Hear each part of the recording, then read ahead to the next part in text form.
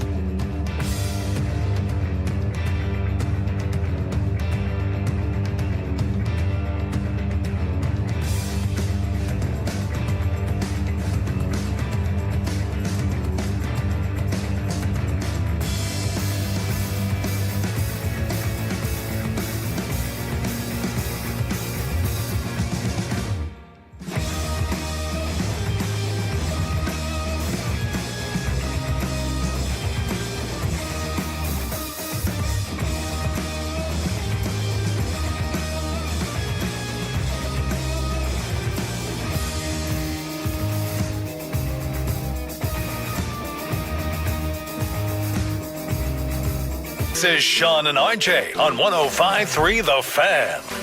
Good morning, Metroplex. We are back together again, more than a week this time. And we are live here on DFW Sport. Well, not really the Factor and Choppy, but more on that later. It was a wedding weekend here on the morning show with 105.3 The Fan. Sean Sharif, RJ Choppy, and Cowboys insider Bobby Bell, along with Peyton and Aiden in the back. You ready for your trip? In terms of like ready to go on it, yeah, I'm ready to go. Am I packed? And I'm not packed. That'll be this week. It's like a 5-day packing. We've already started some laundry. Yes. Got to pick out the outfits because you can't go. What I've been told, you can't wear like our attire in Europe. What? Our attire. Oh, you are. Yeah. Okay. Like you can't wear like what we wear. Can't wear gym clothes in Europe. It's a dress up place. Everybody dresses up everywhere they go. Like, and where did you find that? It was a Euro Style magazine. Insta, like social media, people are saying like they can spot Americans from a mile away. Because like, I picture a lot of Italians just like Adidas warm up pants. That's real Italians. That's American Italians. Okay. American Italians are real Italians. Okay, they're the real Italians. Well, let's ask Pepe. Why are you checking out guides and everything? People all dressed up. Like they're part of the SEC over there. Yeah, when you go to the Vatican, they do have an attire. They do so wear that. But if you're going to walk the streets, don't wear jeans or nice. You don't want to wear nice clothes out there walking, miles and miles.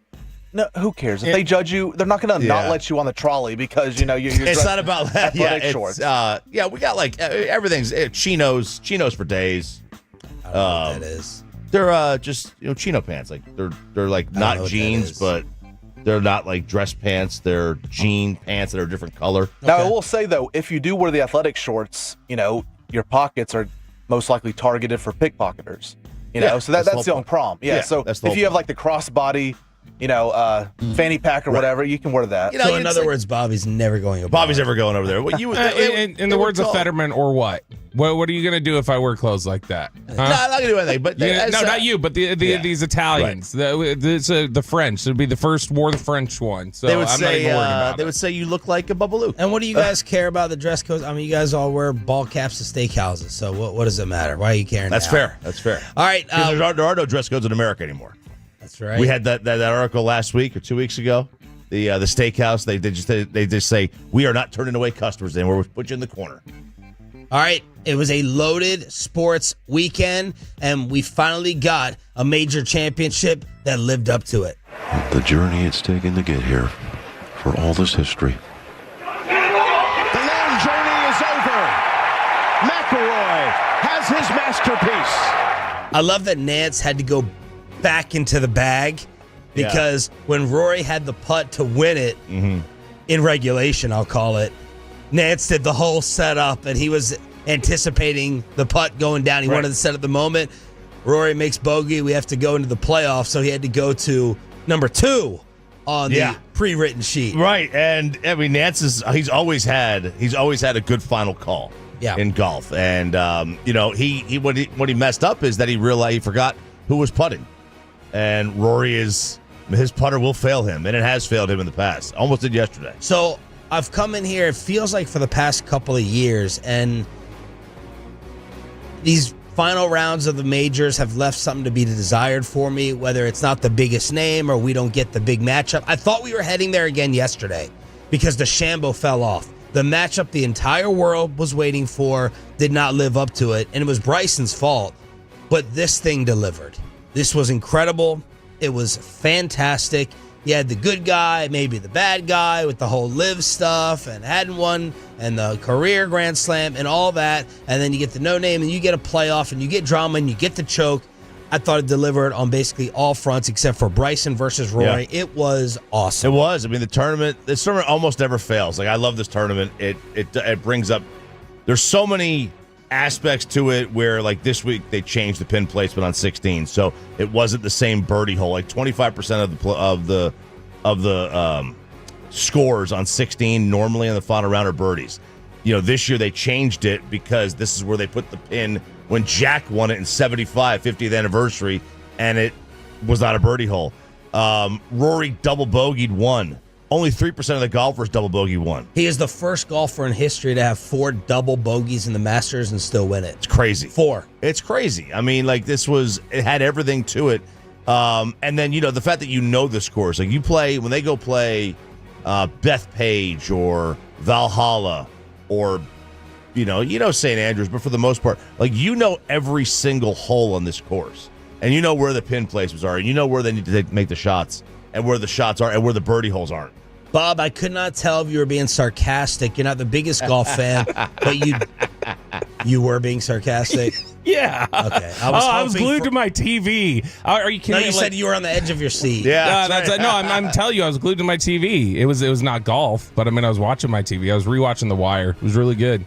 That's what I liked. No, it's the whole. It's right there. That was I was thinking of it when you were playing that call from Nance. It was the perfect representation to me of why I can't take it seriously. As Jim Nance sounds like he's reading an erotic novel with his voice. Are you crapping on Nance? 100% I'm crapping on Nance. Wow. I wish he was here right now to stick up for PGA or whatever else and defend it instead of...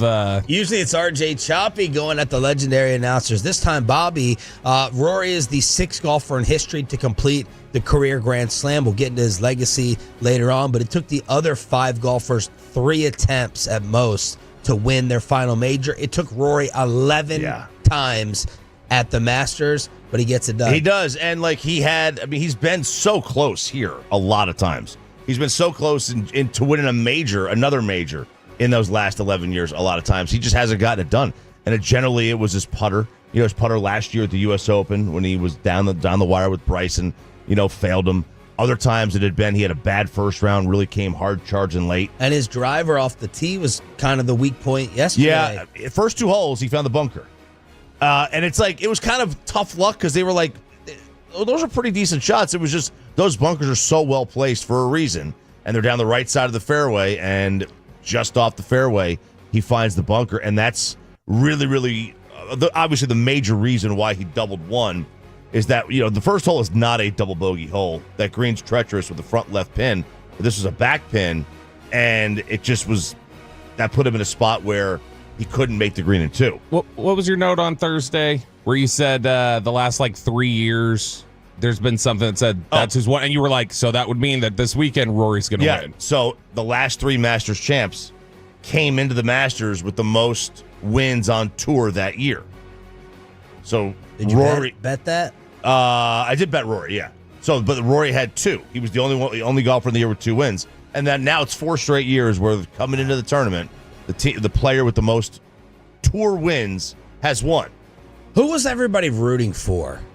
This is probably the sick, demented part of me. I don't have any love or hate towards McIlroy. I did like when he was speaking up against Liv because he was willing to fire all the shots and create all the headlines. So I love that aspect of it. But I was rooting for him to lose again.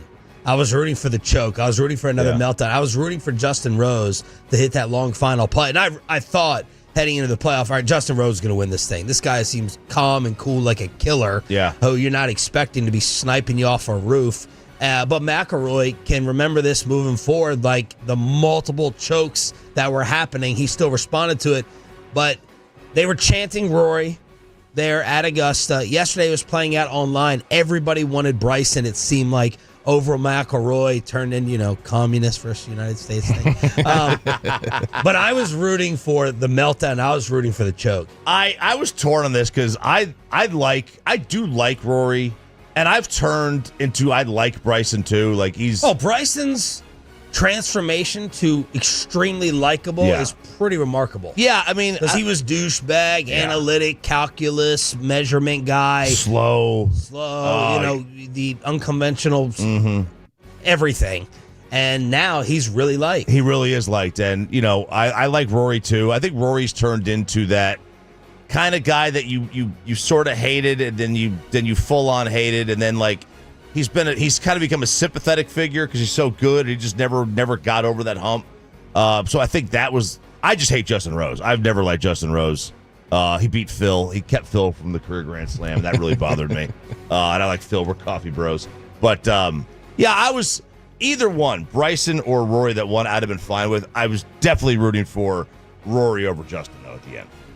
I was reading, although I wasn't watching, I was sitting there the whole time going, I hope Rory does choke on social media because I've grown to dislike him throughout the whole Liv stuff. I thought he was just a total. He was such a turncoat instantly as soon as that Liv connection came through. Then all of a sudden he just totally shut his mouth, and he stood up there as Mr. PGA man like Jim Nance, and then walked away from it at the first second. Like, oh yeah, no, this makes sense. It's good for golf. After he talked about how much he hated them, so I was rooting for him to choke the whole time because I love Rory's tears and have for 15 years, even though I don't follow it. How are you not watching the last 3 or 4 holes of the Masters for your job? Because it'll all be on social media. And we want to represent everyone, so I'm representing the 90% of the country that still doesn't watch golf. Peyton, were you doing your job? Yeah, Sundays I watch the Masters. I'll keep up with it for sure. Because Thursday through Saturday, it's like I would like to know real quick on the fan text. Just hit us up, Rangers or Masters. What were you doing? 877-881-1053. Bob, you're going to predict that it's 80%, 75% Rangers? I don't know that it's 75% Rangers. I'll say that it is 75% were not watching golf, though. They were watching something other than golf, whether it's Rangers or TV. I buy that because, you have half the country not even sports fans. But we're talking to a different audience. But we're talking to a different audience. Rangers or Masters, maybe you were at a sports bar, maybe you had the 2 TV setup, but between the two, what were you watching? 877-881-1053. But with the Rory thing, I was in the crowd of I felt bad for the guy. I really did. Because I was thinking he was going to run on Sunday. I was like, he's going to run away with this. He's going to go through and he's going to win by 4 or 5 strokes. And after the first hole, I was like, oh no, he's really going to make this tough on him. And so when he missed that putt, my stomach turned a little. I was like, I really do feel bad for the guy. They're pouring in. They're pouring in. Spend time with my family. Masters all the way. Every minute the Masters. Both 2 TV setup. Rangers, 1,000,000% Masters. Masters, then Rangers. NASCAR, IndyCar. Thanks, Broadus, for listening right now. Part of the 6 a.m. club. Here's Rory on bouncing back after a near choke Sunday. When I hit the wedge shot into the creek on 13, I felt like I did a really good job of bouncing back from that. And the double bogey at the first as well, but I was really nervous going out, and it was almost as if the double bogey at the first calmed my nerves a little bit and sort of got me into it in a funny way. And I just think all week how I responded to setbacks. I think that's what I'll take from this week, and couldn't be more proud of myself for that and being able to bounce back when I needed to. And that's really where the psychology of sports took over yesterday, because he had to be thinking about what happened at the U.S. Open. Oh, my God. He had to be thinking about Greg Norman. He had to be thinking about the lifelong label. And to his credit, he got through it. He did. And then now he's over the hump. Now it's like, all right, does he go on like a Masters run? Because he's always played pretty decent here. But that chip on 13 where he went in the water, that was one of the worst swings I've ever seen. I mean, that was awful. That was such a amateur approach shot. There is no reason to even be going near the water there. That was disastrous. And the fact that he overcame that, because that is a must birdie. 13 and 15, they are must birdie holes on the par 5s. You don't have many must birdies on this course. You've got to birdie those. The NBA regular season is over, and the playoff matchups are set. What does it look like for the I was going to say your Dallas Mavericks, but I'm careful with that now. What does it look like for the Mavs and the Stars with the playoffs upon us? That's next on your home of the Rangers with Sean, RJ, and Bobby back together again right here on the...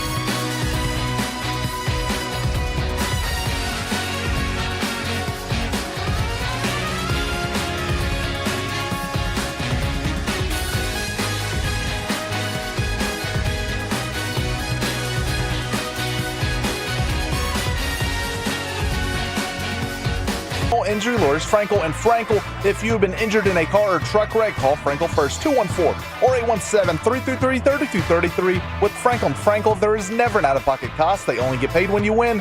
Frankel and Frankel, the go-to car and truck wreck attorneys in Dallas. Bagley screens. Lamar. Oh! Lamar Stevens on Gafford and on his head. The NBA regular season is now over. The league did their best to try to hype up all the implications and all the final matchups to get you set for the play-in games. You had 4 teams competing for 3 automatic playoff spots in the top 6 in the West. You had Denver and the Clippers. Clippers-Warriors last night was fun and entertaining. Minnesota, who are they going to match up with? And the way it plays out for your Dallas Mavericks, you heard the loss there on Grizz TV. It's going to be the Sacramento Kings on Wednesday night in California. How about that? Like 3 through 10 was up for grabs in terms of like somebody could have moved on the final day. I mean, look, whether or not you can't, like, that is how you set it up. Yeah. That really is how you set it up. It wasn't obviously planned like that, but everybody playing the final day and then having 3 through 10 be completely up for grabs in the playoff. So here are the matchups. OKC is going to take on whoever the number 8 ends up being. The Rockets end up the 2. How about that season from their front office and organization? They're going to take on whoever the number 7 ends up being. We know that we're getting Lakers, Timberwolves in round 1 with the 3 and the 6. We know that we're getting Denver against the Clippers with a 4-5. The other play-in is going to be Golden State against the Grenades. Yeah, so the the winner. How about that jackass? What a jackass oh my God. he is. And forget about just like what you've done, in my opinion, if you're Ja Morant, is you have canceled the teams that would trade for you. That's the big fallout from all this with me. Forget about the commissioner and his little taps on the slaps on the wrist and Corey Majors putting the cupcake in my face. Those trade rumors that were out there that you brought up a couple weeks ago about Ja, if I'm another team, I'm canceling or I'm trying to throw out a nickel to in return. It'll reduce his value. Yes. Like you would take him at the right price. Maybe. Yeah, but it's got to be a really low price. Right, because the right price is also going to come with the Supermax or something, maybe not the Supermax, but a max contract of some kind. The Grenades catching on. All these guys were doing it during spring football games and stuff like that this weekend. They're all throwing the grenade now. Isn't he trying to say that he's blocking out the noise? He throws it in the crowd, he covers his ears to block out the noise. Right. The guy's just really obsessed with artillery. Artillery. Yeah, he needs to be artillery. Artillery. Yeah. That's it. But his closet at home. I mean, he's probably got Batman type. Yes, he's got a belt. I'm sure he's got a belt with like ammunition everywhere. Yeah. He's got one of those crossbody Rambo. Yes. I was watching a TikTok yesterday where this guy on police body cam footage just keeps going like, arrest me, and they keep going, we're not going to arrest you for that, and then he keeps going further and further. That's Ja Morant. He just keeps going to Adam Silver, going, suspend me, come on, do it, suspend me. And you called it. You said Adam Silver wouldn't do anything. So Choppy set this up for us. Golden State, Memphis. Winner is the Kings, 2. Mavs. Yeah, so Golden State, Memphis. Winner is the 7, automatically. Done. They play Houston. The loser plays the winner of Kings, Mavs. So the Mavs. And the loser of 7-8 will have home court against Kings, Mavs winner. So the Mavs are going to have to win 2 games to become the 8. Yeah. You got to beat Sacramento, and then you're going to have to beat whoever loses Golden State and Memphis. And then you're the 8th seed, then you get the Thunder on the road. Very disappointed Dallas didn't get the 9 seed. I really wanted to see how many seats would be empty. They were. I had heard they were. They gave away. They were so bad off that like season ticket holders, they were just like, "Do you want free tickets?" Because they were genuinely terrified there was going to be empty seats in there. They're in such bad straits that would have been hilarious to me to see them at. I mean, Sacramento historically has had some issues totally filling out that building all the time. But I mean, they're going to have an easier time doing it than Dallas would have. Yeah, Gamal finally showed up. Fan appreciation night. Yes. Fan appreciation. That's actually the worst night for him to show up to. Yeah. Fan appreciation night. But yes. I mean, look, I agree. They might have, if they had got, I would have been surprised with more than 14,000 in the building.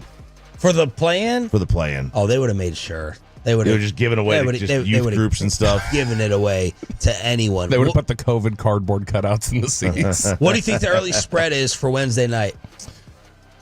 Kings -3. 3.5. 4.5. Yeah. So Sacramento favored by 4.5. Are we rooting for a Mavs win? No. I mean, if they would have been the 7-8 game, if they could have potentially gotten the 7th seed, yes, because then I would have rooted for that, and then for them to beat the Rockets, and then have to face the Lakers and get swept. That's what I would have rooted for. But now, no, I don't want them to achieve any success. I want them to feel pain. What about the OKC Kryptonite? If you do end up as the 8 against the team that, again, you had Kyrie. Yeah, you had Kyrie. But the whole size matchup, and everyone's going to be focused. If that ends up being the matchup on what happened in the regular season, I would rather. I'm rooting for the Mavs to win. I don't think that's a sellout thing. It's okay. You're here. I didn't want them ultimately to get here. I wanted the best draft pick as possible. I was on Team Tank, but I want them to win Wednesday night. It's not a sellout thing. It's just a. Yeah, I get it. Like ultimately, yeah, the top dogs who reap the benefits of it potentially to me are still Dumont and Nico, and they should get nothing. Is the way I just look at it as like, yeah, that gives us something else extra. Those players have fought and they have earned. They've earned every bit of their 10th seeding. The players have. Kid has. But Nico and Dumont, I think they need to feel every bit of embarrassment and pain from this as possible. I also don't think that the fans want them to win in general. Yeah. They don't want us to talk about them. And the more they win, the more they're going to hear us talk about them. And that's going to impact what they want to hear. By the way, they'll turn the radio off. Luca pointed this out the other day when the Lakers got the 3 seed. Well, there was 100 people surveyed. I hadn't realized it was like 120. I hadn't realized this totally. This is going to be Luca's first playoff series where he has home court. I thought he would have had it at least once during one of their runs, but that's really surprising. Yeah, this is the first time that he gets it. Meanwhile, we may have a problem with the best team in town leaking. Around the boards. Bottom. Shot on and a goal, and it's Logan Cooley. He's given Utah the lead, 3-2. I love Peyton referencing Utah Hockey Club TV.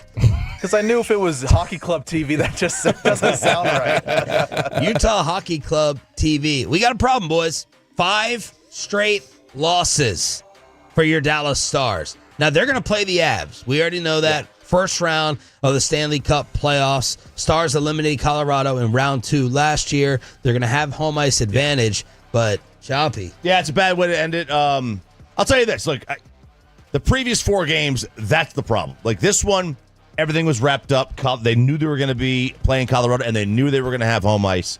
So from that standpoint, it was like, all right, what are they playing for? This was like, I kind of treated this like a bowl game. Do you have the desire to win? Utah's not playing for anything either, but, it's like they have their pride, and the Stars are like, we're just trying to get rest. They had DeSmith and goal, not Otter.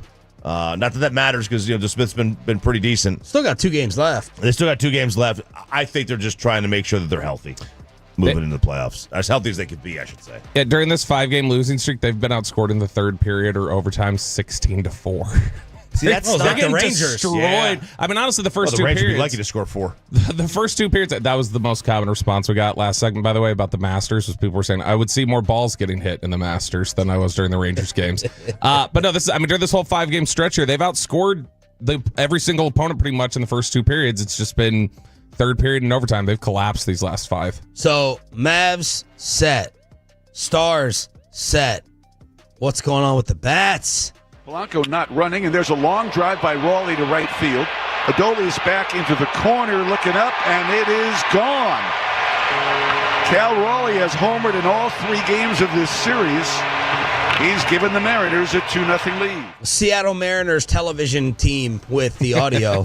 The Rangers get swept. They lose 2 of 3 in Chicago. They get swept in Seattle. They've lost 5 of 6. The offensive output for the series, 3, 2, 1. 6 runs scored total. Yeah, and if you go to their last 5 losses, in those 5 games, they've scored a total of 12 runs in those 5 losses. Holy smokes! They had 6 in the win against the Cubs on the day game, the getaway day, but they did nothing. I mean, nothing in Seattle the entire weekend. That was a troubling series offensively. It's been troubling the entire year.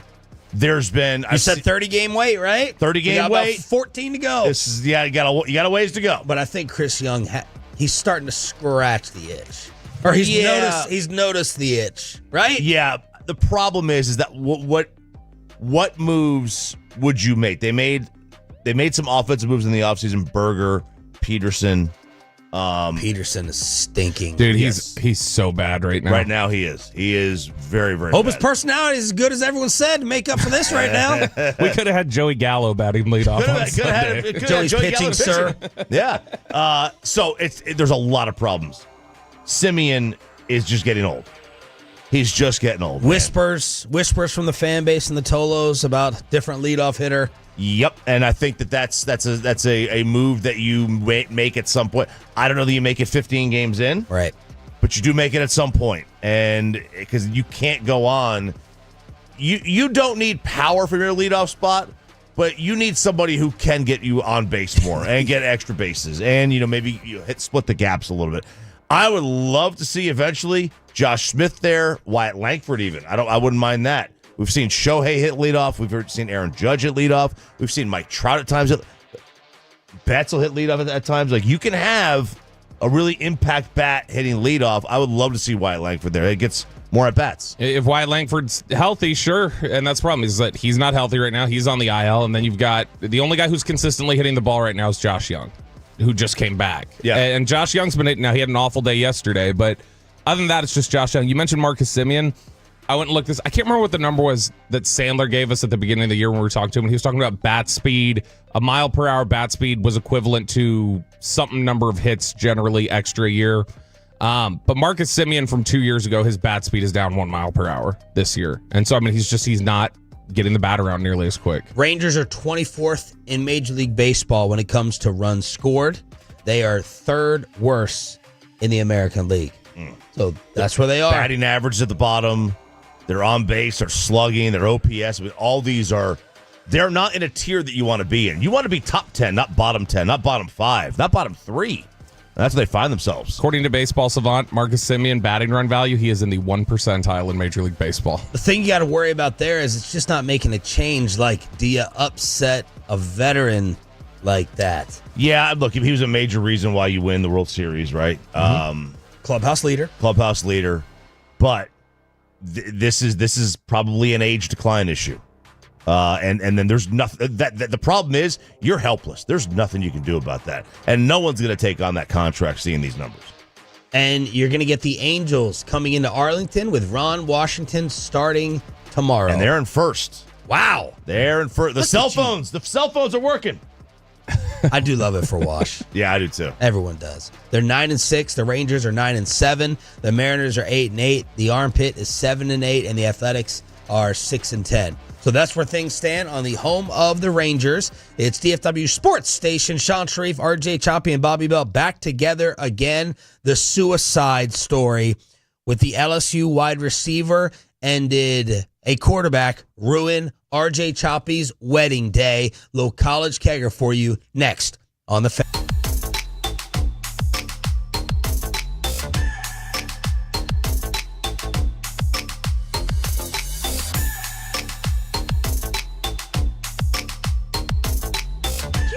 True that you've got to forget something else to remember that Uber Eats has roast. No, that's absurd. Hey, remember when you used to be Pepper Lady? Pepper Lady? Wasn't it Cinnamon Sisters? Basil Babes. Saffron Squad? Nutmeg Maidens? Paprika? No. Nutmeg Maidens. I just said that. Was it Spice Girls? Doesn't sound right. Was it Saffron Squad?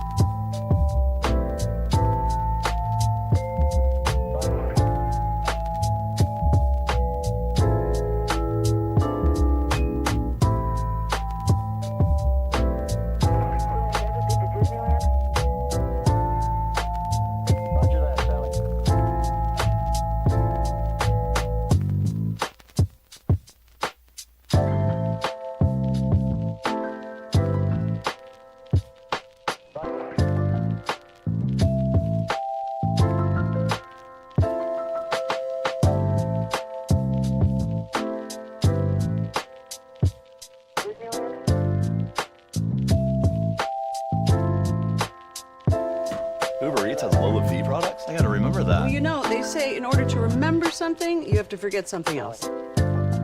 Okay, now that is a very cute haircut. That's like a little shag. I've never seen it before. Best ship in the world. More new Chevys than anyone else. All priced to sell. Visit ClassicChevrolet.com. This is Texas. This is Classic Chevrolet. Together, let's drive, relax, enjoy the difference based on new Chevrolet registrations 2023 and 2024. I'd like to know where Lou Holtz is right now. Oh, I win. Google me. We're not hosting an intergalactic kegger down here. Have a brand new football ticket giveaway, Renegades tickets for the 6 a.m. club to win at 7:20. Our way of saying thank you for turning it on, leaving it on during the commercial-free expressway. 7:20 Renegades tickets throughout the entire week here on your home of the Dallas Cowboys. We start off with the story that has taken over the NFL draft world. LSU wide receiver Kyron Lacy found dead Saturday night in Houston, apparent suicide. So people were thinking suicide after the car accident that he was involved in already, and the police report now came out in more detail yesterday. He was being pursued by authorities. They responded to a call from a female family member who said that Lacy had discharged a firearm into the ground during a verbal argument late Saturday night. When they arrived on the scene, he fled in a vehicle. They're going after him. He crashed his car. When they go up to the vehicle to get him out, he apparently died from a self-inflicted gunshot wound. So pronounced dead at the scene, Kyron Lacy at the age of 24, and he had been facing criminal charges from a car accident in Louisiana in December. Right, and he declared for the draft like 2 or 3 days later after this incident, and in that incident, he was accused of killing a 78-year-old man. It was December 17th was the exact date. He turned himself in, $150,000 bond, bail, but he was driving recklessly. Fled the scene, and, he was charged with negligent homicide, felony hit and run, and reckless operation of a vehicle. It's kind of like, not totally like, but remember Dwayne Goodrich did it was a similar situation with him where he killed. It was that was a bystander on the road. Yeah, it was somebody helping. A little different, but fleeing the scene and reckless driving and stuff. Yeah, it was basically a 1-lane road is how the police report read, and he was going into oncoming traffic and darting in and out and driving really, and ended up clipping somebody. Allegedly, he had said, and his attorney had said he wasn't the one who did it. He was behind, and he safely passed when he could, and then he came back. But I mean, this is clearly, he had a grand jury hearing coming up. He fires a gun into the ground apparently when having a dispute with a family member, and then goes in the car when they show up, and it's like, all right, this just sounds like a guy who all the trouble started mounting up and he just couldn't handle it anymore. Yeah, the story is like reading to me that he was feeling the guilt over the original accident. And that was building up to all this stuff. And then we find out there's a second police encounter that actually, led to things on Sunday or over the weekend. Yeah, and that's, look. Because you were wondering in the ESPN write-up after his death why it was so much attention on the accident. Yeah, so Schefter and Chris Lowe wrote an article about him dying. And it said, former LSU receiver Kyron Lacy was found dead Saturday in Houston. An LSU official confirmed a cause of death was not immediately known. They give a quote. And then the next 1, 2, 3, 4, 5, 6, 7, 8, 9, 10, 11, 12 paragraphs were all on the accident from December, and then nothing else the rest of the article. And I was like, all right, that's I don't know like the AP style book rules here. Yeah. But when somebody dies, I'm like, all right, why would you give 12 paragraphs in a row on what happened in December and just a paragraph and a statement on him dying? Like, just didn't, I don't know, you know what I mean? Just like the balance of it. Yeah, it felt off to me. If they didn't, but if that was the, like, in the second line when it just says that's all the details they have available, then I think it is like, all right, well, relevant context here is, here's the mess this guy was in over the last 3 months. Had you watched his tape? I'd seen him a little bit. I'm really familiar with him as just watching him in college football and stuff. What projection around were they talking? Undrafted. Oh, undrafted. Undrafted or late day 3. I'd seen a first-round prospect article. There were some people who said at one time thought to be a first-round pick. He was not. He was never considered like that. Maybe like a year ago, people would reference him as, oh, he's the next LSU receiver going to take the step up. But no, heading into draft season, even before this accident, by the time the LSU season ended, nobody was talking about him any earlier than late day 3. So obviously this kind of merges also into a mental health story. His father yesterday posted, "Our lives have changed forever. This will never be okay. God needed my baby more than he was needed here. This has to be the biggest pill our families have had to swallow, but I know the love and compassion in our families will get us through." Urging parents to check on their kids' mental health from an early age. Dak Prescott was tweeting and talking about mental health as well. So that's where we got with the story. Yeah, I mean, it's an awful end of the story all the way around. And it was something where, I saw a lot of the response yesterday. There were different people who said, well, he at least you got to choose this. The other person who he killed in January didn't get to shoot, which that's still something that was being fleshed out as to what exactly happened there. But this is clearly a guy who, if it goes the way the police report says, where it's a dispute with a family member and he's firing off a gun and then he's speeding off when cops show, that's a guy who clearly was there's so much that had built up that he felt like he wasn't able to handle. And that's just a sad reality to me, no matter who it is, that somebody got to that point and felt like, I just can't handle what reality is anymore. Before this unfortunate story with Lacy, the story of the college football world threatened to ruin the wedding of RJ Choppy on Saturday with the Tennessee Volunteer quarterback. Man, I don't know if NIL hit its breaking point or not, but it's for a moment, it seemed like it did. Teams do not tell good quarterbacks to go pack a bag and kick rocks. Yeah. But it seemed that's what happened with us and Nico. And I've heard... How do you pronounce the last name? I'm a leaving? I am a leaving. Iamaliava. I pronounced it, I am a believer. Okay. In him when he was playing there. Not anymore. No, now I am something else that starts with a B. So an NIL dispute. This is a contract negotiation. Yeah. Had Nico skipping practice, ghosting Josh Heupel and the coaching staff, and Heupel said enough. He said enough. He said no one's bigger than the program, including me, and we're going to walk away. Look, this all... They had demands, his family. I've seen a lot of this is coming out like he's a pawn. His dad runs the show. His dad runs the whole show.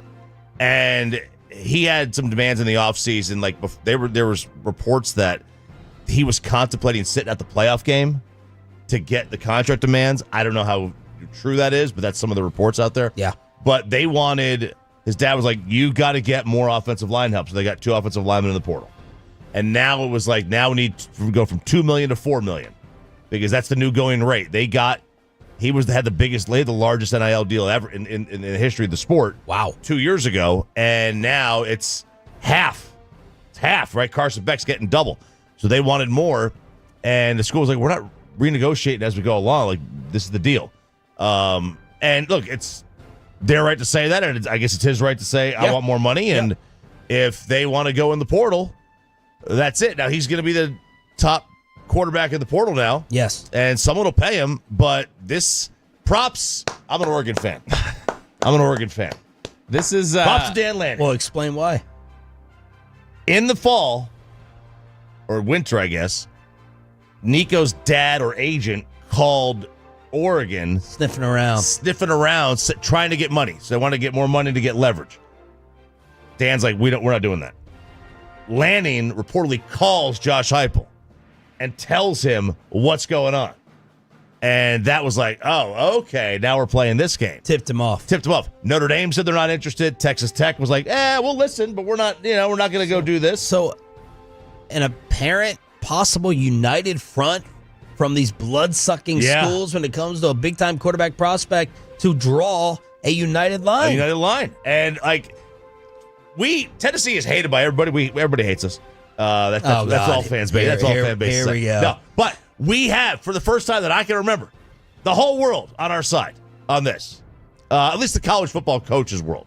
And that side of it. I totally get Nico wanting more money. Go ahead, get your money. How good is he? I mean, y'all were 10-3 last year. Are you devastated that you lost like an absolute locked-in stud?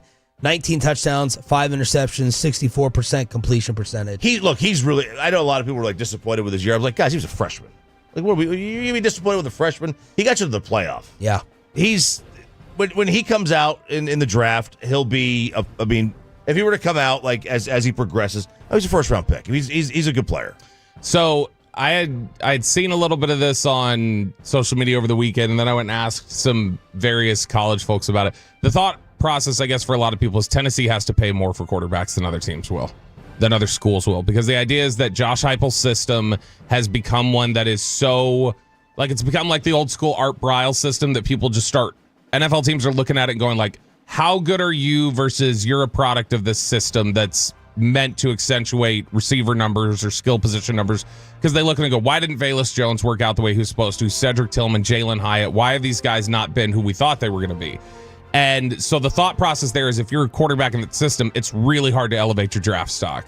And so because the system's too good? Because the system's just such a, almost considered like the old Texas Tech system or the Briles system, like Briles Leach, how those quarterbacks and those skill players were always viewed as you're collecting raw stats given a system that you're in, and you're not doing NFL things in it.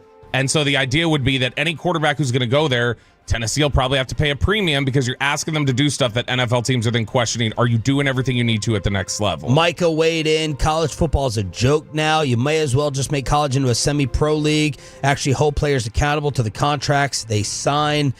So everyone weighing in on the state of NIL. It is. And this, hopefully, this is like the canon event that forces the NCAA to create actual binding contracts.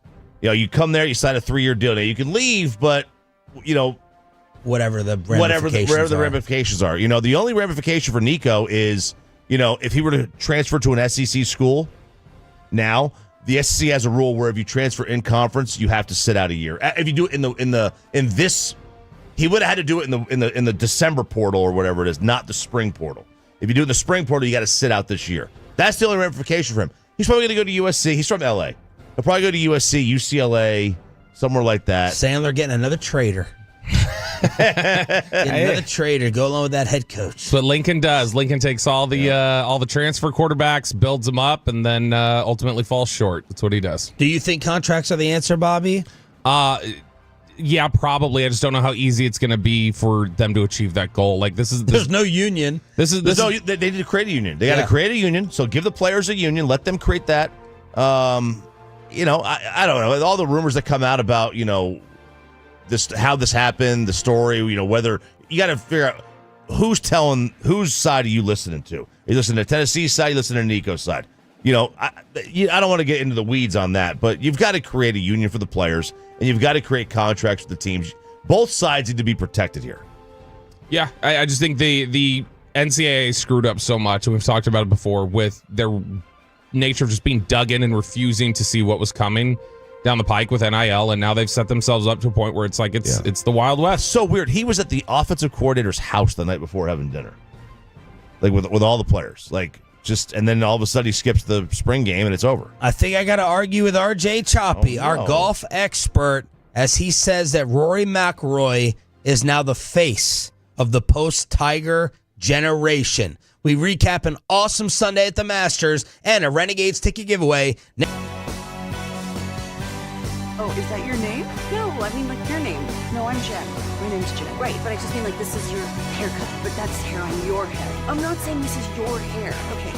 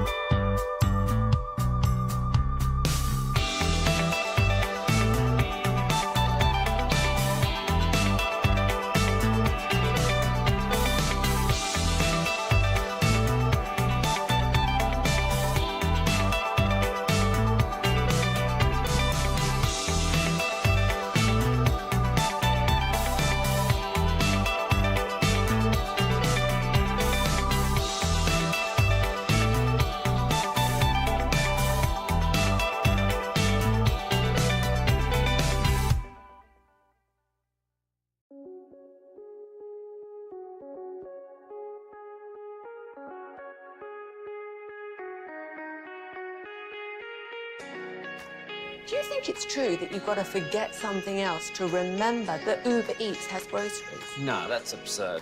Hey, remember when you used to be Pepper Lady? Pepper Lady? Wasn't it Cinnamon Sisters? Razor Babes. Sapphire Squad? Nutmeg Maidens? The pre-club? No, Nutmeg Maidens. I just said that. Was it Spice Girls? Doesn't sound right. Was it Saffron Squad?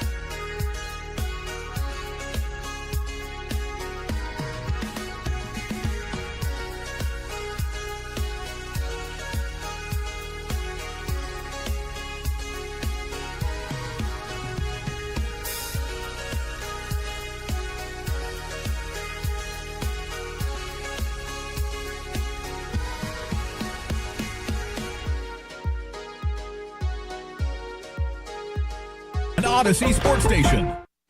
Driven by our D&M Leasing Studio, this is Sean and RJ on 105.3 The Fan. Roy steps in. Can he do it? Rory looks at the hole. Putter back and through. And he missed on the left. He missed on the left. It's only a foot away. It should be no problem, but he's got to keep his focus as we look to a playoff here in the 89th Masters. Our boy, the great Mike Tirico, with the call on Masters Radio. It's Sean, RJ, and Bobby back together again here on DFW Sports Station. Good morning, Metroplex. We got a Renegades ticket giveaway coming up in 20 minutes during the commercial-free Expressway. Rory McIlroy recovers multiple times, psychologically, physically, emotionally, in order to complete his career Grand Slam over Justin Rose in the playoff. Rose hits his nice shot. And then I was trying to think of a different way to say this because of you children, but Roy gets inside Justin with that shot. Yes, he did. Able to go ahead and hit that putt and take home. Pepe, guess the Masters winnings for who walks away with the green jacket. Oh, the winnings. I'm going to go 22.5. No, about 1/5 of that. 22.5 million? No, way off. I had no idea. I had no idea. That's the total that the whole tournament. I think we just decided more Peyton that Atolo's voted for. It's going to be another lifestyle. It's going to be another lifestyle. 20 million for winning the Masters. What do you think it is, Bobby? 4.2. 4.2 for Rory. Rose, Pepe would say maybe 18. He gets about 2.5. 2.2. Patrick Reed, 1.4. He had the hole in one to jump him up that leaderboard. Scotty Scheffler with a cool mill, and then DeChambeau with 800,000. But RJ Choppy with the bold statement. First off, talk about the leaderboard, but the real bold statement: if Rory hangs on to win, he becomes the best player of this generation. He becomes the face of the post-Tiger generation of golfers. And you had brought up the point and problem that you had with him being labeled as a choker before this. Yeah, my whole thing is like, he had already won 4 majors, and he had been so close so many of the times. Like, when you win, it doesn't sound right. Right. Like, I think of a guy, Phil who never gets one. It took Phil like 15 years to win a major. Like, you could have had that label on him, rightfully so, at that moment. But when you've gotten to 5 now, 5 at 4 previous to this, but 5, that's a lot. That's a lot of championships. That'd be like saying that David Ortiz is a choker because or whatever. Jeter was a choker, else. Something like that, right? That some of these guys that have 3-4 rings are chokers because they failed in certain spots at the at some point in their career. Yeah, but Rory's always been a really, really solid player, a great player. He's an all-time great. He's immortal now. He's one of 6 guys that have a career Grand Slam. Phil doesn't do that. Phil doesn't have a U.S. Open. Arnold Palmer doesn't have a career Grand Slam. Tom Watson doesn't have the career Grand Slam. Like, it's impossible to do, dang near. There's only really 4 guys in the modern era. You've got Tiger, you've got Jack. Do you put him over Phil all time? No, not yet. I'm trying to think. Like, Rory's got 30 wins and now 5 majors. Phil has 6 majors. 6 is really the number you want to get to. But he's got the career Grand Slam, and Phil doesn't. Probably Phil's got 45 wins on the tour. Rory's got 29. So I'm just going to give you from a perception standpoint. I'm not going to argue with you a lot here because you're a golf guy. Just from an outside casual observer opinion, I'm still thinking about Scotty Scheffler. Mm-hmm. Now, look, Rory's got the paperwork here. He's the 6th golfer ever to have the career slam. That's hard. There's just something like mentally in my mind, like if you were to tell me who's going to win the most over the next 2-3 years, you do have to take into account what Rory has done.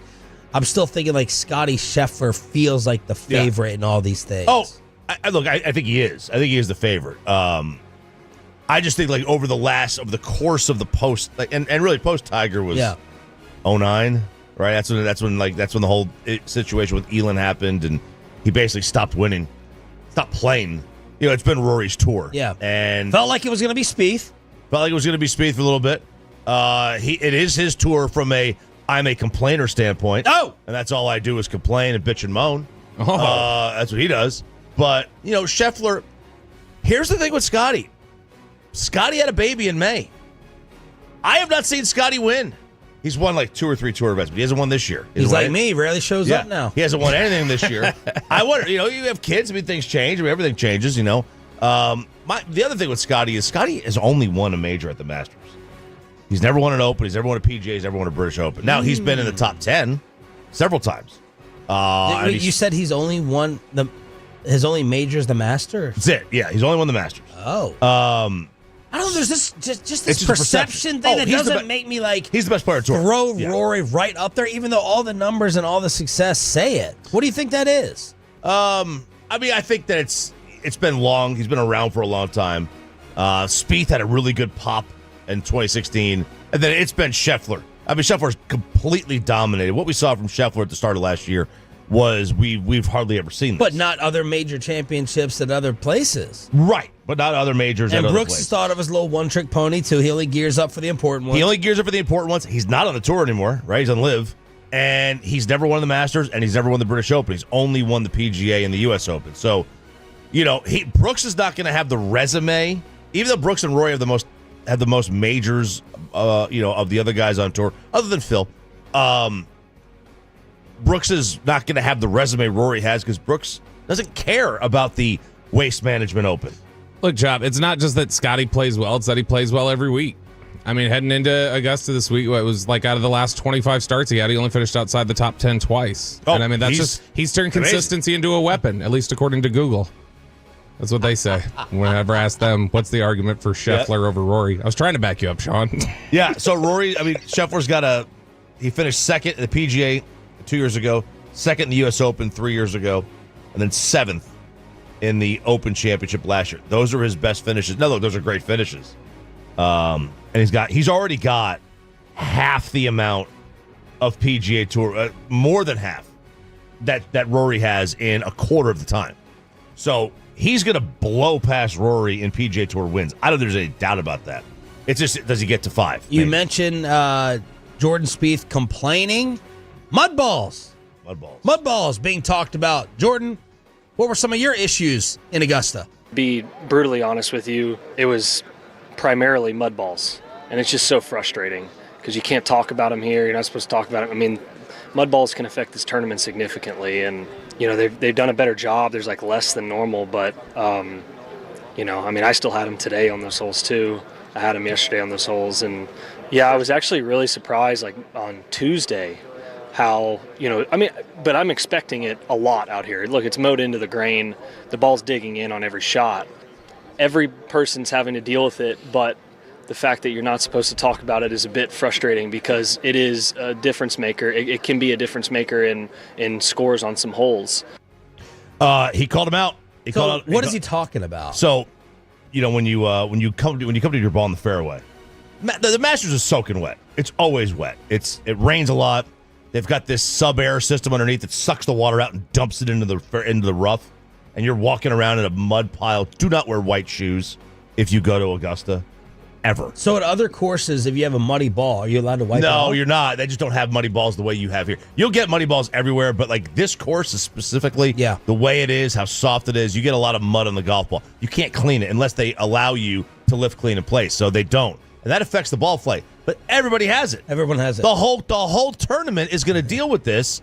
And, Jordan just called out that the Masters was like, hey, we don't talk about that. Yeah, Bobby, I'm stunned Augusta wouldn't want everything as white as possible, to be honest. Yeah, Bobby, I was trying to count in the crowd yesterday. I was having a hard time.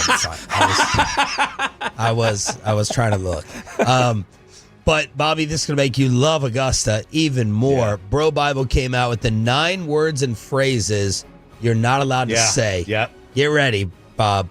Fans. Patrons. Civil rights. Can't say that either, can you? What other words are we not allowed to say? Sounds about white. Lincoln. You're not allowed to reference Lincoln. You're not allowed to reference the North. Can't say Lincoln. Oh, my God. You could probably say Andrew Jackson. So you have say to Lincoln. You have to say patrons. Yep. Okay, you can't say rough? No, it's the first cut, the second cut. Why? Well, rough is rough. Rough is a rough word. Sand trap. Nope, it's bunker. Bunker. Oh, you can't say back 9? No, it's the second 9. Back 9 is less. They don't want the back 9 to be less than the front. Sand also reminds them of the Middle East, and they're like, no, can't have that. Yeah.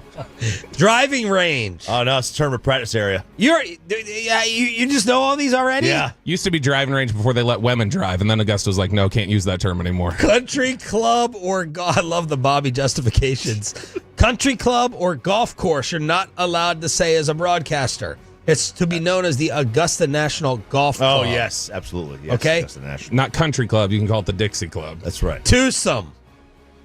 That's a pairing. It's a pairing. Yeah, it's a pairing. Yeah, I can't say it's twosome. Pairing. It's a pairing. 4th round. Final round. Final round. Yep. There we go. It's not the 4th round, it's the final round. So does Jim Nantz have a list and a sheet reminding? I mean, he knows them by now. Sponsors who back PGA Tour events. These are the rules that you shall not break while talking about it on air. Yeah. Gary, so what will they do to Jordan over this? Since he talked about the mud balls. Look, he's a former champ. He's a former champ. He's an honorary member. It'd be hilarious if they took away his honorary membership for like breaking the code. Yeah. It's not over like go to prison for spousal abuse like the other guy, but they'll send you they'll take you away for this. I mean, they banned Gary McCord. He's the guy with like the Raleigh fingers. He got banned as the announcer from Augusta. What? Yeah, they banned him years ago. Why? I can't remember what he said. He said something about he made comments about Jose Maria Olazabal and the Greens. Something about Spanish. He made some weird, it was a very strange comment. I don't remember what it was, but Fuzzy's cool. Fuzzy's all right. Fuzzy's down. He's a champ. He's a former champ. So right. He's all right. So Spieth, he has that reputation as a whiner. He does. He has a little reputation as a complainer, but like I also look at it from the other side. It's like he's just calling it out. Like, is this complaining or is he just mentioning something that like has been like this dirty little secret inside Augusta? I always love when these guys win to see who comes out to greet them and who like supports Jordan after he says something like this. Like you see kind of who Rory's buddies are when someone wins, who comes up and hugs, who's not there. And I wanted to see if anyone would back Spieth. I haven't seen any echoing. I haven't looked that hard, but that lets me know like what do people think of you on tour? You usually have that grimy gossip behind the scenes. He has his friends. Like he's got his clique. His clique is Justin Thomas and Ricky. They've all been friends forever. So he's got his little bro club. And Jason Day got told to tone down the outfits. He did. He got told to tone. He had these. It's like neon. It was like highlighters. There's this company that he reps. Like they make these crazy outfits for him. And they were like, "Yeah, man, you can't be out here looking like he looks like a teenage. Looks like a teenager with these overly baggy clothes." They didn't want that. There's certain things they don't want you doing, and you either follow it or you don't get invited. And that's why John Daly is posting up at the Hooters down the street. Yeah, they probably wouldn't let him smoke on the course. They probably wouldn't let him. Oh no, can't have the cell phones. No. Pittman was there, so it's a Meet Church Wednesday in a couple days. Pittman was out there. Yeah, and you got to bring your 9mm Fujifilm disposable camera. It's just it's the most self-important, eye-roll-inducing thing in all of professional sports. Did Dak Prescott get caught fibbing, and does Dak need to shut down the mobility? He answered a lot of Cowboy questions. We have it on the home of the Cowboys during the commercial-free Expressway with an Arlington Renegade ticket giveaway for you, turning it on, leaving it on, and we'll celebrate a wedding weekend on the morning show after this.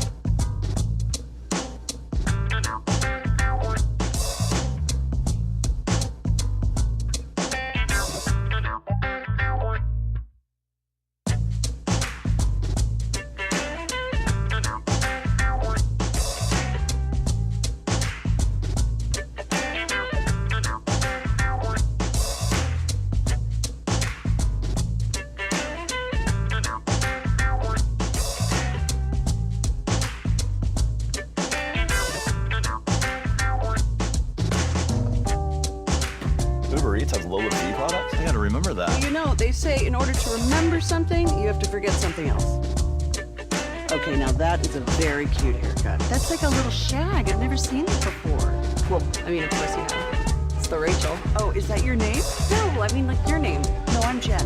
My name's Jen. Right, but I just mean like this is your haircut. But that's hair on your head. I'm not saying this is your hair. Okay, freaking me out.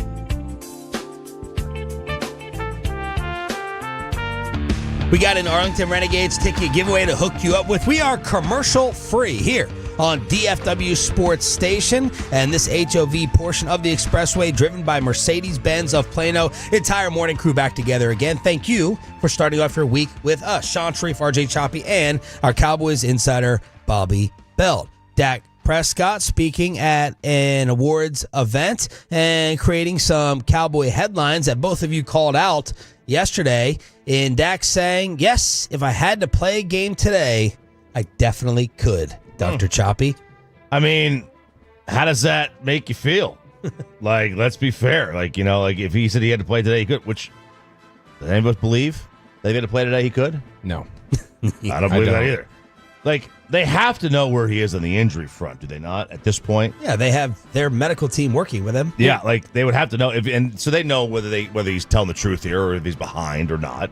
And, I mean, I think Atlanta saw the same thing last year with Kirk Cousins leading up to the draft, that Kirk was behind. Oh, he's going to be ready for the season. He'll be ready for training camp. He'll be ready for training camp. He'll play day one at training camp. Yeah, he'll be fine. Okay. But it's just, He said he's going to try to participate in most, if not all, of these first Schottenheimer workouts. He'll be medically cleared, but the idea of could you play today? No, you couldn't. I mean, it's because even when he addressed it, he had talked about I could play today if I had to.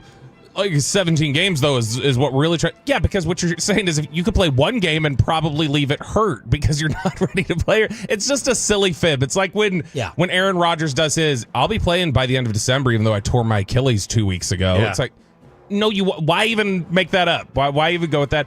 I guess it's because nobody can actually show it, and you don't want to concern anybody by saying, well, I couldn't play today, so you're just trying to soften it, but no, he couldn't play today. Are you factoring any of this into your draft plan? Look, I mean, again, they would know the exact where he is. It's clear. I think it's clear Atlanta knew that Kirk wasn't going to be good to go. Probably. When they drafted Penix. Yeah, because there was zero chance Penix wasn't going to be there by the time they picked. They knew all along Penix would be there. It wasn't we had no idea he was going to drop to us. So it was clearly an indictment of what they saw from Kirk. So I don't know that, I don't think Shedeur is going to get to 12. I think New Orleans, obviously with Carr's shoulder injury status, that's probably his floor. I don't even think he gets there. I think the Jets would take him at 7. I mean, Dart might be picked out of Shedeur, though, depending on the team. And so, I mean, New Orleans could look at it and go, we'll take Jackson Dart, and then Shedeur's floor becomes maybe Aaron Rodgers-like of just slip into the 20s. So if he's here at 12, I do think you have a decision to make based on your intel of Dak's hammy. If, and it's also this guy's gotten injured every year for the last couple of years now.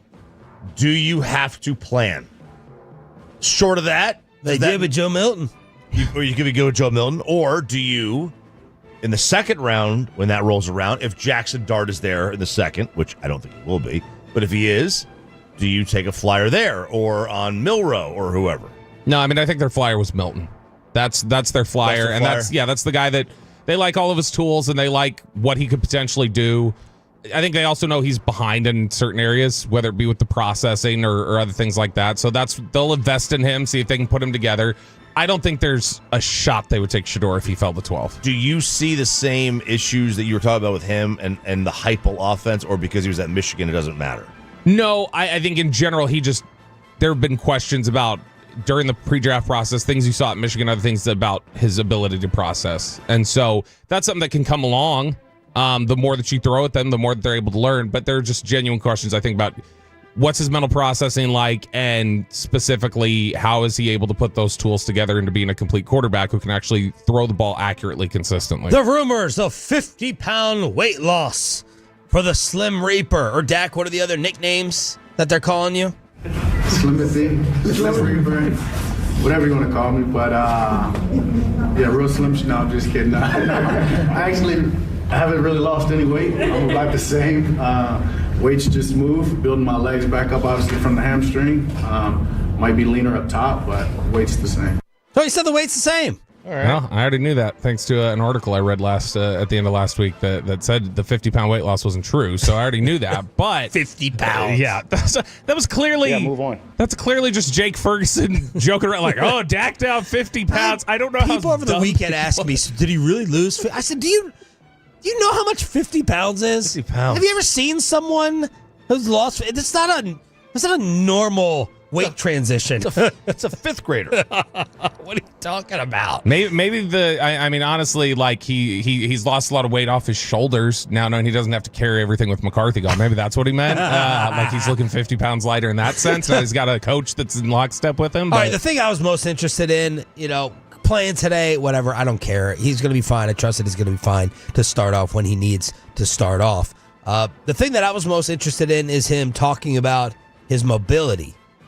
And he was asked, do you have to stop running so much? And he said, me playing my best, I'm mobile, whether it's actually running past the line of scrimmage or scrambling, making plays happen with my arms. So that's vital for me. That is a big part of this. So Dak is telling us, no, I'm not running less. It's a part of my game, and it needs to stay a part of my game.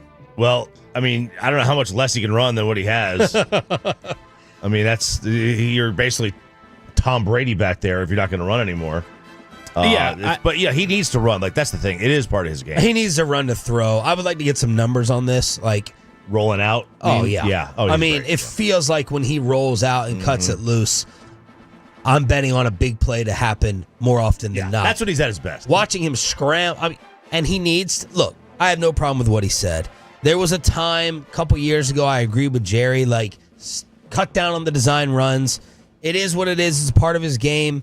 You need your little fake red zone read options for him to use his legs. It's just painful to watch him run. Yeah.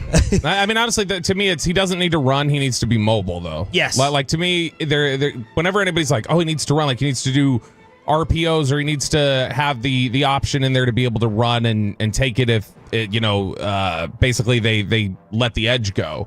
But to me, I think it's more just about being able to be mobile enough to deliver a pass or extend a play or shift. As long as he's mobile enough just to do that, they're fine. I do think that when he says, yeah, I'm not taking running out of my game, that's part of my game, that's also partly rhetoric of you're not going to telegraph that I'm not running the ball anymore. But I think the reality is you can look at his numbers. He does not run the ball nearly as frequently. He doesn't move as much. And he's going to be 32 coming up here in July. And so he's an older player who started breaking down, and you've got to limit those hits. Jordan Lewis, Tank Lawrence gone. Dak on a possible leadership void in the locker room. It's a great opportunity for guys. I almost don't want to say one because I want to challenge him. I mean, there's a lot of slates and a lot of positions. Obviously, Michael Parsons, you know what I mean? You got CeeDee Lamb. You got guys that you can name, but there's a lot of the guys that have an opportunity to step up. But super, super excited about what we have, the veterans that we have. I mean, honestly, the one that jumped off when you ask it is Osa, right? Guys follow him. He does things the right way, but it's about creating more that you just can't deny their leadership and you can't deny their will to win. Didn't want to name a lot of names, but Osa jumped to mind. Friend of the show, Bobby Bell. Osa's I think Osa is naturally somebody who's going to step up, is going to be a bigger part of this, and is going to be somebody who they lean on more. Osa's considered like that's the success story that you look for in terms of the guy who works really hard and reaches every bit of his potential. I think Deron Bland hopefully could be part of that, be part of stepping up.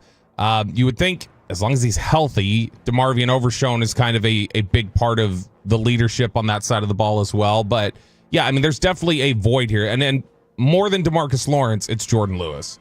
Jordan Lewis leaving here left a big hole for them in terms of somebody who holds everybody accountable and says like, hey, this is our standard and everybody needs to be hitting it. Chop mentioned it. The Saints, I'm leaving Dak with that.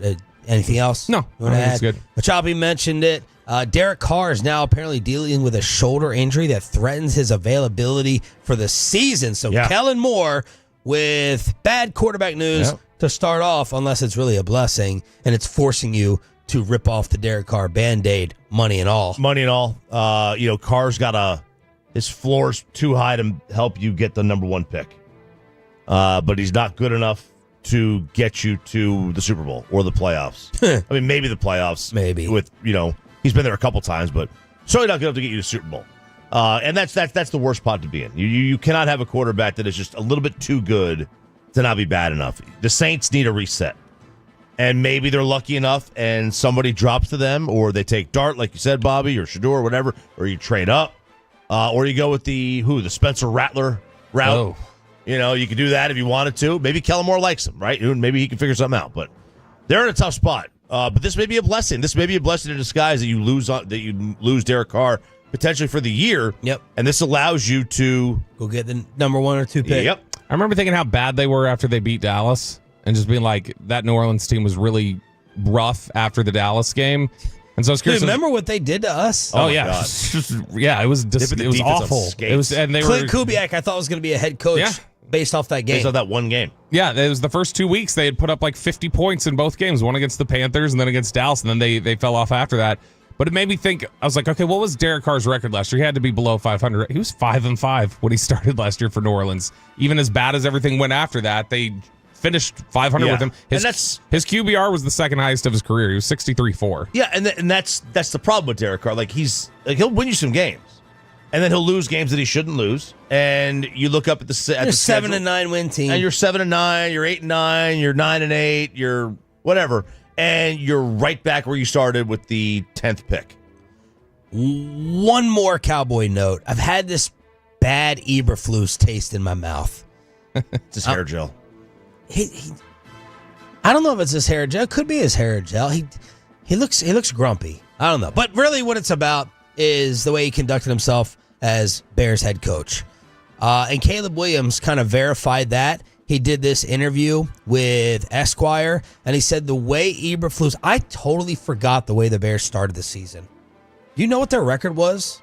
They were a winning team through the first 5-6 weeks of the season, weren't they? They were 4-2, and the Commanders' Hail Mary would have made them 5-2. I was shocked. Yeah. That I was like, what? The Bears should have been 5-2? Well, the Hail Mary loss, the way Eberflus handled that, according to Caleb Williams, annoyed the Bears locker room.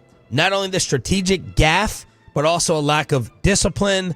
And that's not even to talk about the way he stood up and was like, I don't regret anything. What are you talking about? I didn't do anything wrong. I didn't do anything bad. So Caleb Williams talked about some of the annoyance inside that locker room on Eberflus. Yeah, I guess it would concern me if I was hiring him again to be a head coach. I always love these kind of hires that they made with the defensive coordinator. Because to me, when you're saying we're going to be a rehab program for what you screwed up at your last stop, on your track to getting straight again, like they did with Zimmer or like they did with Dan Quinn, they've honestly done it with a number of different coaches.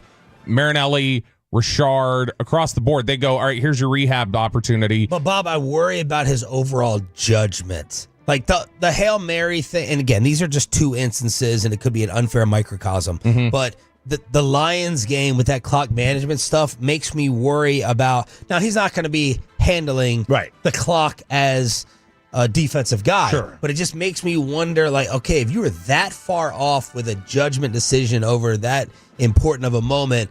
What else are you off on? Although his judgment was good enough to have them, should have been 5-2 to start off. Yeah. And I mean, Quinn had a ton of judgment questions leaving Atlanta. Like when he got hired here, the questions were just, I mean, the game here in Dallas, a lot of people thought ultimately is what was the first domino that said you're getting fired, where they were up 20 in the second half and they blew that lead, and then the watermelon kick happens, and he got asked a question postgame of like, I don't remember the specific issues, but he was asked something over a Zoom because it was 2020, it was COVID year, and he paused and he just couldn't answer for 10 seconds. He goes, I don't know. And a lot of people were like, he's done. He can't even answer questions anymore. I mean, Dan Quinn was considered a toxic candidate when he got hired here, and it ended up working out. So I think similarly, Eberflus is going to look back, and there's an image that he knows he has to repair, and so I think this is an easy spot to be able to do it. Inside the Star on your official home of the Dallas Cowboys and the draft coverage. I'll be in Mesquite. So if you're a Mesquite, Tolo, come out and join me. Where are you guys going to be? I'll be at the Pluckers in the Roman Coliseum. Oh, that's right. I'll be inside that one. Yes. Bob, you'll be working coverage? I'll be in the basement of the Star. We'll be doing coverage there. And then coming up this Thursday, we have Draft 101. So it's our staple draft event with you, the Tolo. Draft 101 in the fan showroom, 4131 North Central Expressway in Dallas. Brian Broaddus, Zach Wolchuk, myself. We'll have Whataburger, night of debate, questions, everything else that you're going to do. That is this Thursday night for Draft 101 on your home of the Cowboys, 105 through the fan. No sign-up required. No sign-up required? No sign-up required. Just show up. You producing? Yes, I will be here Thursday and Saturday, so he'll be off Monday then. Yeah, that's right. Just worn down. Let's hook you up for turning it on, leaving it on every day this week, starting right now. All right, Tolos, that's right. Caller number 10 right now at 877-881-1053 wins a 4-pack of tickets to see the Arlington Renegades take on the DC Defenders on Sunday, April 27th at Choctaw Stadium in Arlington. That's caller number 10 at 877-881-1053. This HOV portion of the Expressway is driven by Mercedes-Benz of Plano, and we got a lot of wedding bells ringing. Ladies and gentlemen, the weekend. I'm having a bad fucking weekend. RJ Choppy, congratulations. Thank you. The marriage is official. It is official. We're in the ring. I've been staring at that ring. Let me see that ring. You went with the black one? I went with. I got two. It was a buy one get one. She got it online. It's like super cheap. Got to. You go in these stores, man. Oh yeah. So I wore the ring too. Diamonds Direct. I got the rubber one here for when I go to the for the honeymoon, go to the gym or golf. For the honeymoon, yep, absolutely. I'm very thin, but seeing how many fingers I can get this on from my hand. Are you? Yeah, you know. I could only get it on my pinky. But I did wear it on my pinky. Oh, really? Yeah. I can look, it fits. Perfect. I can go middle finger. It's a little struggle. Pretty easy with the index. And then thumb, that would be really embarrassing. I'm interested to see because it's wood on the inside. Yeah. And is that going to wear down as I keep, What about in water in the pool? I haven't worn it yet in the pool. Yeah. I don't know. These were buy one, get one. Never buy one, get one. Oh, yeah. Yeah. All right, congratulations. Take us through it. Thank you. All right, so we're not going to do anything big. We wanted to do it at the courthouse initially, but stupid us. The courthouse isn't open on Saturdays. Oh. So I was like, well, what the hell? I thought the courthouse would have been open for weddings on Saturdays, but I guess not. And we didn't want to take the kids out of school. Wanted a couple of our friends and family to be able to be there. So we went to, I said we were going to go to a park at Fort Worth. And we were walking. We were trying to figure out this park, and we went to Trinity Park. They have a duck pond. There's a little patio, like not a patio, but like a deck. And, we just did it there. There's water behind it, trees in the background, kind of cool. So what time was this, and who was invited to the ceremony part? This was at 2:30 on Saturday. Anybody could have gone. Okay. But it was... So Bobby and Peyton knew it was at 2:30. No, and I didn't know where it was either. So what? No. I didn't tell you because you would have told on the radio. I would not. At the group chat. He really thought I was because he wouldn't. In fact, I was like, "You're getting married in Rivershawn Park, right?" That's I right, just threw out a random park. So let's see. My mom and my aunt's direction were there. So it was like there was like a January 6th parade. And then her parents were there, and her brother and his fiance were there, and then my kids, and then a couple friends. My sister, her husband, and their two kids, and then just like 3 or 4 of her friends that were there. And then the guy who married us, we knew him. Did he get like online certified?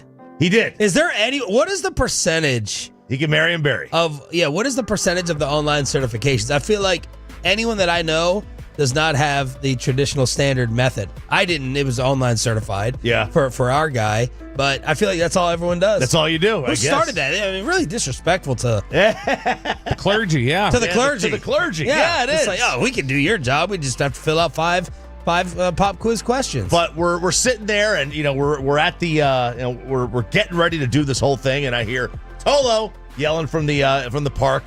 So even in the park, people were just walking their kids or their dog, and my mom, I did the hustle on this woman. What? I have no idea what I do for a living. We go after we got done with the ceremony. It was very quick. It was like 10 minutes.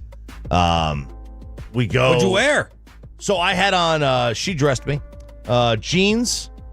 I had a white dress shirt on, a dark blue tie, kind of a baby blue sport jacket, boots and a hat. And then she had Cowboy hat. She had a typical wedding dress on. She forgot the bouquet at home. She forgot her bouquet. Okay. So I had a boutonniere, and she had no flowers. And she threw the little boutonniere backwards. She did. That's right. She did not. But she forgot that. But yeah, so we do the ceremony, and then we drive across the street to the Botanical Gardens to take pictures. Now, our photographer, my mom found Tolo. Oh, Garrett Jackson. Shop Tolo. Good listener.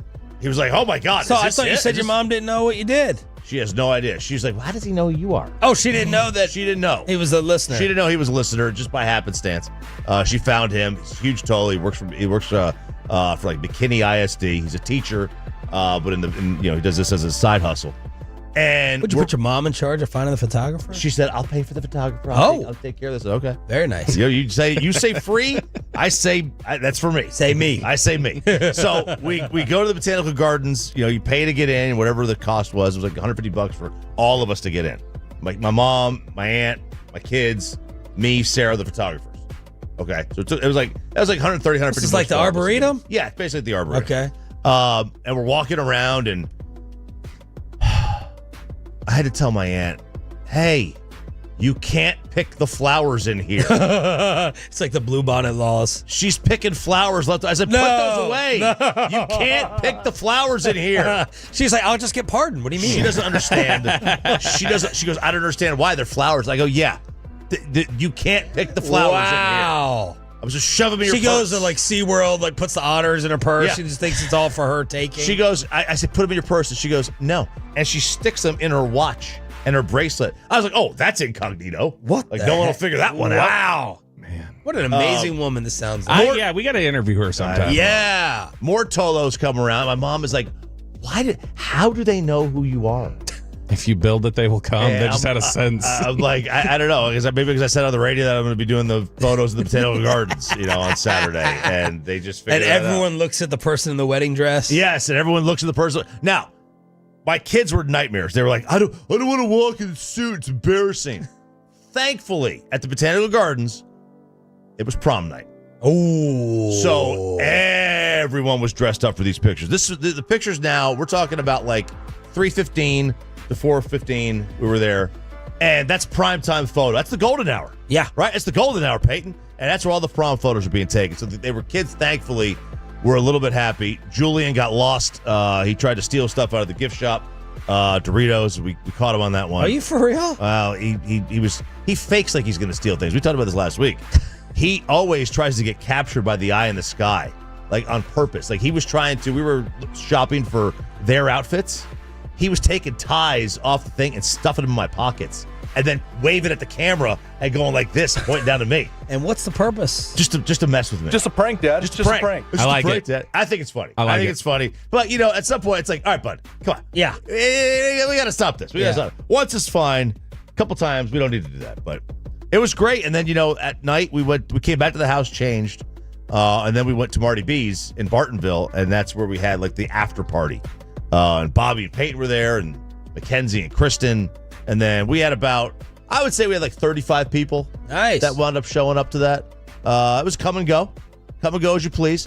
We We hit just at. I said, look, I gave him a limit on the alcohol. I said, come talk to me. Yep. When it's over. And then I'll say, all right, you can go ahead of that or go over that. Yeah. And we got just under it. For the end of the night? For the end of the night. Wow. Yeah. So paid up. Everything was settled. Okay. And, we walked away around 10:30, 11 o'clock. Bob, paint the scene from your perspective of RJ Choppy's wedding night. The scene was clearer earlier in the night. It became increasingly blurry for both me and Peyton, I think. No, but it was nice. So we got there. And I saw you wore a collared shirt. I did. Yeah. Very nice. I was talking before we left. It's like, I don't know what this scene is supposed to look like. I don't know if I'm supposed to be in there like dressed up like I would at a wedding reception or whatever. And she's like, you need to at least wear jeans and a collared shirt. And I said, okay, fine. So I did that. But it was nice. I think that actually fit. It seemed like jeans and a collared shirt seemed like it generally fit with the group. But yeah, we went in there. It was a good food spread. Loved that. They had like queso and guac, and then they had wings and these like bacon wrapped skewers and stuff. Poppers. So, yeah, it was fantastic. Brisket meatballs. They had like brisket meatballs. Oh, they were so good. It was all fantastic, all really good. I got there and relatively early in the night, I noticed Chop had some red eyes, and so I noticed, all right, he's already probably started with the drinking, so we should join in. Yeah. And so we joined in, and we got a little bit of a lecture from the ladies, both Peyton and I, because I guess they didn't want us drinking as much as we were. What were the rules on driving? She was going to drive. I guess Mackenzie was expecting Peyton to drive. I guess. I don't know. Did she end up driving home? No, I ended up driving home. You did? Fine. I was fine, guys. Jeez, Peyton, you had like an hour and a half drive. I was really expecting him to say Mackenzie after I read y'all's email. Yeah. I was sober like the last hour there. Like I was fine. I wasn't. Yeah. I am 2 for 2 at my weddings of getting absolutely hammered, and I am 0 for 2 in relations afterwards. So it was prom night for everybody. I was really wondering if you were going to say that on the radio, that you compared it to your first marriage. I was 0 for 2. I've struck out both times. The first time I threw up. I threw up the first time. Wow. This time, I didn't throw up. I was just so tired and I was so drunk.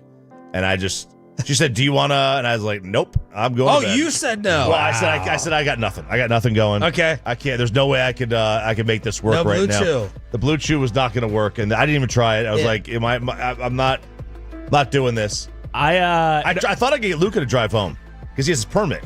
Turns out that's illegal, so I couldn't do that. So my whole DD operation plan failed. No, it was one of Chop's friends, TK, kept giving me drinks, and I was like, all right. And so we were having drinks and talking about golf, and he said, hey, when Choppy gets back, I need to see this swing of yours. I want to see if you can hit 90. So we're gonna go right across the street over there. We're gonna golf when Chop comes back. And so he kept giving me the drinks, and then Kristen scolded him a little bit. It was like, he's cut off. No more for him. Yeah. And so he was like, ooh, sorry, I got you in trouble a little bit. And I was like, Chop, come here. He thinks he got me in trouble. Have I ever gotten in trouble, really? Yeah, listen. No, he's not gotten in trouble ever. So, Pepe, what'd you think? I liked it. It was great. I had the nice button-down shirt, so I was Your better. Your hair looked different.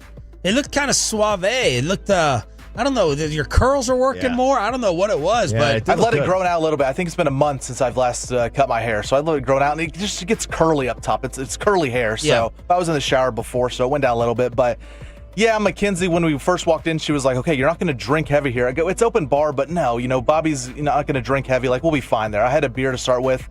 And then, TK just kept bringing shots. Like, before I even said a word to him, I think we had 4 shots without him because he would just kept saying, hey, tell the waiter, bring shots to those guys over there. Oh, so he's ordering you shots from the open bar. Well, I don't think he understood that. I didn't understand it when I got us a celebratory shot. So I didn't realize until at the end of the night I was getting ready to pay, and I see them handed it to Chop. I was like, oh, I guess that's the. You had said open bar. I was like, oh, I thought that was a separate. Because you guys were praising this guy, and I'm like, whoa, big dog, like high roller. And then Choppy's at open bar. I was like, but really. he was. I do think he was under the impression he was going to be buying those drinks. He may have been. A lot of people came up and asked at the end, hey, is there a tab? And I was like, no, go. Yeah, and so that's. I think a lot of people just thought they were. So his heart was in that place of buying us all these drinks. But yeah, Mackenzie saw me taking shots and was like, I'm going to have to drive home. And it's over an hour drive. I was like, no, you're not. I'll be sober.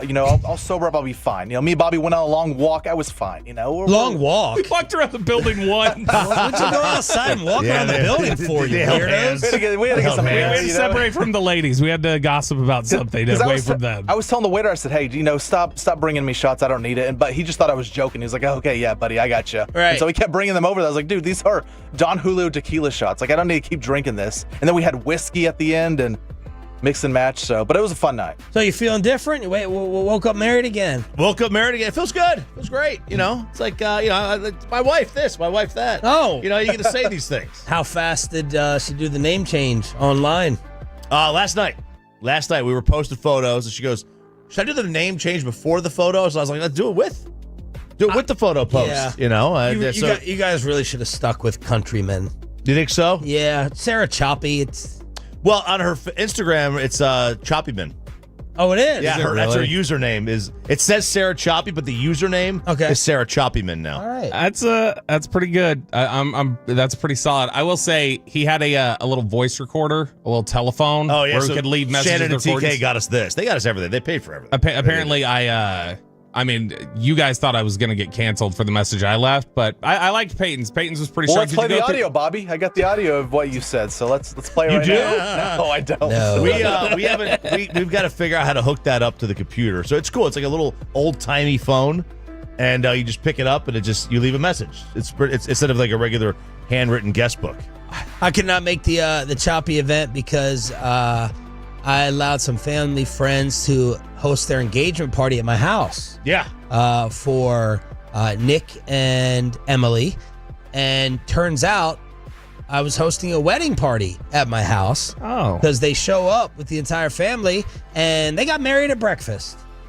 They had their brother, huge Tolo Andrew, ordain himself. Do the announcement at breakfast, and they wanted to announce it to the entire crew. Big tent, Blackstone, fajitas, trompo. I say it all white, trompo.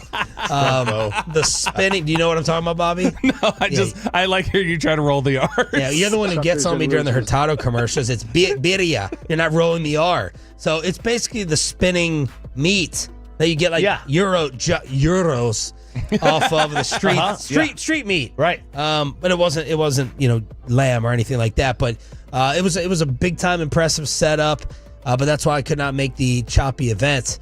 But congratulations on that. I tried to send you a wedding present. You did. It was fantastic. Have you cooked any of it? Wild Fork. Yeah, no, we did a video. We did the appreciation video. No, we haven't had a chance to cook any of it yet. But what was your gift policy? If you want to, we didn't have a no registry. No registry.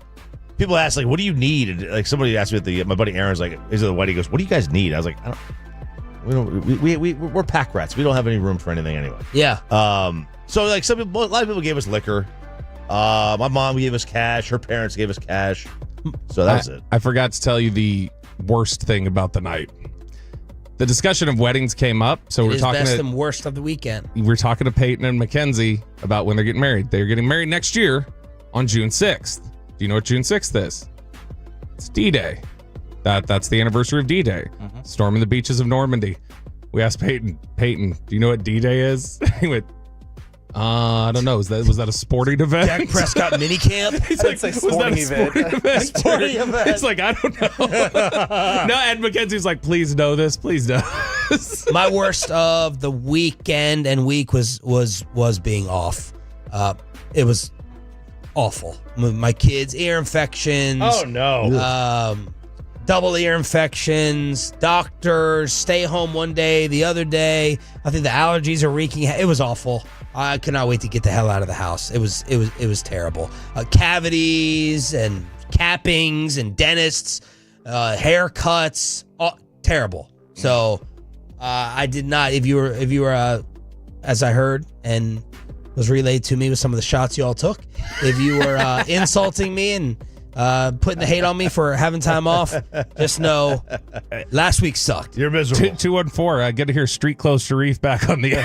Yeah. So who's this third voice I keep hearing? Yeah, I saw what y'all said. I saw a lot of what y'all said. Some of the shots that you took. But it's good you're back now for the long run.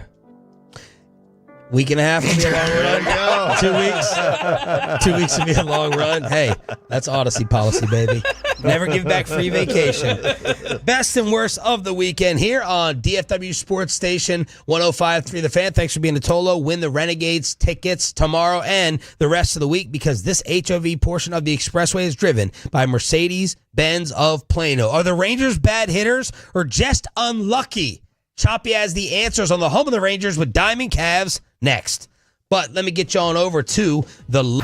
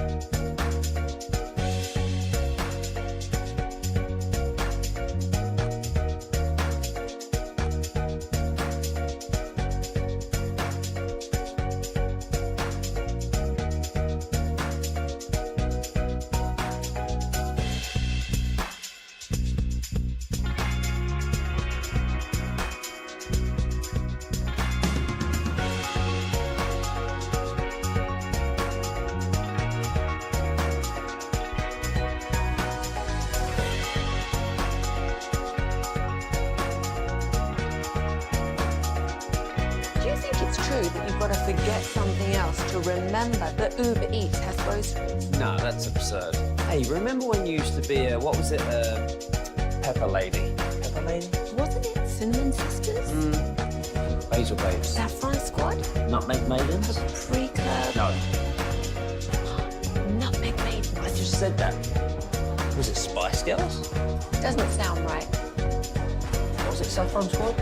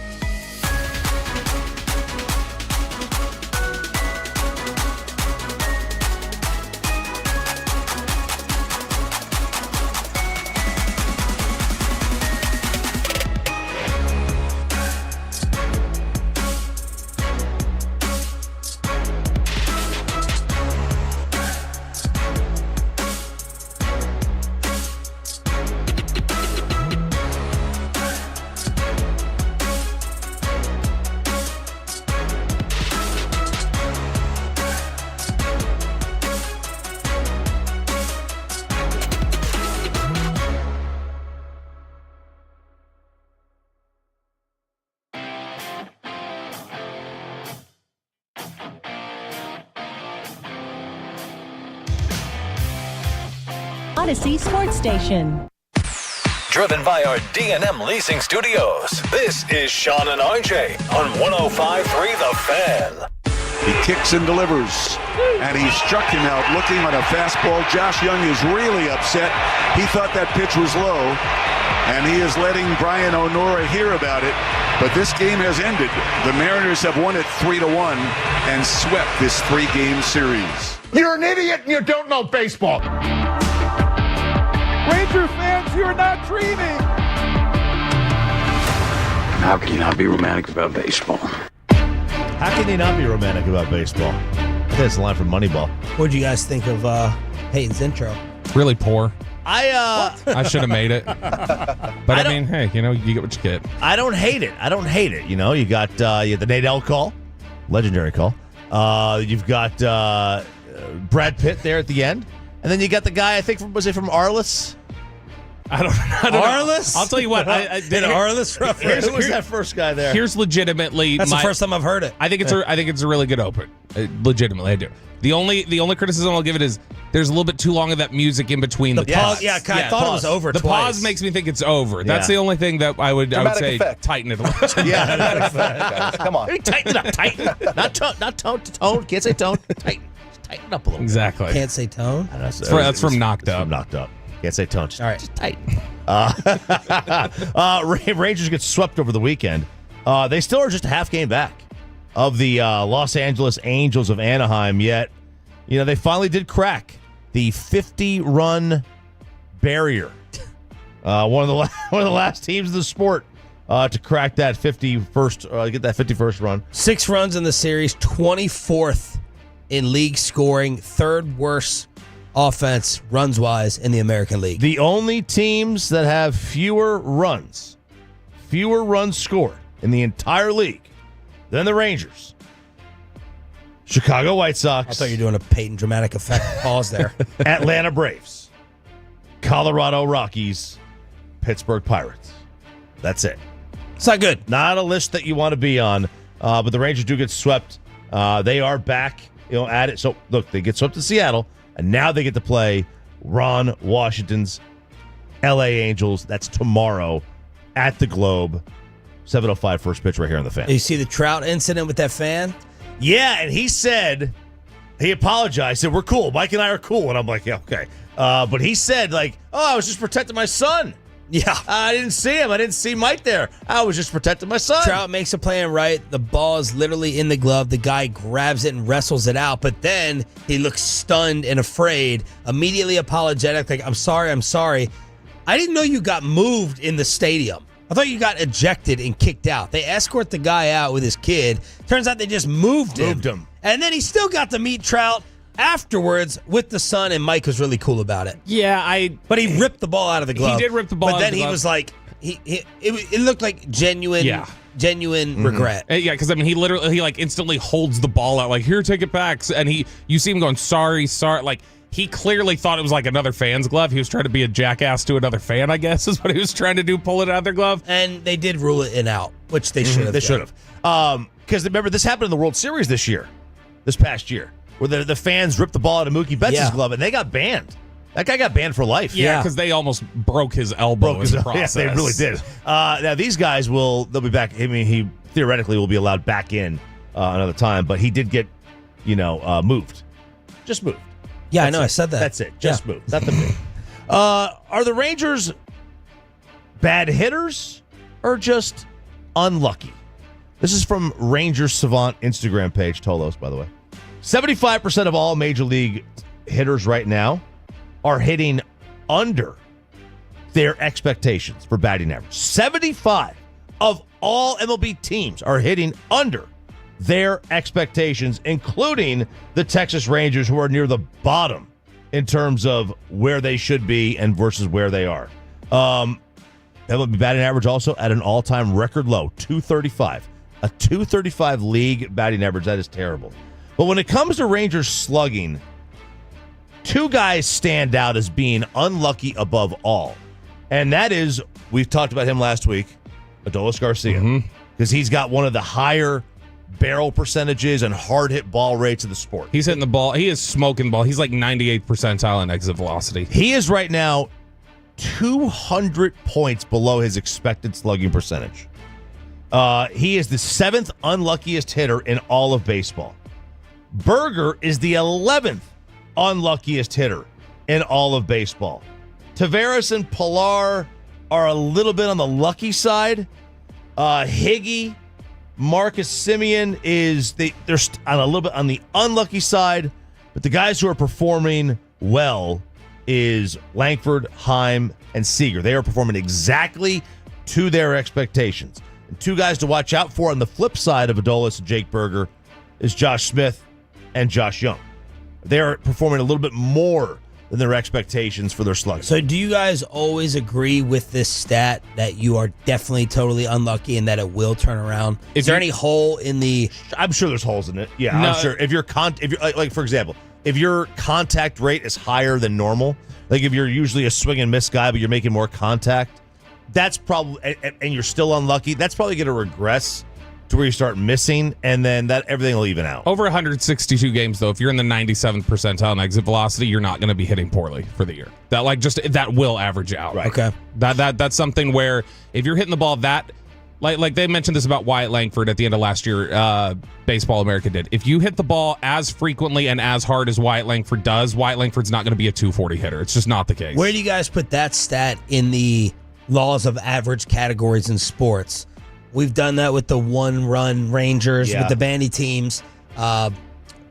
Barnwell usually builds his surprise and letdowns based off a stat. Right. Is it one-score game with the 6 points? 8 points. 8 points. Like turnover differentials. Like, where do you guys put that as, okay, this will turn around? Talking about hitting the ball hard? Yeah, compared to the other similar law of averages. I think it's very similar to...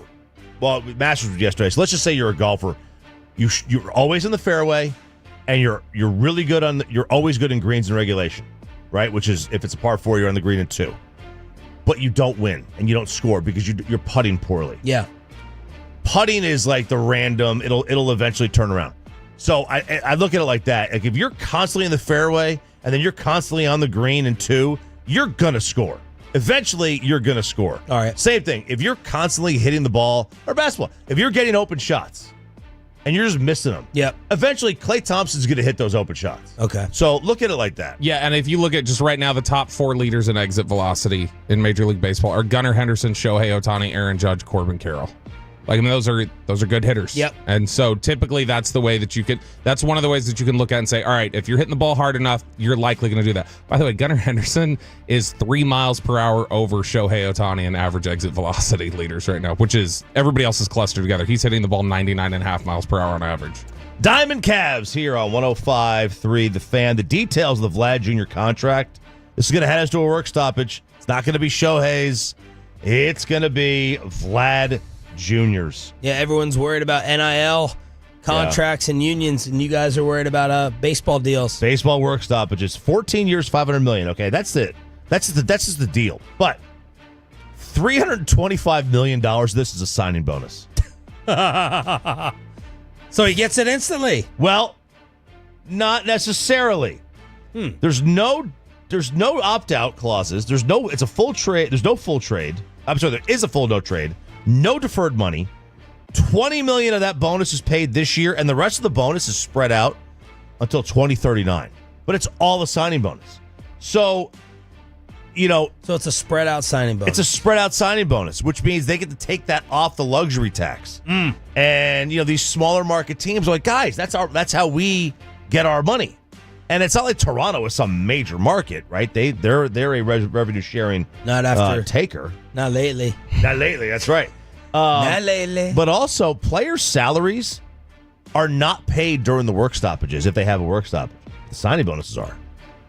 So Vlad still gets his money, even if they go to a work stoppage. Might be one coming up. And there might be one coming up, and they're saying they're going to point to this as like, hey, this is going to send us to a work stoppage. So the Dodgers may have set off alarms for everyone, and everyone goes to their accounting meetings and sits down and goes, all right, you better bring me 3 loopholes by the end of the month. Right. And Here's Toronto coming up with one.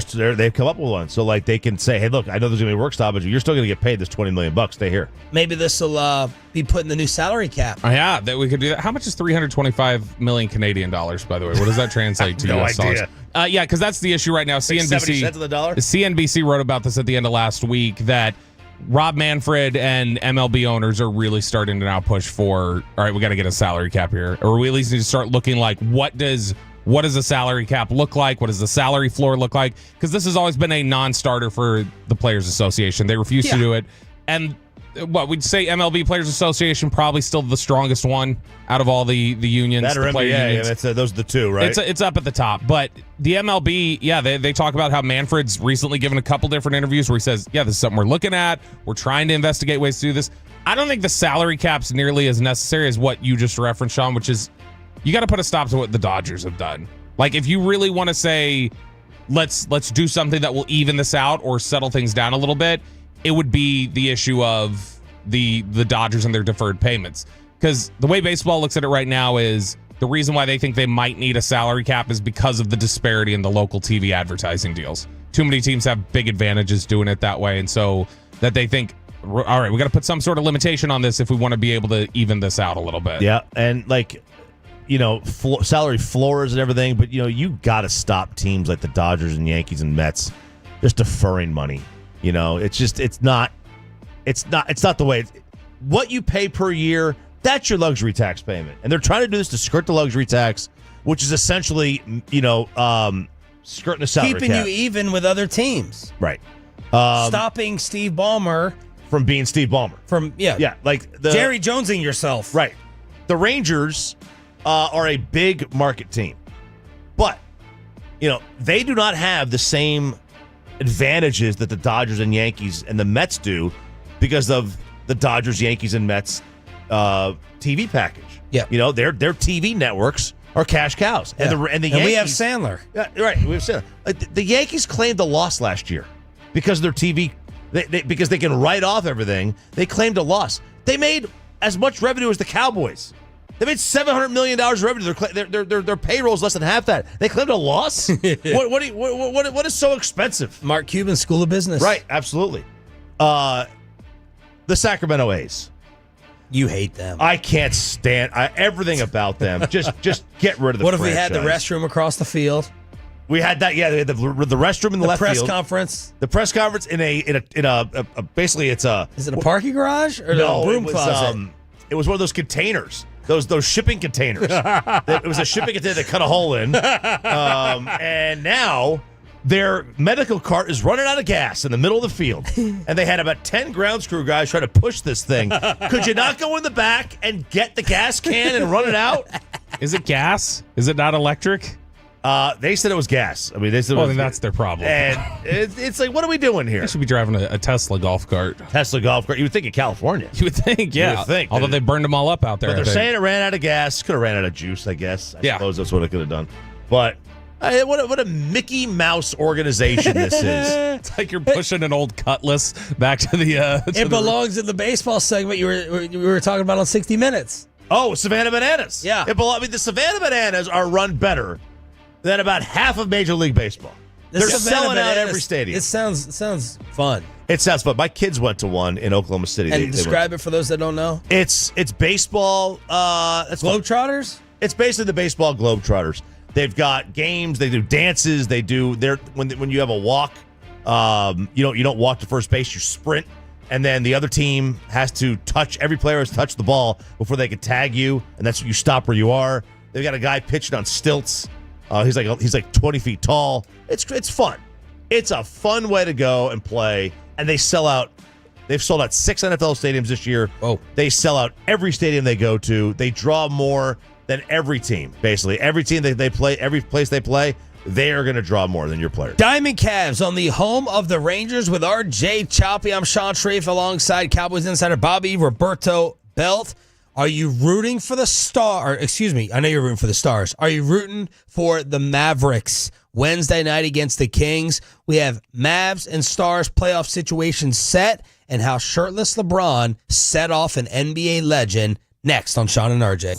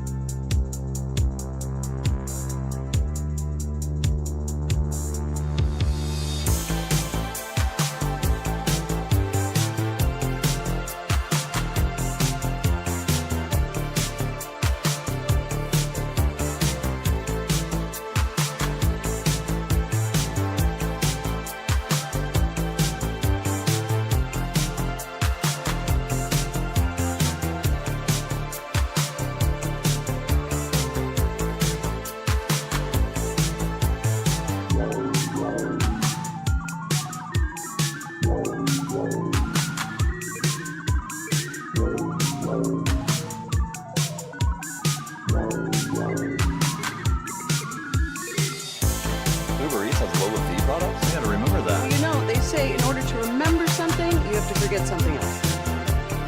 Okay, now that is a very cute haircut. That's like a little shag. I've never seen it before.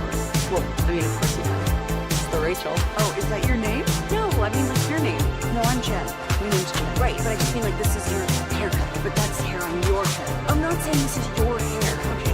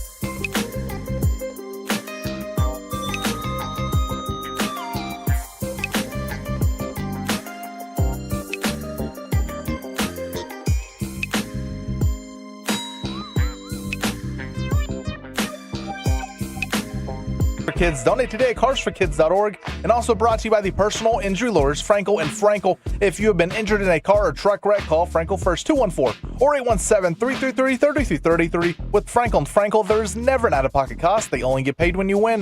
Frankel and Frankel, the go-to car and truck attorneys in Dallas. Around the boards. Bottom. Shot on and a goal, and it's Logan Cooley.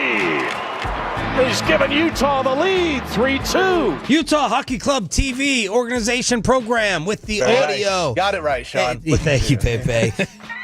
Entire morning crew back together again. Sean, RJ, and Bobby on DFW Sports Station 105.3 The Fan. What? You know how long you've been gone? That this man just thinks he can sassily like cut off your intro and like sun you? That's how long you've been out. I know. That's right. I dare ask who took, the most shots or the deepest shot at me. Me. But there you go. Don't have to wait for the feedback. On April 10th, Pete DeBoer said, quote, "It's not bad to have some adversity as a team, particularly when you're not going home at the end of the night when we lose, as long as we learn and take the good stuff." Well, that was on April 10th. We are now on April 14th, and the Dallas Stars are in the midst. We're in it of a 5-game losing streak, even though they have the Avalanche set as the first-round matchup. In the weeds. We are deep in the weeds, this 5-game losing streak. I am more concerned with the 4 games prior to this one. Yeah. Once they lost to Winnipeg, and really, honestly, once they lost to Vancouver, and they blew it. I need to ask Spittle, how does rust work in hockey? Well, Colorado's going to answer that question for us. Colorado's season's already over. Stars have 2 games left. Colorado's played 82. So when the Stars play them, they are going to be the rested team. Wow. Because I guess Colorado played. Did they play last night or the night before? When did we run in? This was a question last year in the middle of the playoffs for the Stars. Okay. Because I think this was an issue where, trying to remember which one it was. Peyton, was it going into Edmonton where one of them had rested a while? Yeah, because Edmonton, I think, swept the team before. Yeah, and so Edmonton, like 5 games. Edmonton had been sitting, and we had this question, and I mean, Edmonton came out and won that series. So Avs played yesterday. Yeah, so they're already done. The Stars have 2 games left. Now, I assume that the reason the Stars have the extra 2 games is because they got more time off from when they went to Finland earlier in the year, and that was, I mean, they're gonna. It's like an NFL, right? They're gonna give you a couple of extra days break. So that's my guess on that one. But yeah, I mean, we're going to find out because the Stars will have, half the time of rest. No, it was reversed. It was Edmonton went to 7 games. Dallas got done in 6. So Dallas had like 4 days extra of rest than Edmonton. And then Edmonton beat them in 6. 4 days. Okay, so yeah, I mean, I think a lot of athletes will tell you, we love the rest and we'll take the rest. Yeah. We'll always take it. But you do get a little bit rust. I wonder how DeBoer will address this in terms of trying to work stuff out. Will he go the Belichick route? Like, no, we're not sitting everyone. We're going to work some stuff out versus the injury risk when you're already set with the Avs first-round series. Yeah, it is interesting. And, you got to look at hockey. I think hockey in general, guys don't take the nights off that they do in other sports. And, do you give your goalie a night off, just to let him go? Or do you want to keep him sharp? That's the tug of war. The Dallas Mavericks have their play-in opponents set. They'll be on the road in California to play the Kings. NBA regular season ended yesterday. Let's get you the seedings. OKC is the 1. They will wait for the 8. If the Mavs win 2 games, they'll take on the Thunder in round 1. Houston gets the 7. 2 seed for the armpit. Lakers Wolves is set. Denver Clippers is set. The other play-in is the Warriors against the Grizzlies. Over to the East. The Cavs are the 1.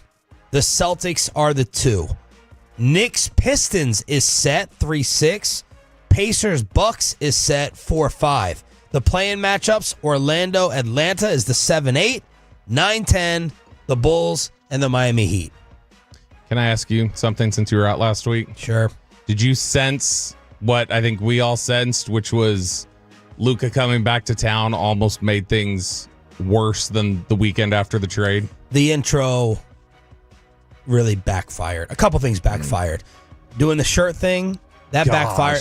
Because I was asking people in the building, I asked Reetma for fan audio, but the other thing he did give me was the feedback on whether people were actually wearing those shirts. And you're watching on TV, and I'm like, I'm not noticing them. No one's wearing these shirts. So that backfired.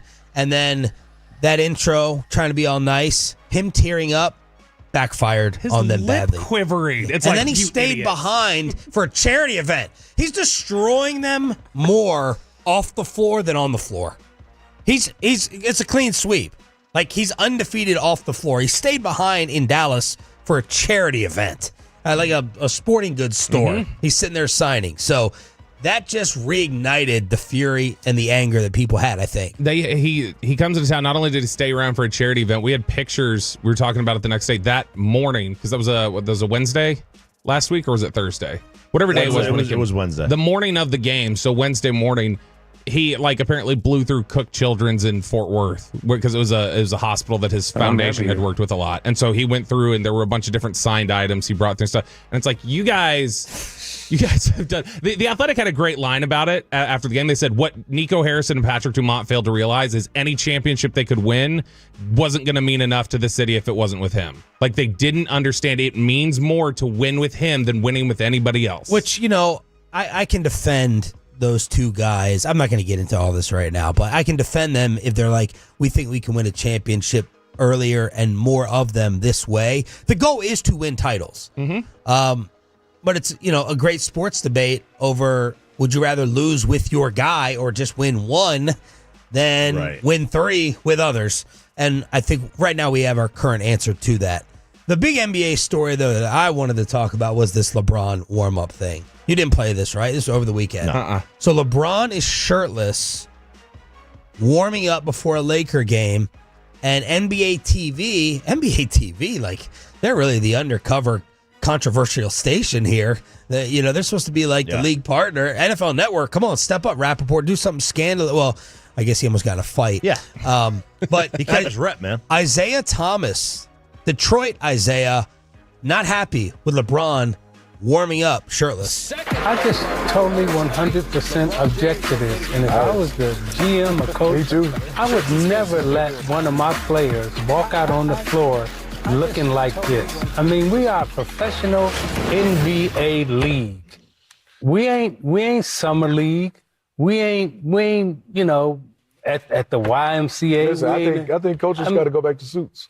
Absolutely. I just mean. Absolutely. I just think college and pro. I just think the professionalism in our NBA league has diminished so much.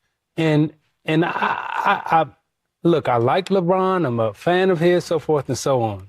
But to walk out on the floor before a game with no shirt on and shoot, I mean, come on, man.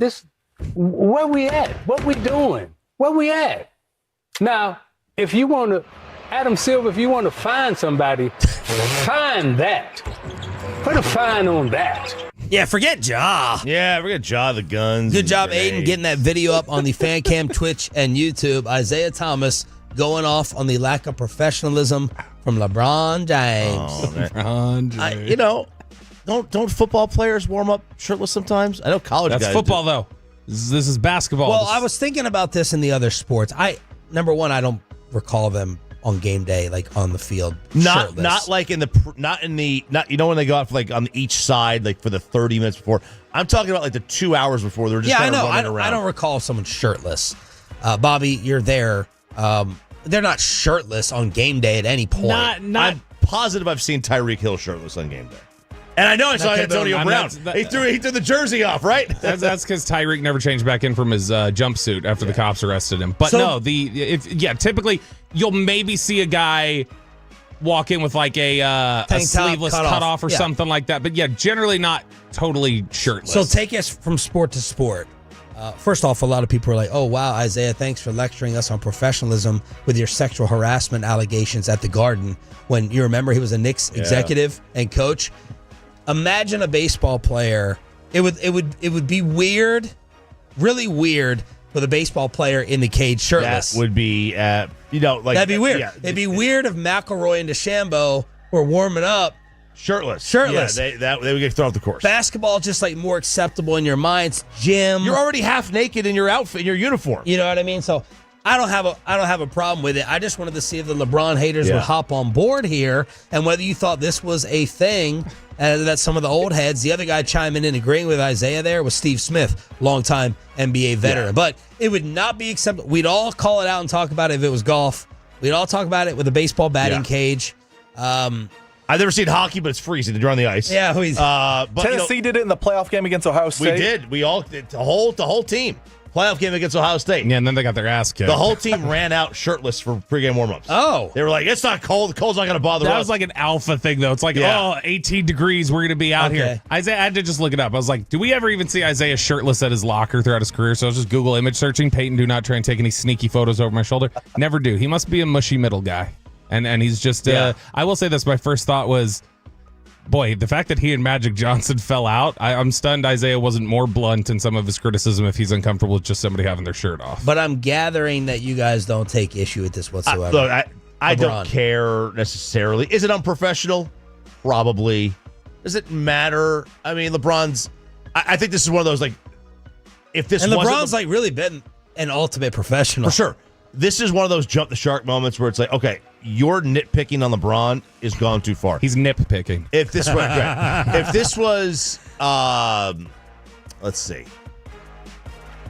If this was Anthony Davis, does Isaiah have the same, if this was Giannis, does he have the same vitriol? Or because it's LeBron, it matters? You know, I don't know the answer to that. I think he 100% is critical of it regardless. I agree. That just seems like the way he is. And do you think this is a thing? No, but I mean, I also get how, like, once it was said and I started thinking about it, I was like, I don't see anybody shirtless warming up. And if I was sitting in the crowd, it might be a little odd of like, why is somebody shirtless walking by me? Bobby wanted to take I don't think it's a big thing either. Bobby wanted to take a moment to praise Devin Booker and his favorite NBA coach, Joe Mazzulla. Yeah, I don't like this. I don't like how this has made me feel. We'll start with Devin Booker here. So, Devin Booker, as we know, when you get towards the end of the season, there's a lot of different things throughout the NBA. Load management, guys who don't play back-to-backs, guys who take 8 weeks of paternity leave. There's a lot of things that get in the way. God. No, but one of them is at the end of the season, stars a lot of times will sit out. My wife doesn't tell me whether we're having a baby or not. I decide that, Bobby. Unlike your house. Get control. That's good. You'll have stars rest at the end of the season if they've already clinched playoff berth, or if they're eliminated, guys will not play in meaningless games, quote unquote. Devin Booker, to his credit, played the other night, the final home game in Phoenix, and I actually liked what he had to say about it. In front of those fans that I just spoke about, you know, it took a real Suns fan to be in there tonight and still cheer with pride, and you know, it's something I don't take lightly. You know, they've always showed love to me, so you know, I pay the respects to the person, either it was their first time or maybe their last time ever seeing me. Now that's getting some headlines, though.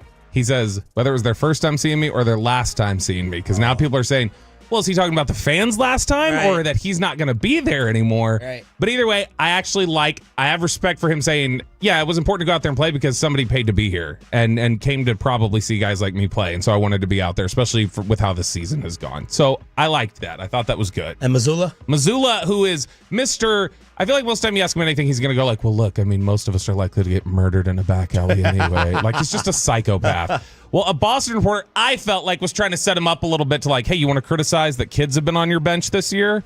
And he did kids it in like Sirianni kids, like the players' the kids.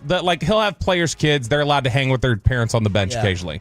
So this came up in a press conference, and I was actually impressed that Joe Mazzulla didn't give a psychopath answer. What have you made of all the kids on the bench this year? Obviously, you know, it's fun. It's kind of getting, you know, they dance with the crowd and stuff, but what kind of environment do you think it's made for them? I mean, I'd say if you were to ask me, it's one of the highlights of my small tenure here is the culture that we have of the kids being in the locker room, the kids being on the bench. I think, you know, I think this is Braylon's first time in Boston, and you know, he addressed the team today and he had some strong words for the guys, and I thought it was important that we took that. But to just have the memories that you're going to have for your son to be around, I think is the most important thing. So it means a lot to me that the guys are willing to bring their kids around, and you know, you get to see the joy of doing it, because you know, they're not there all the time, and so they get an understanding of why they're not there, and they get an understanding of how much it means to the family. So I hope that continues.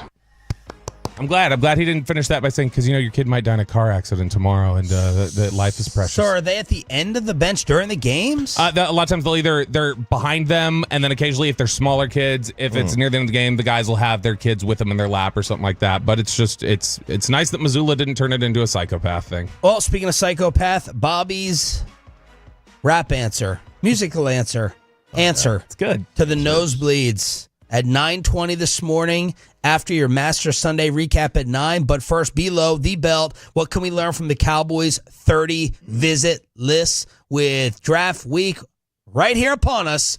We got Draft 101 Thursday night, the official coverage next week, the 30 visit lessons on the home of the Cowboys next. After we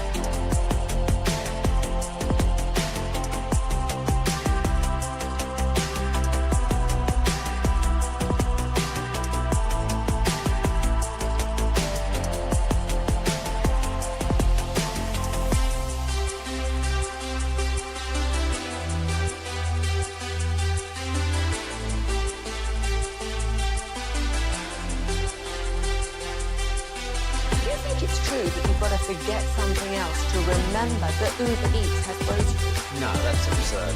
Hey, remember when you used to be a, what was it, Pepper Lady? Pepper Lady? Wasn't it Cinnamon Sisters? Those are babes. Saffron Squad? Nutmeg Maidens? No. Nutmeg Maidens. I just said that. Was it Spice Girls? Doesn't sound right. Was it Saffron Squad?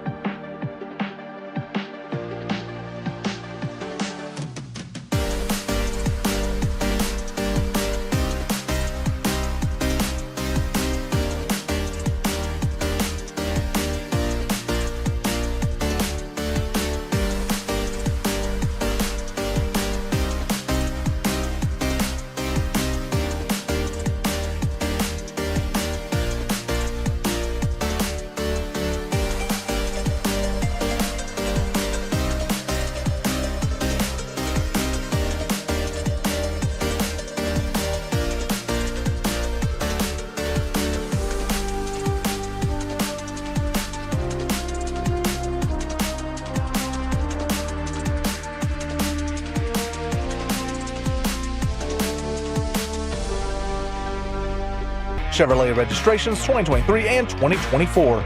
The great Bobby Belt. Bobby Belt is an idiot. Don't make me take off my belt. Don't make me No, take out no, my belt. we're not. Over to you, Bobby.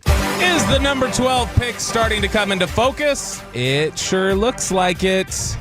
I think we're going to get a receiver here in Dallas. Oh, yeah? Even though Mel Kiper disagrees? Yep. Look, I mean, Mel Kiper is starting to waffle a little bit. He continues to put Omari and Hampton on there. We did his mock draft. I think he came out last Tuesday. It's a sexy pick. It is. We talked about that. He said I was a little bit 50-50 on this. He changed. The first two times he was like, this is who I'm picking. This time he was a little like, they could go receiver here. They could go with Matthew Golden. He's not as big of a fan of Tetero McMillan from Arizona. But I think we could be heading that direction. Real quick, it is our staple draft event this Thursday with you, the Tolo, Draft 101 in our fan showroom, 4131 North Central Expressway in Dallas. So we're going to have Brian Broaddus there, Zach Wolchuk, myself, if Zach will be willing to sit with me after 9:20. I guess we'll just have to see. But you can join us for a night of draft talk, debate, and questions. Not only that, dinner on us thanks to Whataburger, plus plenty of giveaways, completely free. Cannot wait to see you guys for Draft 101 on your home of the Cowboys, 105 through the pin. No sign-up is required, and the doors open at 6:45. So show up, come hang out. We'll have a really good time. Okay, so the Dallas Cowboys, they typically go off of their 30 visit list. That is their history in general, is that they have picked somebody with their first pick that was off of their 30 visit list. And I'll explain what that is here in just a sec. That shifted in recent years with McCarthy. I don't know why, because McCarthy didn't necessarily didn't always assert his influence here. How heavy-handed was he in the draft? He wasn't. I mean, this is something that was a discussion after he left, was that he felt he didn't have as much power as he should have. And the reality, I think, was he didn't know how much power he had that he just didn't use. It's like almost he thought it should have been spelled out for him. It's like, no, you carried a big stick in there and you just didn't know it. Because he said he had more influence here than Green Bay. Yeah, but he wanted to run it after a while. Like, see, that's the funny thing. When he interviewed for this position, he told the Giants, I think he interviewed with the Giants and the Jets separately. Were the only other two interviews he did before he got this job. I would hope it wasn't one joint interview. I mean, you never know. They share a lot. They share a facility. They might have just sat down and said, "Hey, let's do it together." Woody and Joe Shane in the same room interviewing Mike. So glad you pointed that out. When they interviewed them, he told them specifically, "I don't want to run personnel. I just want to coach football." And I think he told the Cowboys that too initially. And then I think early on he started getting more of a handle on it. And you get a little bit of taste of that power. And you go, "Hey, you know what? I would like more control over this, I think." And I think that's what happened here. And he thought he should have had more. And it's like, I think you had the amount of power you wanted, and you didn't always realize it, because they will listen to you. The Joneses will listen to you if you're a head coach and tell them, "Hey, this is what I think. This is what I want." And so I just don't think he ever wielded that influence. Now, the 30 visit list is basically, during the pre-draft process, you can bring 30 national visitors in, quote unquote. Those 30 national visitors are players that are not from... So excluding Dallas Day. Just your metropolitan area. So if you went to college, high school, whatever else in the DFW metropolitan area, in fact, it's a really wonky way that they measure it. They use a literal like U.S. Atlas map to measure it, and it changes year by year what counts. But generally, if you went to TCU, UNT, SMU, or you attended high school somewhere in here, basically anywhere you can hear us right now on the radio, if you lived there or went to school there, you can qualify as Dallas Day. The national visitors are people outside that. You can get 30 people here, and you can run them through medical tests. You can have them do whiteboard work. You get really intimate, like detailed visits with them over the course of the entire day. So that's why you've seen guys like Texas receiver Matthew Golden posting pictures on Instagram with Jerry Jones, because he's out there. In fact, I'm pretty sure I was in Frisco the other day, that same day that he was there. The Cowboys bus was at a stoplight and went right before I was going. I'm pretty sure Golden would have been on that bus if he was here that day, or somebody else was. It was probably them getting driven back to the airport. But it's an important time, and the Cowboys typically have used that as like, hey, this is where we get to know things, and this is where we get to understand about guys. So it was something where this list right now is very heavily populated with a few different positions off of the reports that we've seen, but a lot of this is skill position players. So a lot of the names that we've heard so far: Tet McMillan from Arizona, the receiver; Matthew Golden, Texas, the receiver; Luther Burden, the Missouri receiver; the running backs, Omari and Hampton from North Carolina; Travion Henderson from Ohio State; Quinshon Judkins from Ohio State. It's clear that what they're looking at here is trenches and skill position, because it's all receivers, running backs, offensive and defensive line, other than one corner, Siobhan Revel from East Carolina, who tore his ACL. Cowboys probably want to do a medical check there. And then the other is Andrew Makuba from Texas, the safety, who, again, that may be a medical check, or because they're looking at some of these Texas players, because they brought in Kelvin Banks, the offensive lineman, Alfred Collins, defensive lineman, Matthew Golden, receiver.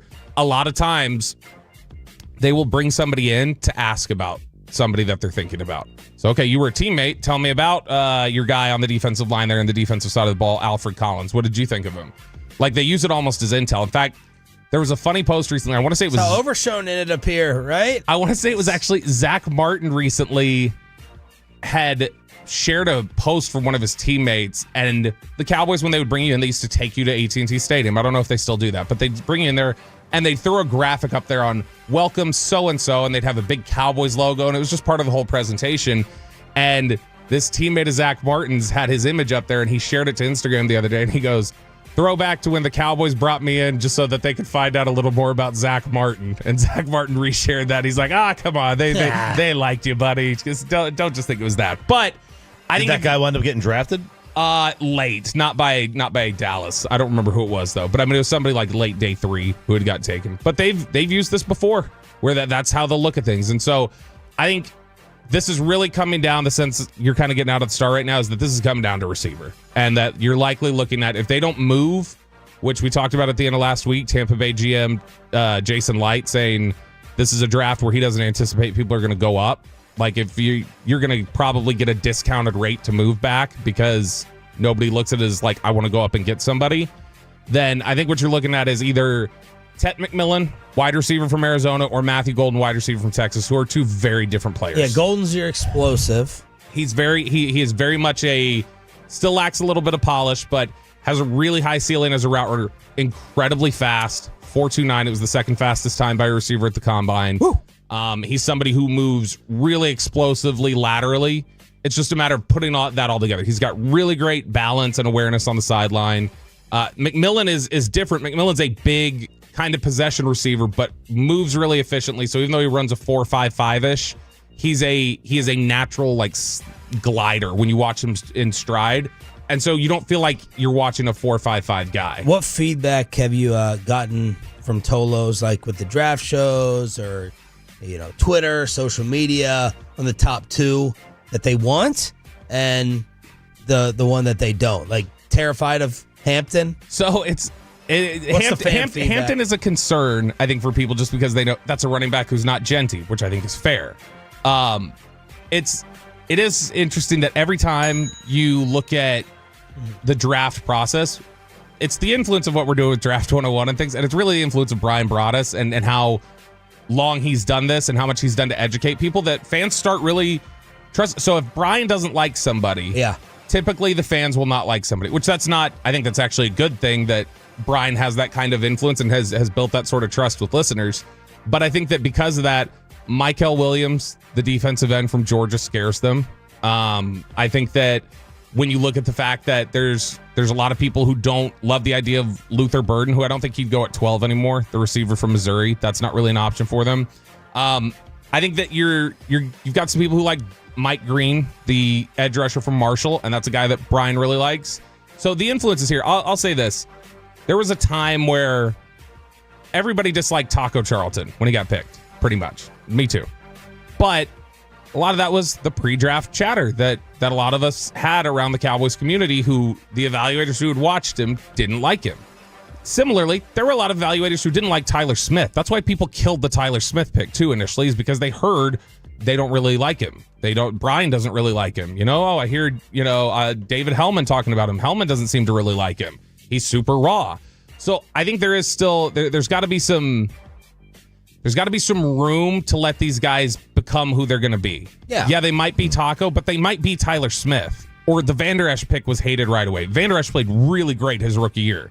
You're not as good of a defense in 2018, getting to the second round, going against that was Rams more without position. Like the Cowboys, I know, but that was more like the Cowboys had just picked Zeke. They just picked the running back like 2 years prior. Yeah, but he was still kind of a no-name. He was on the no-name side, but we knew, like, we had heard his name prior to the draft. Right. But it was just like, it's a linebacker after a running back. They looked behind on the positional value. He was very good. He was fantastic. Injuries killed him. If not for injuries, Leighton Van Der Esch is absolutely a slam dunk pick. And I think that what you're going to see with the Cowboys, I would not be surprised if one of these offensive linemen slid down there. We asked Nick Harris at the end of last week when he came here to report on the Mavericks game as he went to the game for the Fort Worth Star-Telegram. I thought that was to watch Bronny, he said.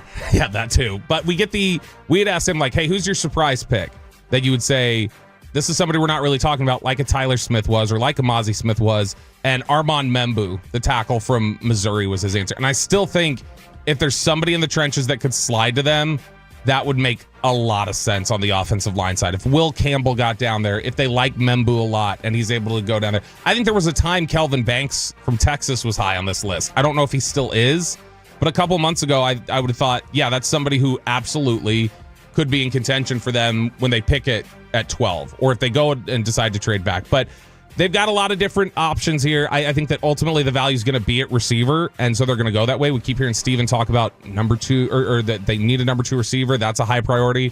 Stephen Jones actually going to be on the station this week. Let me check the text there from Alec Medford. But he's going to be on the station on Tuesday at 11:30. So tomorrow at 11:30, we'll hear from Stephen Jones. And I would imagine we'll get an announcement this week on a pre-draft press conference. It's a little surprising we haven't heard from one yet. But I think we're going to start feeling over the next week a little bit of clarity, and I think that clarity is going to start focusing around McMillan and Golden and getting a number 2 receiver. And Dane Brugler back on the station Wednesday at 4 p.m. with the G-Bag Nation. Always getting our seconds, whether it's our raps or our guests, I guess, 9:20. Will this finally end the battle between Bobby and the Nosebleeds? 9:20 this morning, after we figure out if you were rooting for Rory or not. How awesome was that Masters Sunday? Next on Sean and RJ 105.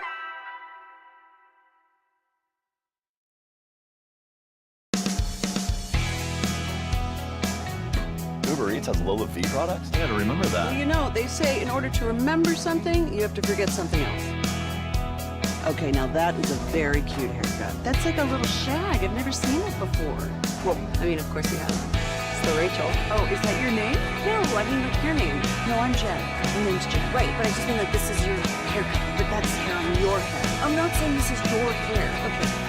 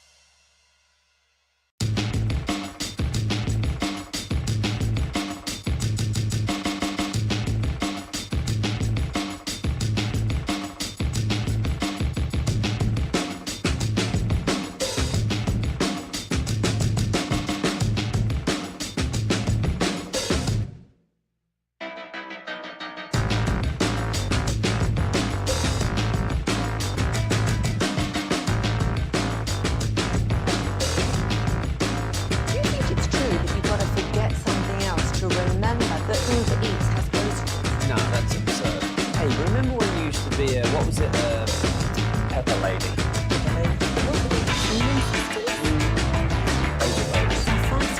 Nutmeg Maidens?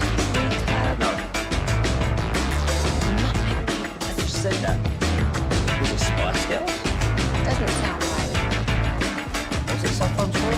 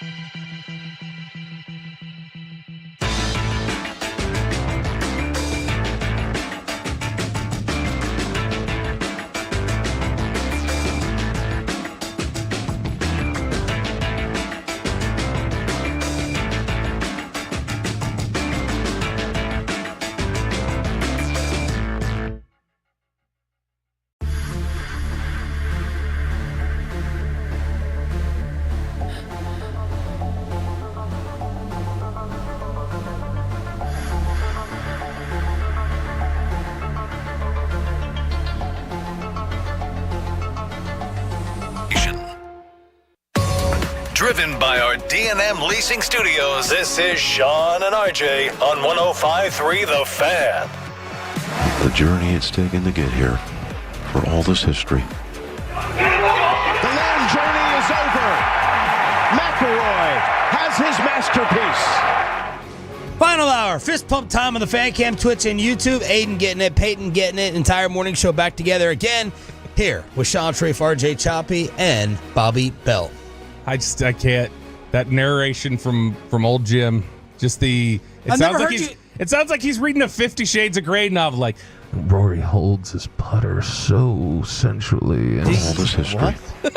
Listen to his voice. That low grovel. Play it again. For all this history. He's literally. For all this history. It sounds so sensual. I hate it. Are you not putting Nance as an all-time great, or do you think he's a little overrated? I like him. I really soured on him, honestly, with the interview you guys did with him, and it made me start noticing the other things I didn't like when he came on here and he was a little bit of a baby with you guys. He refused to answer live stuff. That's what it was, right? No. He wouldn't talk about the live thing. No, it had to do with the National Football League.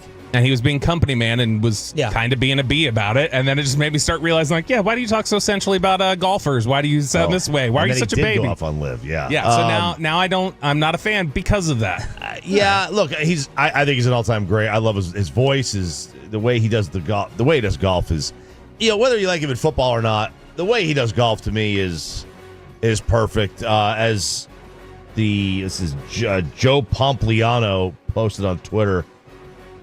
They said him and Immelman, who's the analyst with him, they said 46 words in the 7 minutes after Rory won. Like, that's letting the picture tell the story right there. McIlroy makes history, wins in the playoff, sixth golfer to complete the career Grand Slam, takes home $4.2 million, and he beats Justin Rose. This was fantastic. I've been wanting more out of golf majors. Without even looking, I'm going to guess that this is my favorite Masters win since Tiger's. This was a good one. I'm trying to think who else could even be in the running. You had it all. You had the matchup to start the day. Everyone said, oh my gosh, here we go. Rory and Bryson. DeChambeau, all of a sudden the people's champ or America's champ, with trash talk that happened from a past event. Actually, let's go with cut 10, Peyton. This is Rory and Bryson back in the past, mic'd up, leading up to some of the hype and anticipation for yesterday.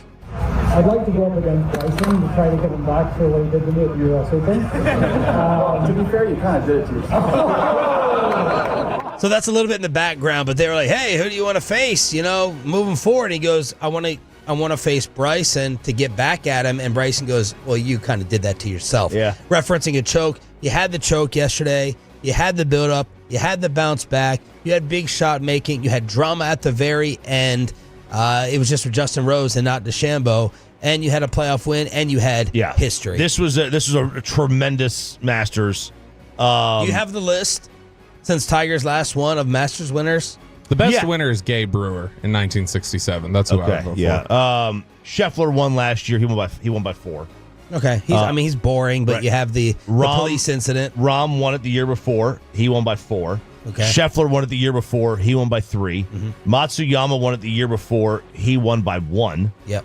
And then Dustin Johnson won it the year before. He won by 5. So none of them were really close. Oh, this isn't even close. It's not even close. But then you get to Tiger. Tiger wins by 1. Who were the 3 runners-up? Dustin Johnson, Brooks Koepka, Xander Schauffele. I mean, big time, right? You had Molinari was in the mix. He had a 2-stroke lead. The year before, Patrick Reed won it by 1 over Ricky Fowler. And the year before that, Sergio won in a playoff over Justin Rose. So, the Tiger one was great. And this one was the best since then. And, you had 9 of the so top 10 plus ties, right? There was 3 guys tied for 10. But 9 of the players in the top 10 entering final round Sunday had won a major. Wow. I mean, you don't see that. That is fantastic theater. Chalk. It is. It is chalk. But, that's what keeps people on TV. Oh, yeah. I don't want Danny Willett. All respect to Danny Willett. Danny Willett is a great cool Masters champ. Wow. He's going to play there forever, right? He's going to get invited back. But Danny Willett doesn't move the needle. No. And Bryson shoots a 75. He did not play well. A 75. Nope. He had the lead early on. He took the lead right away from Rory, and then he blew up on 11. That was his blow up. You got to give credit to Skip. I know nobody wants to, but you got to give credit to Skip Bayless for calling him Bryson DeChambeau. You have to. It's a great nickname. Yeah, and then also give credit for Skip to over what he's doing now and how pathetic that is. Go look where they have him debating. It's hilarious. It brings me with Joy Taylor. Great joy, not Taylor. DeChambeau was asked that awesome final pairing. How much did you guys interact? Did you speak to him in there? How's he doing? Do you know? No idea. Didn't talk to me once all day. Did you try and initiate conversation with Rory at all? He wouldn't talk to me. He wouldn't talk to me. Now, is that he was just in the zone? Right. Because it's very, from what I've been told, it's very touch and go on, how guys interact with each other while they're playing. Some guys don't want to be bothered. They don't want to talk to you at all. They want to keep their space. They want to be able to have that killer instinct. Other guys are nah, we're cool, right? We'll walk down the fairway together and chat. It just depends. So Twitter was rooting for DeChambeau to start off. Some of the comments. Bryson is the last person Rory wants to be playing with, and Rory is exactly who Bryson wants to be paired with. Bryson craves the moment. Rory wants to stay in his bubble. They're just 4 years apart. Feels like they're from completely different generations. Rory spends his evening sipping red wine and watching Bridgerton. Bryson spends his bashing balls and analyzing the YouTube algorithm. Bryson DeChambeau, man of the people. Rory only speaks to the media if he plays well. Alpha males are rooting for Bryson to win. Rory is a beta. But then they were chanting Rory there in Augusta, and it felt like he was the people's favorite. Before the playoffs started, I asked on Twitter or X, who are you rooting for? And it was 90-10 Rory. I was rooting for the choke to continue to happen. I don't hate McIlroy. I just want the most drama. And he gave multiple chokes. He did. I did not think heading to the playoff, if I was to bet money, I would have bet on Rose that he was going to win. And especially after that drive that Rose had on the playoff hole right down the middle. It's okay, now Rory's up, pressure's on. You better put it in the middle of the fairway, and he did. Why did Rory stand up there and accept the green jacket on camera and talk to reporters? Because he doesn't talk to the media. Remember last Thursday and Friday, he said he doesn't have to, and he's not going to. And so he doesn't have to. And so I wouldn't have even put him on camera. I would have been like, yeah, great for your moment. You can go tweet about it or talk to your Saudi funders now if you like. Look, the golf fans that were there, the patrons, they were clearly on the side of Rory. Yeah. Rory is the elder statesman of golf. The fans, the patrons do love him because he's put a lot of time in. He plays a lot of events. Bryson now plays on LIV, and he was the United States spokesman. And he's not even for the U.S., but he was pro the PGA Tour. Yeah. But and then Bryson went to LIV, and does that rub people the wrong way? I don't know. I don't think most golf fans just want to watch golf. They don't. I don't know that they care who you play for. I mean, maybe they do. But McIlroy becomes the first to ever win the Masters with 4 double bogeys in the same tournament. Saturday, he became the first player in Masters history to start with 6 consecutive threes. on the scorecard. Justin Rose yesterday had 10 birdies. 10. Yeah. Oh, I think he had like 6 in the back 9 alone. Can I ask you a question as a real question, Chop? How, I know everybody was freaking out about it. How legitimately ridiculous was Rory's shot on whatever that was, 16? The one or the hook around the trees. Oh, on 15. Yeah. And why was he lined up so far to the left to get it? Like his feet were off of the surface, whatever. Is that a legitimate all-time shot? It's in the moment, having to clear the water and stop it on the green. That's a legitimate all-time shot. You got to work the ball. It's not that hard to work the ball the way he did, but considering the moment that he was in and having to clear the water, knowing that if that ball didn't hook the way he needed it and just stayed straight, which is very possible, he's in the water and he loses the tournament. That is an all-time shot. I was just really happy with the entertainment level of it. Like, I didn't even think to go Rangers, especially because I was going to see... No offense. No offense. Yeah, you're just going to see a bunch of swings and ground balls or misses or whatever. It was great, but now you think this definitely puts him where in history? Well, he's not Tiger. Breaking news. He's not Jack. He's not Arnie. But I do think that he can... I don't think he's going to be Phil either. I think history is going to be kinder to Phil because I do think Phil is like the Peyton Manning of football.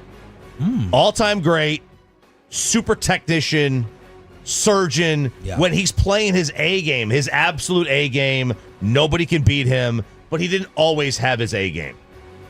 Right? Tiger always had an A game. If you were to tell me Tiger could be as on as possible and Phil could be as on as possible, I might take Phil. If they're both on. Tiger was just always on. Phil wasn't. I don't think he'll ever be Phil. And then you think you can start a discussion with him? Then I think you got him, Player, Watson, Faldo. I think he's an all-time great. This puts him in that because Phil doesn't have a Grand Slam. Phil doesn't have a career Grand Slam. Very few people do, but he does, and I don't think he's done. It would not surprise me if he doesn't win again in 4 weeks. So is Rory Roethlisberger or something? He just said who he was. Peyton Manning. Listen, I thought you said Peyton Manning was Phil. Sorry, Peyton Manning was Phil. Yeah. So Rory. Yeah, so you listen. Yes. Both of you listen. Screw y'all. I'm the golf expert here. That's a great. I don't know. I'm trying to find the NFL comp to him. Rodgers. Yeah, he didn't win. Rodgers didn't win as much. It's true, but Rodgers was held back by McCarthy. But Rory has gone Rory won a lot early, just like Rodgers. He won early, and they didn't win again. So he's in that category. I don't know, but he's an all-timer. He really is. He's put himself in that discussion. I think he's going to win maybe 2 more green jackets. He's over the hump now. This was his mental block. He's always played well here. I didn't realize how short he was until the cabin. He's sitting in there with Nance, Scheffler, and I'm like, he looks like he needs the Spagnola booster seat. Yeah, well, Scotty's tall anyway. Scotty's 6'3". I don't know how tall Nance is. I think Nance is 6'5". Yeah. It's like you're punching a little. So you're going to look short when you're like us standing next to them. But, Rory's got the small hands, too. You saw him. They tweeted us about that, the picture of him and Justin Rose. Rose has got these paws, right? These lion paws. And then here's Rory with his little kitten. It was great. It was fantastic. Lived up to all the hype for different reasons because DeChambeau did not carry his weight. No. And he was disappointed afterwards. But Bryson was the rooting interest, especially here in DFW. Although, what do you think it is between DeChambeau, Scheffler, and Spieth now? Metroplex rooting interest. Fan favorite, 1, 2, 3. Scheffler. From the casual, still might be Jordan. From the casual. But the golf fan, Scheffler. Easy Scheffler. And then I would say Jordan number 2. Really? I would have Q rating DeChambeau 1 now. Well, Q rating maybe, but Scheffler's the golf fans love Scheffler. I'm talking about golf fans. Casual fans, I think DeChambeau because he's got more personality. Yeah. But there's a lot of golf fans, strict golf fans, that just he get rubbed the wrong way, and then Jordan complains too much. Is this the final response? Is this the end of the Bobby Belt G-Bag Nation battle? Bobby has been in the weekend lab. Let's see what he cooked up with the audio next on 105.3 The Fan. But what are they cooking up at?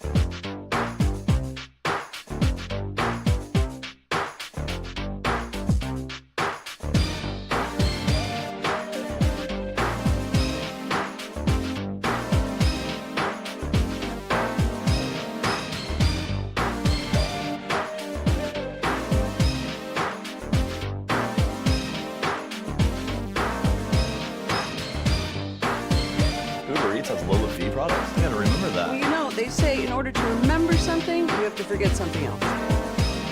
Okay, now that is a very cute haircut. That's like a little shag. I've never seen it before. Well, I mean, of course you haven't. It's the Rachel. Oh, is that your name? No, I mean like your name. No, I'm Jen. My name's Jen. Right, but I just mean like this is your haircut. But that's hair on your head. I'm not saying this is your hair. Okay, forget it.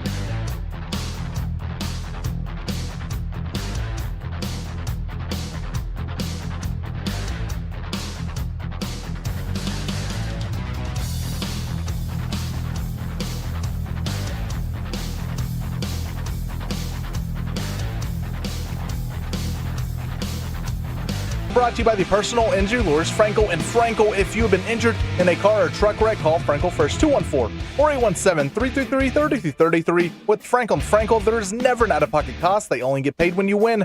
Frankel and Frankel, the go-to car and truck wreck attorneys in Dallas.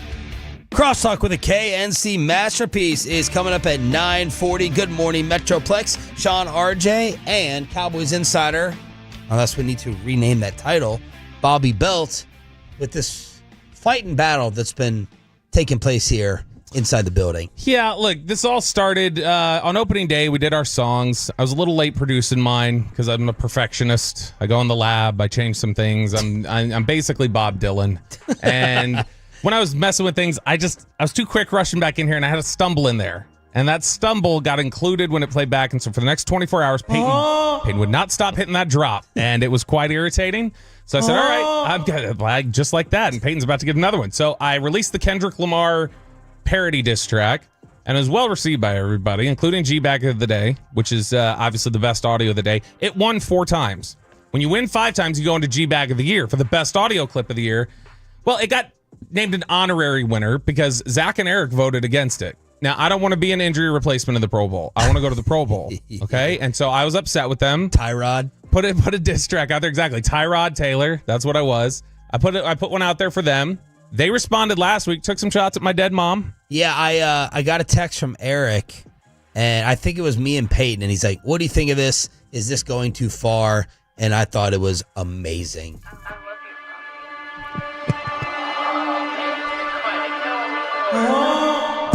You say my name and don't mention salami?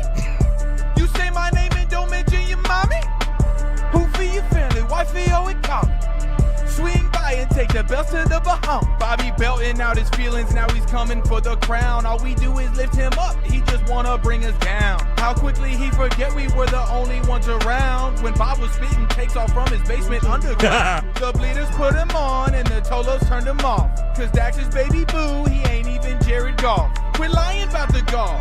Petty little female, I'll call you Laura Croft. Your family in a law. That's good. Boy, get them girls a house. If anyone deserves it, Bob, you know it is your spouse. So stop with all the drama. Nosebleed seats don't even wanna. Cause all of us would hate to see you end up like your mama. Woo! She's dead. Here comes B.O.B. with them cheese days without beats. You ain't got no J.O.B. Here comes B.O.B. with them 90s without beats. You ain't got no JLB. Come on, B.O.B. get off the D and catch some G's, cause we know when this show is better when your weak ass oversleep.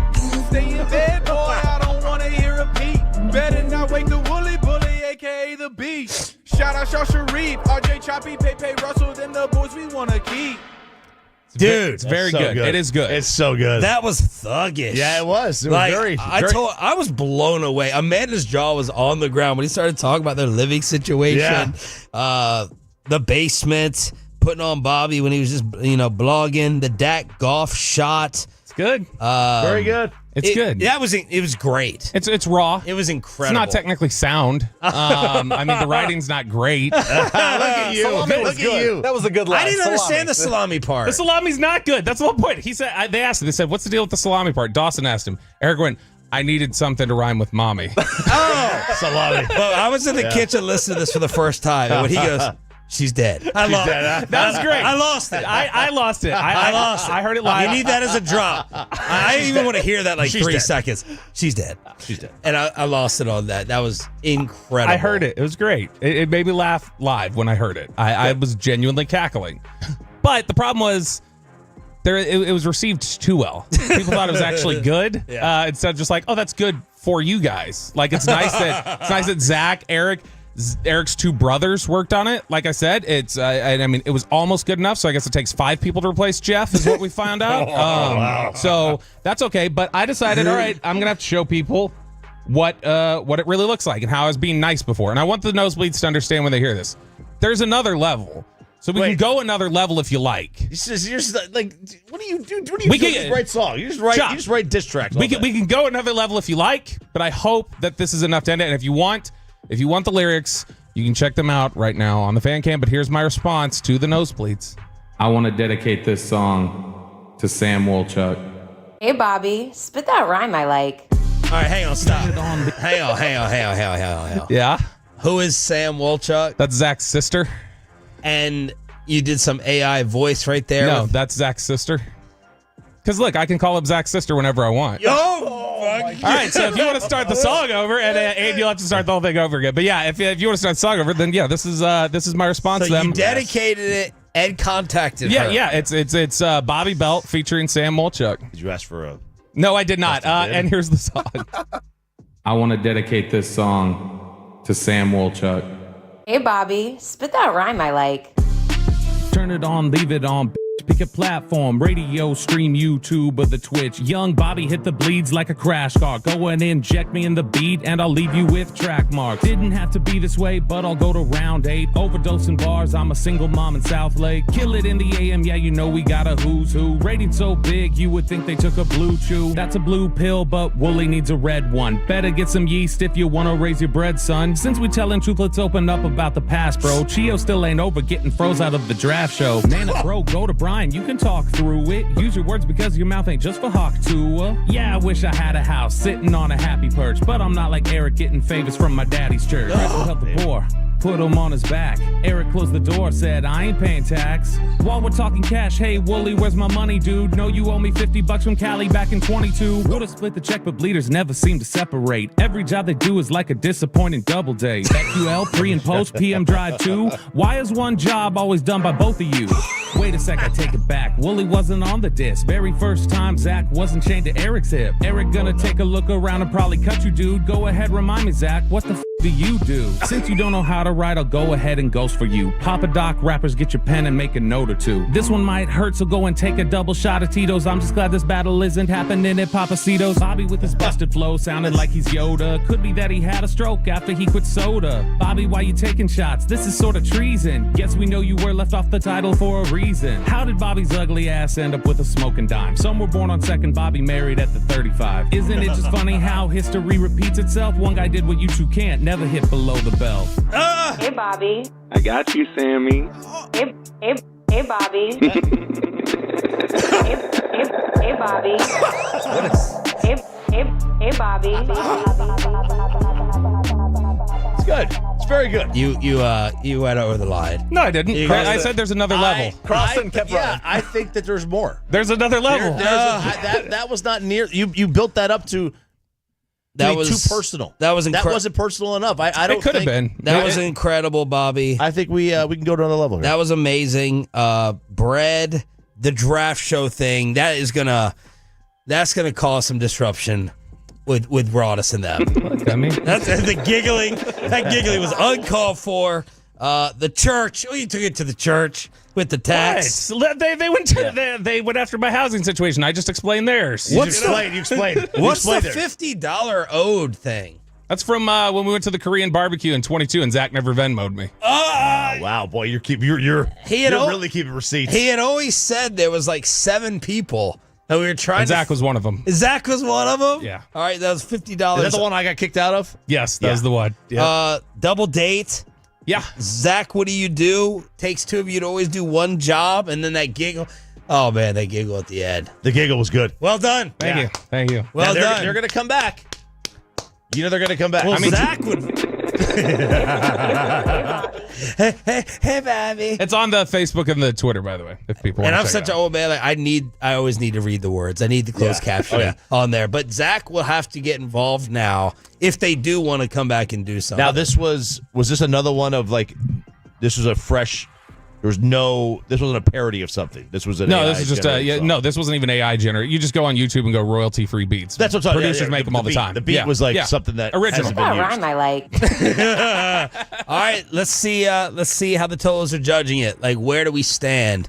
And when do you anticipate this ending? Ends it. I mean, they're in their graves right now. They can't reply to that. Eric, I was talking to Alec before, and Alec was like, "You can't reply to that." And Eric, because I sent them the song yesterday, Eric said to get his sister on the track is absolutely diabolical. That is all-time backstabbing. 877-881-1053.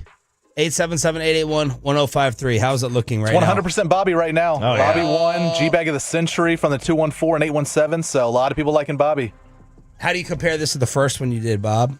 The first one was strong. I felt like, and I recorded this initially. I sent it to you guys on Friday night. It was much faster. And then I'd sent it to Reggie, and I was like, hey, I need some feedback here. And he's like, too fast. No, because Reggie wants my bars, okay? But I sent it to Reggie, and Reggie was like, too fast. He's like, people who are listening, the ones listening in their cars aren't going to be able to hear the lyrics. Okay. He's like, so you need to slow it down. I was like, all right, I'll slow it down then. So that was the thought process. But this one, like I said, this one's still held back a little. We can go a little further if you guys want, or you guys can just go ahead and say, I don't even want this to be nominated for G-Bag of the Day, by the way, because this is not about getting accolades. This is just about making their feelings hurt and having them understand their place. That was good. Got you, Sammy. Diabolical one calls it in the building. I think this other audio, this may be over the line. Do you want this today? Or you want this 18 through 20 I'm looking at? You want this today, or are you trying to save this for tomorrow? I don't know. He's got to make the call on this, because I thought it was all good, but he's got to make the call. Yeah, Choppy, have you heard it yet? This is audio from RJ's wedding on Saturday that Bobby recorded with one of Choppy's sons, but I have been advised that this is probably not the smartest thing to play. Yeah, have you heard it yet? You should listen to it before we decide to play it, but you should. Luca decided to spill the beans to my ex-wife about what he did at the wedding. He got involved in a Bobby bit. He got involved in a Bobby bit. Yeah. And she's just like, inappropriate for a 15-year-old. He talking about certain subjects. Because let's be fair, I did get married over the weekend, and as has been pointed out to me, and as I've known, I did marry a category. Okay, so a category? I want to be clear about category on those certain adult sites. Ones you have to give your license to ever since Greg Abbott. Yeah, there you go. Okay, but what I'm trying to figure out the category. Well, now that Sarah's married to Chop, what would you maybe call her to Chop's Stepmom. kids? Stepmom. Yeah. So she's a category. So I married a category. Okay. And, some of these did deal with that, and that's where the problem lies. Okay. But to be fair, I want to make one thing very clear on the record. Luca went much further. He's very talented. You said he might want to do podcasts, and he could do it because I gave him very little, and he took and ran with it and filled in most of those details that she was not. It was not me. He filled those details in. And so. Jana, she just doesn't want it public. She knows the way they text. So she knows the way they text. She knows Julie and really the things not he says. Out of line with the way they text. But We don't have enough time for it now anyway, so we'll maybe you guys can pressure Choppy, or he'll give his final decision now after the show or tomorrow. Well done, Bobby. Thank you. That was smooth. You got skills. Thank you. Pepe, what do you think? You heard how something's really produced. What did you think? How are you judging it yourself? I mean, look, I was with you, Sean. I thought it crossed the line. But look, when they bring up Bobby's dead mom, I mean, that's family as well, or used to be family. So once you so once you cross that line, then it's free game with anything. All right, let us know, y'all, on the Franklin Franco injury attorney text line. Because in order for them to respond, Wolchuk would have to get heavily involved. Do you think he is too scared of getting in front of a microphone like that? Or did you even think Eric was capable of that, so we could be surprised by Zach? I thought Eric probably could, just because I know Eric's music taste in general. Yeah. Zach was willing to do it. Apparently, Zach was just like, we couldn't get on the same time to go record it. And they were like, they wanted everybody there at the same time. He's like, I wanted to do it, but he ended up just writing verses, because that's what he does. He just ghost writes. He's not actually going to spit. Again, it takes two of them to do one job. Let's crosstalk with the KNC Master.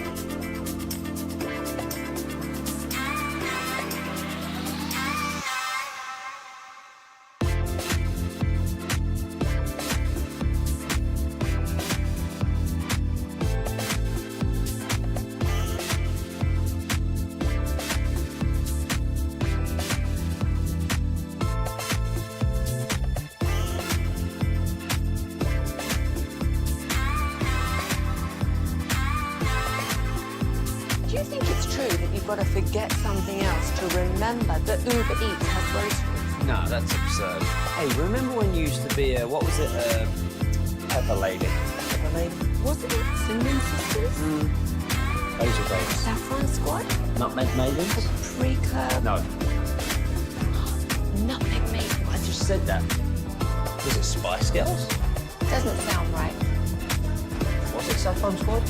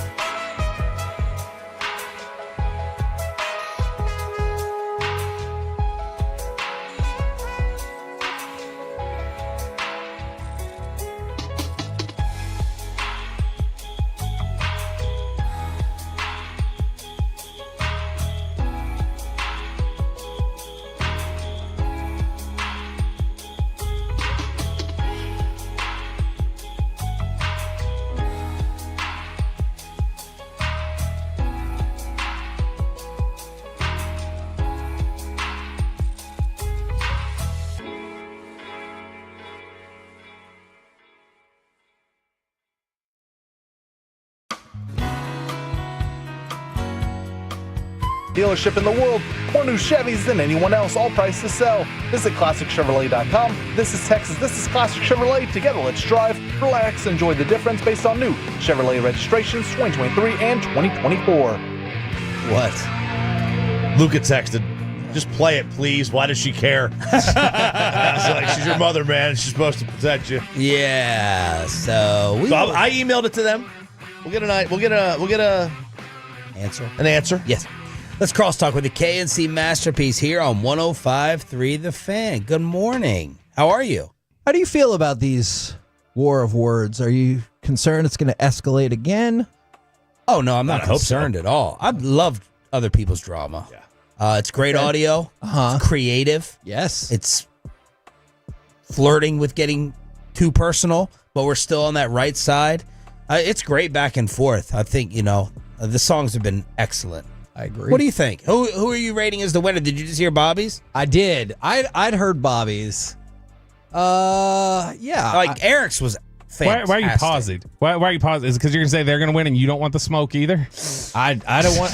Look, you don't want to get me involved because then there is no level to it. I'm like, we'll end it once and for all. Okay, do you think... See, that's the thing. I know Bobby won't stop. It's like the person you have to physically kill and choke out. I would Bobby stop would be fine with losing friendships versus not responding. And you're admitting the same for yourself? Yeah, personally, if I was Zach and Eric, I would just let it go because he'll keep doing it. Yeah. But like if it crossed the line, I thought going toward me, I'd be like, all right, let's go through it all. How would you have replied if that was you? Would you say, all right, that's too much, now I'm going to No. Okay. If their song or your song? No, my song. I would just be like, okay, that is the level he's willing to go. I'm going to move on. But I'm really wondering what each of you have saved and how low you would be willing to go. Like, do you have 2 or 3 things in your mind right now if you had to make another one? Yep. Yeah? Yep. Okay. Because I'm like... I already have bars in my head. I'm sure. All right, well, what else would they say back to Bobby? We've done the mom, we've done... I took all the rest of their rhymes at the end of the song. That was the whole point. Okay. Bobby got off soda. Bobby outkicked his coverage. Did you like that? Oh, you stole their material. Yeah, the whole at the end, I say, like, since you guys can't write, I'll go ahead and ghost for you. Here's your next few bars. Kind of felt like a little 8 Mile. That's why I said you Papa Doc rappers. Can you think of a vendetta that you carried out where you should have stopped and you were just too petty and vengeful? Yeah. Yeah. Corey, you know him to be this type of person? Mike's not listening. Just say it. No, not with Mike. Actually, it's weird. I'm literally reading a Barrett Media story on Mike Bassick right now. So, how he might return to sports radio at some point. Really? So what else do you guys It says Mike Bassick chose television with Texas Rangers without ruling out a sports radio return. So,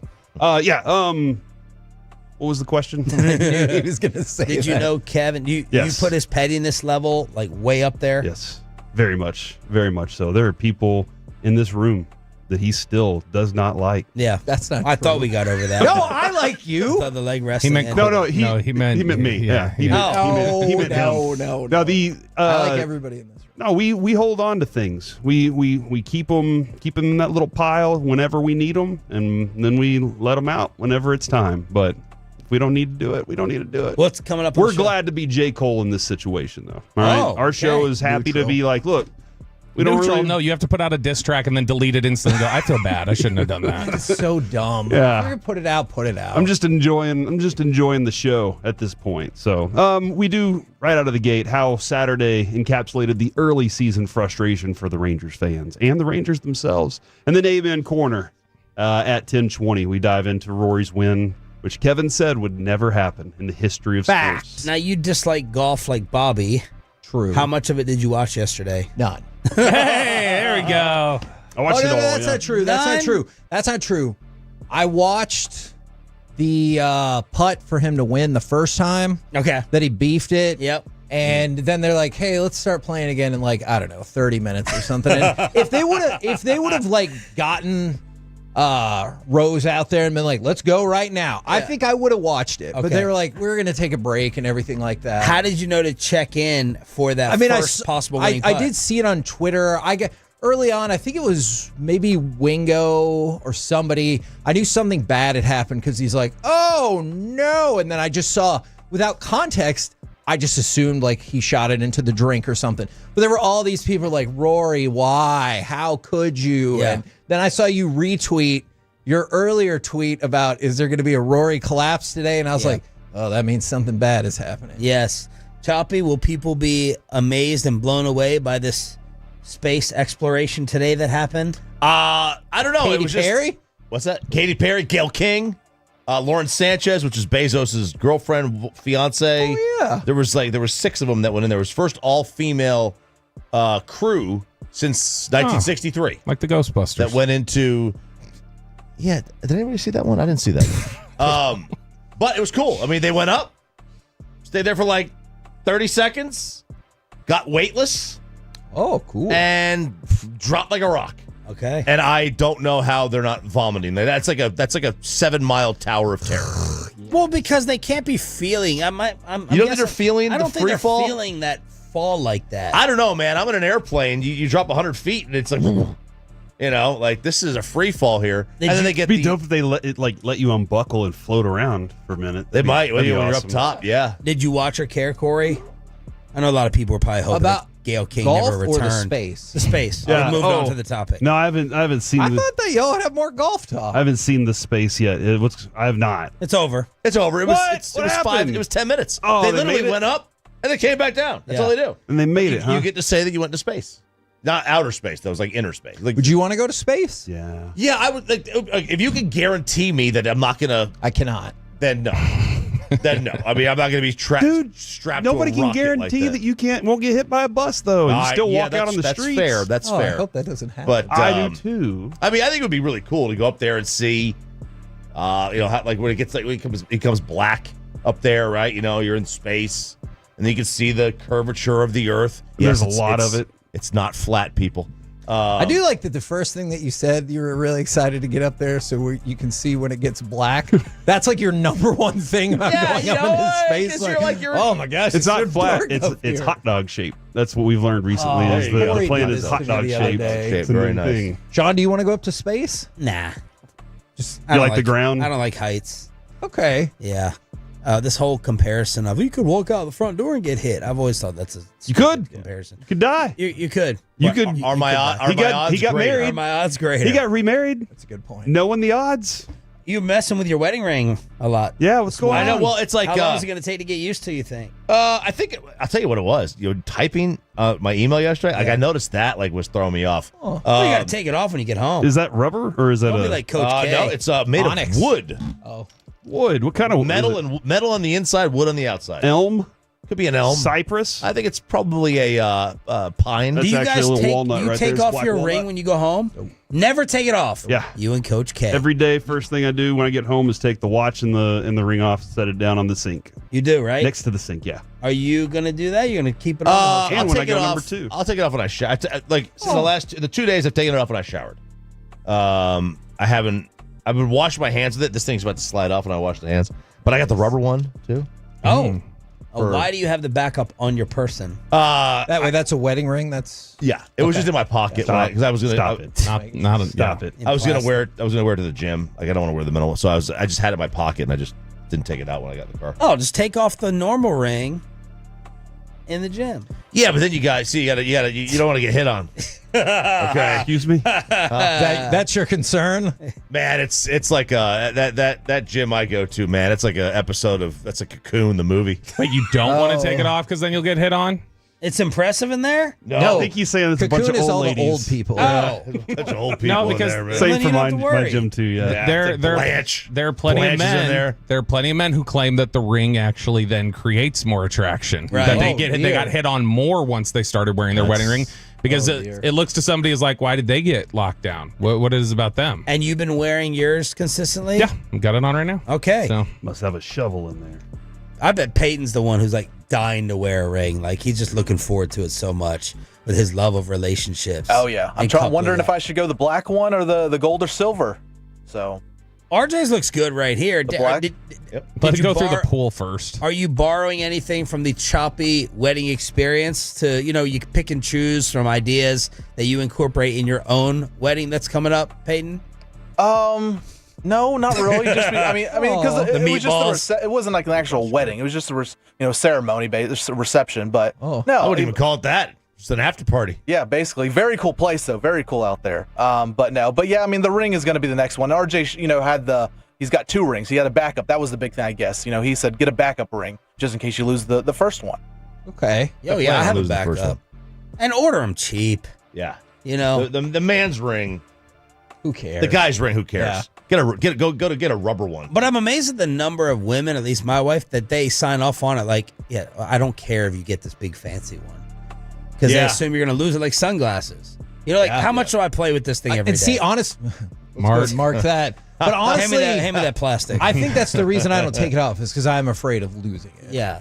No, you're trying to be like Coach K. He had a stand-up thing. I never, since the day I married my wife. Yeah, and he won 5 national championships. Hagee needs I have to have a third party on every elevator ride, like Coach K too. Pepe, are you all moved in? No, not even close. Well, because we have the rental home with our lease and our agreement. We've paid already for the whole month of April, so we're slowly moving boxes in. But we are deciding to pay for movers.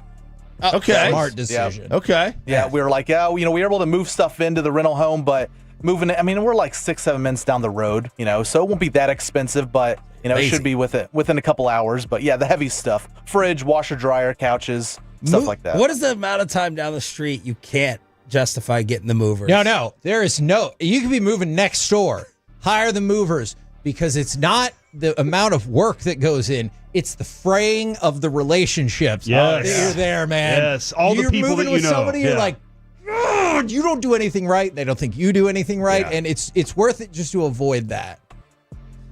So Pepe getting the movers, and you think you'll be all settled in when? Hopefully by next weekend maybe. Because we're gonna do some renovating inside the house, get a shower knocked out. So baby. So you're not gonna have a house party like you were promising. Well, for not the like first next house. weekend. No. Oh, but it'll be by summer. Everything will be done by then. But we got to get it. We got to get situated first. I've been saying that for 8 years. I got to get situated. The house is still in flux. We haven't done what we needed to. It makes sense, but it's odd to see your wife with the last name of Choppy, because I only constitute one Choppy. That's right. I know. And so I know there's more of them. But there are more of them. You are the Choppy. I am. But I go to baseball games with my kids, and their friends yell out Choppy. I turn my head. That's where it really gets it. I'm like, and that's my name. His mom had no idea why random people were coming up to him over the wedding festivities. At Botanical Gardens or the park. People say, Choppy, what's up, man? Hey, we didn't give away the location. You did not. We did not. And I didn't even get it. And she had no idea. She goes, how do they know who you are? Why do they know who you are? I don't know, Ma. I don't know. 14 years. The hustle this woman has to just completely have no idea what I do for work. But if you yelled at her, would you be like, Ma, I'm sorry, Ma? So I would say exactly what I would say, and I would tell her about the what happened on January 6th. The KNC masterpiece is next on The Fan.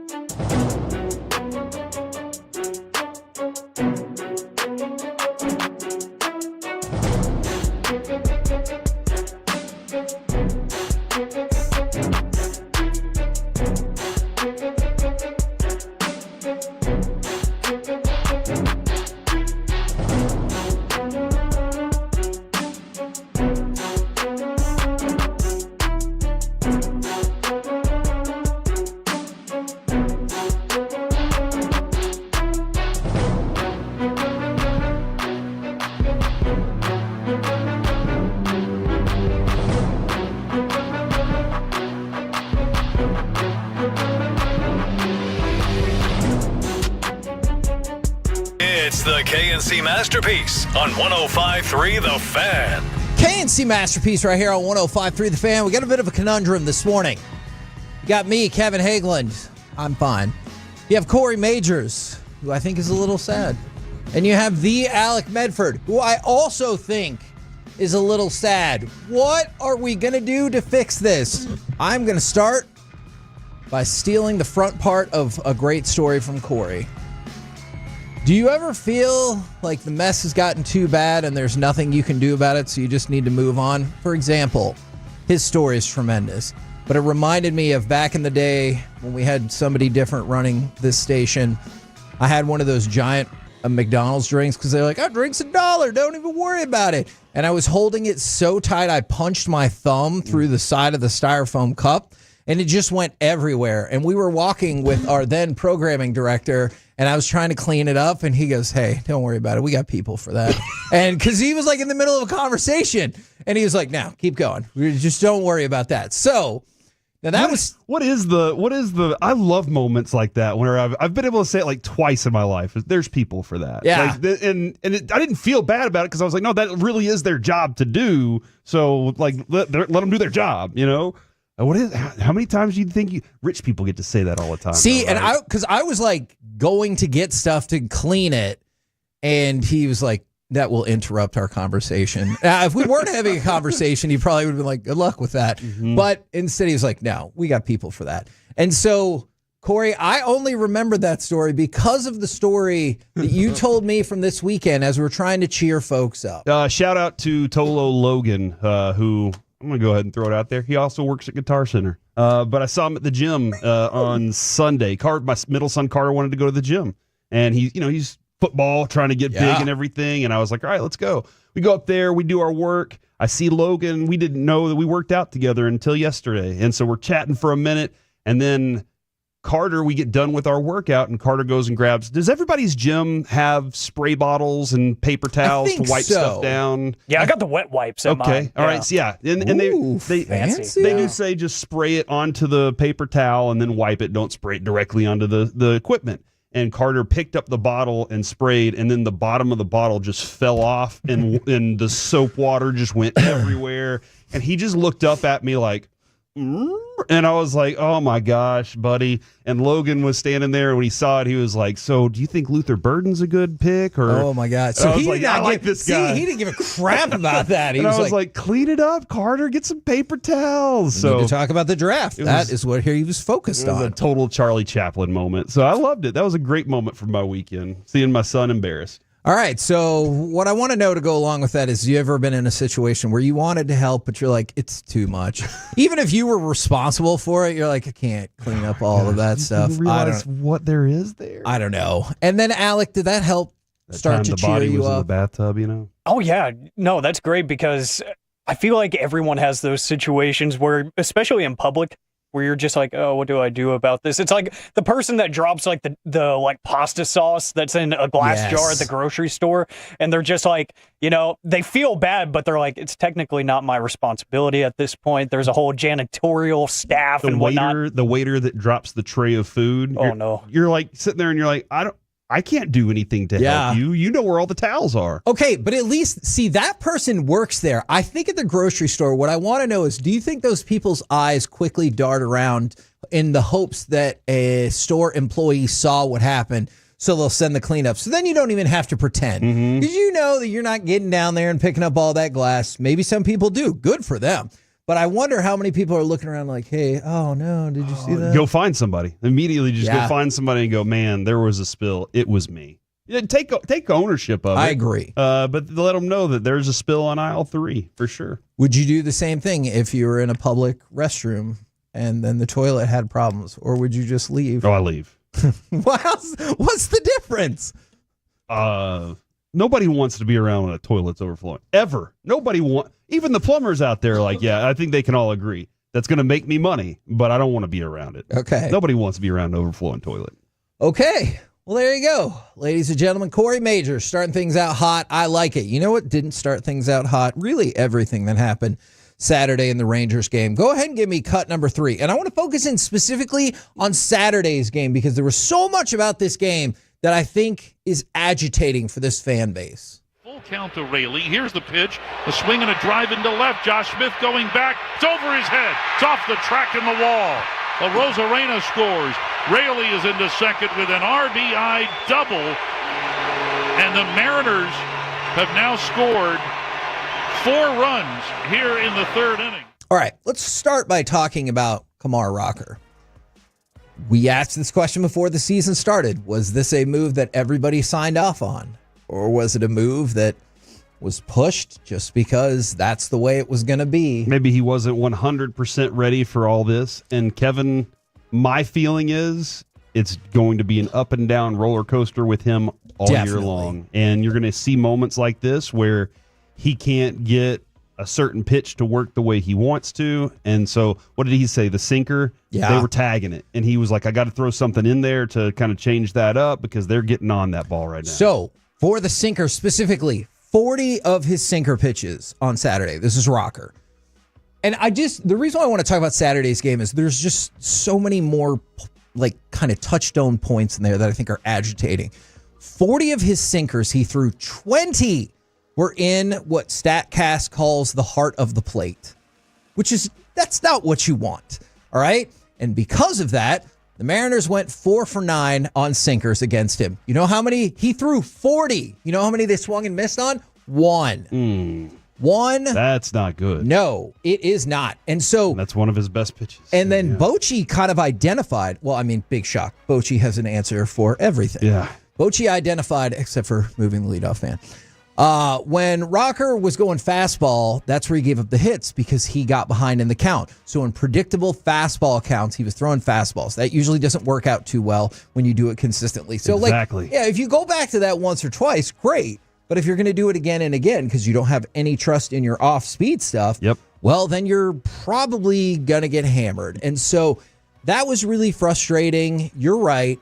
Whether it's Rocker or any other rookie pitcher, there is always going to be some ebbs and flows. Yeah, I mean, we saw with Jack Leiter last year, too, you would see some within a game. Sure. And the same thing just happened on Sunday to Rocker, where within the game, you saw a high and a low. First inning, he comes out blazing, and you're like, whoa, yeah, he looks dominant, baby. And then that's when I tweeted, and maybe, Kevin, just maybe, it was my fault. Because I did tweet out, ladies and gentlemen, something like that, Kumar Rocker has arrived. Yeah. And that inning right there set the tone for me. And then everything else kind of faded from there. That being said, Seattle is not supposed to be good at hitting. And the Rangers are not good at hitting. So what did we say? Hey, the battle of pitching, the pitching for Seattle's fantastic. What did I say was keeping me from having a complete love for the season so far and the way this thing started? And that was that I just don't know if I can trust the pitching to outlast bad hitting or poor hitting. Yeah. And the pitching got to. I mean, Jacob deGrom got to. Kumar Rocker got to. And Nate Eovaldi basically has to go out there and pitch a shutout in order to win games. Like that seems like the only way. So solving this thing sometime soon will help this team get back into a groove. And they aren't. And you just kind of hit on it, unlike the Rangers, because that is the most irritating part. Now, let's run down this cut sheet list real quick. I guess I could have just said list, Alec. Do you want to play me Rangers offensive highlight? Let's see. Rangers. Cal Riley home run. Nope. Final call. Rayleigh, RBI double. Nope. I don't see any. So there are no Rangers offensive highlights because you saw the games this weekend. You listened to them right here on The Fan. Where was the offense? And I'm specifically going to focus in on, we talk all the time when it comes to the bullpen about leverage innings, right? Like leverage innings most logically being the 7th, 8th, and 9th inning. But you go to Saturday's game. When did the Texas Rangers lose Saturday's game? I would make an argument they lost it in the first inning. Yeah, when DeGrom was on the bump. No, still sticking with the Rocker game. Oh, okay, gotcha. So what happens in the first inning? Simeon, walk. Right. Seager, single. Josh Smith, single. Score run. Hey, all right. Yeah. 3 hitters. Bases loaded. 3 people on base. Then Adolis Garcia, he also gets a hit. Hey, all right. 4 people up to bat. 3 hits, 1 walk. Your on-base efficiency machine Like, this is the dream of how you draw it up. Maybe there's a home run in there, too. But, like, this is the dream of how you draw it up in terms of offensive efficiency. String together hits and base runners. Exactly. And Kevin, that happened on Friday night, too. Yes. First inning. Yes. Same thing. And so you have the bases loaded with nobody out. I'm going to tell you this, and I realize it has happened before in the history of baseball. It will happen again in the history of baseball. I think it should never be acceptable that you have the bases loaded with no outs and don't score a run. I agree. Ever. I agree. I think Bochy would agree with you on that too. Absolutely. Like he's gonna be like, look, I understand the circumstances. Things happen sometimes, but you got to go up to the plate with the mentality that I got to drive one run home, at least one run. Most guys are up there probably thinking, I'm going to hit a grand slam right now. And you got to reduce yourself back to, I got to get some guys in. So what happened instead? Jock Peterson flies out. Not enough for a sacrifice. Because even then, you'd say, okay, 2 runs, it's okay. Josh Young. Far enough fly. Yeah. Wasn't look, deep enough. We're going to get back around to Jock Peterson, and I just have some questions about whether the Derek Holland threshold will be held with him I got you. as well. Josh Young strikes out swinging. Jake Berger strikes out looking. Obviously, Peterson and Berger, we can talk more about. You get nothing right there. Nothing. The rest of the game, you get 1 run and 6 hits. That was your chance. Now, is that to say that Rocker would have pitched differently? I don't know that, but I do kind of wonder if you got to go out on the mound and it was 4-0 instead of 1-0, if that would change your, your confidence, your ability to be aggressive across the strike zone. Does. It absolutely changes the way you attack the strike zone whenever you have a 4 or 5 run lead versus you're tied up. You're going to attack it a little bit differently, a little freer, and you're also going to have more conviction behind your pitches, which is very important for the pitcher. The way you go about it. Every pitcher we've ever talked to has always told us having a few runs on the board changes everything. Absolutely. And so the Rangers didn't get any of those runs. Wu ended up making it through 7 innings. So let's go to Boch. You anticipated he would be less than pleased with how this went. He said, we just got to cash in when we get those chances in the first inning. Those opportunities are game changers. You know, you get a hit here, a hit there, the pitch count's going up, and it can change the whole game. Yep. Change the whole game in terms of you would have a bigger lead, but would you have been able to chase their starting pitcher out? Get him out far early. Before 7 innings? Probably. Mm-hmm. Get him out early, get into that bullpen. If you do it early again, Friday night this happened. All right, so now you're into their bullpen in the 3rd inning. You're into their bullpen very early in that game. Their bullpen's screwed for the rest of the series. Yeah. And so those little things in the first innings of games can absolutely change everything. And it's frustrating. It's frustrating for a variety of reasons. You only score 6 runs in the series. That most likely means your series went poorly.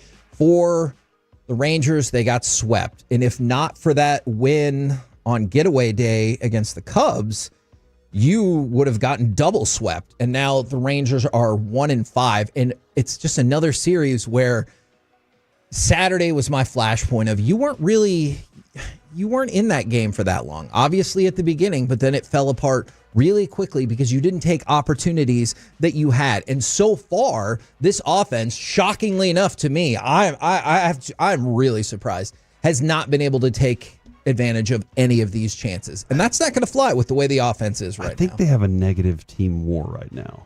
I'm trying to put the numbers together, but negative 0.5 for Marcus Semien, negative 0.4 for Berger, negative 0.2 for Adolis, for Tavares, negative 0.8 for Jock. It's negative 0.8 and already. Seager's your best. Him and Wyatt, Seager's at 0.5. Like you just said, already in the season, Wyatt is at 0.6, so that's a bonus. 0.5 for Josh Smith. And we'll probably dive into this a little harder tomorrow, but ESPN put out their updated fun rankings of teams to watch.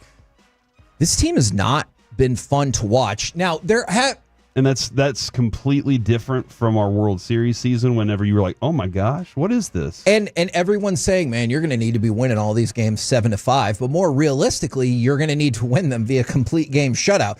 Like, and this is not just about the offense. Like, when you saw Nate Eovaldi go out there and complete game shutout it, you're like, oh my God, that was a blast to watch. But then you've seen Rocker kind of sputter. Leiter went to the injured list. Jacob deGrom looks like a normal human pitcher so far. And so we'll dive more into that tomorrow. But I thought this was going to be one of the most fun teams in Major League Baseball to watch. And at least just early on. And it is early. That has not been the case. They got to find their slug soon, dude. We're the KNC Masterpiece right here on 105.3 The Fan. Coming up next, we go to Amen Corner where Rory wins because I am not a golf expert. Next on The Fan. Inside.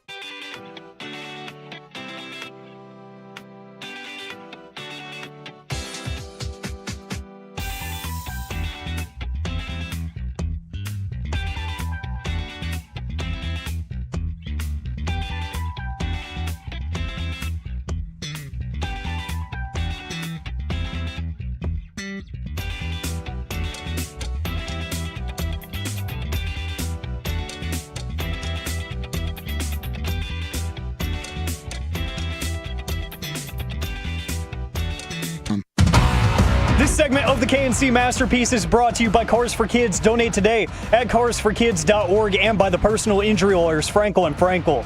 If you've been injured in a car or truck wreck, call Frankel first, 214 or 817-333-3333. With Frankel & Frankel, there's never an out-of-pocket cost. They only get paid when you win. Frankel & Frankel, the go-to car and truck wreck attorneys in Dallas. The journey it's taken to get here, for all this history. The long journey is over.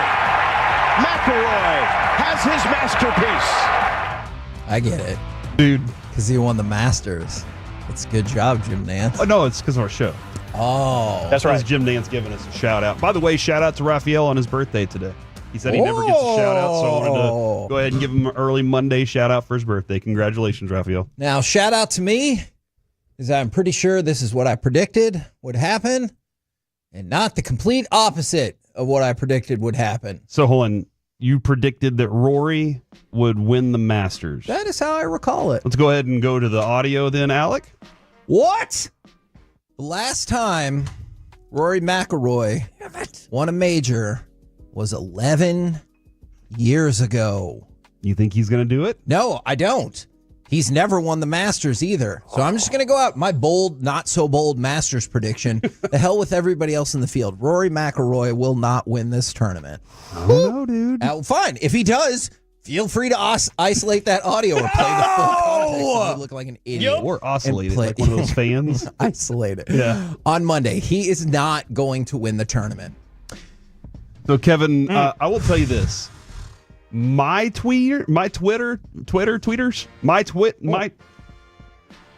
on my timeline, there were a lot of people that were saying "in your face, Kevin," and they were going at you. I had people in my personal life texting me and going, "Tell Kevin to shove it," and I was just like, "Dang, dude! Like On your face." It could have easily been a right thing, a correct thing, because he's never done it before. It makes a lot of sense.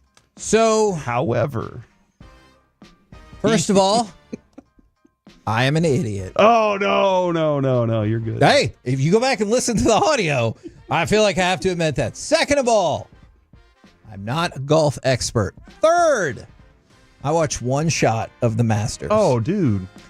I know. So, it's the greatest thing that's ever been. Can I talk to you? No. Can I talk to you about this real quick? Because as I was watching it this weekend, and I'll admit, I only watched Sunday. There was a moment when Rory missed a putt and DeChambeau missed a putt. And I thought to myself, if Kevin's watching this right now, he's like, see, they're terrible golfers. Like that, it's so easy to putt a ball into a hole. Like that was going on in my mind. And I started thinking about that. Tiger made it. Tom Brady made it. LeBron, Michael Jordan, these guys made it look so easy. And even they struggled at times, but we don't remember those moments where they left a putt hanging. Yeah. You know, we only remember the really classic moments, but it's such a difficult sport and it's so frustrating at the same time. Imagine being Rory McIlroy and losing that lead. Kevin, I saw a line, and I can't remember who the author was of this, but the line was, you have no net once you've gone there. Once you've gone to a place, you have no net. There's nobody there to stop it from happening. Nobody there to hold the collapse. And you just kind of have to rely on yourself and your caddy. And even your caddy can't talk you out of it at times. And you can spiral out of control. And we've seen it happen so many different times.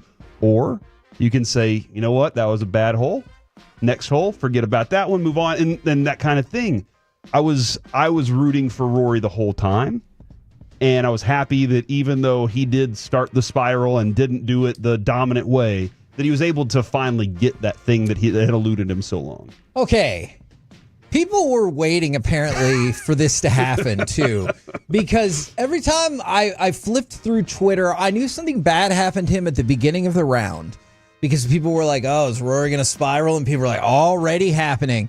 And then the other time I noticed it on my Twitter timeline, give me cut number 9. I just knew that something bad had happened. I didn't know this is specifically what had happened to him. 86 to the hole.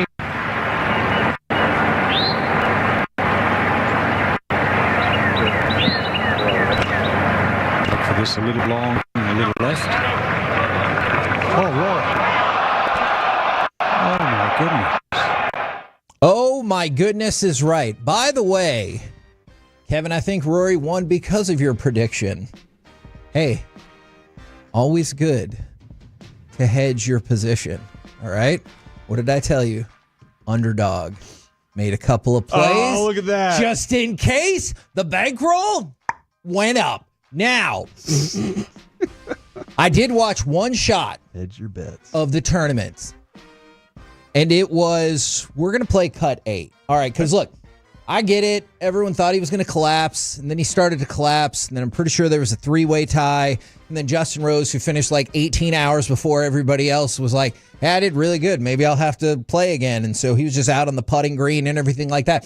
But then it finally got down to it. I saw all the things on Twitter. I was like, all right, I'm going to watch Rory McIlroy give me the finger and like just really get this thing taken care of. And so you wanted to see him turn into like that. Nothing's stopping me from getting this. Yeah. And I think everybody kind of wants to witness that at some point. And honestly, I wanted to see how happy he was going to be because he had never won a Masters. Like I said, it had been 11 years since he won a major. And this is somebody that I feel like still most people believe is one of the best players in golf. He just never, not the best, but one of the best. He just never gets it done when it's on the line. This specific one, yeah, for sure. And so when I saw, they were like, he's got this putt for immortality. And I was like, all right. I tuned in. This is the one shot I saw of the Masters. McIlroy steps in. Can he do it? Rory looks at the hole. Putter back and through. And he missed on the left. He missed on the left. It's only a foot away. It should be no problem, but he's got to keep his focus as we look to a playoff here in the 89th Masters. Yeah, you still got to make that. You still got to make the short and I guess 2 shots then. I was like, my God, if he were to miss that, like he'd be done forever. Mm-hmm. But the second he hit it, people were ready to party and in the hole and everything. And I will tell you this. If they would have started the playoffs straight away, I know I said this in Crosstalk. If they would have started the playoffs straight away, I would have watched it. Oh, but because it took a long time. But it took like, I don't know, like 25 minutes or whatever to get it going. I was like, nah, I got to go do something else. And Noah doesn't want to sit there and watch golf and stuff. And so I missed it. I mean, I know he won. Obviously, we played the audio, but I'm not going to lie.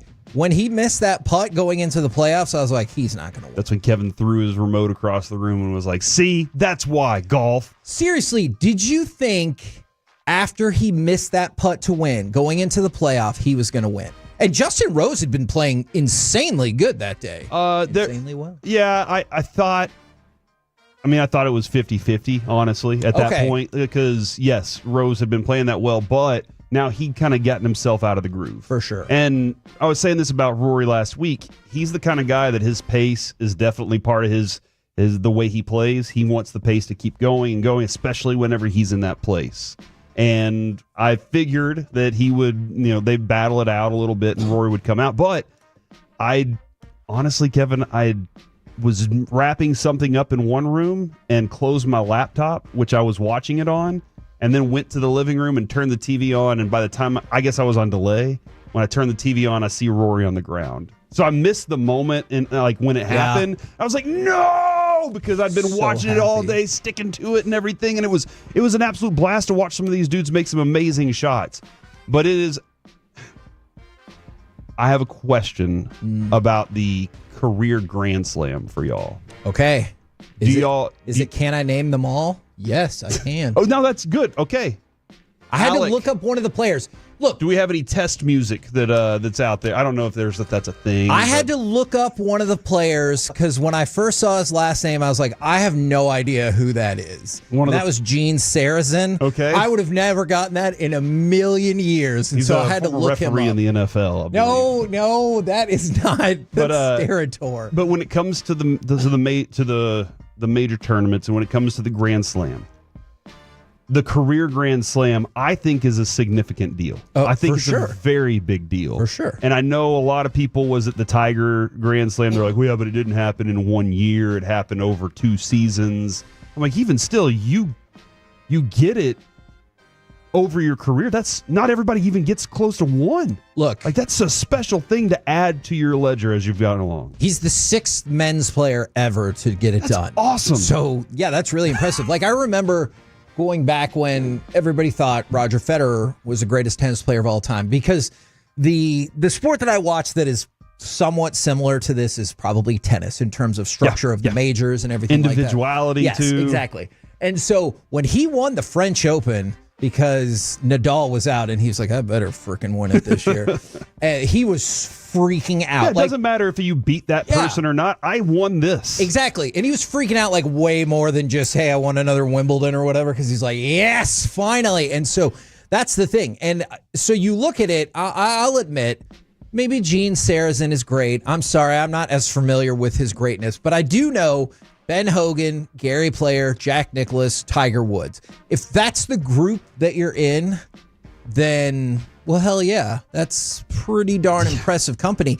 And now I'm kind of curious, like, what happens next with him? Like, will this propel, because he's not old by any means. 35. Yeah. So I wonder if this propels like a new sense of confidence of, hey, I kind of pulled a Rory in the final round in the Masters, but guess what? I still won. Will that propel him to the next major? Or will that propel him to further Masters? That's an interesting... And like building on his legacy now. That's an interesting question, because Kevin, this seems like a dumb comparison, but I do remember talking to Gavin Dawson one night, and I was like, man, I just would love an everyday show. Like, that's kind of the goal of what we're trying to do.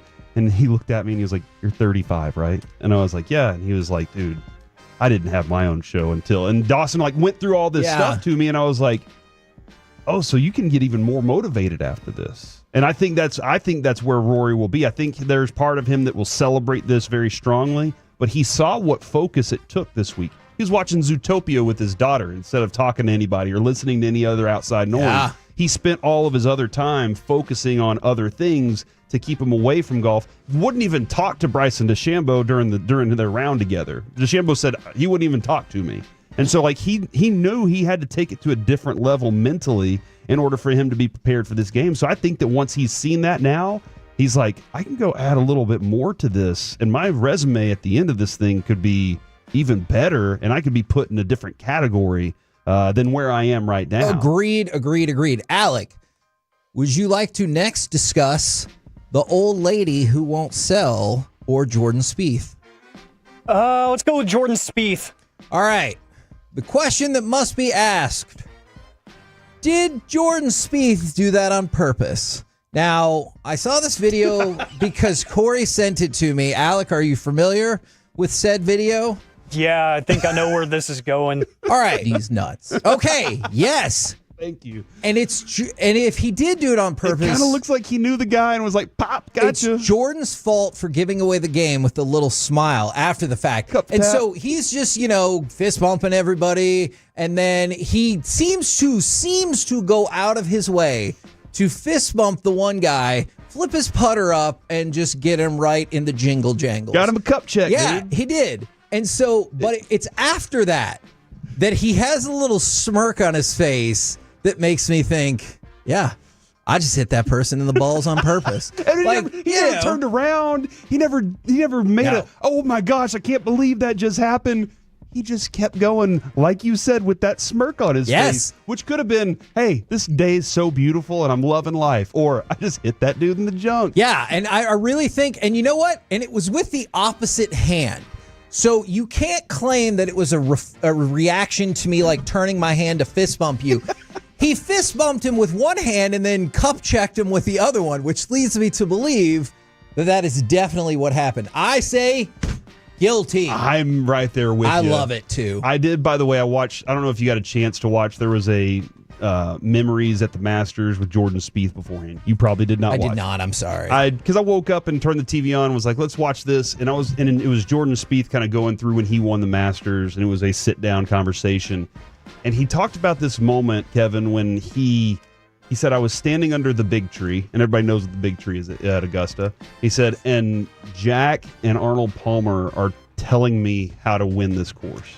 Yeah. And he said, they're talking to me and giving me all this advice, and I'm just standing there at 22 years old going, is anybody seeing this right now? Like, I'm talking to the two greatest golfers alive, and like, is anybody noticing what's going on here? And that moment at such a young age And again, Spieth still has time in his career to go back to what everybody expected out of him so early on. I agree. Now, wanted to talk really quick about Elizabeth Thacker. You guys have any idea who Elizabeth Thacker is? Do not. All right. So she has a house that's less than a mile from Augusta National Golf Club. Okay. They have been trying to buy it for a long time. She is now 92. All right? 92. So Augusta or Augusta National, they have gone on this like offensive and they've bought all this property around because like obviously if you have all the property, you can like develop and everything. They spent more than $20 million over the last 20 years buying up places around Augusta. And this lady's like, I'm good. So she lived there with her husband, and her husband died, I think, a few years back. But Augusta keeps asking, hey, we want to buy, or I guess keeps says, I want to buy your house. I want to buy your house. So Thatcher says, money ain't everything. And she just wants to keep living there, even though, so her house has an approximate value of $338,000. I would be willing to wager that the Masters is probably willing to go above and beyond to make that happen. But this lady is like, the hell with you. I'm going to keep living there, like right by the golf course, right by the club. And I don't really care what amount of money you offer me. I just thought that's really cool. Hey, somebody needs to institute eminent domain. You know what I mean? I don't really go in there and take over her home. I was about to say, I don't think you can do that for a golf course. But if you look back at the history of eminent domain, there are some very dicey claims that were made along the way. Take that for data. We're the KNC Masterpiece right here on 105.3 The Fan. Coming up next, it's time for Baseball Nuggets, a different kind of perfect game right here on The Fan.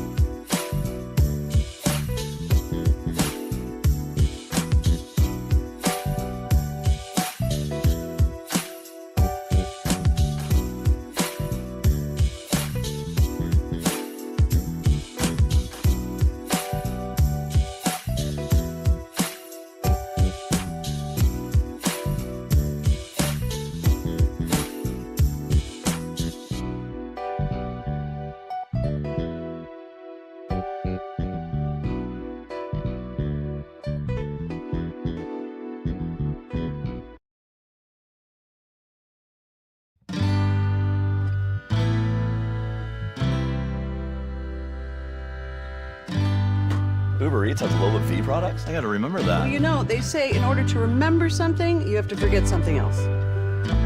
Okay, now that is a very cute haircut. That's like a little shag. I've never seen it before. Well, I mean, of course you have. It's the Rachel. Oh, is that your name? No, I mean like your name. No, I'm Jen. My name's Jen. Right, but I just mean like this is your haircut. But that's hair on your head. I'm not saying this is your hair. Okay, freaking me out a little bit.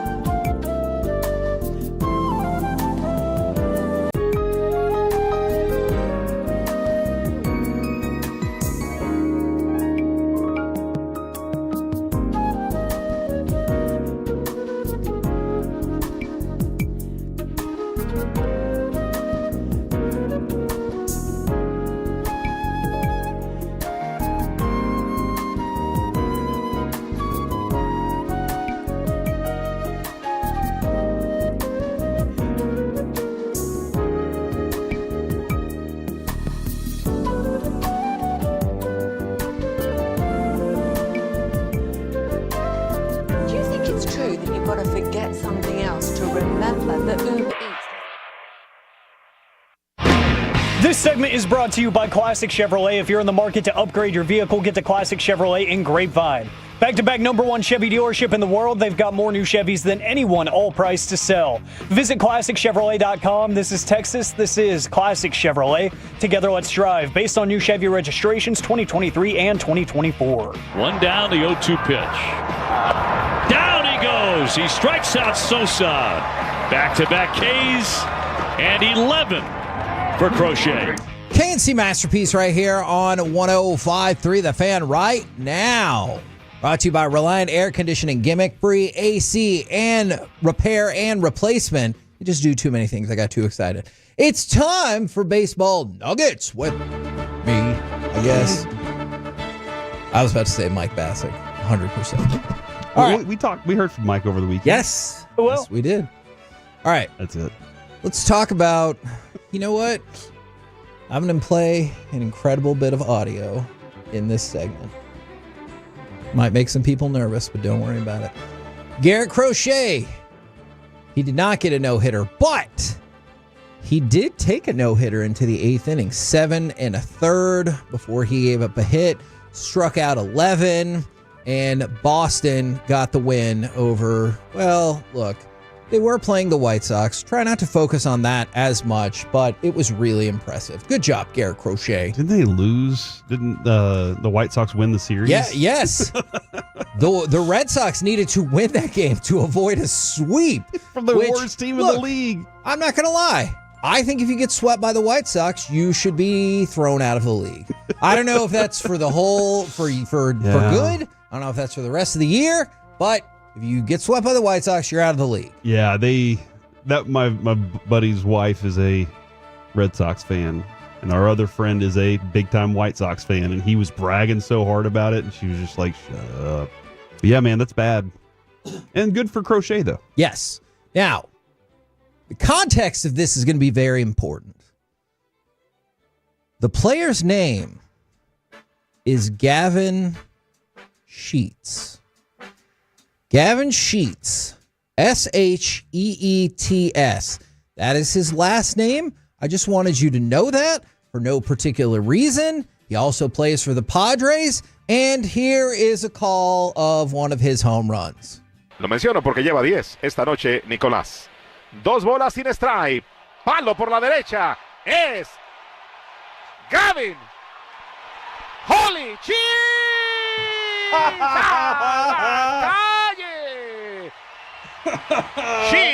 Sheets, rah. Now, how much did you love that call? Secondly, is it a good thing that I went through all the context prior to this home run call? I would say yes, it is. Okay. And that dude, you could tell, he reset himself before he said it because he wanted to make sure he said it correctly, right? Like you could, yes. He stopped and then did it. But that dude has been waiting since he knew that he was going to be calling a game with him on. I could see that. He was like, I cannot could wait to throw this line out there. That was awesome. I just thought it was tremendous. Absolutely. All right, let's bounce around a little bit more. Let's talk about another thing that was absolutely tremendous. Mark Ripperger. He called the perfect game. He's an MLB umpire, and I kind of thought about former Washington Commanders quarterback. No, not Mark Rippon. Right. So I thought about what you brought up last week about a happy medium on the automatic balls and strikes, and umpires being like, well, just let them do the whole thing. So I don't want to be wrong in front of 48,000 people. Ripperger, he had 100% accuracy Thursday night in the Kansas City, Minnesota game. Oh, so he called a perfect game. He called the perfect game. So his relative accuracy was 7.5% above expected, which essentially means they expect umpires to be at 92.5%. In case you didn't know that, all missed calls, none. 100% ball accuracy, 100% strike accuracy. Interesting note about that. What do you think is the average strike accuracy call for an umpire? 92? 88%. Okay. They're usually pretty good. On balls, they're 97%. Okay. On strikes, though, decidedly lower at 88%. But yeah, I just wanted to shout this fella out via ump scorecards because that's pretty dang impressive. No, that is really nice, and I wonder like if he just had a tight strike zone or if he was just in his groove. Sometimes pitchers and hitters are in their groove. He never got fooled by a catcher. True. And so he just I bet that dude was just absolutely prepared. Yeah. For the game, he knew what he was doing whenever he got started. Now, and I have no basis for this. Can he become the first umpire? Did he become the first umpire in history to have back-to-back perfect games? I have no idea if that's true. I don't know. I mean, look, it happened a couple days ago. I haven't heard about a follow-up of that he was perfect again. And I have no idea if umpires have called like 4 perfect games in a row or anything like that. All right, let's go to the Cubs. Oh, yeah, that happens all the time. We talked about the fact that this could happen. Did you see that Justin Steele is going to have elbow surgery? He's out for the rest of the year. And the reason why I think a lot of Rangers fans are more interested in this is that means his last start was against the Rangers. He was phenomenal in that game. He shut them down over the span of 7 innings. Now he's going to need, they're still determining if it's a full ligament replacement or Tommy John with like kind of we've talked about a revised Tommy John. He had Tommy John back in 2017 as well, but the point is he's going to need one of those procedures. He will be out for the rest of the year. So the last time you saw him pitch was up against the Rangers, I believe. Yeah, and that stinks for them. I know they were relying heavily on him this year, too. Yeah, and obviously he looked great against the Rangers. Yeah, although, excited. As we've kind of hinted at, if not flat out said, it has not been the most difficult thing in the world. That is to look really good against the Rangers so far this season. This is kind of, though, like, dude, the injuries in baseball are insane right now. Yeah. And I just don't understand. Like, I know pitching injuries, it's just like, hey, man, it's a lottery here. One of y'all is going to have this elbow thing pop up. And then when you look at the other front of all these other guys, knee injuries, back injuries, oblique injuries, we've seen that happen a lot. Like, it's wild how these dudes are just going down. Believe it or not, I looked up some information about the oblique injuries. I think I'll double check the years. In the last 4 years, the Rangers only have the 6th most oblique injuries in baseball. I would have thought for sure it was at the top. This thing, dude. But it's not. Like, so I'll go back and find the specific numbers with for that number, though, did you find out whether or not the left oblique for a right-handed hitter is the most important? Wyatt agreed with us. Did he? I'm going to default to Wyatt, who said, but they're both pretty important. Yeah. I mean, he agreed that the left one's very important. Wouldn't you argue if you only had 2 of something that it's probably both important? Both of them, yeah. Your hands, 2 feet, yeah. Your feet. Yeah, eyeballs. Ears. Nostrils. Yeah. Yeah, I feel like I would be able to do away with a nostril before like a foot or a hand or even an ear. Can you imagine being a cyclops with your nose, though? Like, you're trying to breathe, and it's just like one day you're laying there and you get stuffed up. Usually it's just one side that gets stuffed up. Open your mouth. But you're going to sleep like that? You're snoring. Now you're ruining your sleep.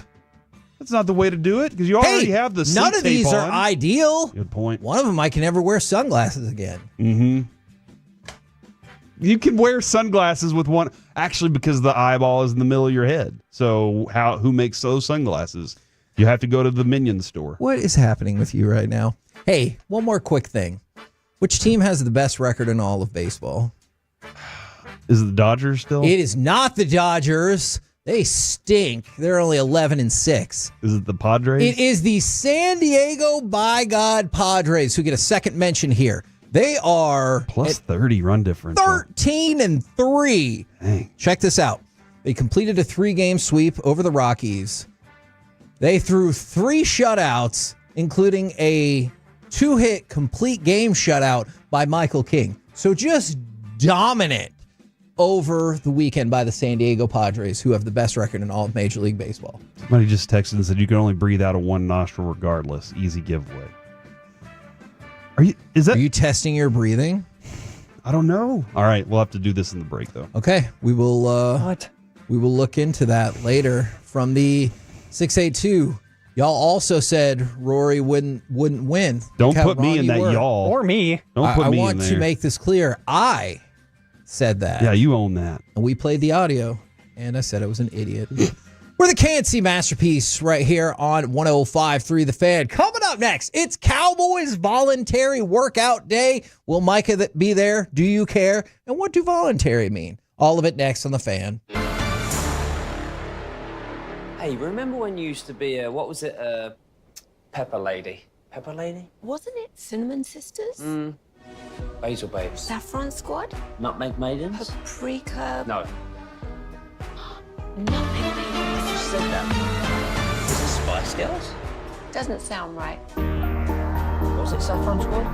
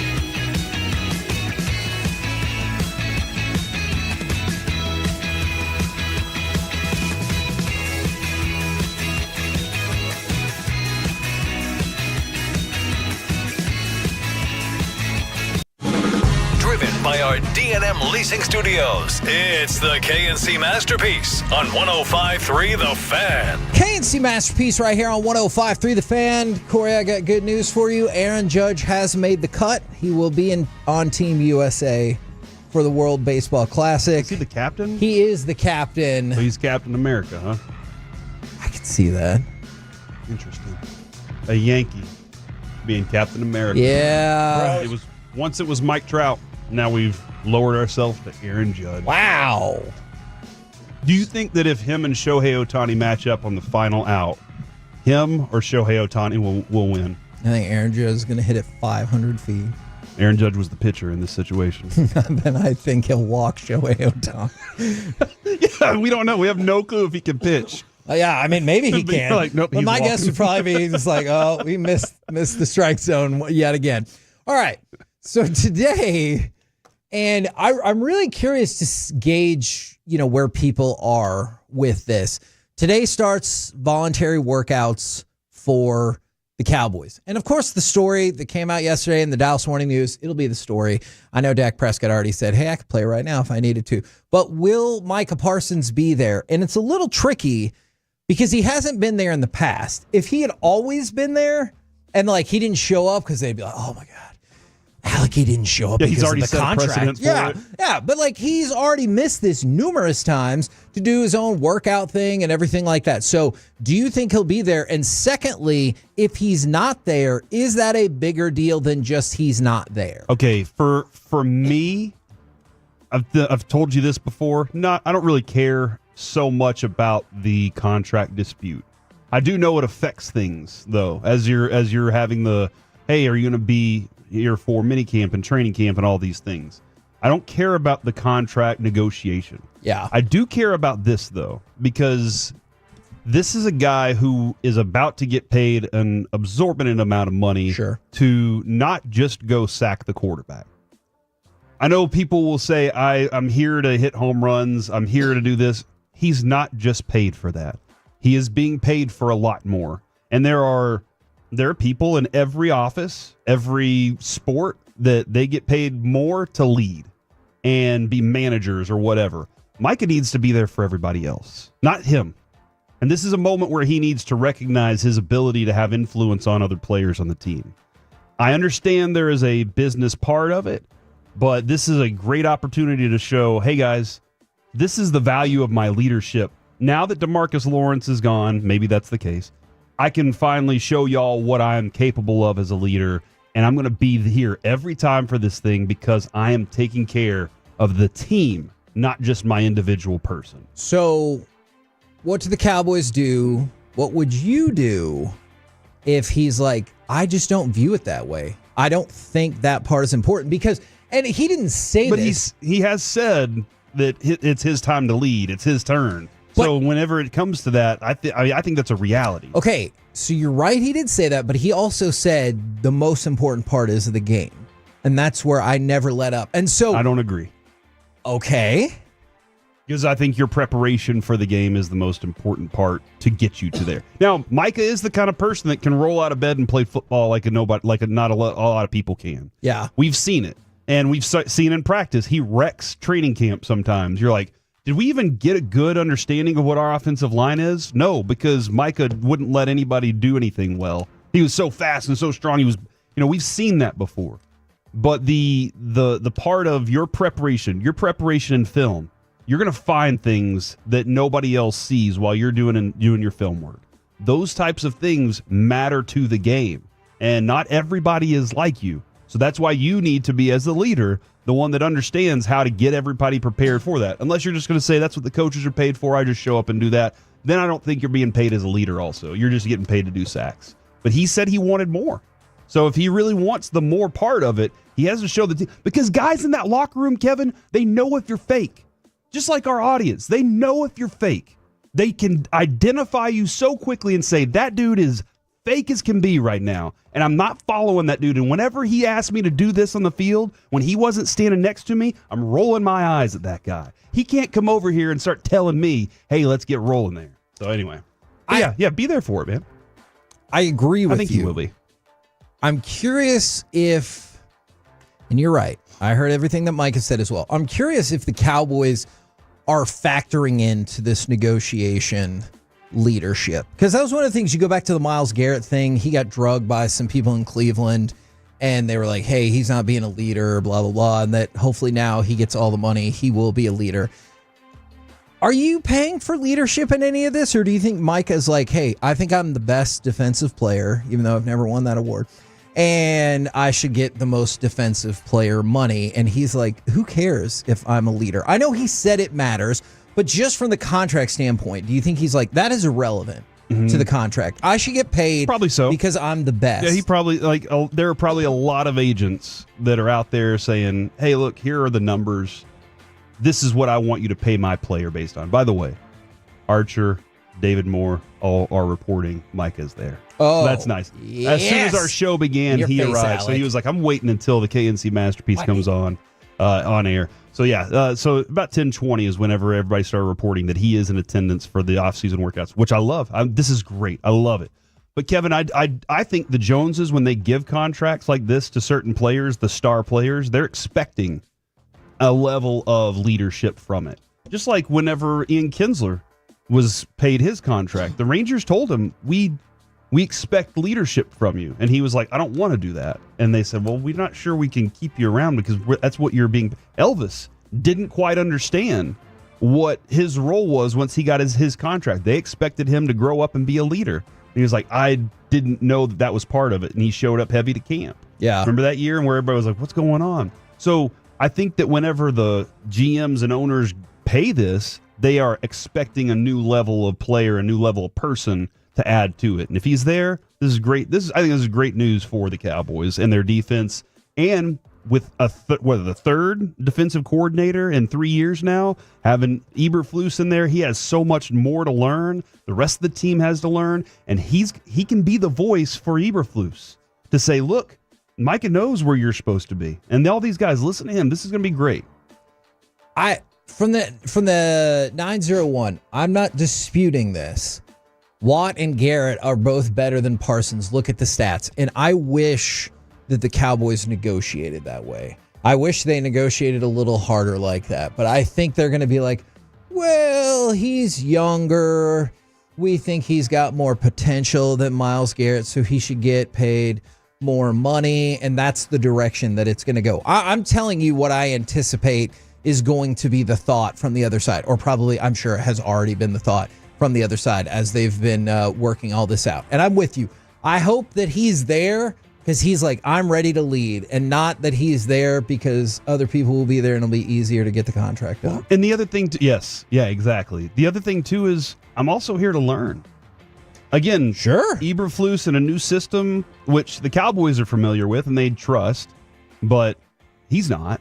And man, it was really interesting. I don't know if you have this in Gridiron, hearing Caleb Williams say that the Chicago Bears locker room didn't like the way he handled the Hail Mary thing, but he doesn't have to worry about that. He only has to worry about his defense. This is an opportunity not only to learn the rest of your defense, but learn more about how better to prepare with film, about how better to do other things. And you're going to have a crop of rookies walking in here to become part of this at some point. And are they going to want to listen to you because they love you? And Kevin, yes, this news is breaking right now. Phoenix Suns have fired head coach Mike Budenholzer. Oh, I can't believe it. At least they waited until the season was over. The team that hated each other more than any basketball team in recent memory, they didn't keep their coach? Shocker. I mean, but you're right. Good for him for letting him stick around until the final game was over. But that final game was over weeks ago for that team. Man, they hate each other so much. It's astonishing.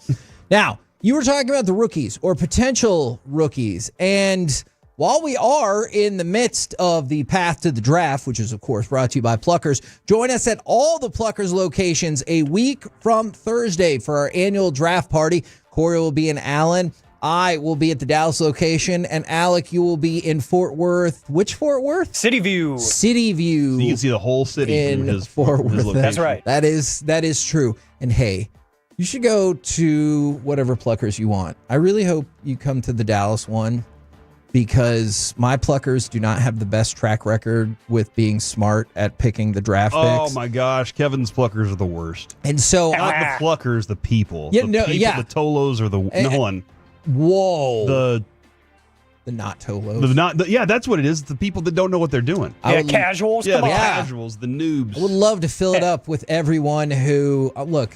Keep in mind, we go back. We didn't get the CJ Stroud pick right at my pluckers. I swear. They got Bryce Young right? No, yes, we got Bryce Young right. Didn't get CJ Stroud, even though we made the announcement. Everyone's like, no. And we're like, hey, you should probably change your pick. And he goes, I'm telling you, I got a feeling about this one. And of course, it was wrong. So, yes, if you're in on the draft, I hope that you come to the Dallas location. But one of the things we wanted to bring this up is all of the prospects that have come on through for the Dallas Cowboys, because clearly they're not going to have all of these players. But history tells us that probably a couple of players from this list are going to be on the Dallas Cowboys. Oh, yeah, dude. They love their 30. They love their 30-man visits, and because they get an opportunity to be more personal with the player and ask some, very serious, see how they respond to things. But this is the list that I would go off of to see what players they're interested in, because they're not bringing them in just for show. Sure. No, I agree. Bobby did say that somebody tweeted out the Zach Martin moment, and they were like, hey, this is a shout out to that time when they brought me in just so they could ask about Zach Martin. Yeah. And Bobby's pointed out that the Cowboys do sometimes, they'll bring in certain players and then they'll ask about, like, let's say they bring in a couple of different Texas players and they're asking about Matthew Golden now. Yeah. Or they're asking about Quinn Ewers or whatever. But yeah, they're definitely keeping track of this top 30 for what they want whenever number one, I think number two come around a lot. And you look at plenty of possible first round selections. I know it looks like he's moved way up, but Ashton Genty was brought up. Walter Nolan has been brought in. Matthew Golden, Mikael Williams. They look like they have Hampton. A very full list. Like yes. It's very deliberate. And that's something that people are really furious about the Cowboys. This Ted is something, McMillan's on that list, by the way. And Luther Burden, like you said, like this is the one where they really go through it, and a lot of fans are frustrated by their free agency, but then the Cowboys are like, but we're good at this. This is what we do so well. And if you're looking forward to the second round and beyond, Travion Henderson, the running back out of Ohio State, is on the list. And then Sean Judkins, yeah. And look, the name that I know is going to catch a lot of people's attention, disproportionate to the amount he would actually have an impact on the team this year, is Quinn Ewers out of Texas. I get it. Like, look, let's say the Cowboys take Quinn Ewers in the 5th round. The amount of attention that will go to that selection, as opposed to every other selection in the 5th round, probably in the 4th round, definitely in the 6th and 7th round, in terms of like actual value that you can bring to the franchise immediately this year. It will be so disproportionate, but just try to act surprised. Kevin, look at that list one more time, though. How many quarterbacks are on that list? It's just him, right? He's the only one. He's the only one. I mean, we traded for a quarterback. He's the only one, dude. That's what I'm saying. All right. So you're telling me that's not my selection. You just said that's what you're saying. I'm just looking at what I see here and seeing that. So breaking news, Corey predicts that at the some Cowboys point are going to draft Quinn Ewers. If they had 3rd another round. quarterback on the list, you'd be like, oh, okay, well, that makes sense. What if they draft him in the 3rd round? If they had Jackson Dart on there, you'd be like, all right. In the 3rd round? Yeah. That's way too high. I think I've stuck with 4th or lower has been kind of where I've stuck on him. So, but yeah. Well, I'm sure we have our 4th round pick this year ready to go. Well, you can trade up with all your 5th round That's picks. a good point. Although we did already trade one of our 5th round picks. So we have 79 5th round picks. I think you have 3 more left. We're the KNC Masterpiece right here on 105.3 The Fan. Coming up next, I do believe it's time for AM on the FM. We got the question of the day, plus this might be the smartest parlay I've ever seen in sports. Next on The Fan.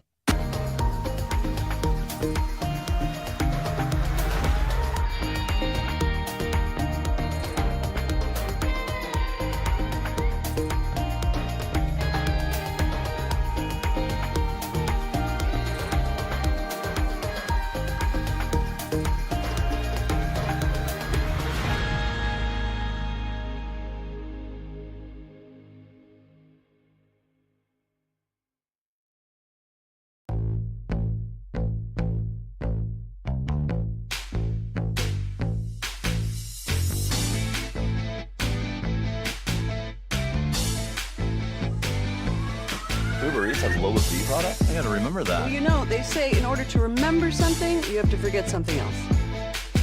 Okay, now that is a very cute haircut. That's like a little shag. I've never seen it before. Well, I mean, of course you have. It's the Rachel. Oh, is that your name? No, I mean like your name. No, I'm Jen. My name's Jen. Right, but I just mean like this is your haircut, but that's hair on your head. I'm not saying this is your hair. Okay,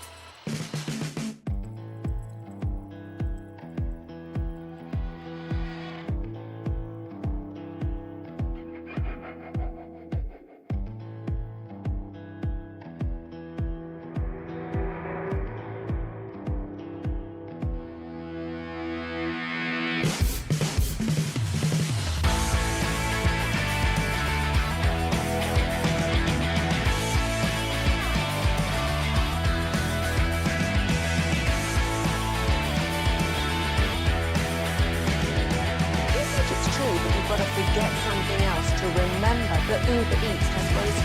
No, that's absurd. Hey, remember when you used to be a, what was it, Pepper Lady? Pepper Lady? Was it Cinnamon Sisters? Those are both. Saffron Squad? Nutmeg Mogan? No. I just said that. Was it Spice Girls? Doesn't sound right.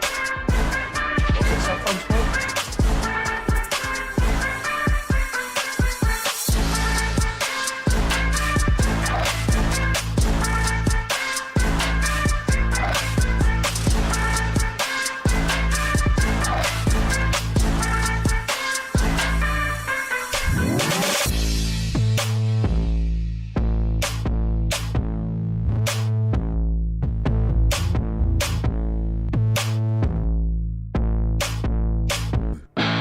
This segment of the KNC Masterpiece is brought to you by Cars for Kids. Donate today at carsforkids.org and by the personal injury lawyers Frankel and Frankel. If you've been injured in a car or truck wreck, call Frankel first, 214 or 817-333-3333. With Frankel and Frankel, there's never an out-of-pocket cost. They only get paid when you win.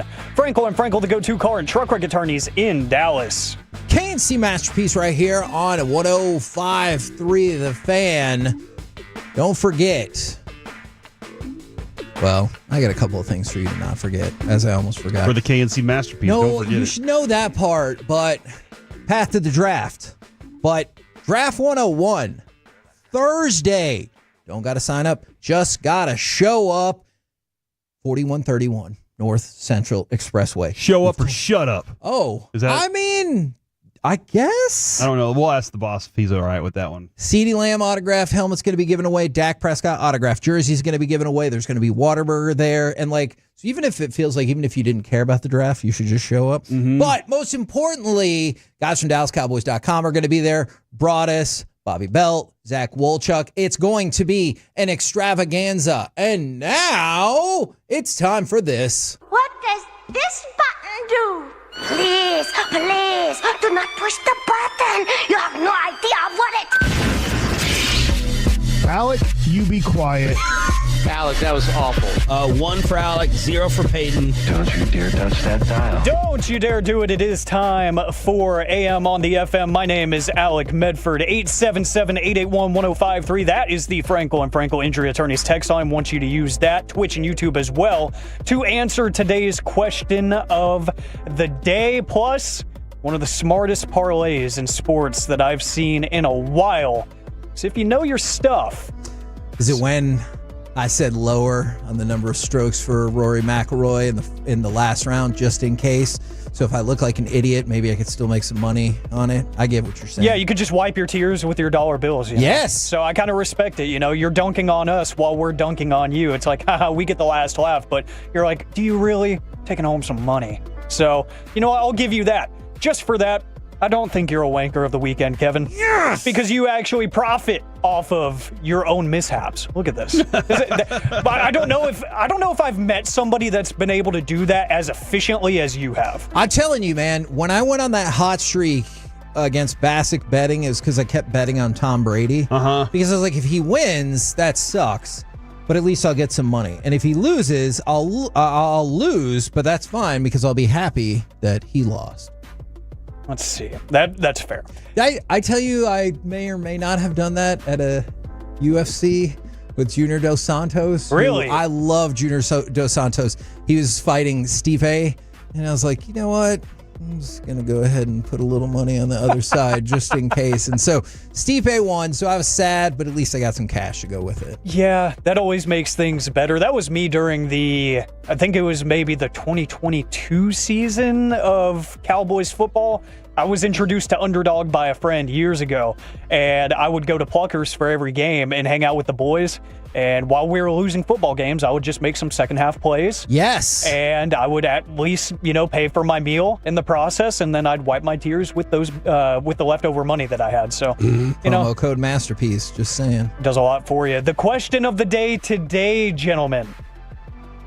I was torn because the National Day Calendar has 2 really intriguing holidays, really 3. But one of them is Kevin's favorite, National Look Up at the Sky Day. Kevin does love whenever you send him either on Facebook or Twitter. No, he doesn't. Pictures of sunsets or sunrises. Those are his 2 favorite things. And he usually does respond very quickly and kindly.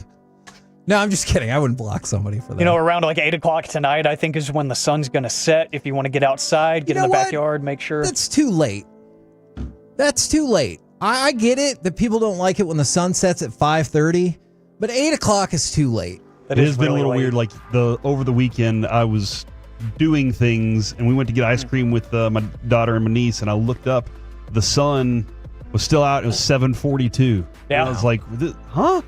It's really odd. It's really, I personally enjoy it because that gives me more time to go outside and do stuff. But at the same time, the days that I'm not actively trying to be outside, I'm like, okay, why is my window still open at 8 o'clock? Yes. What are we doing? Like Yes. this is really weird. But it is also National Gardening Day.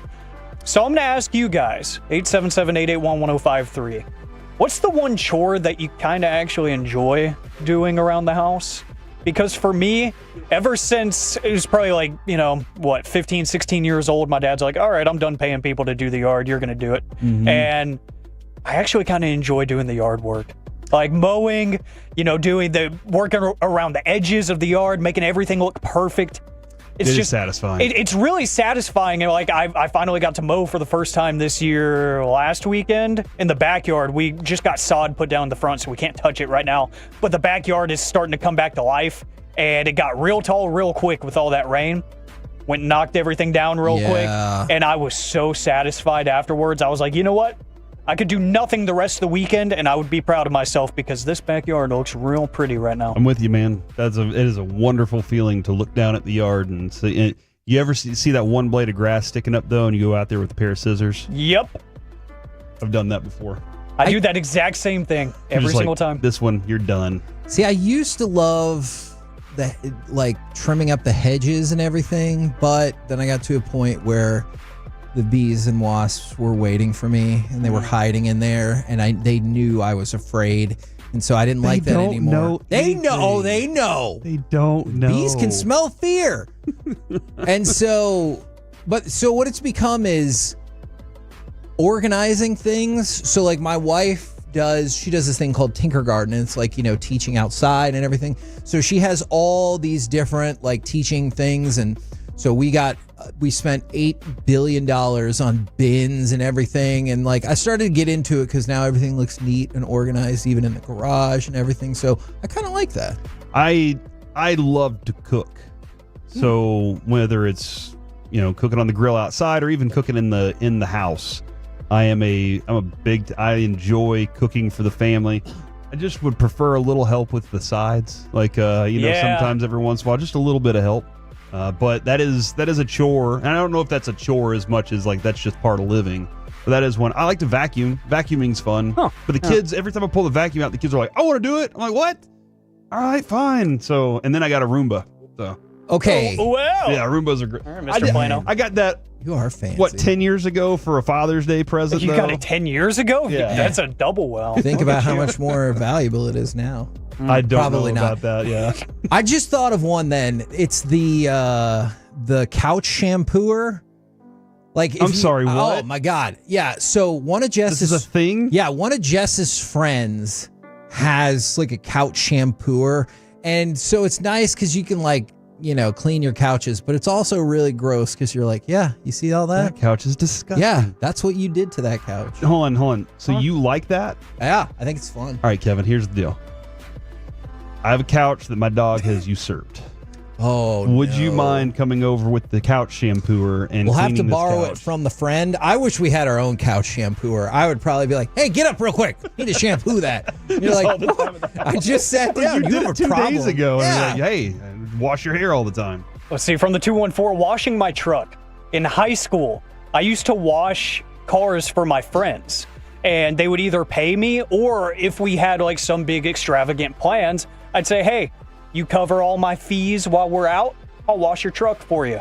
I used to do that in high school, and it was actually, it was really like cathartic. It was really fun. It was just like a good way to relieve stress, and just like, yeah, whenever it was warm outside, not a cloud in the sky, I'd get out there, and I'd make a few bucks off of that.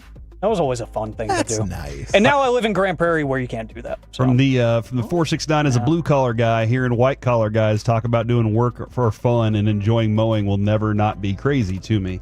And that, I will tell you this, painters don't necessarily love to paint at home. Electricians don't necessarily. I can see that. You go to an electrician's house, a lot of times you'll see wires running all over the place. Carpenters don't want to, like, that just does seem that I do this all day. It's like bullpen catchers. They never want to go have a catch because they are like, I've been catching bullpens all day. So a lot of times, guys that do it all the time, like Kevin, when you get done, when you go out to dinner, do you want to talk sports? Hell no. You want to talk about politics instead? Yes. I was about to say no, but that's yeah, not like true. that. Usually, that is the case for people. Is whatever they do, they're like, I don't necessarily want to do that. I see this from the 469 and multiple other Tolos. Laundry. That's probably the lowest on my list. I just did it last night, and I dread every second of laundry. Agree. Like, I hang up most of my clothes, so that probably adds a little bit more time, too, trying to get the hangers all together and try to actually... Folding's insane, too, though. Oh, I don't know. The worst. I don't know if you feel this way. One of the things, I need all my hangers to be the same. I'm kind of the same way Okay. because I have a mix match from... Some of them are probably as old as I am. You know, you notice some of them are just made differently. Some of them are weird looking. And you're just like, okay, why do we still have these? And then every now and then I'll go on Amazon and get a new set because I magically lose 20 of them in the course of a week. I'm like, how? Where do they keep going? Who keeps stealing them from me in the house? Yeah. It's like, we should have an ample amount. They should all look the same. I'm weird about that too.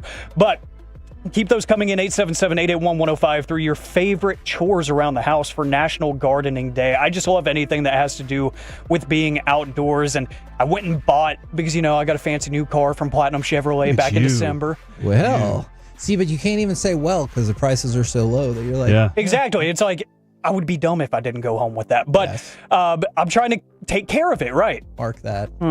I'm trying to take care of it. I got so many great compliments on our Masterpiece of the Week from Friday and the porta potty discussions. Yeah, it was all from one segment. That was probably the most incredible feat of strength by you two, is that Masterpiece of the Week for an entire week. We even had a short show in there because of a Ranger Day game. It was still one of my favorites in recent history. But anyways, yeah, I'm trying to take care of the car, and I went and bought a bunch of fancy like detailing stuff and whatnot. And then I did the reading on the city website. You're not allowed to wash your cars with soap. What? Over there, because the sewer drains over there are not treated, so they go straight to ponds and stuff. Oh. And they don't want soapy water going straight into the ponds and whatnot. So they're like, yeah, you can wash your car with water. Or do a waterless car wash. I don't know how they did it, but my possibilities did it one time, and I was like, this is great. That sounds amazing. Please teach me. Did you guys know I used to work at a car wash? Well. So the saddest day I think I ever had at the car wash was somebody brought in their Humvee and you had to get it hand washed. Yeah. Because it was too big for the tunnel. So the people driving it didn't move down the antennas and stuff and drove it into the hand wash area and broke multiple things off the top. And I just had to sit there and listen to the guy get so mad. He was like, that's the whole reason I got a hand wash, so it wouldn't get broken. And I was like, yeah, you're right. We're stupid. Turn your radio off. Yeah. My car wash has a sign that tells you to do that. Oh. So maybe they've learned. Yeah, I think the one by my house just says keep the music down, like keep it at a reasonable level. And it's like, oh, well, I'm not listening to music. I'm usually listening to whoever's, talking away here on the fan. Hey, Atolo. They need to focus. Good at this. Because even though I didn't see any of this happen, I was told that like a couple of weeks before I started working at that car wash, somebody had gotten their foot caught in the thing and lost half of their foot. Oh my gosh. And I think it was true because multiple people had to leave on certain days to go like to the court case that they were having about it or the mediation or whatever. Yeah. And then my favorite parlay that I saw on the interwebs this weekend. Are you guys familiar with the work of Mikal Bridges? Yes. Yes. The NBA player. He is the resident Iron Man of the NBA. This guy literally never misses a game. So, over the weekend, he extended his Iron Man streak of never missing a game at 556 games.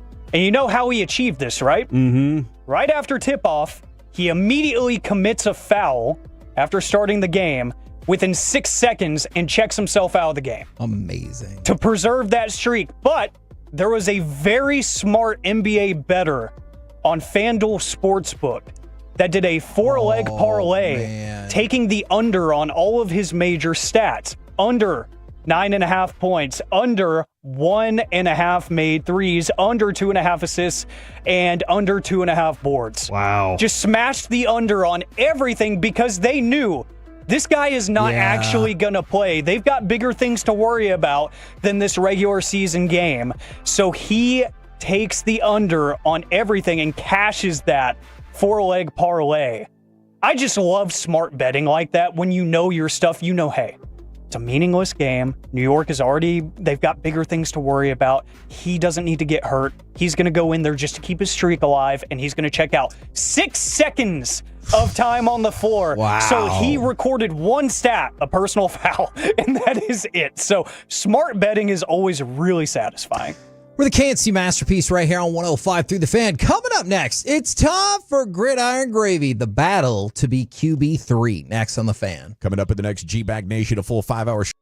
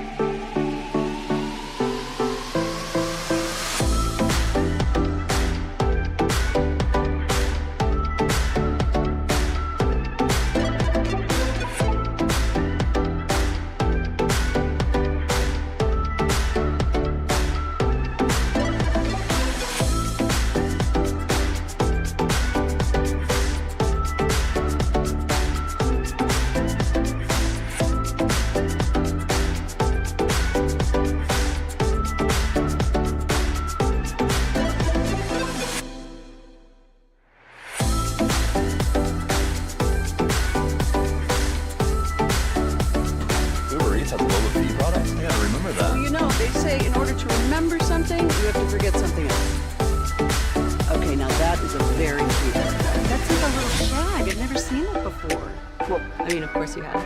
It's the Rachel. Oh, is that your name? No, I mean like your name. No, I'm Jen. My name's Jen. Right, but I just mean like this is your haircut. But that's hair on your head. I'm not saying this is your hair. Okay.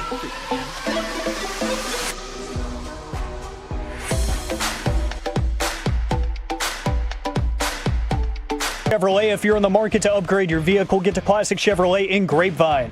Back-to-back #1 Chevy dealership in the world. They've got more new Chevys than anyone, all priced to sell. Visit ClassicChevrolet.com. This is Texas. This is Classic Chevrolet. Together, let's drive. Based on new Chevy registrations 2023 and 2024.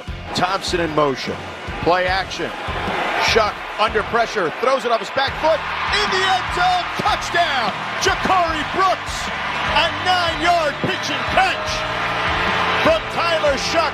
KNC Masterpiece right here on 105.3 The Fan. Who is your QB3 going into the NFL draft? Now, there's a couple of interesting different points about this, and I guess quarterbacks and running backs are moving up the board significantly higher than perhaps, I'll just say, I would have thought. You want to start with the quarterbacks or the running backs? Let's go with quarterbacks, Kevin. All right, for the quarterbacks, I know the Saints might do some wacky stuff in there, especially with the potential injury or problems that Carr has. But the thought is Cam Ward at 1, then Shedeur Sanders goes, and then you move into the mix with probably Dart, and then we'll see between Shuck and Milroe. But there are some people who think significantly higher of Milroe or Shuck than Dart. And so I like this little battle. And one of the things that I was reading in the USA Today is they believe Milroe will be gone sometime in the 20s. And so obviously that would position him as a first-round pick, with Dart and Shuck all gone before the 50th pick. So I was fascinated by this because, first of all, that obviously means then you've seen 5 quarterbacks go in potentially the top 50, maybe 3 or 4 in the first round. And the thought has always been, at least the way I've understood it, it would go Shedeur and then Dart. But here, USA Today is like, no, I feel good about Milroe also going in the first round, and then we'll see about Dart and Shuck. All right, so I'm looking at, Kevin, a mock draft from Pro Football Focus. Has Shedeur at 3. It has Cam Ward at 1, obviously. That makes sense. Dart. Do you think Shedeur is going to go at 3? I don't think I do. I don't know. I wonder if there are people that are concerned that somebody's going to trade up with Cleveland and try and do something to steal him, and they're trying to downplay it or whatnot. But they do have 2 quarterbacks there, but none that I would say that if I'm a head coach I want to tie myself to. Jameis Winston's a fantastic TikToker now. Like, he's really good at it. Right. If you haven't seen the TikTok of him doing the dance with the crab and saying that we made up and he's forgiven me, it's hilarious. I have not seen that. Go check that one out. But they got him at 3. They have Jackson Dart going at 8, I believe. Yeah. 9 to New Orleans. And then, you have, so you said the 20s. Yeah. And I was like, okay, let's roll down to the 20s and see. Does Denver need a quarterback? No. Does Pittsburgh need a quarterback? Yes. Los Angeles Chargers. They just got Trey Lance. They're fine. That is not why I don't think they need a quarterback. Packers seem okay. Yeah. And then they also have Malik Willis as the backup, which he proved last year he could be a serviceable backup for them. As I was rolling through them, the only one I do see right now is the Steelers. Yeah. And so in the 20s, so that would make sense if they're that low and everything, and they're like, we need a quarterback, and he's the one available, and we like his build. And if they're probably looking at it still saying, can we give ourselves a little more time with him by getting an Aaron Rodgers or something like that too? And so the question comes up for the 858. Are any of us actually confident that the QB class is a starter caliber? Not really. And that's why I'm intrigued by hearing some of those things. Because look, Alex brought up to us, we've heard some potential buzz about New Orleans with Jackson Dart, but does that mean he's the second quarterback off the board? Or does that mean Shedeur did in fact go, in the top 3? And then all of a sudden, for what was thought to be a quote-unquote like weak quarterback class, you have quarterbacks going at 1, 3, maybe 9 if Milroe goes off the board in the 20s. And then all of a sudden is day 2, teams trying to shuffle up to be pick 33, 34, whatever, to get Shuck. And you're like, oh, so we had 5 quarterbacks go in the top 34. I don't know. Yeah. I don't know. And again, that goes to the position as premium.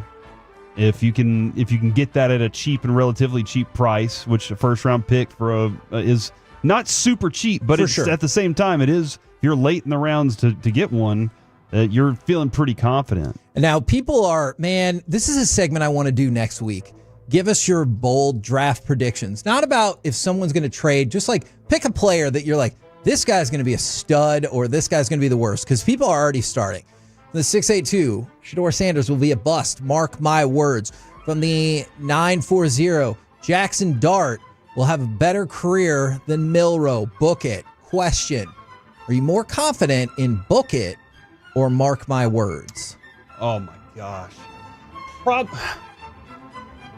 Mark my words seems like the one that you're like really putting your head on a line here. Like it's either going to end up on a pike or I'm going to keep it. Book it. You're going to somebody else's book. Book it. You know, you're kind of throwing that out there. But mark my words definitely feels like it's a very serious one. And then Kevin, here you are, with Dane, and his order of quarterbacks is Cam, Shedeur, Jackson, Tyler Shaw, then Jalen. So, like, it's an interesting layout. And if you look at his beast, he definitely has them cycled down where, like, I understand. I think we all understand why quarterbacks go higher, but that's just kind of my point is he's like, I don't know how many of these quarterbacks I really have that high up on there. All right, now for the running backs. Over under on first round running backs has been set at 2.5. Okay, I would take the over at 3 probably. Okay. Because I do think Caleb Johnson's going to be inspiring to some people.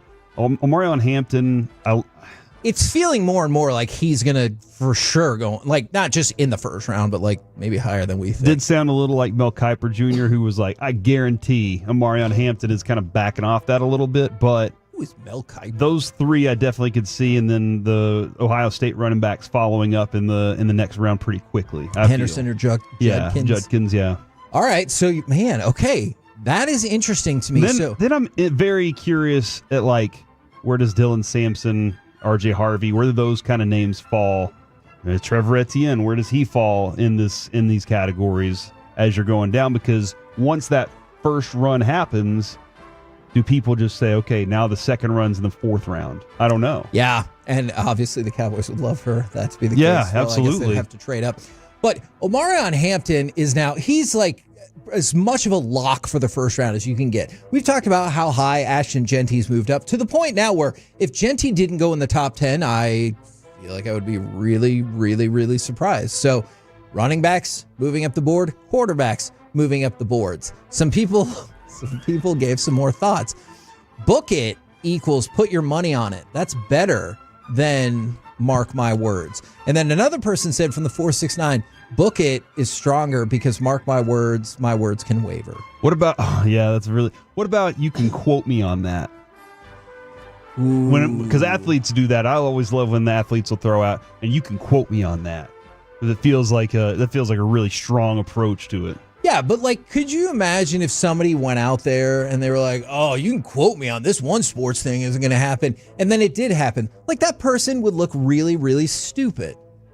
The last time Rory McIlroy won a major was 11 years ago. You think he's going to do it? No, I don't. Really, Kevin? And you did. I did think the line was, and you can isolate this audio, play it back on Monday, and play it back on Monday, and that was the moment where we were like, "Oh, all right," and we did. Don't dare Alec is what you're. I know. Learning right now. And I made a comment where I was like, "Ooh," when he won, or I said "oof" or something like that. And Jess goes, "Oh, why were you not rooting for that guy?" I go, "No, it's not that. I've really emphatically said he wasn't going to win. So feel free to isolate that audio." From the 254, what about read my lips? From the 214, take that to the bank. There's lots of really put it in 3-inch headlines. Well, look, if you go back to the Read My Lips specifically, that is a very famously known political faux pas that ended up costing him the next election. Yeah, because there were lots more taxes. That would be pretty low on my list. All right. No new taxes. We got to talk about a sad story. Former LSU receiver Kyron Lacy was found dead Saturday night in Houston. And this is one of the things where it feels like word can spread through like social media faster than any official police report or anything like that, because I believe it was Dak on Instagram with the never give up. You had other people making, I kind of like sort of insinuating that he took his own life before you knew for sure. Now, I realize now the police are reporting it does look like a self-inflicted gunshot wound. And Lacy, going back to December, was accused of killing a 78-year-old man in a car crash and then fleeing the scene without calling anybody or helping. He eventually turned himself in, but there was this whole thing where, like, was he involved? I know some people were concerned because it's either not the trial, but like things would start proceeding again on Monday. It is just, it's very sad because you look back at that accident and that 78-year-old man died. But essentially, you can look back on it and be like, that was the end of Kyron Lacy's life as well, knowing how it's going to play out. And it's just, it is so sad. The other part too, Kevin, I think you and I have always agreed on this, and we don't agree all the time. Like the Rory situation, you remember what you said? No, I don't. Okay, well, we have audio of it. Damn it. But one of the things we always bring up in these really, really bad situations is the person that did it. We hope that they can not just make amends with it, but turn it into a positive, become an advocate for why you shouldn't. You know, those types of things. Right. And now this doesn't exist. Like that is completely gone, and it's just a very, very sad situation. Yeah, absolutely. And look, we've talked about it many times last week. We've talked about it for years and years and years. Let us know if you don't have anybody to talk to. Like if you, I'm serious. There are a lot of people like this. Like I didn't realize this until several years ago. Like I love the holidays. I mean, oh wow, really hot opinion. But then you find out so many people don't, because they don't have their family or friends. And that's something that pretty much the entirety of my life I took for granted, because I was like, oh yeah, everybody's with their families. But not really, because not everybody has that. And so, yeah, if you don't have somebody out there to talk to, let us know. We will talk to you. We're the KNC Masterpiece right here on 105.3 The Fan. Coming up next, less than 2 weeks until the NFL draft. Do the Cowboys have any position groups you think are in good shape? Plus, maybe we got a draft comp for Omarion Hampton to start. Next on The Fan.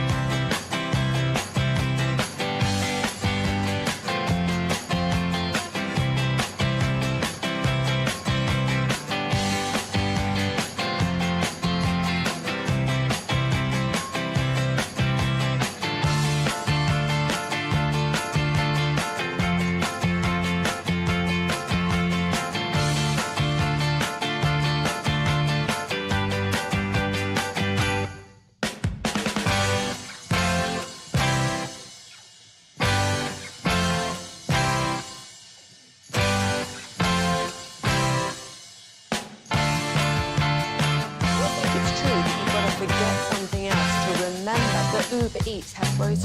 No, that's absurd. Hey, remember when you used to be a, what was it, pepper lady? Pepper lady? What are Saffron Squad? Nutmeg maidens? Paprika? No. I just said that. Was it Spice Girl? Doesn't sound right. Was it Saffron Squad?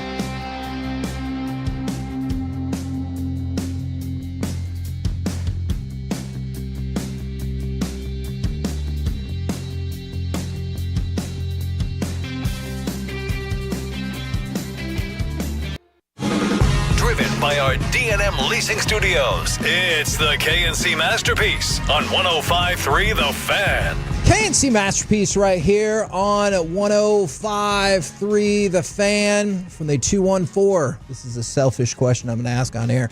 Did you guys say Masterpiece is the promo code for Underdog? Yes, that is correct.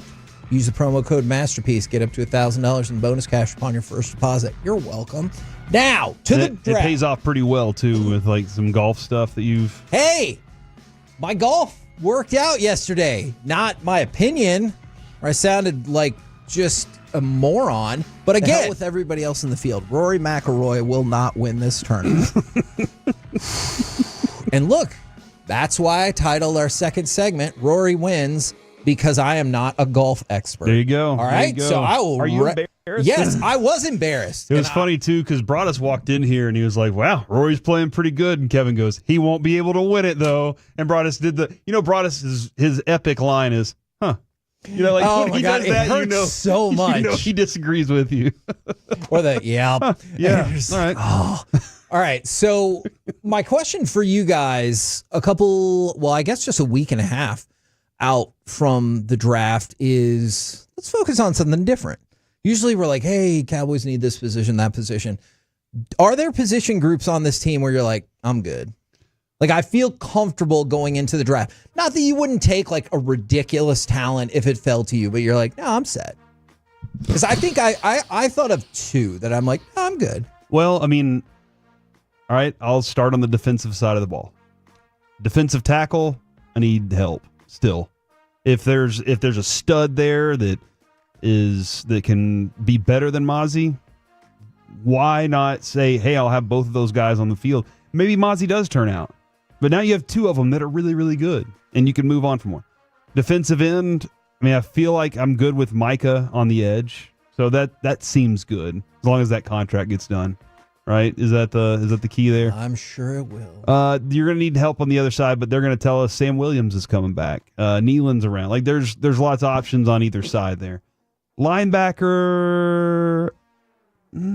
I would still take another line. Somebody just texted in linebacker. I would still take I want a healthier group. DeMarvin Overshown's a stud, but I still need him healthy. I guess probably cornerback because I know that I have Bland there, and I know that I have some other project, but also Diggs is at some point going to be back. Yeah. Now, what he is whenever he gets back, I'm not sure. I'm hoping he's back to the form of himself. Safety is what safety is, Kevin. Safety is what safety is right now, so deal with that. I guess I'm feeling pretty decent at offensive line. Like, they have their offensive line that they're going to go with. Okay, interesting. But I'm not saying that I'm, like, full bore. Tight end. I only have 3 groups. I need Ferguson to be... I need him to be better this year for me to be like, okay, he's the dude. Fair. I only have 3 groups. So I really don't have any. I'm very apprehensive about this team. Okay. Oh, I get it. Tight end was one of the ones I listed because I am a believer in Jake Ferguson. You're right. Needs a bounce back for sure. But it looks like Luke Schoonmaker.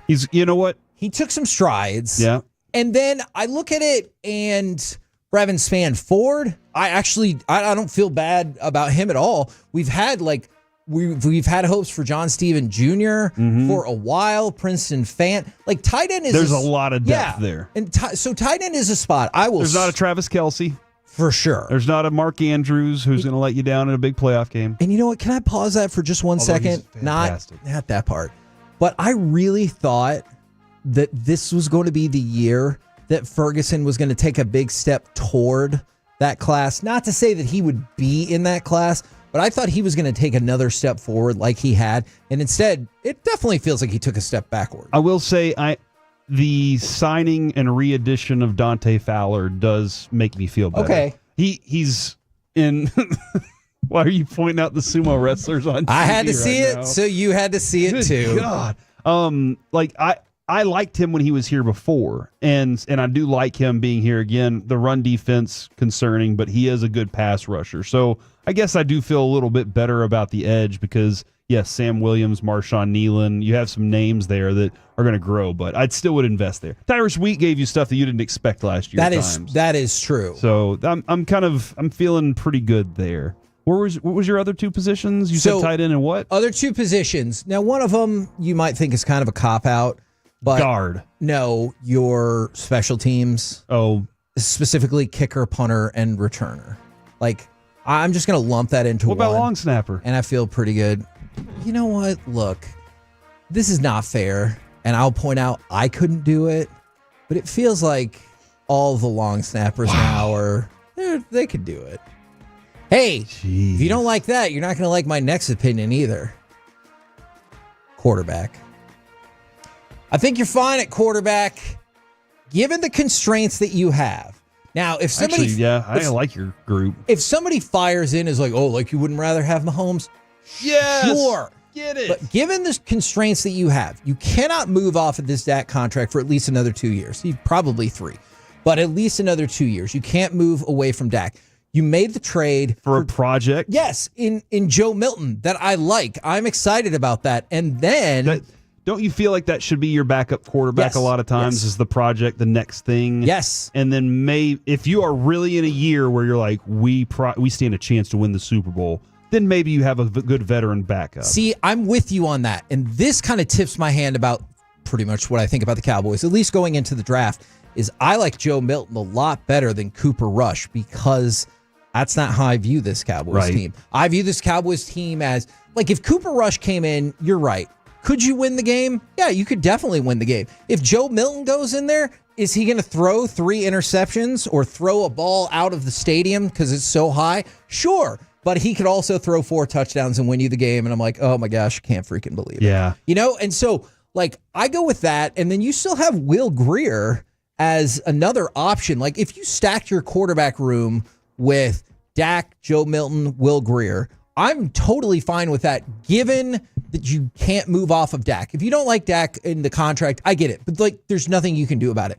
So tight end, quarterback, and essentially special teams are where I was like, you know what? I feel good. You have a lot of running backs.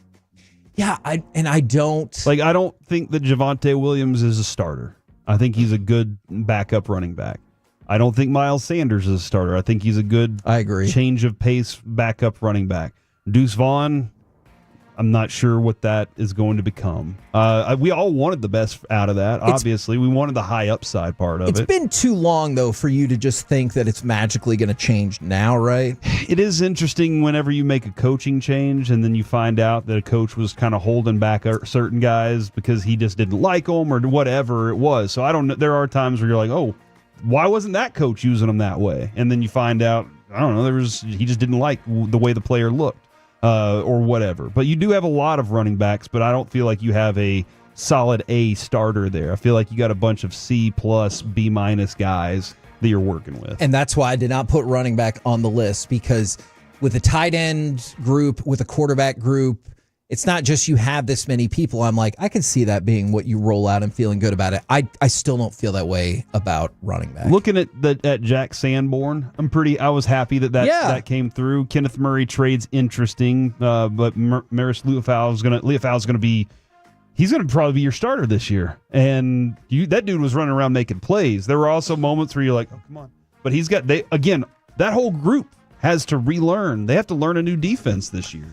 From the 561, Miles Sanders' mom thinks he's a starter. Okay, all right. That might have been from Mike. That's not his phone. From the 817, Dak was second in MVP voting. Did you guys know that? And how could we ever move off of that?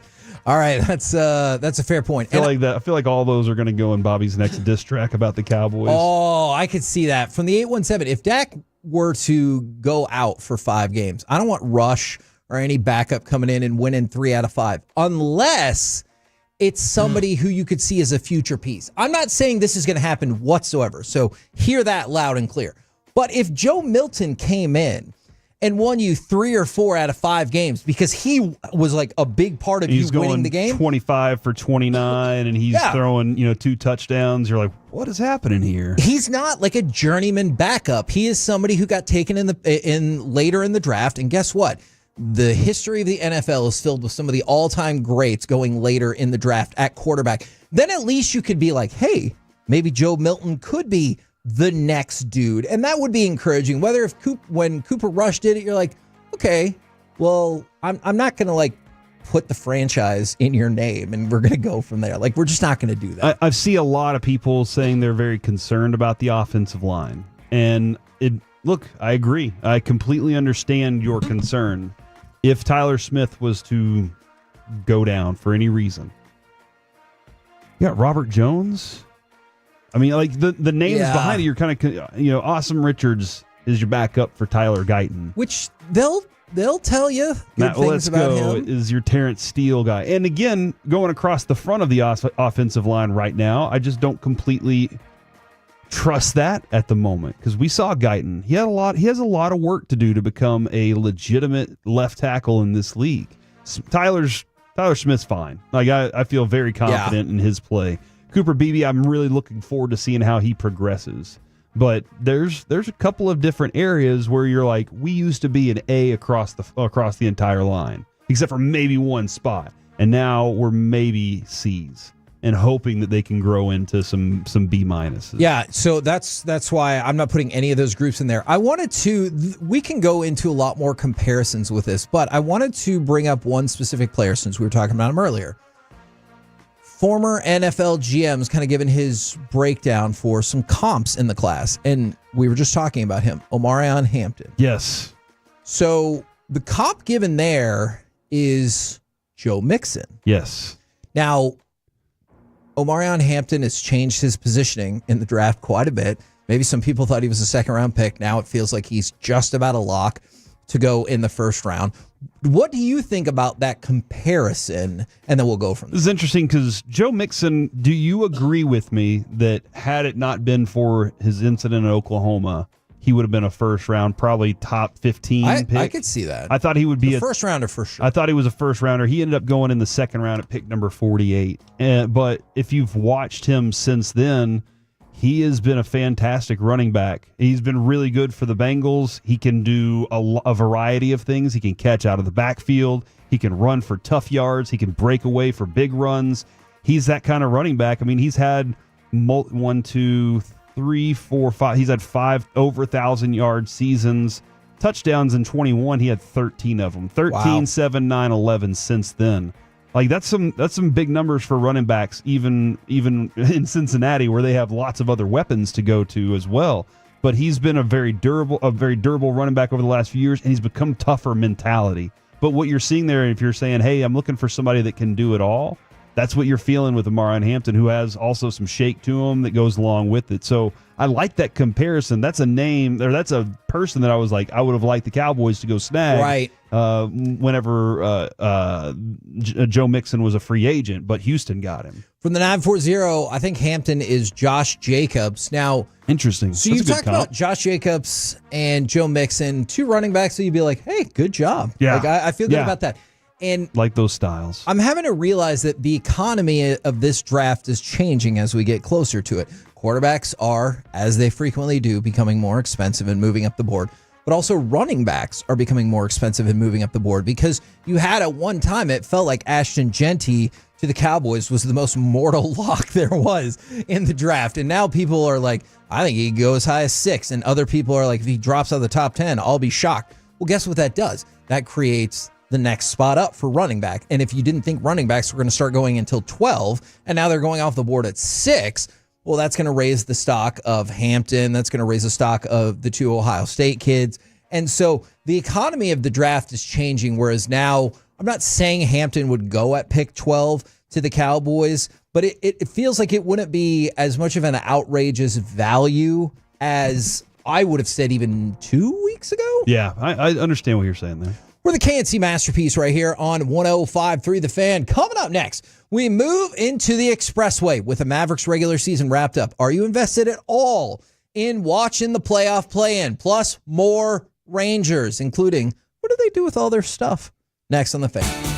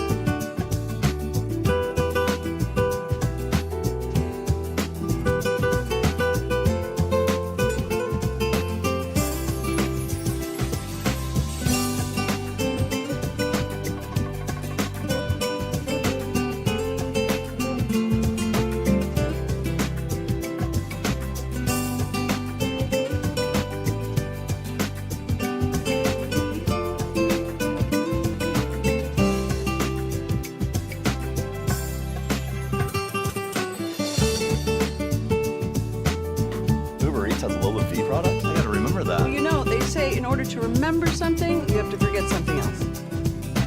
Okay, now that is a very cute haircut. That's like a little shag. I've never seen it before.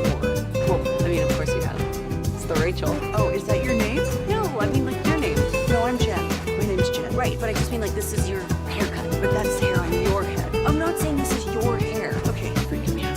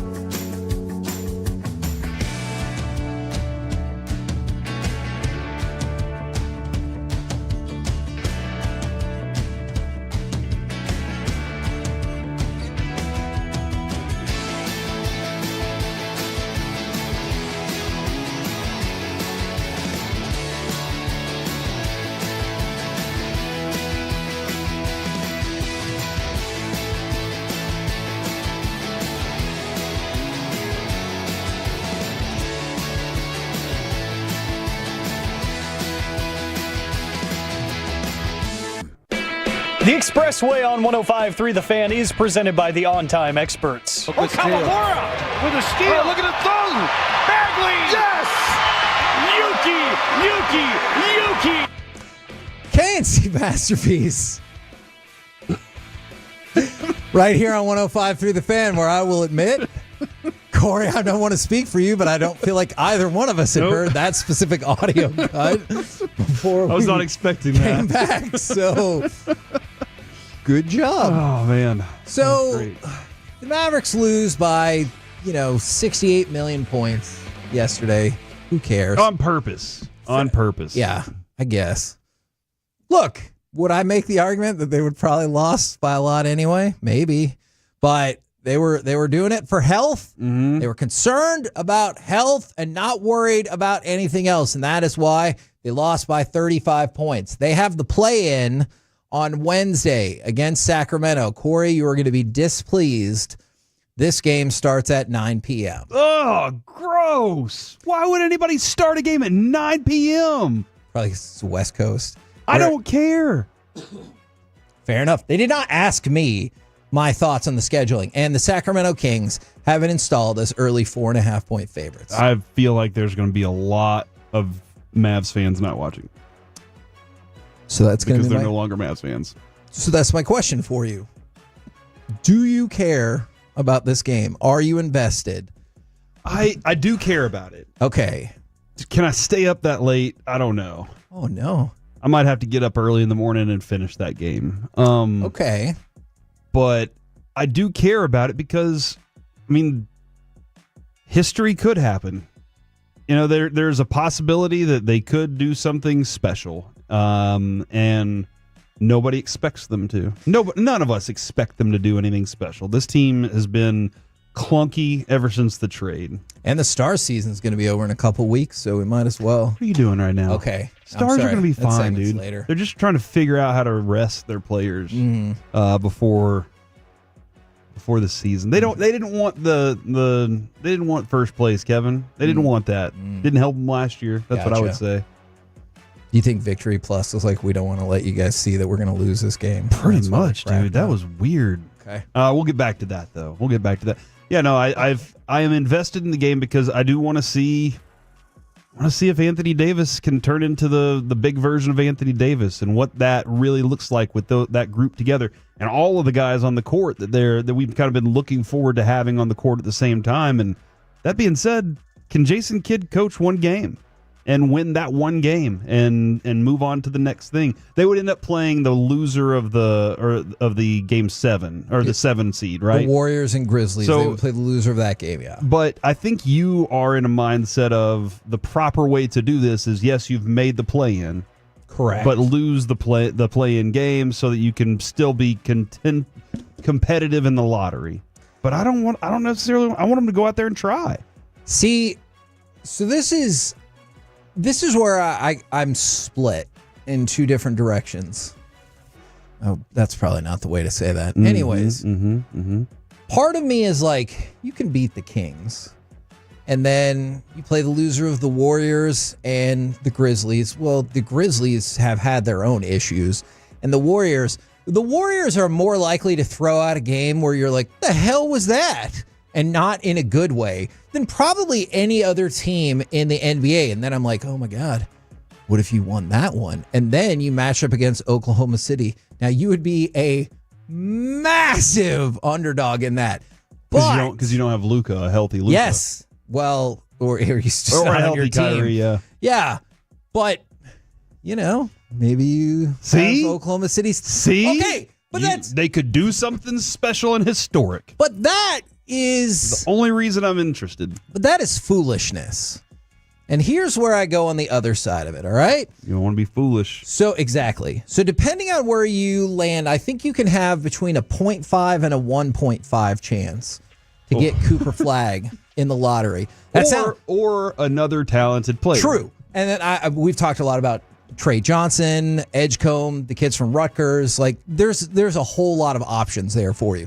If you want to go with Malawach, there's a whole lot of options. But 0.5% to win the draft lottery. That sounds pretty grim, right? Yeah. That's 1 in 200. Do you know what the odds of the Mavericks winning the NBA title are? 1 in 10 million. It's, believe it or not, it's significantly better than that. 500 to 1. Okay. And I think Trust Vegas in just Nico. Yes. I think Vegas just sets it like that because they're like, hey, I don't want some jacknuts walking up here and I'll bet $1. Because why would you not? If a team that was going to be in the playoff was 10 million to 1, go bet $1 on it because you never know. But my point is, even with all of this, you're significantly more likely to still move up in the draft lottery for the first time ever and get Cooper Flag, or move up and be positioned to draft what you would hope and dream is going to be your next franchise player, than you are to make a run in the playoffs. That being said, you are technically kind of sort of in the playoffs now, and so I will root for them. Like, I will throw aside the idea of, hey, we're going to go get Trey Johnson, or we're going to get Cooper Flag, whatever. And I will be rooting for the Mavericks on Wednesday night because you're kind of sort of in the tournament. And so I'm like, hey, you got a shot. Mm-hmm. You could technically win. I'm looking at the NBA Draft Net right now, Kevin, and they have us taking Georgia's Asa Newell in the with the 12th pick. Okay, so they do not envision us. No, because it sounds like the number is so low. They're like, which is probably fair. But like that would, and that's a 6'10" power forward right there, and you're like, hold on, don't we have all the 6'10" power forwards you could possibly need? That is Everybody's a 6'10" power forward on this team. That is an interesting point. But that's kind of where that lands at the moment. That could definitely change with a lot of different moving parts here in the playoffs. And that's why I'm hoping that you could find yourself in a position for perhaps Trey Johnson, although I know he's probably better set at a shooting guard. But then I can't help but think ooh. He's going 6 to Brooklyn, according to draft. Oh, okay. So, again, if you can work your way into one of those places, that'd be nice. And I know there's no guarantee, obviously, he'll be back even with a contract or anything like that. But then I start to think, ooh, you can go ahead and pair me Kyrie with Trey Johnson. I can get in on that. But again, this is all so far away. So I guess the point that I come back to is, Corey, I'm trying really, really, really hard, and I can't dial up the enthusiasm for this play-in thing. From the 972, why does it matter if the Mavs get flagged? Nico will just trade him. Rooting for them to lose, yes. That's true. I'd rather watch paint dry than the Mavs play a meaningless playoff game. And again, if they win the playoff game, ultimately, is that meaningless? I'm serious about that question. Is it meaningless if they win the game? Well, they're just going to get smoked in the next round. Yeah. I don't know, man.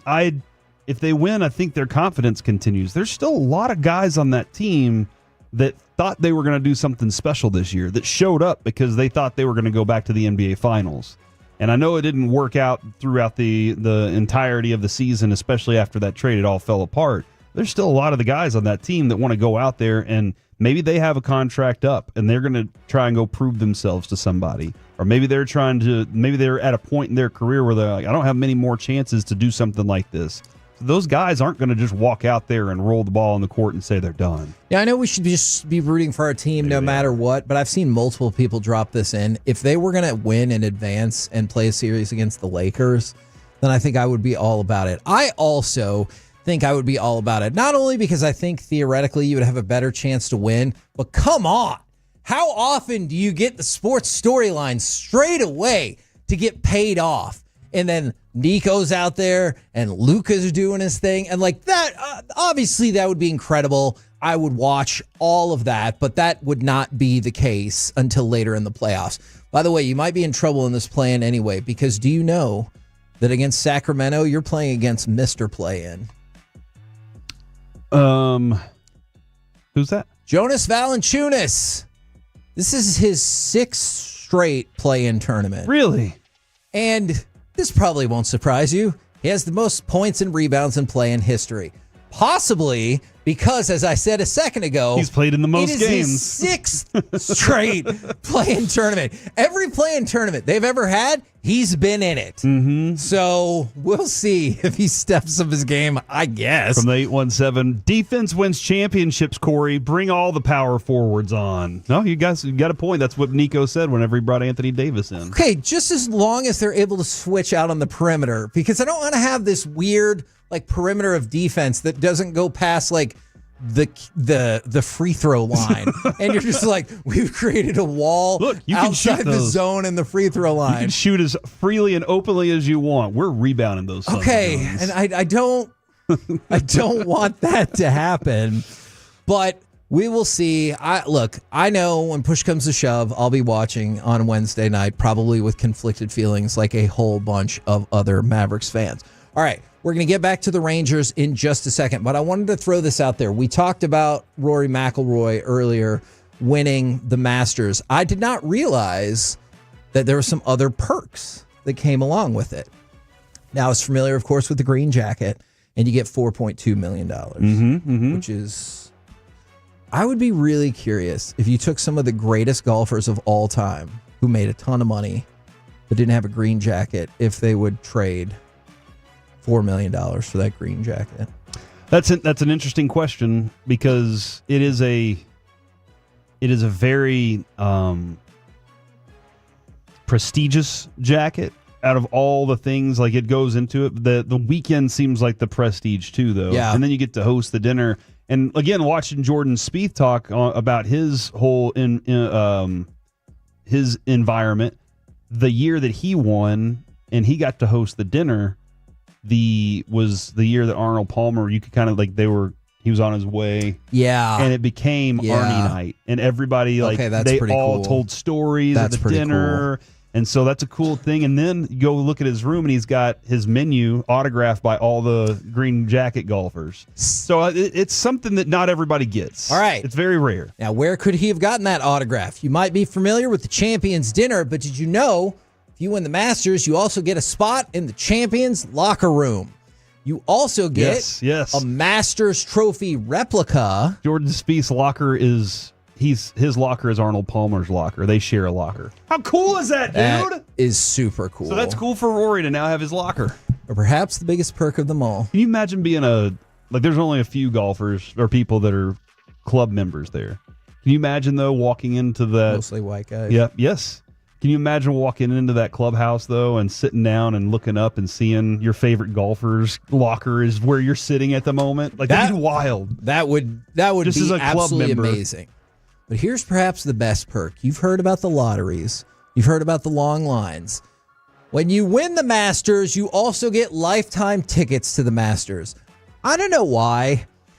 I thought it was kind of weird that, like, I don't know, more people don't get that. You finish second. Like Rory, he was like, I didn't have these tickets before I won. I finished second before. I didn't get, but now I got tickets. He gets lifetime tickets to the Masters because he won the Masters. Don't you think, like, if you finish top 5, top 10, like, maybe you should? That is a get pretty that too. But one is like you won. You won it all. So I think, do you get, if you win it twice in your lifetime, do you get 2 sets of those? Or do they just say, nope, he already has a set and we're holding on to him? That's a good question. I, as a newly found golf expert, will look into that. Can I ask, I know you don't love golf. Fair. But can you agree that this would be an awesome one-day job? Okay. Do you know who Michael McDermott is? Yeah, the singer with the high voice. No. Michael McDermott Michael McDonald. became the envy of the golf world, Kevin, because for the second time in 3 years, this is wild, he was the non-competing marker at the Masters. So, and this time he played alongside Tim Kim for 18 holes in the 3rd round at Augusta. What does that mean? What's a non-competing marker? I know it's not a big giant red thing or whatever that you're like, hey, we get purple today. Isn't that a contract clause? Oh. No, the non-competing marker is whenever the cut has an uneven number of players, they assign one golfer who's a member at Augusta to play around with the group. So there's an even. So a guy isn't playing by himself while he's out on the... Oh. He has different rules than the regular Masters competitor. He didn't record an official score. His name couldn't be on the back of his caddy's coveralls.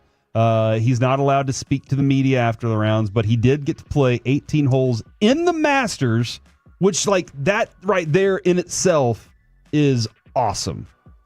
And he's a really good player, too. Like, this dude's a stud. I think this is unfair. What? What do you mean it's unfair? Because it's a cool job. Yes. But why not? I didn't see if he got paid or not, though. Yeah, why not for one day? Go ahead and give him those perks. Like, hey, you get to have your name on your caddy's back. You get to record a score. You get to talk to the media, because I'm sure that's what everybody really wants to do is go talk to the media. We're going to have Stephen Jones on tomorrow. I'm sure he's hyped tonight. He's like, oh, it's 105.3 The Fan Eve. I can't wait until I get to go on with those guys. He loves talking to us. He'll say that right when he hops on. That's not what I just said. Okay, but I thought it was, Stephen, and I still think it is. So, like, why not give him those extra little perks? You're right. That is cool. And especially if you were a golf, like, if you love golf, can you imagine there would probably be few courses in the world ahead of Augusta that you would want to go play on. But now you tell me I get to be, like, kind of in the field and along with another golfer. Like, that would be crazy amazing. I just think they should give him the rest of it. McDermott has 10 major victories in the Golf Association of Philadelphia and won the association's amateur title in 08, 13, and 16. Routinely drives the ball about 300 yards. And that was what Kim said. He was like, that dude's actually, I mean, he's crushing out there. So that's, again, pretty cool thing if you're winning at Augusta and they're like, hey, do you want to, it's like the backup goalie. It's the emergency goalie. They're like, hey, they call you on Friday night and they're like, we need you to play in the Masters tomorrow. There.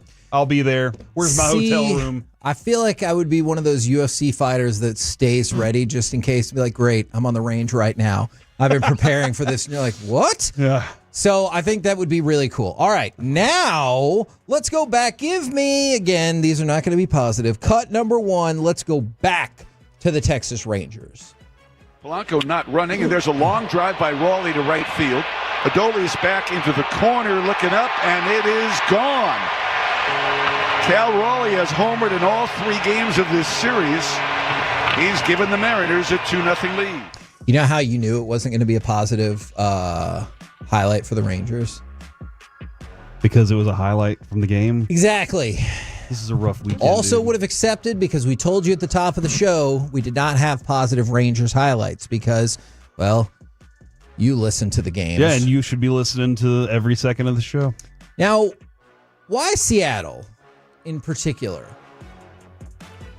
The Rangers have lost 8 of their last 9 at Seattle, going back to the end of the 2023 season. Really? Which eventually that worked out okay. They struggle in Seattle, huh? Guess what? It's going to get worse.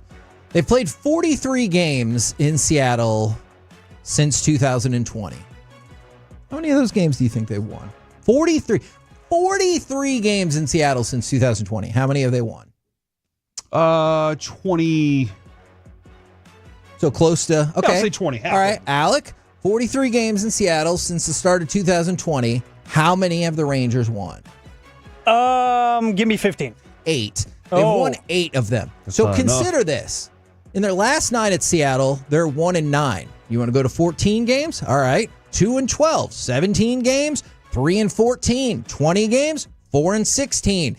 They are 8-35 at T-Mobile Park since 2020. 8-35. That is the single lowest winning percentage for any team at any single ballpark in that span. Not just for the Rangers, not just against Seattle. Remember, that includes the White Sox.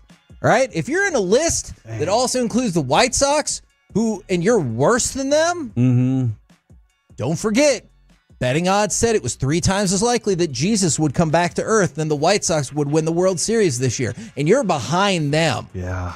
Wow. That is miserable. Well, hey, look, dude, we don't play all our games in Seattle. So that's a positive thing. We just need to we're through with it for this one.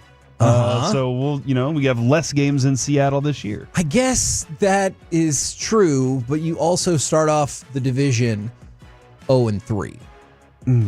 And we've talked about the Rangers have had some struggles in division against the better teams. And so look, I've said this routinely. I'll believe Seattle's one of the better teams when I see it. But starting out with a sweep after you almost got swept in the series before, not particularly encouraging.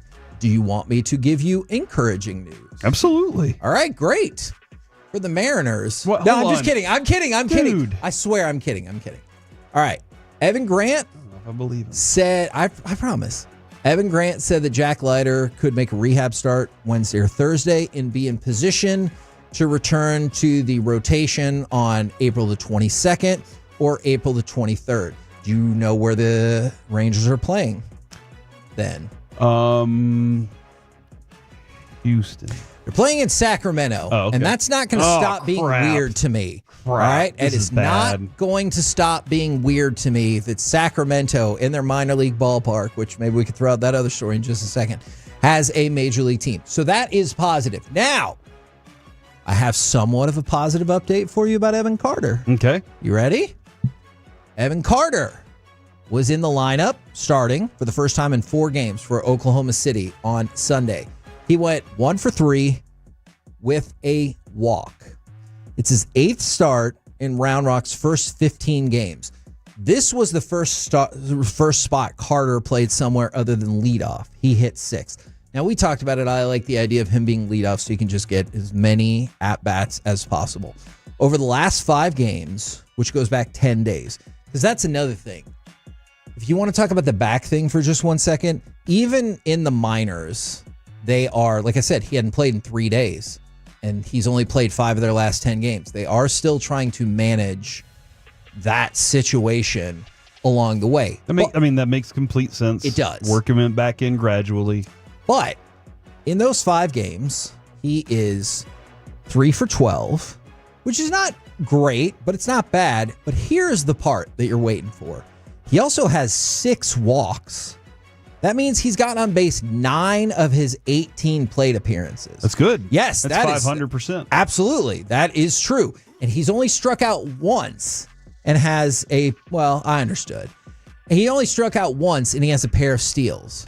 So while we're all hoping for progress at the minor league level, I know it's a small sample size, only 5 games, but Evan Carter hitting .250, on base percentage of .500, only struck out once in 18 plate appearances. From the 205, let's be completely honest here. This offense hasn't been good since the World Series. That's a reality. I concede that point. And Kevin, what was the difference in the World Series in this offense? Evan Carter And Austin Hedges. But Evan Carter was on fire. I do wonder if he could do enough in the minor leagues for Boch to say, bring him back, and I'm putting him at 1. And we're moving Marcus somewhere else, and we're going to figure out how we, a different way that we approach this lineup this year. I don't know. But if he's that kind of a hitter, that's the dude you want at the first hit leading off for you. If he's the guy that we saw in the World Series in that playoff run, he's the dude that you want leading off and right in front of Corey Seager and Wyatt Langford. Yeah, look, and Evan Grant kind of echoed this over the weekend, and we've been talking about this for the last week or so. Bruce Bochy has given no indication whatsoever. No. I know you said further down the line, but there's still no indication from Bruce Bochy that he's looking to make any semblance of any change when it comes to their leadoff hitter. So, I mean, that's a great idea. I would be intrigued to see how it works, especially if he went on a tear against left-handed pitchers. Now, for sure. I'm going to talk about an article I saw on The Athletic, and it includes Austin Hedges, since you brought him up. What do players do with all of their old stuff when they switch teams? Have you ever given any thought to this in your life? Okay, so like when you say old stuff, you talking about jerseys? Yes, correct. Like Derek, I know in his he's got a gigantic closet. He donates a lot to charity. He donates some to charity, but he also has a lot of it. Mike had a lot of his stuff as well, so I presume that they keep it in a locker somewhere. Okay. Or they rent out like a U-Haul storage unit. So some people do that. But I thought this was a really interesting article from The Athletic because they broke down how players are all different. So let's start with Brady Singer. So Brady Singer was spotted at his clothes, his uniform and stuff, was spotted at a Kansas City Goodwill hours before the news broke that he had been traded to the Reds. Okay. Brady Singer said he had donated those items at the end of the season and the timing was just a coincidence. But you could see how it's like, I just found this Brady Singer jersey at the Goodwill. He got traded. He must be furious. Yeah. And so he said that was just a coincidence. One of his teammates, who's on his Six organization, said he found a high school that he donates the stuff to. Another one of their teammates said that he saves stuff for his dad, who then, not just only for his dad, he disperses it among his coworkers' families. So he gives all this stuff to his dad, which, I mean, if you work with somebody and you're like, oh yeah, my son's a Major League Baseball player, you're like, oh, that's freaking cool. And so he takes all that stuff up there, and then his dad is like the arbiter of deciding who gets it. Wasn't Emmitt Smith's dad, or isn't Emmitt Smith's dad involved heavily in his his autograph stuff? I do not know. I believe that's the case, is that he was running all that for Emmitt, and then Emmitt would just do the stuff, but his dad took care of the business part of it. Now, we mentioned Austin Hedges. He said, you might find some hedgy catching gear at your local Goodwill. Oh, really? Who has played for 4 different teams since 2015. He said, I've done it all. Given to charity, people I know, dropping it off at a local high school. I've had a different number every place I've gone, so I have to get new stuff. All right. So, as you can guess, Austin Hedges has not been on Major League rosters as I'm the guy. This is my number because I'm the guy. They're like, hey, you're here. Let's give you exactly, and then they tattoo a number on your butt. Yes, with a Sharpie. And then there's Travis Jankowski, who, Man, I feel all of what he said to my core. He said, I was with the Rangers last, and I'm not going to be wearing blue on the cleats here because that's the Cubs color. So he's with the White Sox now. And so he's like, I probably can't go out there wearing Cubs spikes. Yeah, you just call up them the group. Who are you wearing? Are you wearing New Balance? Yeah. Just call them up and say, I need some White Sox versions. Okay, so I'm glad that you said that because pretty much what happens is they bring in boxes and boxes of stuff. Now, some of it is unlicensed because they're trying to convince you to like, hey, you should be with us and all of that. And so, but they get all kinds of stuff. And then there's Liam Hendricks. Remember the year that we were there and they were all coloring? Yes. And they were like, we don't have, I'm not with them, so I'm going to have to cover their logo out, but I like the way they fit. I thought that was amazing. I love that so much. So to go along with that, Liam Hendricks said, you see this shirt? He plays for the Red Sox right now. He goes, this is from the White Sox. Why? Because it had red in it. So it was a White Sox shirt that didn't specifically say why he got it from the White Sox, but it had red in it. So he's like, now it's a Boston Red Sox shirt. There you go. Or it just said Sox on it, maybe. Yes. And so that is an option as well. And then you get the magical opinions of Drew Pomerantz.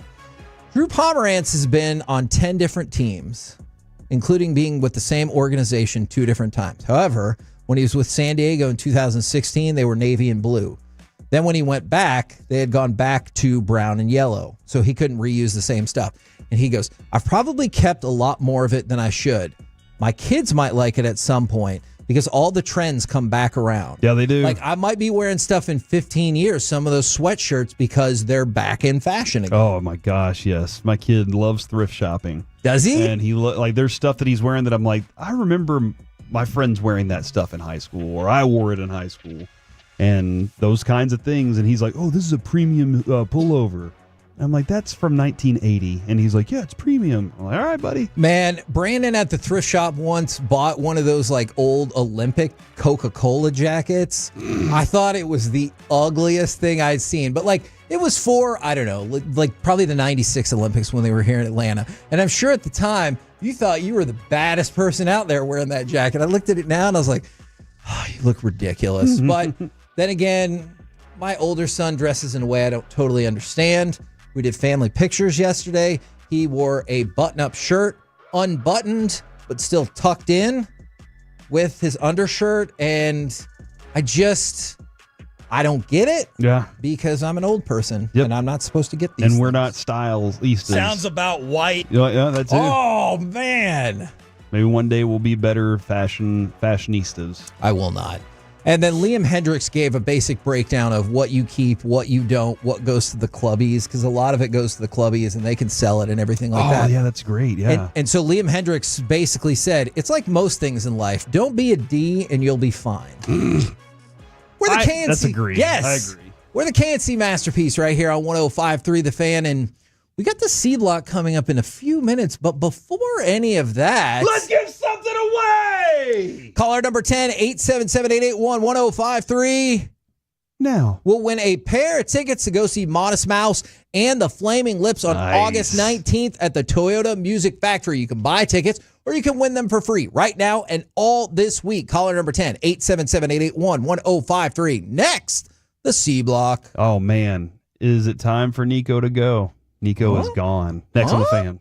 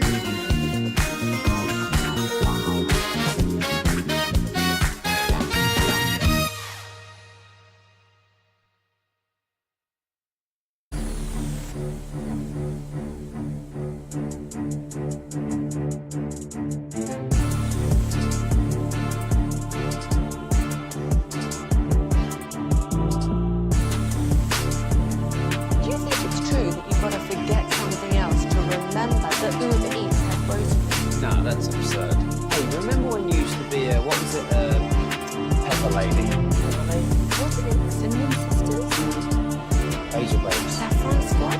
Nutmeg maidens. Pre-curd. No.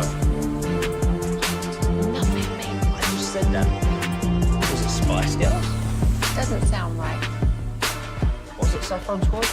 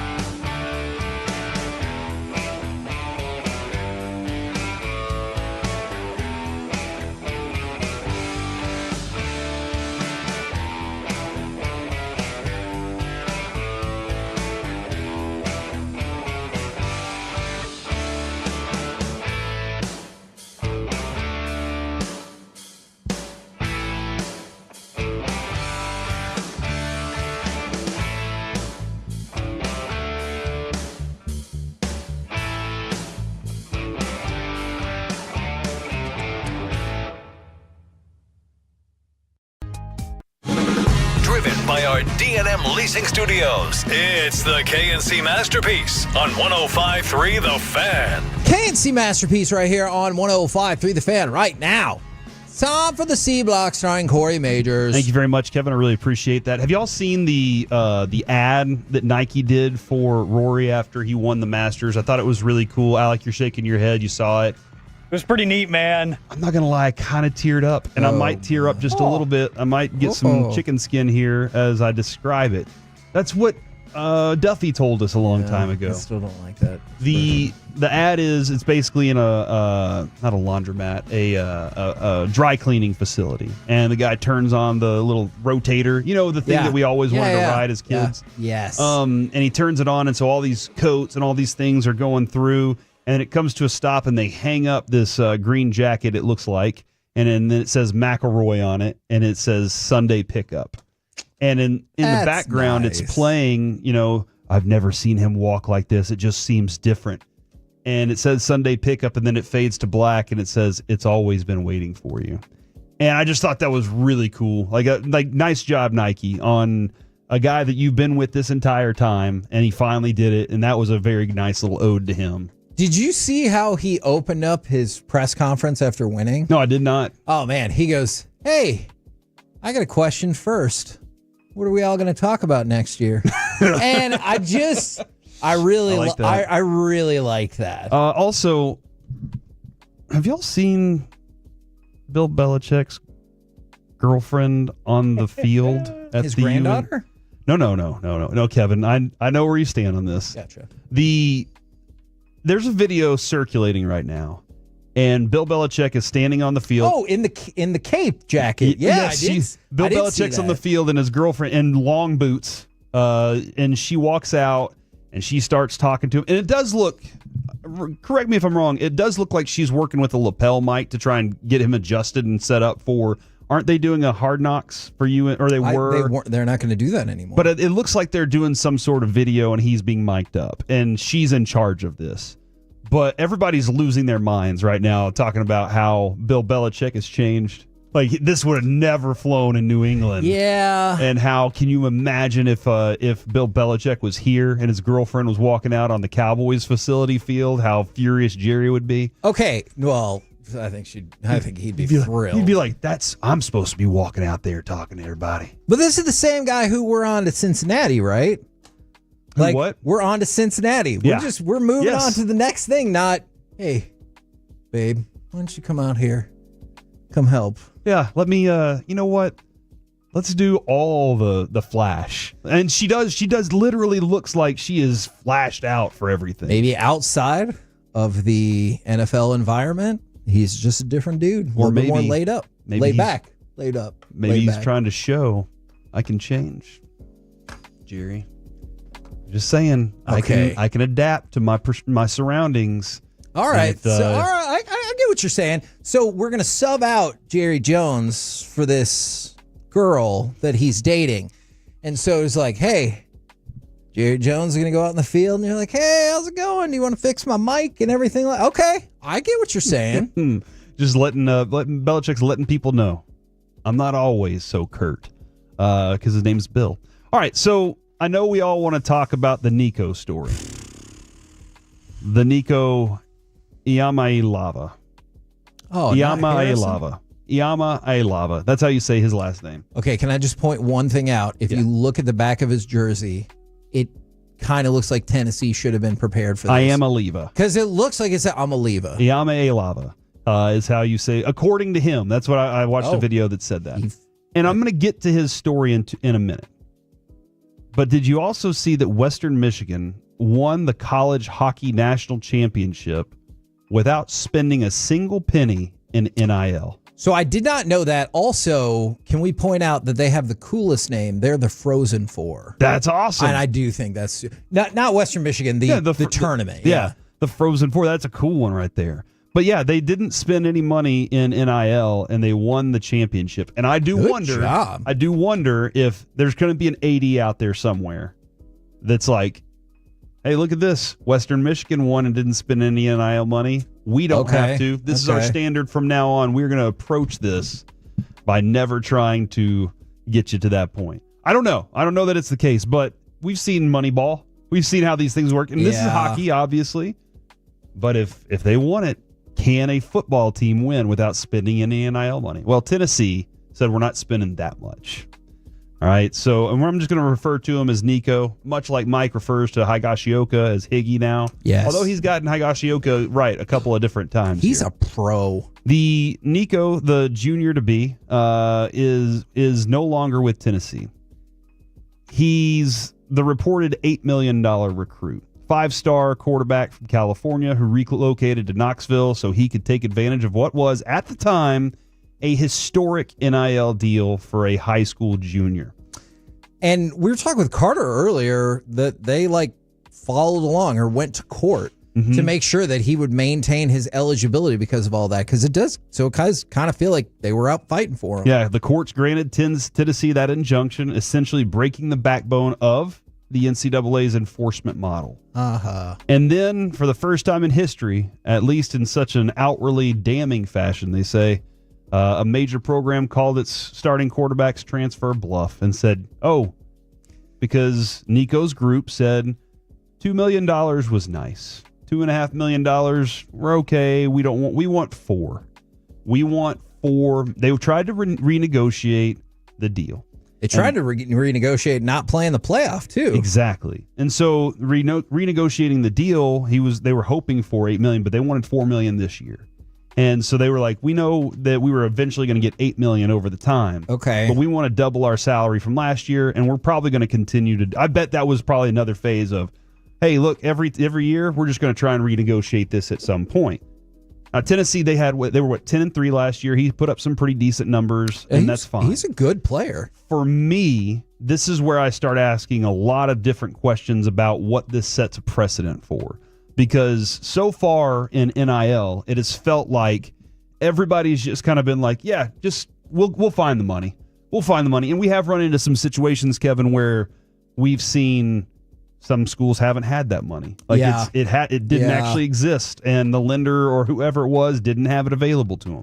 I still think it's a little weird that universities are negotiating this, but I guess who else would negotiate with them? Yeah. But is this the moment when a university is taking back control and the universities start doing this together? I wonder if there is an example of collusion that would happen, and if that's even legal. The other part, too, is would they blackball him? Would other universities look at him and say, okay, he's going into the transfer portal. We know how much he was trying to get out of them. We're not going to pay that, but as a group, we're not going to allow anybody to pay it, so we can prove a point to other people out there that you can't just sit there and try and leverage us for money so you can come to our university. We're going to start to institute basically what will be a cap in college football. I think that's all fine and well, assuming it's within the rules, until you find a team that's like, this is our chance to take a step up in the world. Like, let's just say, it's James Madison or something, and they're like, hey, we're tired of getting kicked around by Carter. And so they're like, I am going to go get this quarterback, or whatever your school of choice is that is ready to make a move up in the world. All it's going to take is that one team that's going to step out from your block. Like, let's say it is $4 million. No. All of a sudden they're like, hey, we could instantly be relevant with this quarterback. Not relevant, but more relevant. Then let's do it. That's where it's going to fall apart. And I'm surprised that doesn't happen more often when people accuse collusion. I'm always surprised that there's not just one outlier that's like, I'll do it. The hell with the rest of them. This is going to make our team better. Yeah, no, and better, whatever. I see that too because, hey, look, if Georgia was like, hey, this is our way to topple them this year, we can get past them. Let's do it. Let's go ahead and give him the $4 million. To tie it back in with your other story, did you know that North Carolina is the second betting favorite right now to get Nico? To get him? Behind UCLA. So it goes UCLA, North Carolina, USC, Texas Tech, and Colorado are the top 5. I can tell you, Kevin, honestly, that I did know that. The reason I knew it is because our very own Carter Freeman told me in the bathroom just moments ago. Man. He also was trying to force his way into this segment. And why didn't you let him He told come me in? he'd never put me on camera again if I didn't let him in the segment. And I said, I don't know. I might skip around a bunch. Oh, man. And so that's why I'm not on camera right now. I would have supported Carter coming in, especially, man, look at that work ethic. He's in the bathroom, and he's like, here's an extra bit of show prep in case you want it. He said, that is the commitment he said, that we from now on, need. the two shot is going to be Alec and Kevin, and that's it. Actually, it's just a one shot on Kevin at the moment. So mistake. that's pretty. That's a mistake. Carter and I love each other. We're friends. I do think this is interesting for the precedent it's going to set. Like, is he going to bounce over to one of these schools, really, no fuss, no muss, get the money that he wants? Because if that's the case, then you're going to see a whole lot more like college holdouts. If that's not the case and they decide to like try to make an example of this person, then maybe it'll be different. But I could see the landscape shifting quite a bit depending on how this turns out. The other question I have about this specifically is, was he being greedy or was he simply working the market? Because this is where I think the country in sports is split. Yeah. When it comes to contracts, when it comes to a guy trying to get more money, there is a gigantic divide of people that are like, he's just being greedy. Yeah. Dude, they have a limitless supply of money. Honestly, like that's where I think college football really is. They can go get whatever money they want. It's just whether or not they decide to and whether or not they feel like they can qualify it to everybody else out there. Like, hey, we spent $4 million on this. Well, why aren't you spending $4 million on this and this and this? By the way, if you're ever curious about that, go look up a bunch of different colleges' endowment and how much money they have just sitting around. Like, they're fine. So, and then let's take Dak's contract, for example. Oh, he's being greedy, trying to be the highest paid. The other part of it is, no, he's just trying to get what he deserves, or he's just trying to get what the possible market will pay him. Yeah. And so when it comes to a player like this, in college especially, and he's trying to basically go back on what his original agreement was and trying to readjust and renegotiate, is he being greedy, or is he saying, look, the market is growing. There is no cap on it right now. Let's see how much we can get out of this thing before somebody says no. Somebody said no, but I look at him and I'm like, I don't think it was greed as much as I do think it was just him trying to see where the market really is with college football monies. This is tough because I have always been of the belief like you should live up to your word, whether that's contract or your commitment to the team or whatever. But when you know not everybody else is playing by those rules, that's probably difficult because, I mean, like, let's use Jimbo Fisher as an example. I'm sure there's lots of people that were at Florida State and they're like, well, you know, I committed to this team. I'm going to do the thing. And Jimbo's like, hey, I got a lot of money. I'll see you. And so that's where I'm kind of conflicted because part of me is like, no, live up to your word. But then if everything else around you is like, I'm going to go do what I want, when I want, and get mine while I can, it's really hard to say no to I think a lot of times when I look at it, like, okay, with a lot of different contracts, we can fire you at any point. Yes. But I can quit at any point? And like, does this all work the same way? Like the NFL, they can drop you whenever they want. It's fair. But it's a different situation whenever your contract is up. Now you're like, hold on, y'all just cut this guy. But now my contract, I want a new contract and I'm a year out. So the only way for me to get it is to hold out. Like that's essentially the only way for us to have this conversation. Because how many of their friends, colleagues, however you want to put it, have seen that same conversation happen? And you're like, but I signed a deal. And they're like, yeah, sir, it's just a business. And you're like, man, I really wish I would have treated it like a business. Yeah, instead of treating it like family or, you know, something I love and passion. Exactly. Yeah. Exactly. And that is, Kevin, if you're getting in on the new John Hamm show. Man, you love Apple TV Apple shows, TV's crushing it for me right now. Are you sad they canceled Mythic Quest? Yes, I am. Your Friends and Neighbors on Apple TV. John Hamm goes through what I call the worst experience of learning that it's just business. That's like in the first episode, it's just business. It is the worst. But I like the show so far. So good luck with John Hamm's show and Apple TV. And that's the C Block. What is it called again? It's called Your Friends and Neighbors. Okay. And Olivia Munn's in it and Amanda Pete's in it. And those are two of my significant lifetime crushes. So Adrian knows. Interesting. We're the KNC Masterpiece right here on 105.3 The Fan. Hey, if you're curious why we haven't done a star segment today, coming up next, Wanker of the Weekend. Stars, yeah. Which The Stars are going to be in that. Who was the best at being the worst this weekend? And why was it the Stars? And probably other people too. Next on The Fan.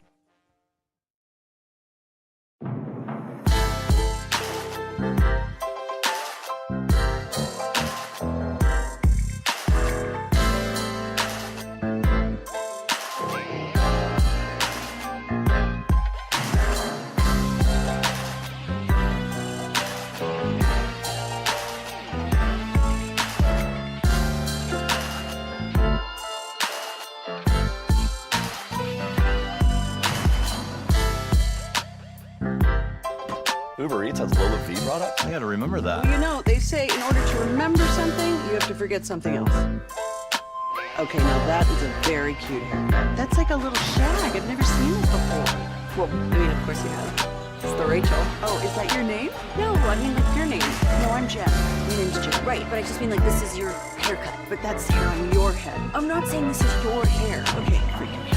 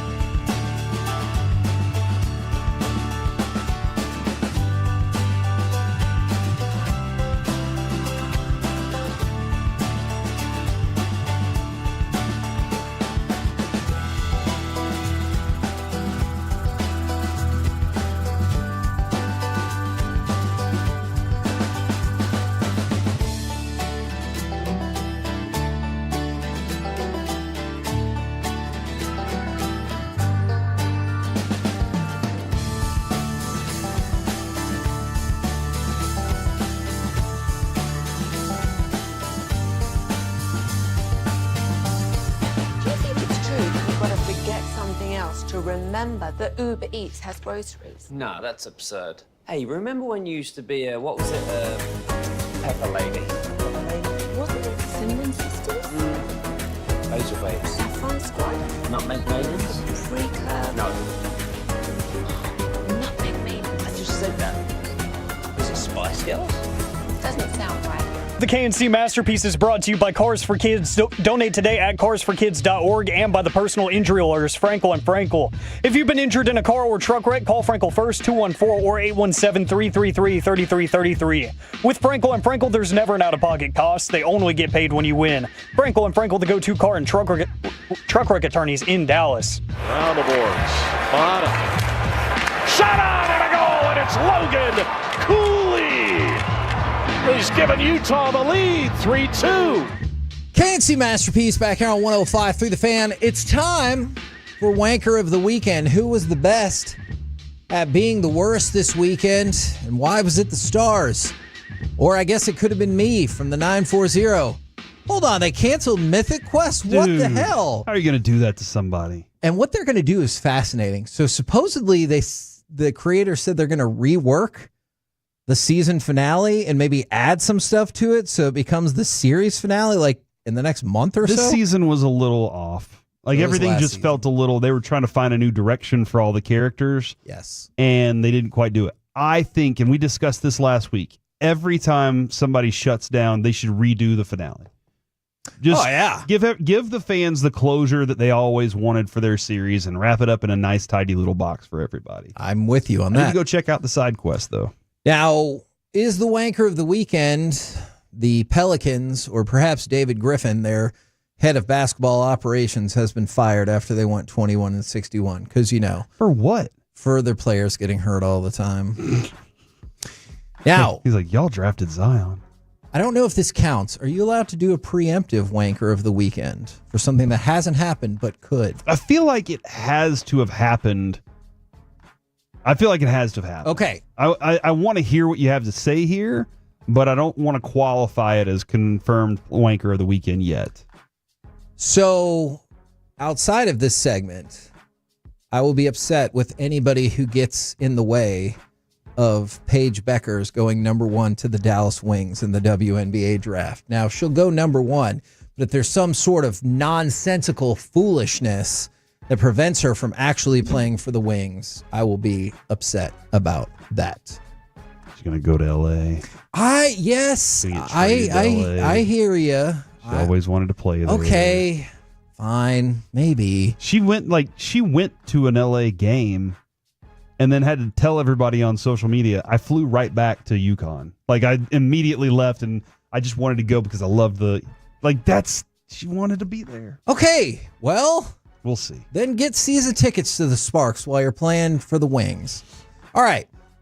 Are the Stars and Victory Plus the Wankers of the Weekend? So the Dallas Stars, well, they played a game, so guess what? That means they lost. Dude, hey! They have not lost 80 games this year. 5 straight losses for the Dallas Stars.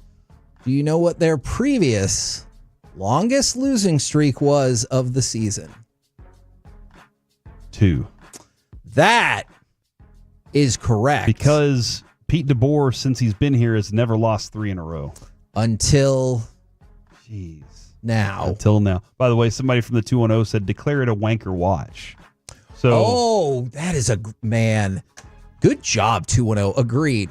All right. The WNBA, the Sparks, maybe Paige Beckers are on Wanker watch. If anything prevents them, well, you know what? Now that this is happening in practice, I feel like... No, I'm glad we have that audio. No, I'm really glad that we have that. We're going to have to adjust. We're going to have to adjust that. That is. I kind of led him to that water, too. Thank you from the 210. That is unfortunate. All right. Are you embarrassed? Yes. For the second time today, Alec and Corey from the past. Yes, I am embarrassed. But Victory Plus did us a favor and made sure you couldn't really watch that Utah game. I was frustrated, dude. I really wanted to watch because they knew I wanted we were to going to lose. Because I wanted something to do for one. Okay. And I wanted to watch them play hockey. I just wanted to see if they were going to, have the 7 Ps all squared away, Mm-hmm. What? Now, performance and stuff. By the way, side note about hockey. Did you know the Dallas Stars have opened as a slight underdog in their opening series against Colorado Avalanche? I did not know it's that. minus 105 to minus 115. Because so of the really, way that really they're playing right now? Probably. Or maybe people just like what Colorado did at the trade deadline as well and think that is the direction it's going to go. I'm very concerned about this team, but I'm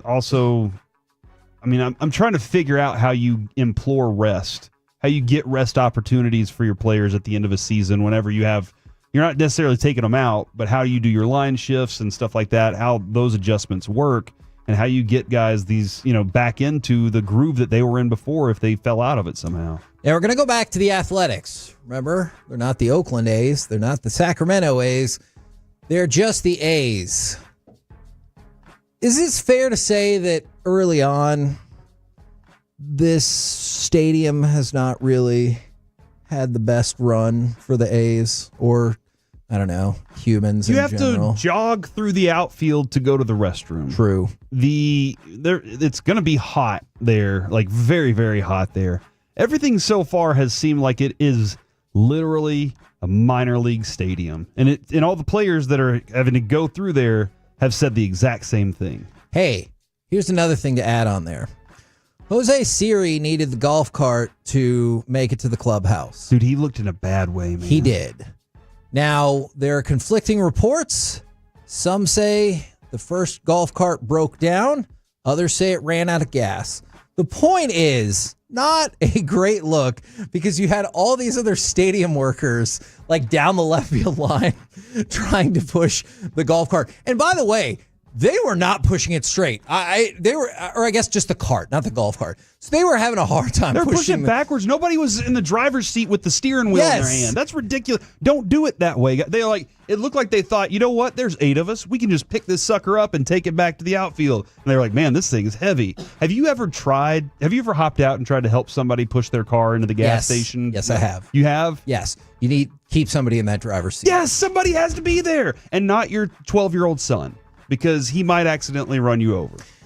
Okay, so... It happened to me. A, did that happen to you? Well, there you go. And B, I might risk it because depending on how strong your 12-year-old is. So, like, if you have another strapping person in there who's ready to push, like Alec is in your car, or your 12-year-old, you want Alec back there pushing the car, right? Not steering the car. So I'm going to take my chances. I get it. With the 12-year-old driving the car, and you better not, because that is not cool. The thing about it, though, is my 12-year-old didn't know when I said push the brake that he was supposed to push. I told him, hey, push this one whenever I say push the brake, and he was like, I'm panicking. We figured it out, though. Did he tell you he was panicking, or did his actions you could see let it on you his know? face. Yeah, it was definitely a face thing. All right. Let's go from that to, is it Highland Park? Is it for Wanker the Weekend? Yeah. All right. Is it the UIL or is it the coach? I don't know where you think the blame falls on this. So Highland Park defeated Liberty Hill for their boys soccer state championship, Class 5A, Division 2. Then they were forced to forfeit the title because they used an ineligible player. That would have been the first boys soccer state championship in program history, but forfeit. So is it Scott Turner, the head coach?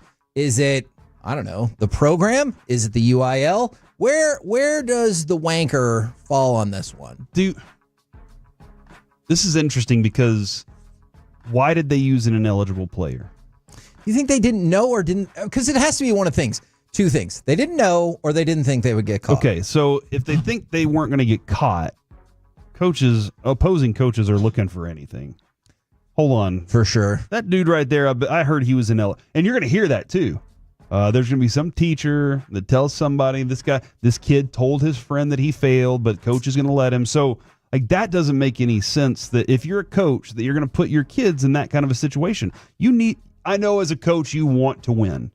And we've seen lots of high school situations, Kevin, where somebody is living in a place where maybe they aren't actually living. Can I tell you one of my favorite quotes is from a basketball coach coming out of a UIL disciplinary hearing when everybody voted that kid was eligible, the coach looked right at me and he said, well, looks like it's open season. I'm going to go recruit wherever the hell I want. Yeah. And I was like, awesome. And then he said, don't quote me on that. So if it is, I can't tell you his name. If it was the coach, then he's the wanker of the weekend for screwing all the rest of the team out of the possibility of winning that. If it's the, is it the player in this situation? I mean, you'd think mostly the player would know if they're eligible. And if you're the coach, you know if your team passed or not. You get a report every week. And there could be other, believe it or not, there are actually other things that could have been ineligible for as well. The 365 transfer window. There's a bunch of other things. Yeah, but I'm with you. I don't know exactly then, Kevin, where I land on this at the moment. But for the moment, I will blame the coach until further notice. Okay. Now, I still can't figure out how exactly this happened. Are these Ohio State beat writers the wankers of the weekend? Because there's a legal case involving Austin Ward and Jeremy Birmingham that they got money that they were supposed to pass along to players for paid appearances. So, like whether you're doing the post game and you'll be like, hey, you get a gift card to wherever. And so to Whataburger. Yeah, for podcasts and other stuff like that. So not only is it alleged that they might have been doing some other shady business with the podcast funds, the money that was supposed to go to the players for paid appearances, they're like, that'll go right into my pocket. And they didn't get away with it? I mean, look, there's a legal case against them. That's not to say they can't get away with it, but it's not sounding great. So right? here's something that we're learning, Kevin. If you're going to steal money from people, all right? If you're going to do this, like the start of don't this, spend that money. You spend your own money, all right? Because if you ever eventually get caught, it's going to come back around to hurt you. All right? So if you're going to steal money, save that, invest it. Invest it in some sort of high yield mutual fund or something. That way, whenever we're supposed to be giving out investment advice. If you do get caught, then you can take that money and you can take it back to the people and be like, I was just holding it for you and trying to gain interest so that you could actually be better with this. That's the way I'd do it. Would you consider me changing your statement for saying don't steal money from other people? I feel like that really loses the whole crux of the position I stand on, though. That you're really trying to save yourself from your future self, where you have to pay back everything. Yes. You learn along the way. I learned not to shoplift. Right. I learned not to stick my foot through other people's car windows. But after 7 years, statute of limitations, so you don't have to worry about that anymore, and you get to hold on to that money. Okay. Maybe somebody did say maybe launder the money. For the record, the statute of limitations is not the same for all crimes, first of all. I just want to throw that out. So that one could actually be less than 7 years, what you're saying here. Hey, are the Orlando Magic the wankers of the weekend? Did you know that they won their division? And you might be like, first of all, I don't even keep track of the divisions in basketball anymore. Yeah, I didn't know. Fair. I didn't know we were still doing that. But this has a buzz phrase that you love in it, Corey. The Orlando Magic went 41-41. They are the first team without a winning record to win a division since the NBA-ABA merger. Nice. So for the first time since the merger, a team won a division without a winning record. Though they didn't have a losing record either. So the first time since the merger. That's right. In the NFL, how many times has that happened? I feel like quite a few. We saw it. Yes. Yeah. How many times? That's never happened in MLB, has it? That when somebody's won the division without having a winning record? Because you used to you'd only get the division winner. And so It's not a losing record, though. That's what I love the most is you had a losing record, yet you're considered the winner. That one's a real tough pill to swallow. I'm really concerned from the 817. Kevin, it's all about learning how not to get caught. Mm-hmm. And then other people are saying you just described money laundering. Not to not do it. I love that. There's a lot of knots in there. I guess. And because there's 3 different knots, negative, equals a positive. Yeah. So I got what you're saying. You got to there. So now the part that you just said about a negative equals a positive is definitely wrong. And then finally, did this fan have to apologize? Probably. So an Astros fan, maybe they need to apologize for that, or they didn't have their space helmets on, took a ball away from Mike Trout. And Mike Trout described it. He was like, yeah, I jumped. I thought the ball was in my glove. And then this guy literally took it out of my glove. I love this video. And then he said he was apologetic. And Mike Trout said, I learn new things every day. Once I go into the stands, it's free game. Does this fan need to apologize? Because Mike Trout's technically in his space. Didn't they end up calling it an out? I do believe they ended up calling it an out. And that guy and the kid got to meet Mike Trout. Yes, that's the coolest part. Mike Trout was like, bring them to me. I would like to apologize or have a discussion with them. And everybody was like, okay, whatever, Mike Trout. But the thing about it, you watch this video, this guy looks like as soon as he realizes that Mike Trout was trying to get the ball, I'm so sorry. But why? I'm so sorry. Like, he's panicking. Mike Trout doesn't play for his team. You helped out your team. He didn't want to be the one that, like, screwed up the game. He's a game purist, obviously. Like, you could see it on his face. He didn't want to be the one screwing up a baseball game and being a big point of controversy. Although, as you're saying, Kevin, he would probably continue to be a hero in Houston for winning a game against the Angels in the regular season. Yeah, maybe not. Man, Mike Trout was so mad. He was like pointing at that guy. The guy has the baseball. He's like, he's just going, I'm sorry. I'm here. Take it back. You can't take it back at this point. It's over. You know what I like? Is that guy didn't even like drop the ball on the ground or give it to his son. He just stood with his hands in the air like Mike Trout was a cop. Please don't send me home. He's like, I did it. I'm so sorry. That's the big fear, is getting kicked out of the stadium for something like that. And you're like, dadgummit, I wasn't trying to, but here we are. We're the KNC Masterpiece right here on 105.3 The Fan. Coming up next, let's chit-chat with those fellas from the G-Bag Nation right here on 105.3 The Fan.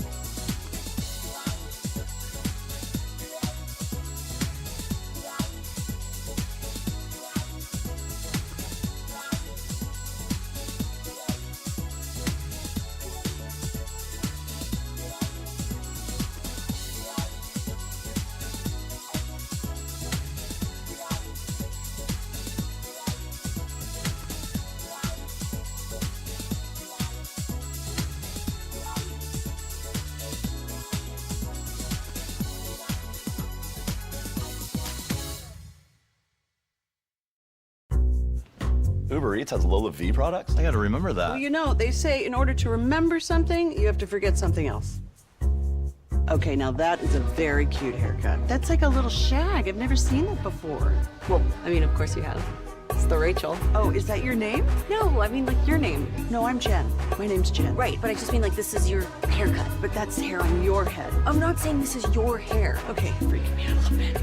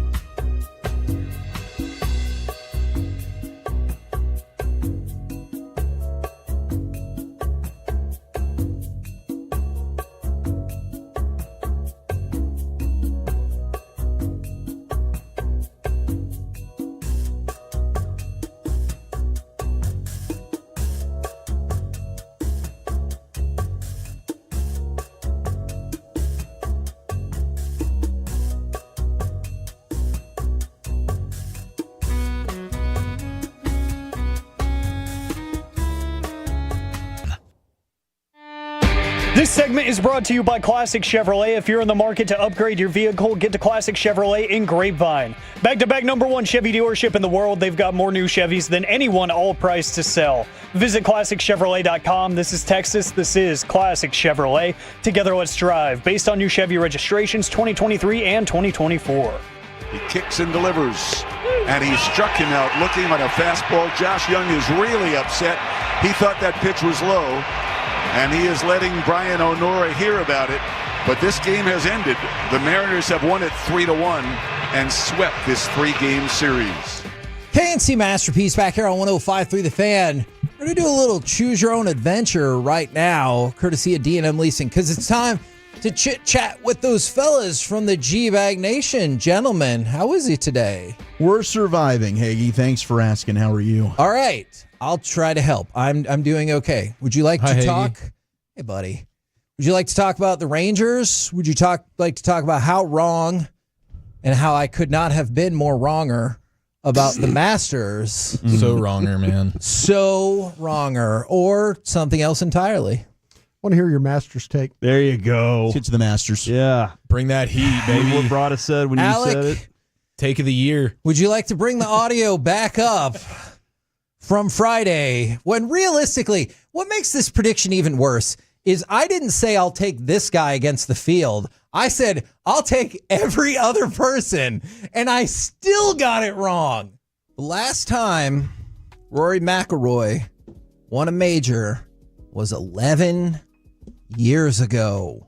You think he's going to do it? No, I don't. He's never won the Masters either. So I'm just going to go out my bold, not so bold Masters prediction. The hell with everybody else in the field. Rory McIlroy will not win this tournament. My bold That is prediction. so good. I love He that tried you to prove you right, though. So He did try. He tried. tried his balls He off had for some you, Hagee. absolutely brilliant shots, and it's inexcusable his putting at times. Yeah, the shot onto, I know a lot of people were stoked about a shot onto the fairway in the 18. Yeah. But then in that same hole, you have look, for a professional golfer, not for me, I would miss it too. But for a professional golfer, a very makeable putt. Yeah. And you could tell pretty quickly it was off to the left. Oh, no, it is. There's the amount of pressure. It's a life-changing putt For right sure. there. And he probably saw his golfing life flash before his eyes when it went left of the hole. Oof. For him to hit, it's funny, he hit a gap wedge in the playoff, same club, a little bit closer, and he just absolutely stuck it. And, the coming out of the bunker, that was going to be difficult. Last year, he pitched out of that bunker and made an incredible shot save. But, yeah, he had his golfing life had to – you don't know, man. You don't know if you'll ever get one of these chances again. And Justin Rose has come close a couple of times. He came close at the Open Championship last year, and but you just never know when you have a chance to win these majors. And Rose, this is his second lost Masters playoff, right? Oh, yeah. That's heartbreaking. He's you get to a certain point in time, and the thing that had to make McIlroy comfortable was the fact that those guys were Ryder Cup teammates. That playing with somebody that, like, okay, I know this is a guy I know his game, but man, you got to give Rose some credit the way he played down the stretch. Absolutely. Because birdie machine. Because on Friday, he really didn't have anything in his round. I mean, he just, as they say, he hammed and egged it around and was able to kind of hold it together, and but give him a lot of credit for the way he played on Sunday. I did think right out of the gate for Rory, I was very concerned because his first shot landed in the sand. Like, first shot of the day, and he's just like already drinking Coronas. There was 3 moments. It was that, hitting it to the water on 13 and missing the putt at 18, that I think any one of those you would have been like, would have blown somebody's day. The way that he played on Thursday, the way his last 3 holes on Thursday were, you would think he fell apart there at the end. Completely fell apart at the end, and you're kind of thinking, okay, did he just give this away on Thursday? Yeah.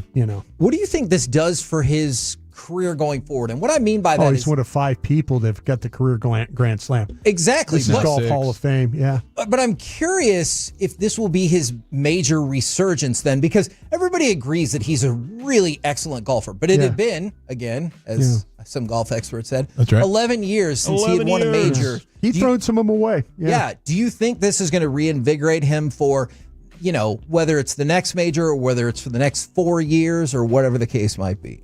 He might go back to the things that he had done before. I mean, his game at times has absolute brilliance in majors. It did when he first started, in 2011 and 14, and when he was winning those majors, you were thinking, man, he is going to challenge. But there's always some flaw to his game when it comes down to it. And the shots he hits, we saw a great example of that. Absolute brilliance and absolute what the F are you doing? And his putting will sometimes fail him. And you have to be able to, in majors, it's not about the good shots. It's controlling the bad ones. He has the ability at times to control bad shots. I'm curious for all 3 of y'all, because I was very upfront. This was not much must watch for me, just because I'm not a golf person. Was this must watch for all of you guys? Like, were you locked in all day? Broadus, I'm sure you were. Back 9. Yeah. I think this tournament. Second 9, sir. The second 9 really got me hooked. Yeah, second 9. I think to me, when you can miss that tournament for 3 days and then watch those last 9 holes, and you'll kind of get an idea how this thing's going to come down. I think he's got a good point. Yeah, Sunday is always sort of a must-watch situation, especially when it gets to the situation like this when particular he missed that one. Putt, This was all time. Yeah, when he missed that putt, I was like, my gosh, he might have just thrown away his best chance. Yeah. And especially the way that Rose was playing down the stretch. I thought he was going to win a playoff for sure. Yeah, and you're like going, my gosh, he just threw this away again. What do you guys think about Bobby going back for more on the diss track? Certainly to be expected, right? I mean, we knew we were. I could see that we were getting into a tough situation when it pertains to Bob. His violent creativity is through the roof. Yeah, that we always knew that he would be getting the last laugh. He reached out to your sister, Zach. I was with her on Friday. She's like, "Hey, Bobby and I have a surprise for you." I'm like, "Oh, is it a good thing?" She's like, "Yeah, you're gonna love it." What? Oh my god! What are you doing? I do want to. You're on my team. Is this payback for the poop that thing? The poop thing. Yeah, you know what? It's been a long time coming. I guess that was karma waiting. You've been holding on that one for a while. Yeah. I was shocked. That's a good point, guys. I didn't even consider that one. I still can't even believe it. I was thinking immediately, okay, he found a way to like AI this thing.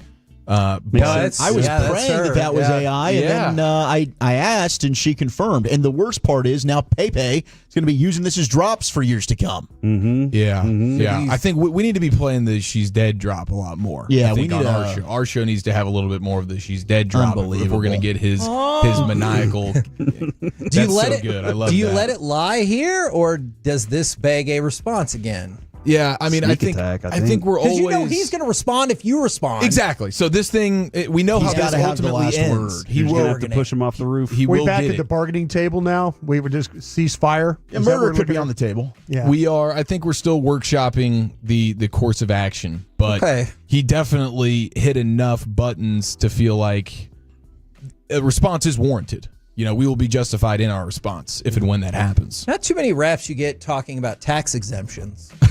Yeah. Well, and that's the other thing about Bobby, too, is all just to make it rhyme and make it flow. Yeah. He's just able to just make crap up. Oh, he made you know? up And the majority of that. He made up basically the entire thing. This dinner that he says he was at, Brian was there. I sat next to him the whole time. He makes fun of me for how much food I spilled on myself. Brian picked up the tab for that. Bobby got sick and had to leave. But Bobby did set Bobby has set himself up for failure because he did the Eminem start making fun of himself thing, which he thinks is like all there is to make fun of him for, which I think is pretty funny. But he cracked the door open to something that I think could be an all-time KO. I'm like even more than the she's dead thing. I'm wondering if this next one is too much. But nothing's too much at this point. I mean, he went to Walchuk's sister. Yeah. Are you kidding me? Get the divorce papers ready. So this won't. So whatever it is, though, won't be just a shot in the dark, right? Oh, absolutely not. Your guns ablazing here, huh? We got the scope and everything. Gotcha. X-ray vision. I like it. Night vision, I should say. What do you guys got coming up on the program today? Pure gold as always, Hagee. Thank you so much for asking. More of that vision from Eric. We will talk to Tommy Yorish, DallasCowboys.com. Mike is in the building. We've started voluntary camp here at 3:20. And then, of course, Rangers President of Baseball Operations, Chris Young at 4:20. Love it. Roll home with the G-Bag Nation. We have been the KNC Masterpiece. Make your way back with us tomorrow, 10 a.m. to 2 p.m. right here on 105 through the Fan. Good night, Kevin. Good night, Kevin.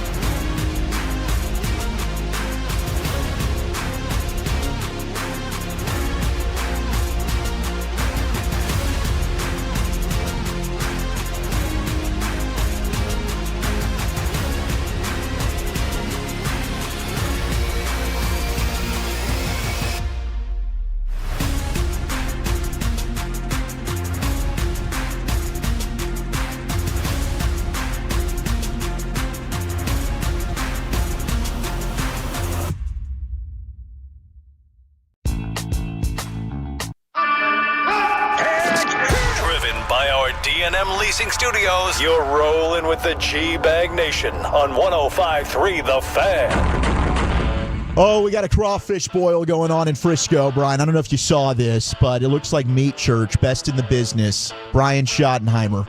First day, he's doing it right. Shout out to Brandon Laurie for putting this up on the socials. He's doing a crawfish boil at the Star? They're doing a crawfish boil. They've got it out. I will go ahead and send you this picture, and you can go ahead and rate it. I'm sure if Meat Church is doing it, Yeah, Meat Church is Matt doing Pittman, it right. Matt Pittman, I've always wanted to cook crawfish with Matt, and I've talked to him about it.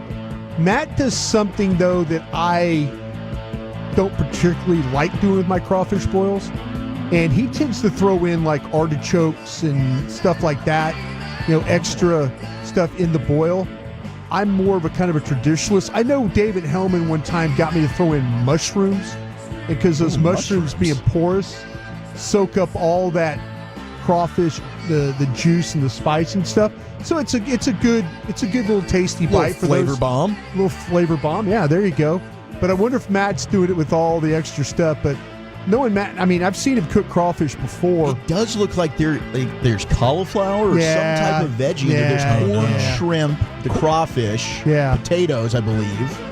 And then there's something else in here. We're going to have to figure out exactly what this is. It might be a vegetable of some sort. Yeah, he might have thrown artichokes in there. Whole artichokes is what he had done. And I just myself, I'm more of a straight boil kind of guy. I like the corn, the potatoes. I'm a guy, I'd like to work with Matt too. He uses like onions and stuff like that. I blitz all that stuff.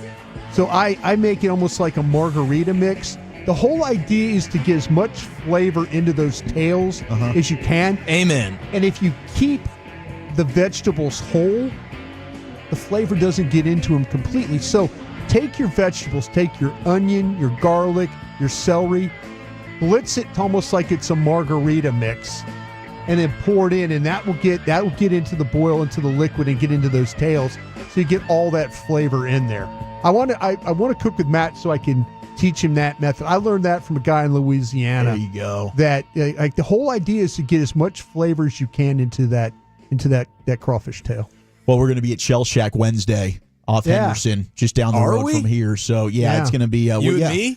We should be. We'll see. But it should be an absolute party over there at Shell Shack. And then Thursday, we've got Draft 101. We are getting closer and closer to the NFL Draft. 6:45. Come on out here to our studios, 4131 North Central Expressway. Whataburger's going to feed you. 6:45, doors are going to open. You don't need to sign up. You just show up, and it's going to be awesome. We love doing Draft 101 There's every parking single year. in the actual building. Yeah. So if you come in, I know people on Twitter were asking me about, well, hey, I'm not familiar. How do you park? Well, there's parking underneath the building here. So show up and get a spot and get on in. Hour number one, G-Bag Nation, Wolchuk, Chiafalo, the great Brian Broaddus. We got Lucius Alexander holding things down in the Pimp Cup. We got Carter Freeman. Dawson, we got the Dallas Cup. Yeah. So Gavin's going to be out the next 3 days. He's going to be coaching his tail off, hopefully coming back with a victory. Honestly, he was talking about that it could be rough. They're playing against some really, really good teams. This is like the biggest tournament in all of youth soccer. This is worldwide. It's amazing. He posted a picture yesterday at the Cotton Bowl. I mean, the turnout for this. It was huge. It was crazy. Opening ceremonies were impressive. Badass. And he was peeing in a trough because that's what you have to do at the Cotton Bowl. That's awkward. Cowboys did go ahead and start their new voluntary camp today, and it is confirmed Micah Parsons in attendance. Brian, we'll talk with Tom Yarich more about that coming up at 3:20. Overall, though, we're kind of like just trying to seek good information with our Dallas sports teams right now. We just want good news, man. Kind of leaking confidence. Rangers get swept over the weekend. We'll talk with CY at 4:20. I mean, are you Brian? You nervous? You pushing the panic button yet? Oh, I'm more nervous about the Stars than I am the Rangers right now. Really? Okay. Yeah. So if you were to power rank like your level of concern, because I don't think we're too really concerned about the Mavericks whatsoever. I'm concerned. I'm concerned about the Stars. I just, when they absolutely needed to play their best to, trying to find a way to win the division, they were at their absolute worst. And we haven't seen any level of play like this really all season.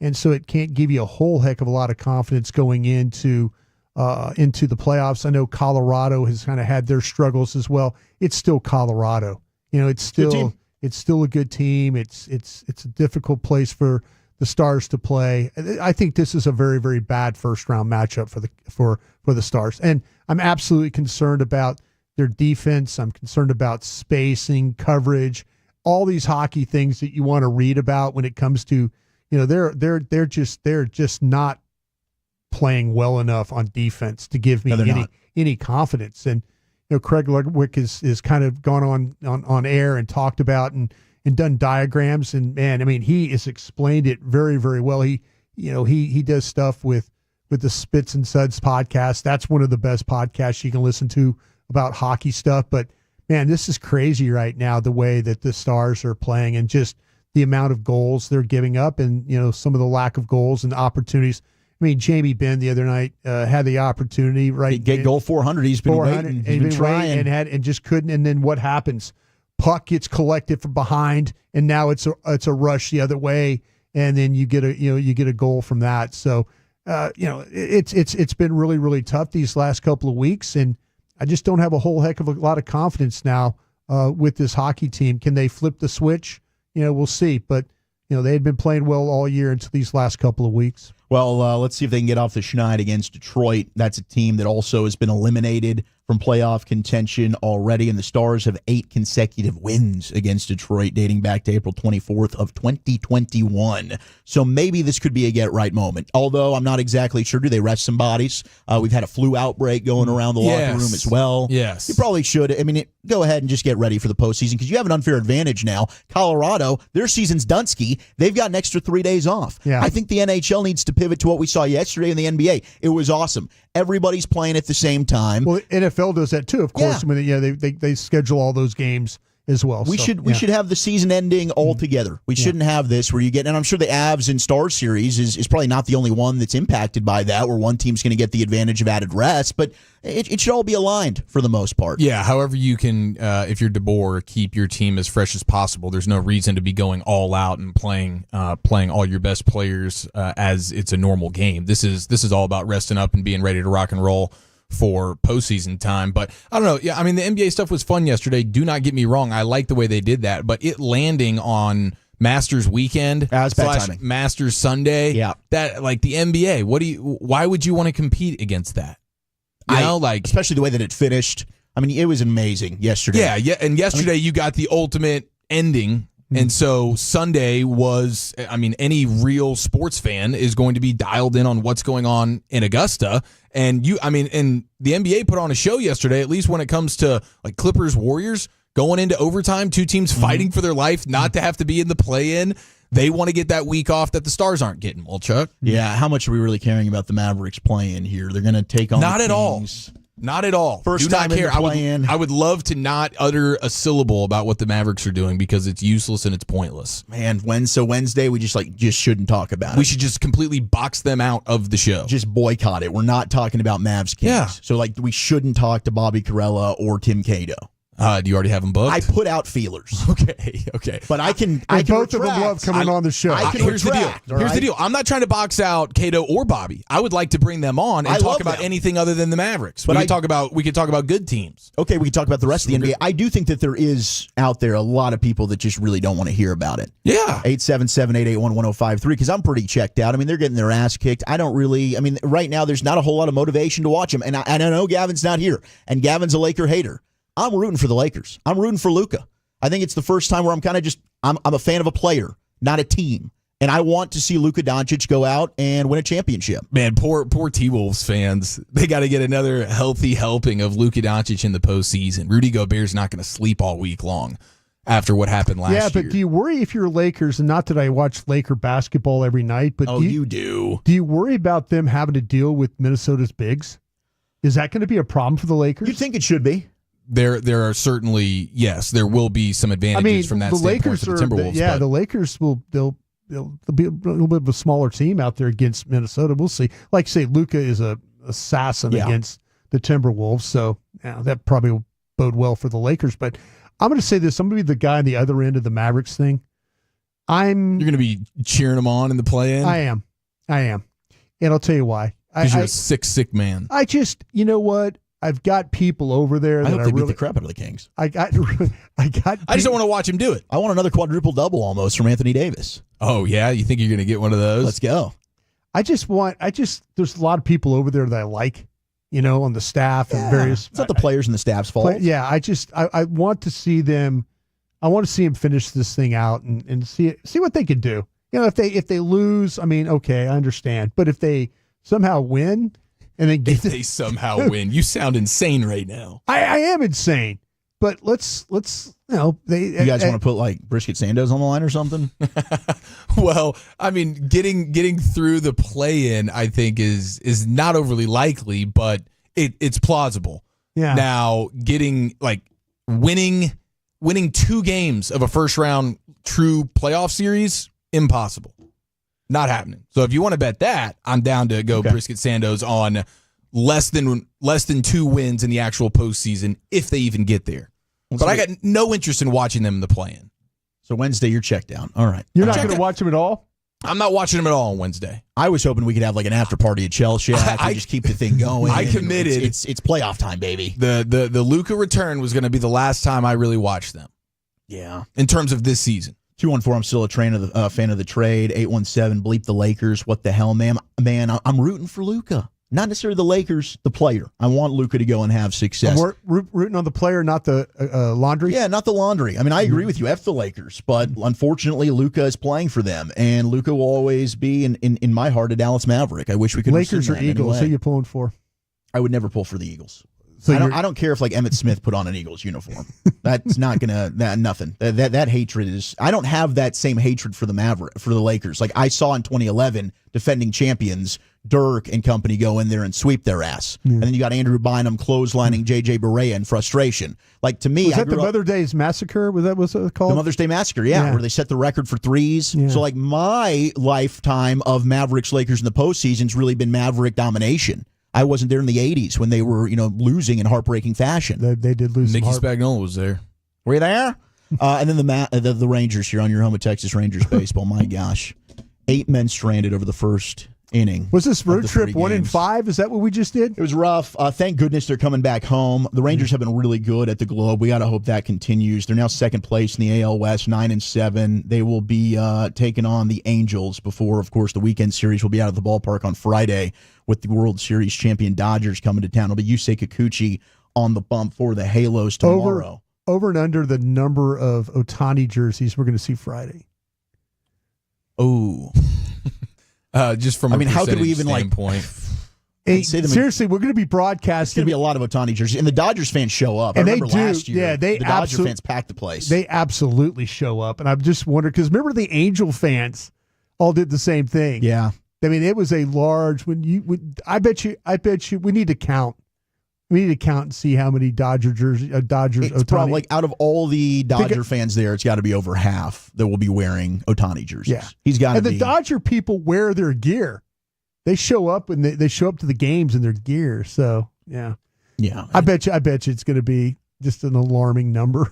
Well, the Rangers just can't hit with runners in scoring position. 5 for 26 over the weekend. Boch was not happy about it. 1-5 on the road trip, to your point. And in this one, they've got to figure it out. Now, the Angels have had a good start to the season. We'll talk with Chris Young more about this later, but I am very concerned about Jock Peterson right now. I mean, he's got a hitless streak, 26 at-bats, second longest of his career. Yeah. And Jake Berger's not hitting the fastball. I mean, Josh Young, outside of having the opportunity to score with runners on, has been good since he's come back. Yeah. But this offense, I wonder what CY looks at. Like, what is the fair sample size for him? All you could do is hope that things turn around and just keep filling out the lineup card and hope that someone gets hot.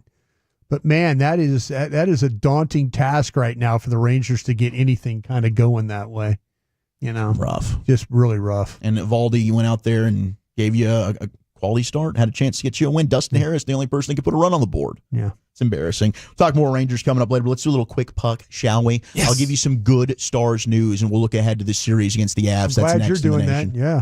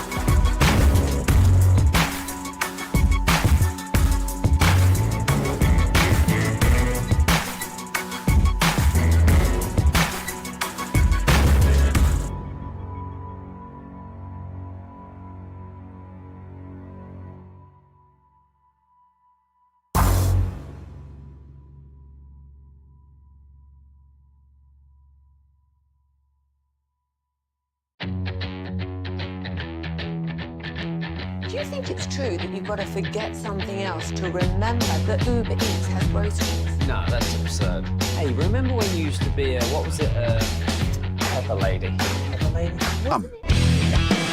Our favorite puck boy, Zach Wolchuk, the Woolly Bully, has a Stars report here before we get to G-Bag of the Day at 2:30. Great to have you in the G-Bag Nation on a Monday. Best of the weekend coming up here in a few minutes. Segment brought to you by the Frankels. If you've been hurt in a car or truck wreck, especially when it's not your fault, go ahead and give them a call at 214-333-3333. Bully? What was that? I don't know. I don't have the read. I'm just flying. You're crushing it. You're doing everything you can. Thank you so much. And yeah, make sure you're joining the conversation on the truckwreck.com text line. We love you. All right, Brian, you're really Stars sad right now. Do you want good news? I'd love good news about the Stars, please. Sean Shapiro this morning. Good hockey dude. Got some clarification from Jim Nill on the recent Miro Heiskanen reports. He's going to play tomorrow. He was never expected for the first round, okay? He was not expected for the first round. He's not going to play game one. He's not going to play game one versus the Avs. I read the tweet, and it's really confusing. Can you please say it again? Because the wording of this is absolutely disgusting for a professional journalist. Miro Heiskanen was never not expected for the first round. He will not play game one versus the Avs, but he is hopeful to play in the series. A lot of nots, a lot of nevers. So maybe game 7. Roll him out. Maybe game 5. Double AC. Maybe it's 2-2. Game 7. Well, by that, technically, it could be as early as game 2 in the series. Probably goes to game 7, though. It probably will, knowing the history of the Avs and the Stars. But if it goes to game 7, you have home ice. You have home ice. You got home ice. Pete DeBoer's amazing, immaculate record. You're going to get Miro back. Crowd. Sagan's going to be playing. I mean, Leah Simakopoulos of the Morning News is kind of paying attention to the morning skate, and she did note that Leon Bichel and Alex Petrovich both were on the ice, which indicates that Tyler Sagan likely not available tonight. They're the ones that would be sent down to create cap space for him to return. I don't think he plays anymore until the playoffs start. Right. I think you do just wait. You don't want to mess with the salary cap deal, and then that's not an issue anymore once the playoffs start. So, yeah, I think his first game in over 4 months will be game 1 against Colorado. And you know what he's going to do? He's going to score a damn goal. I like what you're saying there. And 2023 Rangers, they should give you optimism here. Okay. That we were just kind of just spewing oil. This is the theme. That we were crashing into the wall. Yeah.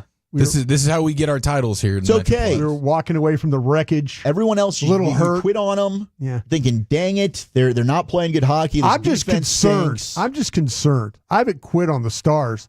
I'm concerned. Yeah, there's nerves. Right now, there's been a lot of nerves. There's been some really, really bad moments these last couple of weeks with your Dallas Stars. Yeah, they've really peed down their legs. With teams that aren't really going anywhere. No. You know, I get it. Vancouver was fighting for their life, but you gave up 3 goals in a minute.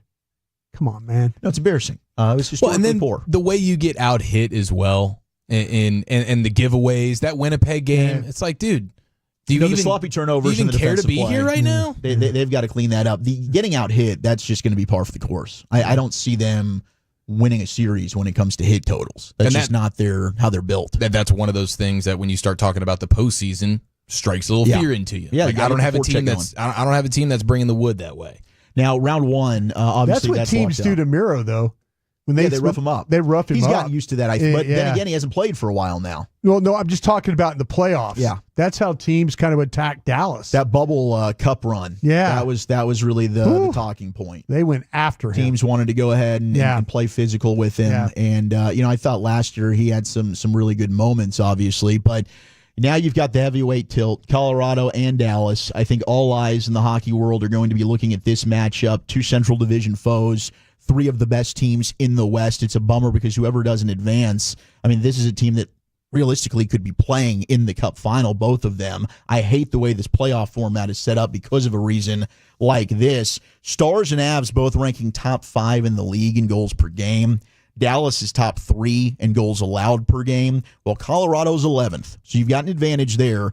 Avs have a top 10 power play. Stars have the number 2 penalty kill right now. But it just seems like at the worst times, all of a sudden, I know. the penalty kill. Like you're an absolute stud wagon when it comes to crushing penalties, and then all of a sudden, just right at the worst moment, oopsies, here's a turnover or something happens. There's somebody screening odd, or there's a weird deflection, and then next thing you know, so much for that number 2 overall penalty kill right there. But this is going to be a great one because either Dallas or Colorado have made the Western Finals in 4 of the last 5 years. They've really been 2 of the best and most consistent teams in the West. Battle tested, and Rantanen is just going to be hopefully at the height of his powers. Like what he's done in the postseason, it speaks for itself. He raises his play in the postseason, and that's one of the reasons. And then you sprinkle in the revenge series factor with the Avs. I think you'll get all-time Rantanen, which is good. Yeah, I mean, Rantanen's got 5 goals, 10 assists in 17 games with the Stars. He scored 32 goals, 53 points on the year. But you mentioned the playoffs. He's got 101 points in 81 career playoff games, including 34 goals. You're going to have to lean on him. This is exactly why you brought him here, to go into Colorado and be able to get a victory against his former team. And these two teams, I mean, they've met a bunch. Stars hold a 4-2 advantage with the series wins in 99, their cup year, 2000, 2020, 2024. Stars' first 3 wins required Game 7s. Last year, they get it done in 6, and what was that epic overtime goal that the Stars were able to win the series on. Colorado's 2 wins came in 04 and 05 that were decided in 5 games, and I do think those might have been first-round matchups. I think the Avs have beaten the Stars every time they've played in the first round, but not this time.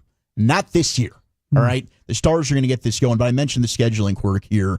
Avs are going to have the extra 3 days of rest before they end up playing the Stars. Stars, of course, playing tonight against Detroit. Hey, Detroit, first time in 83 years that we've had these historic NHL franchises miss the postseason. You've got Chicago, Detroit, the Bruins, and the Rangers. All was that original 6 teams? Crazy. Yeah, Red Wings and Rangers were 7 points shy of the Canadiens for the 8th and final spot in the East. Bruins floundered. The Blackhawks were better than only the San Jose Sharks in the West. And Detroit's now failed to make the postseason every year since 2015 to 16. Yeah. So it's been, I mean, it seemed like Detroit was just basically in the Stanley Cup final every year. That's the Jim Nill effect. And Jim Nill brings over all the scouts here to Dallas. A lot of Russian It's worked players. out well for the Stars. So I still got, Stars crotch first confidence, guys. I'm not wavering on this. That's good, and ultimately with the Heiskanen stuff, I think that is going to be a huge shot in the arm for this team. Like once you turn the page, and now the regular season is kaput. This is a battle tested squad. They got the flu bug going around too, which is certainly not helping things. But they come out on the other side of this. You get the Heiskanen bump, and I think you feel good about where things are going to stand once this thing goes. But it's definitely been a struggle bus here as of late. Yeah, it has. Leaking oil. Let it be a galvanizer, boys. It is galvanized. Go ahead. We've got the 682. What time are you guys playing Bobby taking belt to ass? Well, we might get it. I don't know what Lucius has cooked up for G-Bag of the Day. I know Bobby said earlier, he was like, I don't even want this being played for G-Bag of the Day. Lies. This isn't about what Bobby wants. Lies, okay. Bobby. But I thought you're reigning champ, right? That is correct. Okay. We are. Because that went to a vote off. Yeah, well, you got the vocals in there. I mean, I'm going to credit you with that one. But yes, we are currently the reigning G-Bag of the Day champion. We'll see what is in store here. But Bobby just, I guess it's one of those things, I guess, because we're out of our depths here, right? So I guess I was unfamiliar with the fact that you are simply allowed to just make crap up and put a little tune underneath it. Put a little beat to it? Yeah. And then just let it run. People just go with it. Yeah. So I guess if that's how we're allowed to play, that's fantastic. I take pride in our bars, Wolchuk, because I thought there were some good lines there. They were poignant, they were factual, they were well documented, and I look forward to putting more together because he opened himself up to getting absolutely taken down in a way that I think it's going to ruffle some feathers, even more so than the she's dead stuff. Here's Lucius, G-Bag of the Day.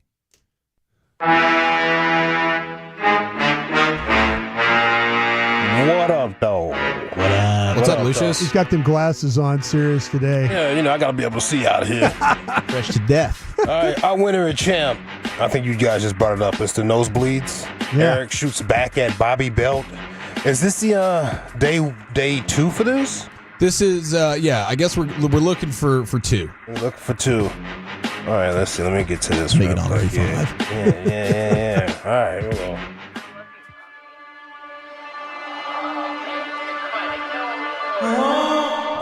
You say my name and don't mention salami. You say my name and don't mention your mommy. Who for your family? Wifey, oh, it common.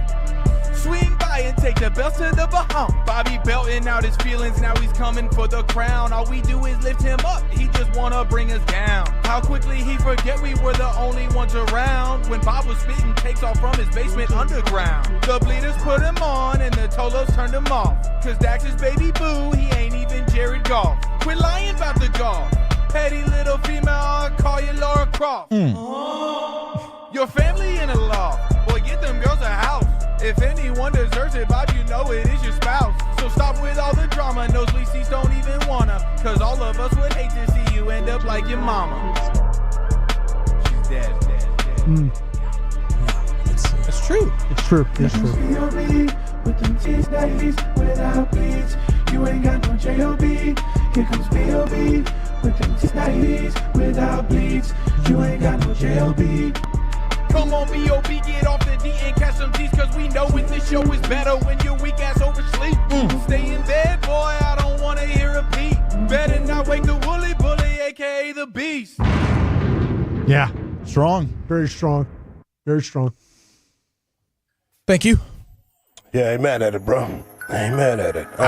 The thing I do appreciate about ours is that there is there's a catchiness to it that had Tolos singing it in their head throughout the weekend, which is not something Bob can do nor deliver on. So I do appreciate that about ours. You did a great job with that harmony. Thank you. Man, I wanted to get to this last week, but we had so much dealing with the battles on deck. And Dawson's in here today to hear this, but I got this from Pedro last week. Shout out to Pedro. Arsenal beat Real Madrid. If you say so. Was this Champions League? Yeah, it's going to be Champions League. Champions? Dude named Declan Rice, kicking all the kicks. Oh, you mean they had the penalty kicks? Yes. Or free kicks. Free Yeah, kicks. free kicks. Yeah, several of them, in fact. Yeah. There's the second one. I just like to call on it. Qué facha de tiro libre para Declan Rice. Declan Rice quiere cantar el segundo.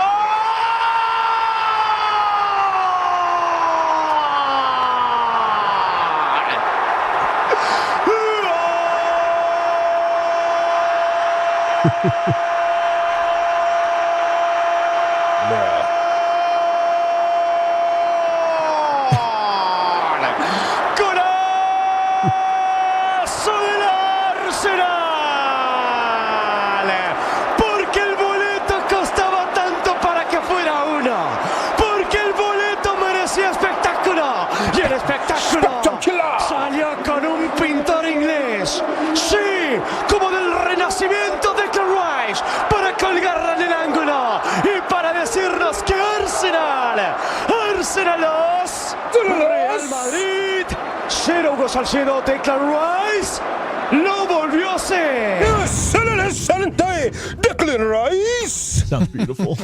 Got to teach a broadcasting class just on calls from Spanish broadcasters. The way they can hold a note. Oh, it's amazing. It is. Yeah, just amazing. Brilliant. Declan Rice le pega.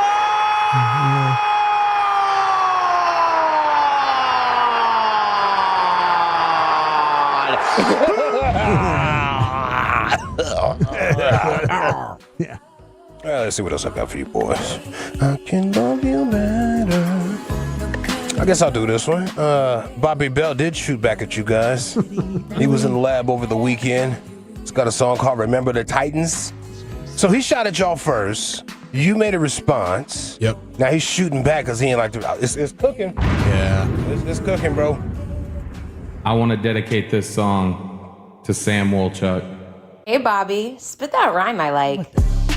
Turn it on, leave it on, bitch. Pick a platform, radio, stream, YouTube, or the Twitch. Young Bobby hit the bleeds like a crash car. Go and inject me in the beat, and I'll leave you with track marks. Didn't have to be this way, but I'll go to round 8. Overdosing bars, I'm a single mom in South Lake. Kill it in the AM, yeah, you know we got a who's who. Rating so big, you would think they took a blue chew. That's a blue pill, but Wooly needs a red one. Better get some yeast if you want to raise your bread, son. Since we telling truth, let's open up about the past, bro. Chio still ain't over getting froze out of the draft show. Man, it broke, go to Bron. fine, you can talk through it. Use your words because your mouth ain't just for hawk to. Yeah, I wish I had a house sitting on a happy perch, but I'm not like Eric getting favors from my daddy's church. Christ would help the poor. Put him on his back. Eric closed the door, said, I ain't paying tax. While we're talking cash, hey, Wooly, where's my money, dude? No, you owe me $50 from Cali back in 22.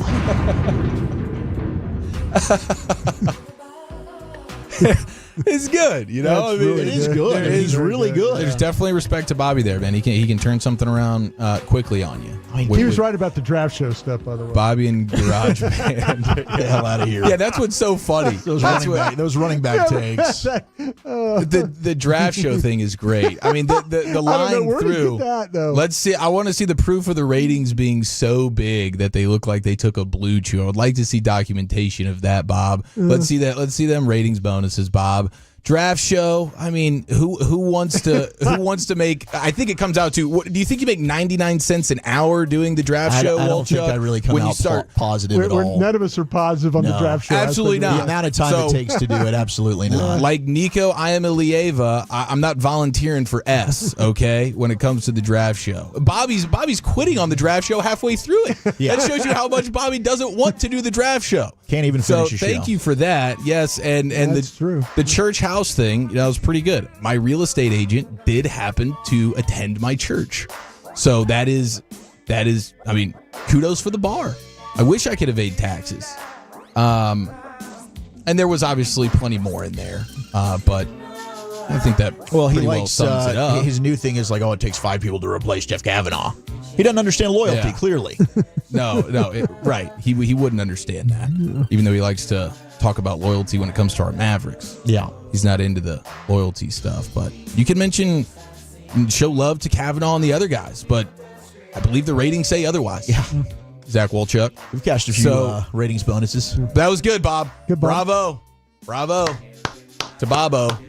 Left himself open, though. Good job, because Bob. he asked the question, like, how did he get a smoke show wife looking the way he does? Yeah, the back end and coming across the way he does. How is it that he's capable of something like that? Well, I think there's a great answer to that question, and I look forward to spitting it out. Back to Lucius in studio. Okay, yesterday was a church day. I pray you got your blessing. Shout out to my Reverend Dr. Pastor Freddie Haynes out there. Freddie D. Haynes, right? Got some more rap coming for you. Yeah, Freddie D. Haynes. Frederick Douglass Haynes the Third. He was made for times like this, Mr. Broadus. Sure. Another freestyle. Some more rap coming at you. Let's go.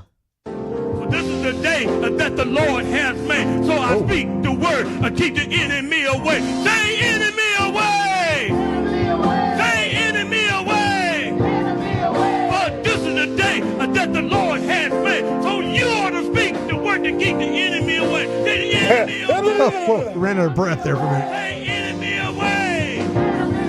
See, I got what I need, so I'm going to use what I got. And here throughout the night, I've been hearing a lot. It's the word of God of what I'm hearing today. So I speak the word to keep the enemy away. Say enemy away! Enemy away! Say enemy away! Enemy away! So throw your hands in the air, y'all.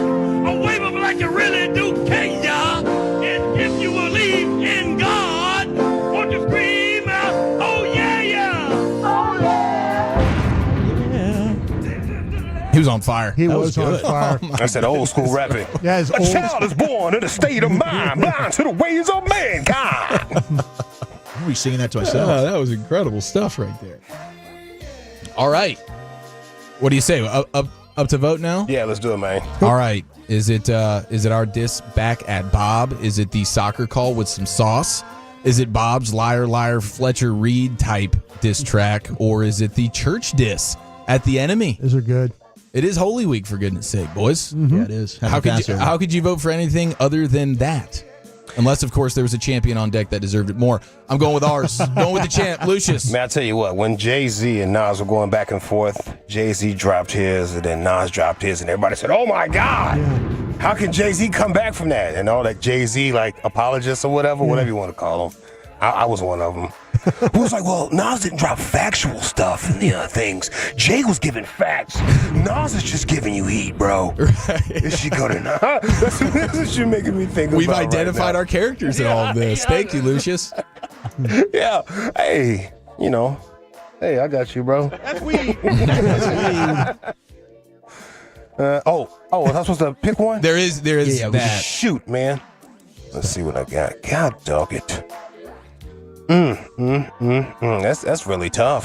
It is, man. That's a tough thing to do because now I'm getting in between the battle. Yeah. No, I'm getting in between the battle. At least you know, like, I don't want to sway. We're not going to shoot back at you the way Bobby bite. You know what I'm saying? Well, I don't know. Just be careful, man. Be careful. Everybody's food when the battle comes out, bro. Everybody's food. That's true. You are hiding a child. I'm gonna go with the Arsenal just to make it interesting here. Okay. All right. We got 1-1 there, Wolchuk. I'm going to go with the church rap. Okay, 1-1 wait to a 1. minute. We have a 3-way tie with Broadus's final deciding What you vote. doing, Wolchuk? I don't know. What you doing, I'm bro? just, being, go with your heart, fam. being reckless over here. No, I'm just kidding, Eric. I got you. I'm voting for you. You got us, dude. It's not Damn, me. I'm saying, what are you doing? I don't want to take credit. I'm trying to give it to the fans. So we got it. Yeah, we got it 2-1. No, we have a 3-way tie. Wolchuk voted for whatever the hell he voted for. I don't even know what it was, but it wasn't the champion. I voted for the champion. You know how to do a poll? Do the poll thing? I'm sure. Make it 4-way. Make it 4-way. It's a 4-way tie. Make it 4. I want to tie. Oh, I want to put this out there. I want to see this out there. Fine, let's do it. We're showing the people, for the people, by the people. Put it out there. At Zach Wolchuk on the Twitters. I'm posting it now. There we go. Best of the weekend next year in the nation. Coming up Tuesday morning.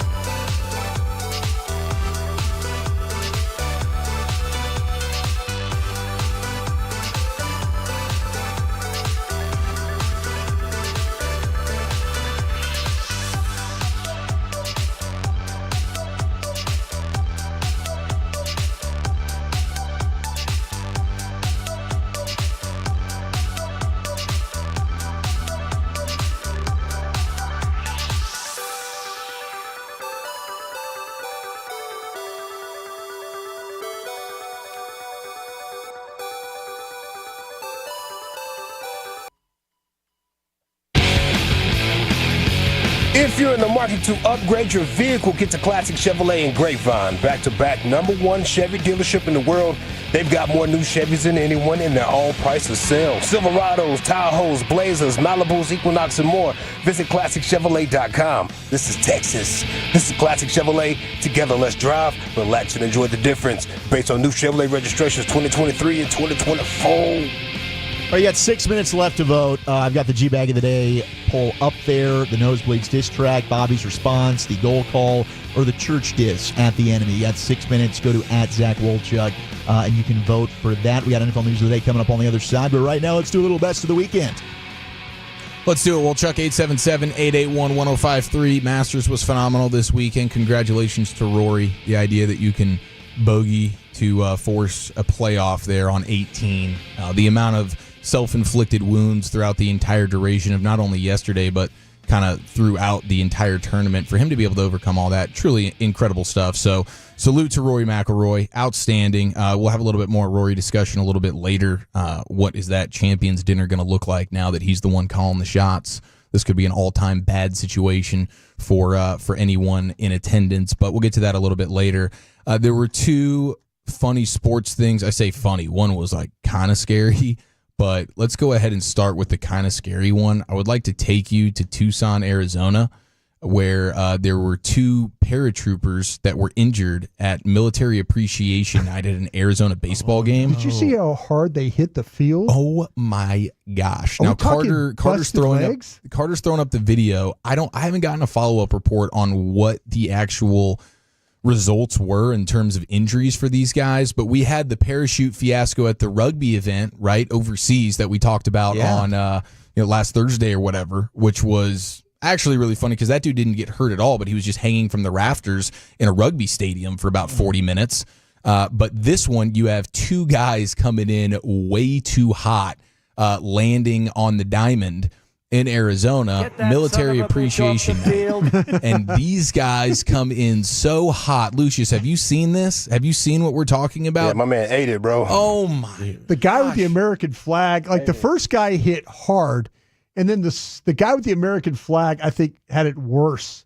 I mean, they're trying to attend to the first guy, and then the second first dude 100% has grass in his teeth. He's got grass in his teeth, and bro. they're like, oh, okay, well, this guy's hurt. And then the second guy rolls in like, whoa, what just happened? And they have to go back and try and help him.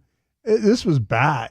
I wonder where they get these folk. Are these like military paratroopers? I believe these are. I believe we got them from the reserves. I can't believe these guys were ill prepared. It's like they're like the Black Knights or something. Like I've seen these before. These like when we go to car races. These guys will come in and they'll land in the infield. I mean, they will land right in the middle of the logo. With precision. Yeah, I mean, just like smooth, walk into it, like the shoot, everything. They come down and then they hit right in the middle of the logo and then walk it. And everybody's like, yeah, America, yeah, that's awesome. Yeah. That's an epic moment when someone comes parachuting in like that. That's sick. Yeah, when you stick the landing. Yeah, but this right here got dangerous. And I don't know this world enough to know is this the individual's fault for the way they went about it? Was this from the jump of where they got kind of thrown out or whatever? Because you don't see the beginning of it. You just see them as they're coming in way too hot, too much speed, landing on the diamond. Yeah. But I don't know how those guys didn't snap ankles and knees in this particular situation. If all they did, like Lucius said, was get some grass in their mouth, and that you chalk that up to a that win. neck is hurt. That neck is hurt this morning, bro. I mean, these guys got to be on a gurney somewhere right hurt. now. Yeah, they're hurt, These guys are hurt. Yeah, this is not. Yeah, they tried to get the flag up off the ground, but you hurt, fam. You hurt. I'm fine. I'm good. If they're walking after that, I would chalk it up to a win. You gave a thumbs up to the crowd and whatnot, but you hurt back behind there in the bowels of the stadium.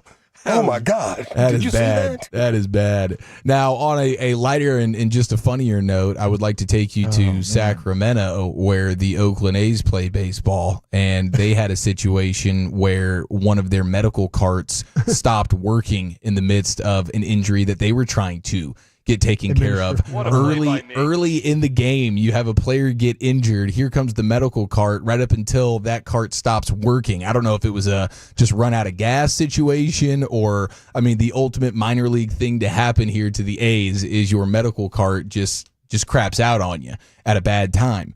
So then they have to bring out the golf cart to get the injured player off the field. Meanwhile, they're having to delay the game because you have these guys having to just push.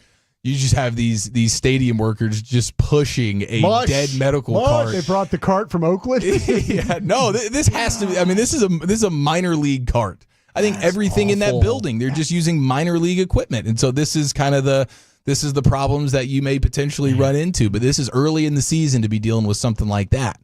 It was a really funny visual as those guys are having to push it, and then they have to get it through the gates, which was a challenge in and of itself. It was a disaster class brought to you by the Oakland A's. And then to bring it back to the golf for a second, why is Jordan Spieth cranking up the mud ball excuse machine? He's just blaming the mud balls. No, he's like, we're not allowed to talk about the mud balls, and that ticks me off more than the mud balls themselves. I want to at least be able to talk about what a disadvantage we're all at. It's a mud ball. Even though he acknowledged that everyone's having to deal with this, but it's affected him the most. Jordan Spieth, mud ball excuse machine. Didn't think he had it in him. Think it's valid. Now, how was the UFC Saturday night? It was incredible. Chuck? It was a good card. Shout out to Patty Pimblett. Got it done against Michael Chandler in pretty dominant Was that a surprise? Fashion. A little bit. I mean, I like Patty a lot, but this definitely was the toughest, I think, fight that he's had. I mean, Michael Chandler is no joke, but Patty, it was light work. Round 3 TKO. It was incredible. Volk showed his dominance again over Diego Lopez. And then John Silva beating Bryce Mitchell. I think everybody was happy to see that one. Yeah. I didn't know much about Bryce Mitchell. I just saw one clip of him. I was a fan of Bryce Mitchell's. I liked him during the Ultimate Fighter. I thought he was an entertaining fighter. And then is he going full Kanye right now? He popped off and was like a Holocaust denier. Oh, that's a bummer. So I was like, he had a nice little. That sucks. He had a nice little Jesus clip that was floating around. Yeah, with he is. With interaction. So I was I didn't know who he was at all. I was just like, hey, this is cool. I shared that message, but I didn't know everything else involved. Yeah, it's a bummer. That is tough sledding because they're awesome and white. I tell you what, I did like the victory photos with the stogie on the yacht with the just giant food spread there for Patty. Oh, I didn't even see this. It's a great picture. He's puffing on a cigar. It's crazy how big he gets in between fights. Like his face, it blows up. He talked about it. He says he loves food. He eats a ton. He's like, I'd rather be fat and happy than ripped all the time like Michael Chandler, the guy he beat, because Chandler just stays ripped year round. And Patty's like, when I'm not in fight mode, he'll let himself go because he loves food so much. He's like, I'm a food addict. He's the one that complained about American breakfast. It's like sausage or bacon. He goes, why are you asking me if I want sausage or bacon? I want sausage and bacon. It's always both. Yeah. Well, congratulations to Patty, and congratulations to all of us for getting through a wonderful weekend. Back to Wolchuk in studio. All right, let's do NFL news of the day, the wide receiver debate at 12. We got a mock draft trade up, and how would Michael Strahan handle the tush push? That's next in the Nate.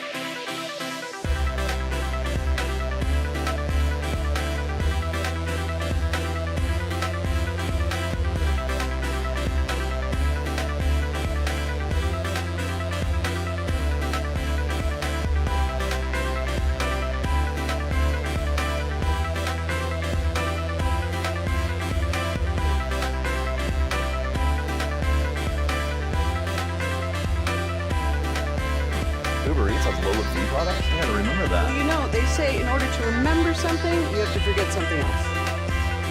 Okay, now that is a very cute haircut. That's like a little shag. I've never seen it before. Well, I mean, of course you have. It's the Rachel. Oh, is that your name? No, I mean, what's your name? No, I'm Jen. My name's Jen. Right, but I just mean that this is your haircut. But that's hair on your head. I'm not saying this is your hair. Okay.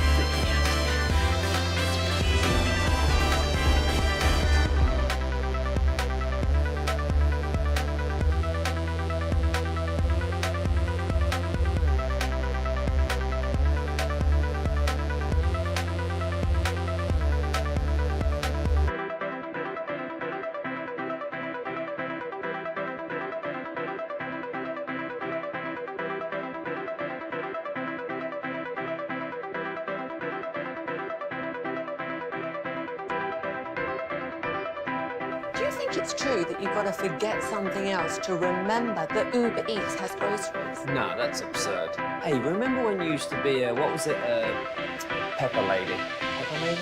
Wasn't it Cinnamon Sisters? Driven by our D&M Leasing Studios, you're rolling with the G-Bag Nation on 105.3 The Fan. Welcome to the nation. All right, I screwed up, guys. I'm sorry about this one. And the vote that I cast for G-Bag of the Day, I think this was an ultimate backfire KNC situation. Oh, no. Bobby deployed the bots. No. He definitely, and we can't lie. We're not liars like Bob is. So the Bobby response distract is that's your G-Bag of the Day. Well, we've never accused our listeners of being musically inclined, having a good understanding for musical taste. So this is fine. This is cool. A lot of the text. Congrats to Bobby, man. Yeah. I agree. He just boxed out his family all weekend to get in the lab and come up with something like that. Just lying his balls off. 214, he's mid. 972 agrees. Bobby deployed bots in the G-Bag of the Day vote. There's a lot here when it comes to just like, I don't know how in the world Bobby just won this. But honorary 5-time status clearly for the nosebleeds diss track. We'll just go ahead and slip that one on through. Pat's the goalkeeper. Hour number 2 of the G-Bag Nation. Dawson is coaching right now. He's getting ready to win that Dallas Cup. Send him some love on the socials. He said he felt good about that first match. Yeah, I'm glad. Everything after that, I think he was shaking in his boots a little bit in terms of what the score might be.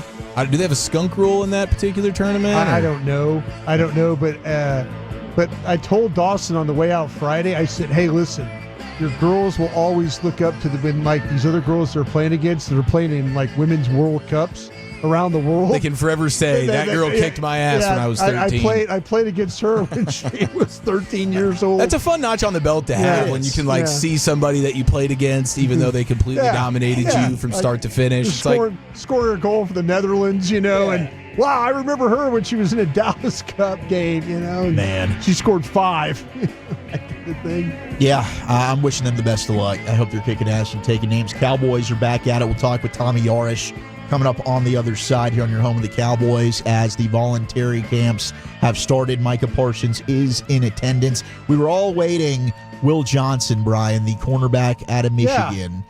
He was doing his workout for NFL teams this morning, but no 40-yard dash. Dane Baruchler saying he mentioned back in December that he'd be surprised if Johnson ever ran another 40 in his life. His speed is more average than above average by NFL standards, but he moves well on the football field, tracks the ball exceptionally well. He'll be a solid NFL starter. He did do the vertical, the short shuttle, but no 40-yard dash there for Will Johnson. That's cool. I mean, if that's, it's always one part of the puzzle that I'd like to have is as far as trying to compare him to other cornerbacks in this draft. We're in an alarming area now where for scouts, and I was going through Dane Baruchler's The Beast, from The Athletic. And to be honest with you guys, I have never seen more workouts not complete. Yeah. I think that's where we're coming to now. Players are just saying, you know what? I'm not going to do the short shuttle. I'm not going to do the 40. I'm not going to bench. I'm not going to do 3-cone. I don't care. And so it's for an old scout like me, it's sad because that was my metrics back in the day.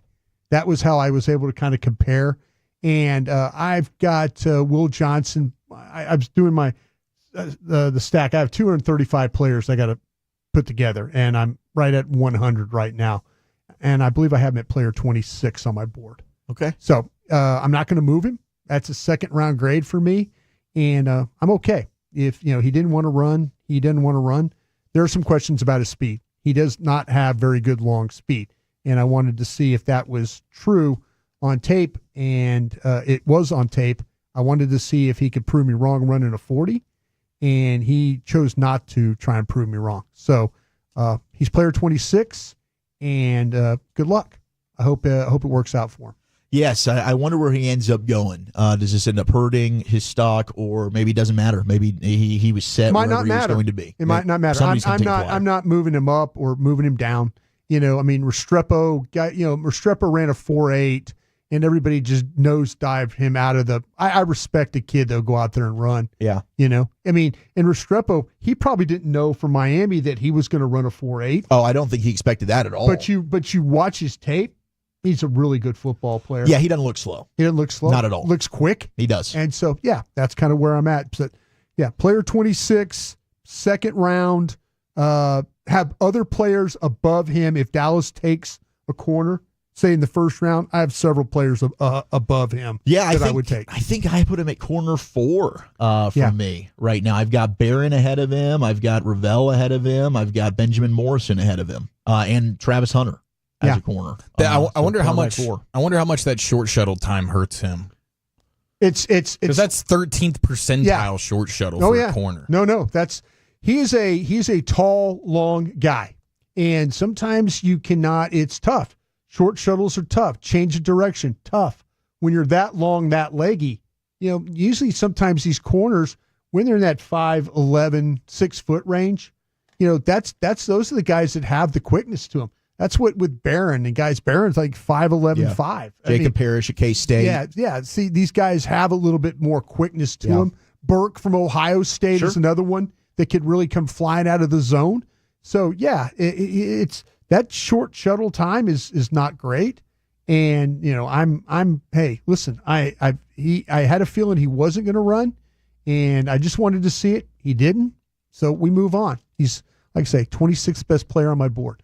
We have, of course, Draft 101 this Thursday right here downstairs, our performance showroom, 4131 North Central Expressway. Whataburger will be feeding you. We have giveaways. A Dak signed jersey, I believe, is up there. And a CeeDee Lamb helmet as well. CeeDee helmet. So make sure 6:45 the doors are going to open. You don't have to sign up. Just show up. It's going to be an awesome experience. Thursday night Draft 101 right here at The Fan. Now, we debated this on Love of the Star, and we have a new Love of the Star podcast out. It's an Odyssey podcast. You can find it wherever you get your podcasts. Mm-hmm. Tet McMillan versus Matthew Golden. Yes. Now, Todd McShay was given this choice by Mina Kimes. Went on Mina's podcast. She's been absolutely crushing it. She had Dane on. Dane's going to actually jump on with us 4 p.m. on Wednesday. Mm-hmm. He's going to be joining us. But here was Todd McShay going through that decision for the Cowboys at 12. If Tet's there and Matthew Golden, the wide receiver out of Texas, where are you going? Tat. T-Mac is back, and I'm going to throw in Matthew Golden out of Texas. Who are you going to take? I don't like you, Mina. It's a great choice, though. Aren't you happy if you're the Cowboys? Yeah, I'm happy if I'm the Cowboys. There's no question about it. What the Cowboys will very likely do in that scenario, if it's down to those two picks, is take Tetairoa McMillan. Yeah, I think so too. It's a compliment. You've got your difference maker on the other side. You look for a big one-on-one guy in Tet, jump balls. Don't need him to be a great route runner year one. Continue to develop him. You got to choose. I'm going to take McMillan. Okay. I'm going to do it just because of this situation.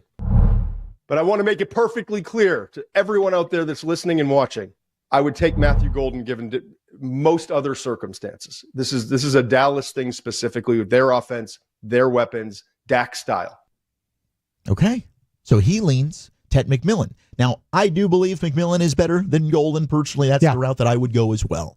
But I think we did have a good description and breakdown of why maybe the Cowboys could go ahead and view Golden as a better fit for them. It might come down to the fact of the style of wide receivers they currently have, and what will Dak function the absolute best in?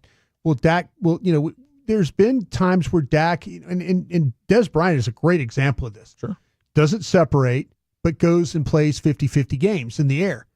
Dak's never had a guy that's, that he was able to get the ball to that was a 50-50 guy, right? I mean, he struggled with that. Where Tony Romo thrived with the back shoulders and stuff like that. So to me, where I see Golden is his ability to separate, but also the speed that he plays with. I love Ted McMillan, don't get me wrong. I just wonder for this offense, is Ted McMillan the best for the offense with the quarterback you currently have?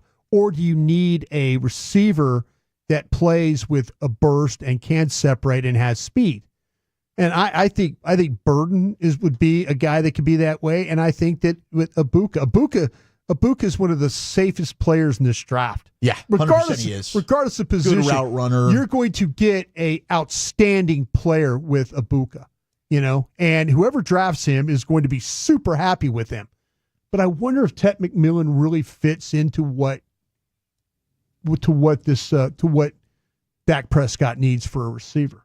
That's my question right now. And they might feel like, listen, we've got Mingo, big body guy. McShay brought that up, right? Yeah. Talked about the big, big guy. Go up and get it. Go up, yeah. But see, I think the thing with Mingo hasn't had a pass thrown to him well since he was at Ole Miss. No, with Bryce Young. I mean, and he's struggled. He has struggled to have quarterbacks that can get him the football. So to me, they're gonna tell us that how happy they are with Mingo. And we're going to sit there and nod our heads and go, okay, yeah, sure. But in real life, we know we'll go take, and I think they're going to take one of these receivers. I think they are going to take one of these receivers. I just think that they feel like they probably don't have a guy like Golden. And I think that's might make the difference here. Well, it is possible. Maybe Ted McMillan's not even there at 12. I'm hopeful that he is. Yeah, everybody's talking about ahead of you with the Raiders. Yeah, Raiders visited with him. Yeah. Patriots visited with him. Panthers visited with him. And the Saints. All teams that are ahead of you in the draft order. Jordan Schultz saying one exec from a 2024 playoff team said he's got true star-level tools and elite production. Our entire building loves him. There's just no way he makes it to us. So it is possible that maybe Ted McMillan's not even on the board at 12. George Schultz might be talking to the Dallas Cowboys. They might not feel like that McMillan has a chance to make it, and they have to be able to pivot for one of these other guys. Now, I did see today there was an NFL.com mock from Gennaro Felice. I don't even know. Hey, can I ask you a question real quick? Yeah.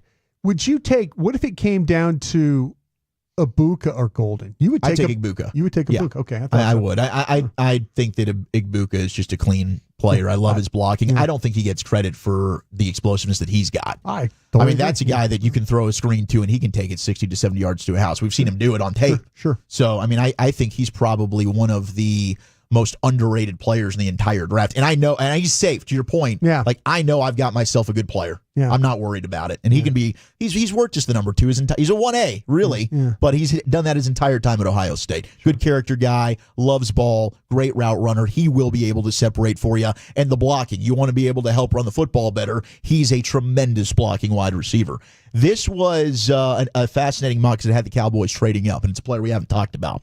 They did have Cam Ward going 1, Abdul Carter goes 2, Travis Hunter going 3 to the Giants, and Albert Breer today. I think Travis Hunter to the Giants. I was on the Giants podcast this morning with John Smelk. A lot of questions about Travis Hunter and that crew. Yeah. They were asking a lot about him. So they're hoping that he's there. Yeah, they're hoping that they're hoping he's there. Well, Albert Breer in his Monday morning quarterback said that he does not think Shedeur is going 2 or 3. Where does Shedeur end up going? And, I mean, it could be a fall. Like, the Saints do make a lot of sense at 9. They need a quarterback now. Do they wait to the second round? I mean, do they like Jackson Dart more? That's the question you also have to ask yourself. Yeah, maybe. I mean, does Kellen Moore, does Jackson Dart fit more to what Kellen Moore's trying to do, or is Shedeur Sanders that guy? If you watch, I mean, what the quarterbacks. And Kellen Moore's done a great job. He did a great job with Dak Prescott. He did a great job with Jalen Hurts. What kind of quarterback does he need to play with?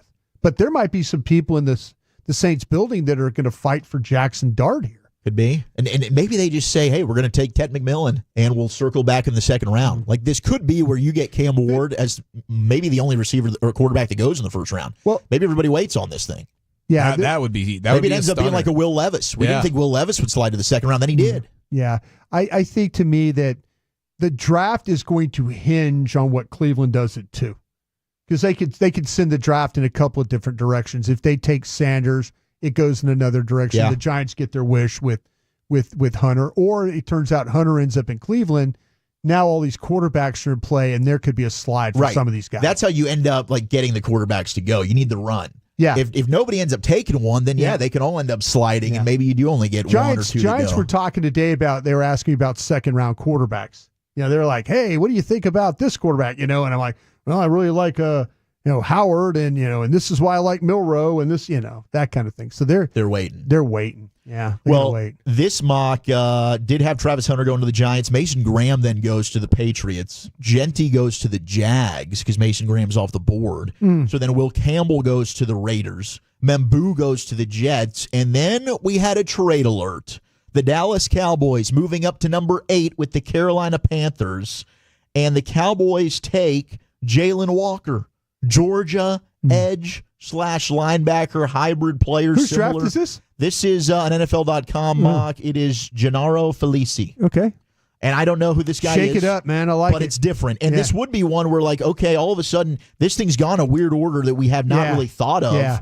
So Cowboys move up, go get Jalen Walker, which kind of, now you've got an off-ball guy, maybe if you like him there. I think that's that can also freelance and give you pass rush. Yeah, that's to me. And the Giants were surprised that I had Walker as an off-ball linebacker.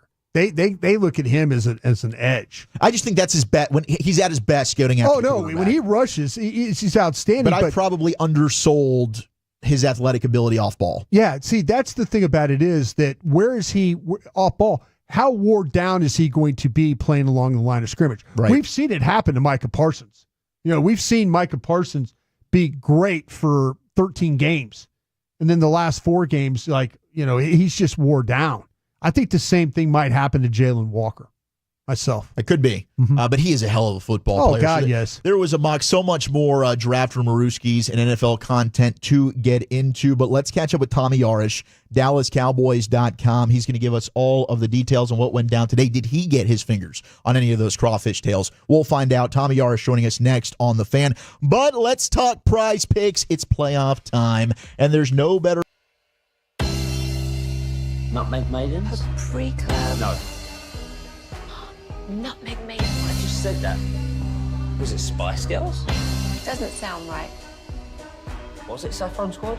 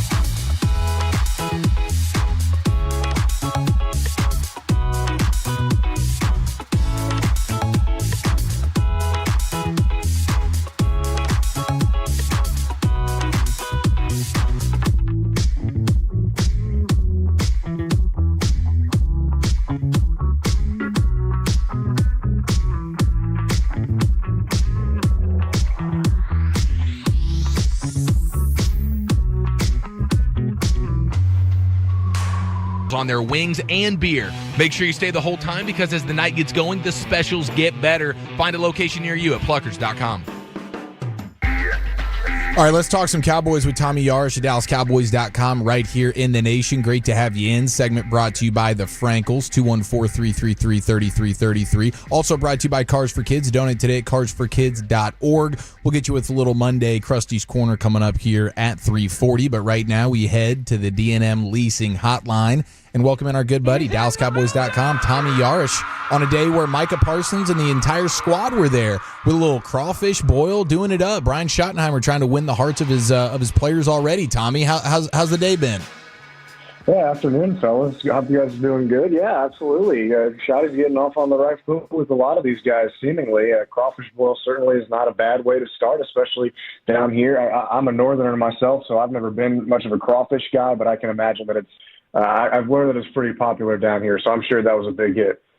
So the mandatory veteran minicamp starts June 10th to the 12th. So for a guy like Micah, that's when technically he would have to show up. He spent the last couple off seasons working out privately, but how important was it that he did show up today? I know everyone on the Cowboys beat. That was the headline story. It seemed Micah did show up where he did not last year. Yeah, no, I think it is. It's a good step in the right direction, Zach. You know, I think that when you look at what Jerry Jones said at league meetings, that, you know, he wants to have total and complete satisfaction that he's got a commitment from Micah Parsons as a leader. I think stuff like this is what shows Jerry Jones, hey, okay, Micah Parsons is committed to being a leader for this team. And, you know, obviously there's a lot more things that are going to happen here these next couple of weeks, I think, to get to the finish line on this deal. But I would think it's more of a matter of when and not if that needs to happen. So you think about the leadership that the Cowboys have lost this offseason, DeMarcus Lawrence, Jordan Lewis. They need a leader, and they need a leader on the defensive side of the ball. And Micah Parsons is the name that comes to the forefront. Dak Prescott talked about it a little bit on Friday when he was at the Children's Cancer Fund Gala. You know, he said that he's very confident in Micah and what he can do. And, you know, who he is and what he wants to do is important as anything, and that's in being a leader. That's what stuck out to me from Dak. And, you know, having the confidence of Dak Prescott, who I would say is kind of the unequivocal voice of the locker room for Dallas, I think is a good start. And Micah showing up today for a volunteer workout is another step in the right direction, but I think there's, you know, still more work to be done. All right, Yarish, you live in that building. What are the walls telling you right now about this draft? I think that the walls in my head are telling me that wide receiver is probably the most likely option at 12 broadest. I think it just makes the most sense when you think about the guys that are going to potentially be there. And the two names that for me have come to the forefront are Matthew Golden and Tedrell McMillan, wide receiver from Texas and Arizona, respectively. You know, I think that when you look at this offense, aside from CeeDee Lamb, the Cowboys need some help at wide receiver, too. They need an explosive playmaker like Stephen Jones was telling us at league meetings. And I think both McMillan and Golden can fit that bill for the Cowboys. When you look at McMillan, I think he complements CeeDee really well because of his size and catch radius. As a 50-50 ball guy, go up and get it. That's what he's done his whole career, his whole life, really, going back to his high school days at Servite in California. He's got a volleyball background, so he uses that 6'5", 212 frame to his advantage. And then Golden, he's a blazer. Still needs to be a little bit more polished as a route runner, I think, but both of those guys can really give you a lot on the receiving side of things. I think McMillan makes more sense just because of from a body standpoint and what the Cowboys need on the outside and not necessarily in the slot, where Golden's played a little bit slot and outside, but McMillan's your outside guy. The Cowboys need an outside guy. Well, I'll tell you what, Tommy, you covered Golden at Texas. Sell me on him right now. Oh, well, I've covered Golden since, believe it or not, his days in high school at Klein Cain. Wow. He and Jaden Blue were high school teammates down there at Klein Cain. So two Texas guys there that finally reunited. Matthew Golden, I think, you know, he sold himself a little bit at the combine too by running a 4.29, and that surprised a lot of people. This is a guy who I think ran a 10.93 in the 100 as a junior in high school. So he has a track background, and that speed translates on film. He might not look like he necessarily runs 4.29 on film, but he's able to get past guys pretty quickly at the line of scrimmage. Like I mentioned, a little bit more of a little bit more polishing to be done as a route runner, but he cuts really well. His ball skills are great. I feel like when you turn on his film, it looks like he glides in his routes. And at the line of scrimmage, those first 3 or so steps when he needs to win, he wins pretty easily. Starts his routes well, high-end speed that is showcased after the catch, able to create that separation like I was talking about. Even against perfect coverage, he finds ways to win. You think back to that Georgia game in the SEC championship when Kirby Smart was jumping up there with him to try and pick off the ball. I think that was an excellent example of it. And then he has the ability, I think, to help as a return specialist. He didn't do it very much at Texas because guys either kicked the ball out of the end zone or kicked it away from him. But when he was at Houston before he transferred to Texas, he had 2 kickoff returns for touchdowns. So all of that, I think, can translate very well to the NFL level, whether it's with the Cowboys or not. Tommy, do you think he was the MVP of Texas' playoff run last year? Absolutely. I think 4th and 13 alone is sells it for me. You know, you think about some of the greatest moments in Texas football history. That's going to live up there with one of them. And going into the playoff run, you think, okay, what does Isaiah Bond's health look like? Is he 100%? Can he get to that top-end speed that made him so special? And he never really did. And Matthew Golden stepped up when Texas needed it most, and he was the alpha that Texas needed. So absolutely, he was the MVP. And I think, you know, the only other argument I think you could have would be Jahdae Barron, the corner. But he was kind of the MVP for the defense most of the season. But absolutely, Matthew Golden was big for them down the stretch. Tommy, what do you feel like is the Cowboys' thoughts on where they stand with Mazi Smith right now? How much of a pressing need do you think it is in their minds to upgrade from him on the interior of the defensive line? Well, I get the sense that Matt Eberflus likes Mazi Smith a lot. You know, he's more of a 3-tech guy himself, Eberflus is, in terms of what he wants to be the engine of his defense. But he likes himself some 1-techs too. He had a couple of good ones in Chicago. It never really amounted to much, but in terms of wins. But from a run defense standpoint, the Bears defended the run pretty well with Matt Eberflus when he was the defensive play caller.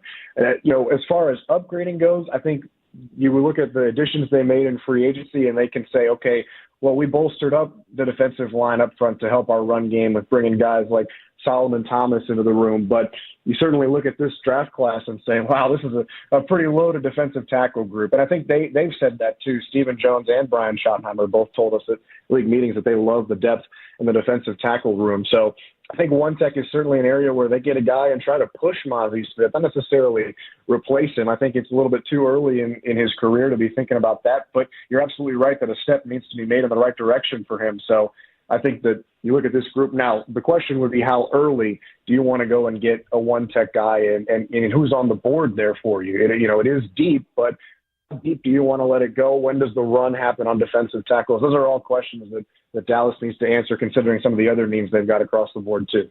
Tommy Yarish, DallasCowboys.com, with us here in the G-Bag Nation. Now, we've talked to receivers.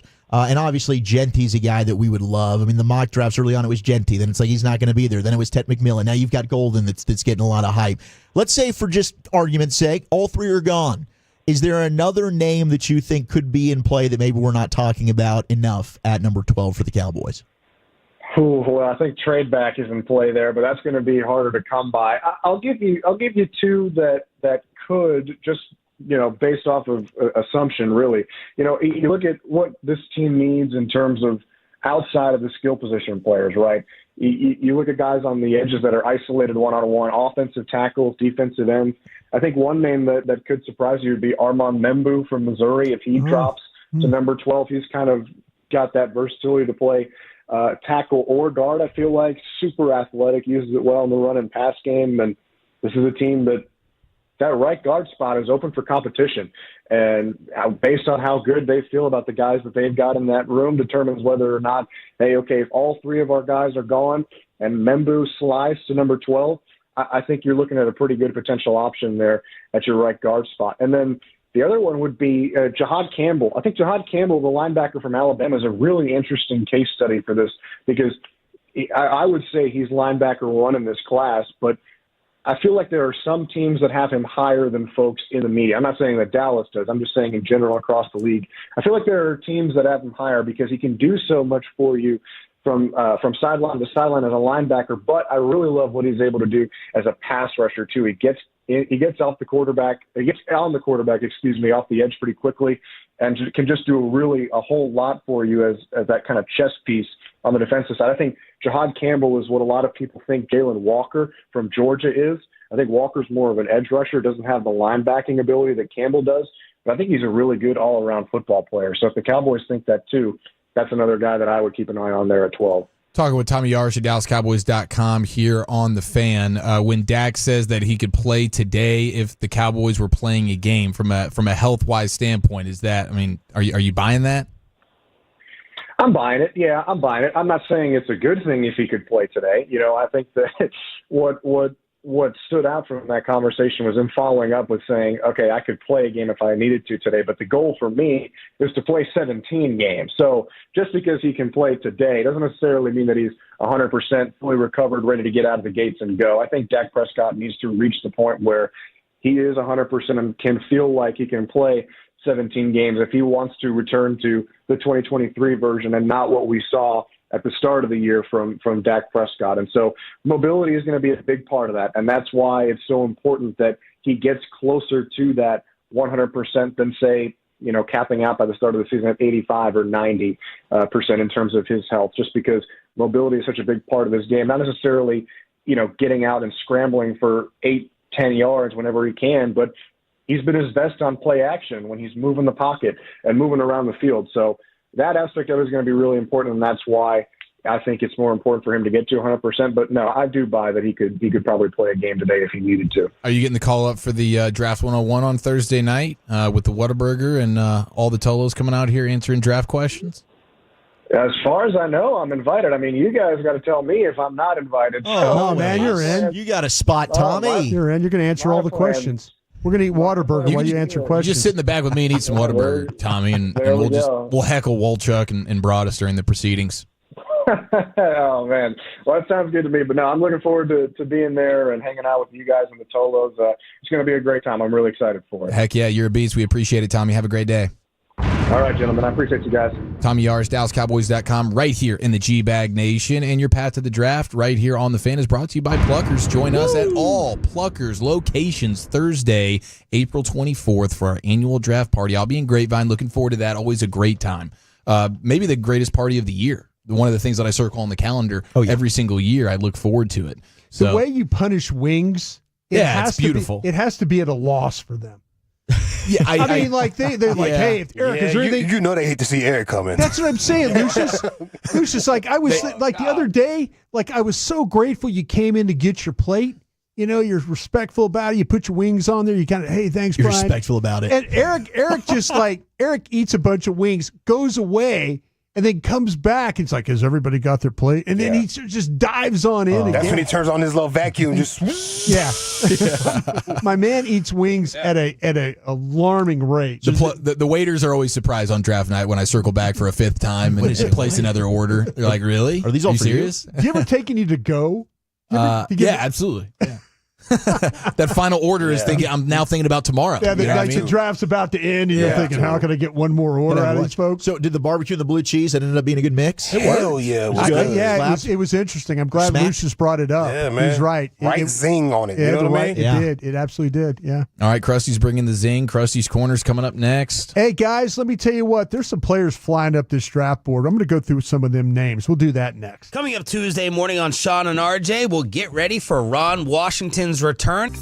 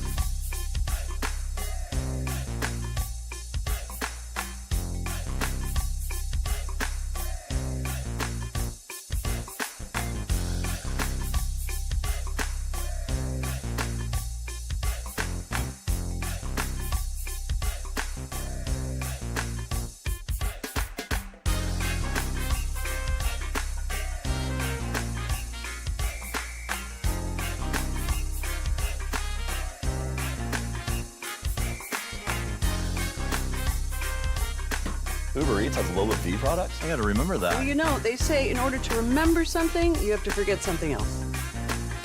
Okay, now that is a very cute haircut. That's like a little shag. I've never seen it before. Well, I mean, of course you haven't. It's the Rachel. Oh, is that your name? No, I mean like your name. No, I'm Jen. Your name's Jen. Right, but I just mean like this is your haircut. But that's hair on your head. I'm not saying this is your hair. Okay.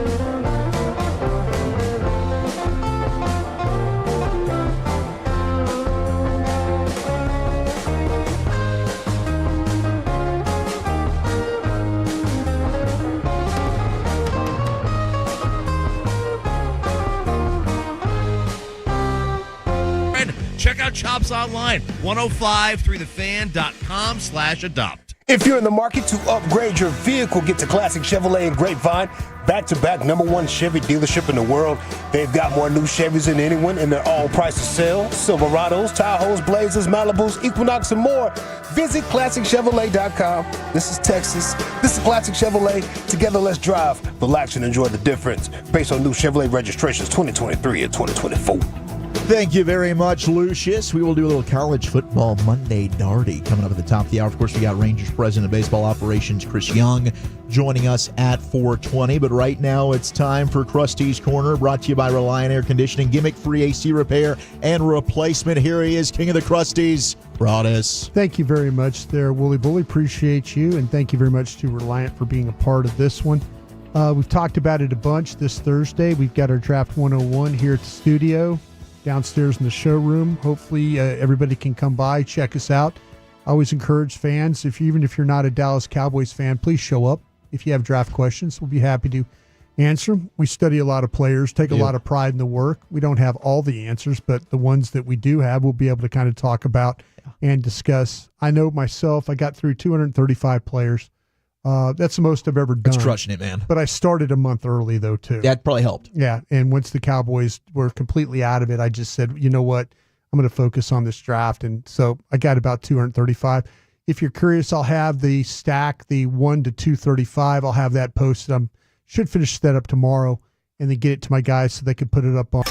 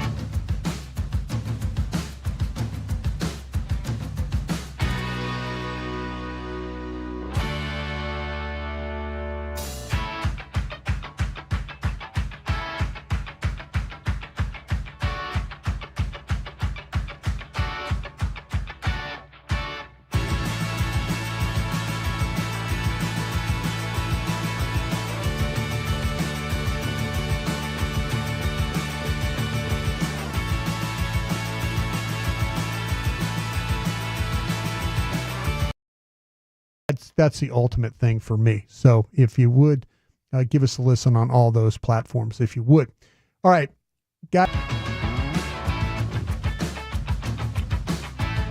and there's some players that are not, they're going down.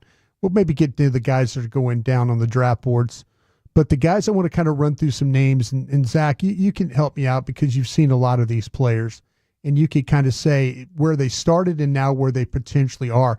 And these are, again, for my friends over there. Oh, I call them friends. They actually hate my guts at Pro Football Focus. But they listed some guys that have been going up this draft board. And I want to run them by and you see where you have them or where you started with them and where now you think if that's a justifiable move. Okay, Amon Mimbu from Missouri. If you take mock drafting stats where he started, say on February 3rd till what we have April 7th, he's gone from slot selection of 25 to 10. It's crazy. That's a 15 spot change. Did you at the start of this feel like when you watched him that he would be a top 10 tackle? No. Personally, I did not. I also thought maybe guard would be his best spot, but he is definitely athletic enough to play tackle. I mean, he's light on his feet. The hand placement can be a problem for him. I think sometimes he can grab the outside shoulder a little bit, but he is super young, and he's a guy that is super athletic for his size. He's only 20 years old, but I had him in the second. Yeah. I think that it surprises me too that how he has gone from a guy, like I say, I kind of had him in that range of potentially 25, of a second round guy. Where you put him on the stack. I know I have 15 first round grades. Yeah. He's somewhere in that mix. Okay, Jahdae Barron from the cornerback from Texas. On 2-3 of 25, he was 29th. On 4-7 of 25, he's 12th.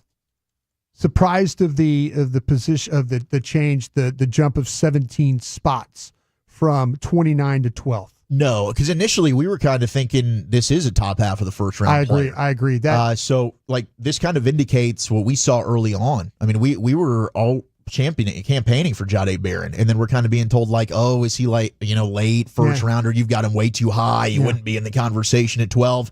I've got him right there competing for the best corner in the draft. I mean, I think I love Revel from East Carolina. He'd probably be my number one guy, but Barron's right there. And I think when you talk about how many wide receivers are playing in the slot now, number ones, the St. Browns and company, Jahdae Barron's a guy that can play outside, inside. He's got great versatility. We brought up Jalen Walker, the linebacker edge from Georgia.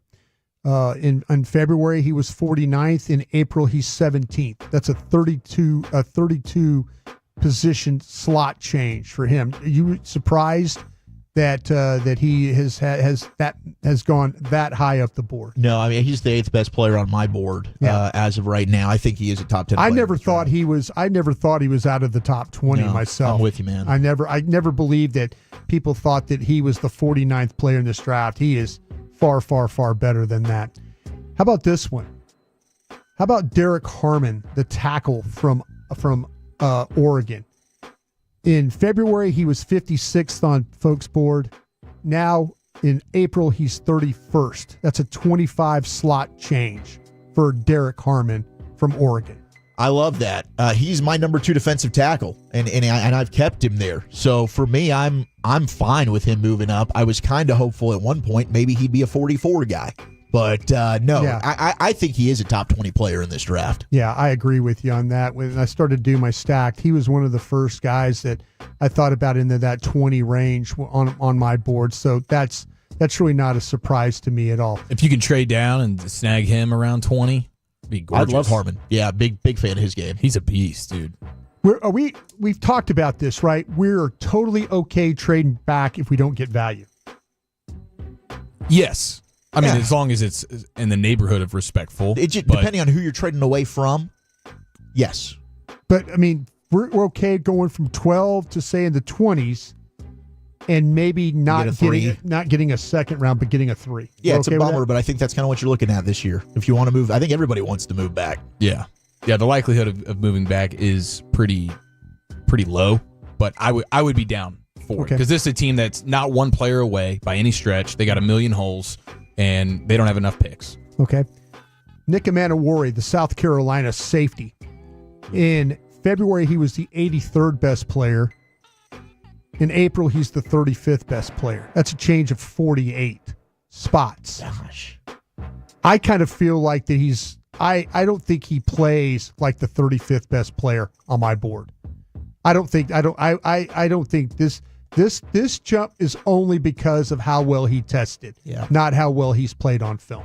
Yeah, I've got him as my number 5 safety. Yeah, I got Starks. So you kind of see like he would be the 83rd best player on your board. Like honestly, I thought that it was the opposite. I thought he was a guy that when we started, we were going off like Dane's top 50. He was pretty high in there. Yeah, and then I saw him and was just like, man, this guy, he should be way more physical with how big he is, and I don't see that. Darius Alexander, the 3 technique from Toledo. In February, he was the 63rd best player on the board. In April, he's listed now as the 39th best player. 24 spot jump there for him. I think media scouts were late to the party on this guy. When it came to you grab Toledo film, he is more like the 39th best player. He's really good than the 63rd best player. Maxwell Harrison, the corner from Kentucky. In February, he was 74. Today, April 7th, he is 47th. I actually think he's better than 47 myself. Do you see the same thing? Yeah, I've got him right behind. I actually put Will Johnson ahead of him, but he's my number 5 corner, and I've got him in the second round. Quinshon Judkins, the Ohio State running back, 72 in February. Now, in April, 57. I think he's moving up because you also have running backs just moving up. Yeah. 57's not terrible, but I think that he probably is, for me, more around that 72 range. I did put a 3 on him. How about this one? Elijah Orojo, the tight end from Miami. And that's a local kid. Yeah, he was 81st in February. He's now 59. Give me Mason Taylor over this guy all day. 100%. Okay, I've been seeing a lot of Philadelphia Eagles Mason Taylor. Oh, that would suck. Yeah, I would hate that. He is really, really, really good. Hear the way you guys talk about him. And and I'm not saying it because I'm an LSU homer, which I admit I am an LSU homer. But man, he is going. And I was on that Giants podcast. He's awesome. They were talking about second round tight ends. I said, I would hate if you guys drafted Mason Taylor here. I would absolutely hate that. And super well rounded. Yeah. All right. How about this one? And I got one more, maybe two more. Jalen Milroe he was in February. He was the 94th best player. Now he's 65. Quarterbacks, the quarterback tax. That's what that is right there. And I think that the athleticism teams are kind of salivating over right now. And the last one here before we get out of here is R.J. Harvey, the running back from Central Florida. In February, he was 98th. Today, he is 76. Yeah, it's a bummer that everyone's caught on to R.J. Harvey. Older guy, going to be 25. Yeah. Problem with that? No, not at all. I mean, you're probably only having him for his rookie deal anyway, the way we're turning and burning on running backs. But I do love me some R.J. Harvey, Bucky Irving of this draft. Really good football player. I think it's 76. That's a really good spot for him, by the way. That's right where I've got him. Yep, absolutely. All right, Eric, there you go. Thank you. Yes, sir. Thank you. There it is. Krusty's Corner on a Monday, brought to you by Reliant Air Conditioning, gimmick-free AC repair and replacement. Chris Young talking Rangers at 4:20. Coming up next, though, College Football Monday Darty featuring Nico the Quitter on a collision course potentially with Chapel Bill. That's next here in the nation. Fellowship at its finest. You're rolling with the G-Bag Nation on 105.3 The...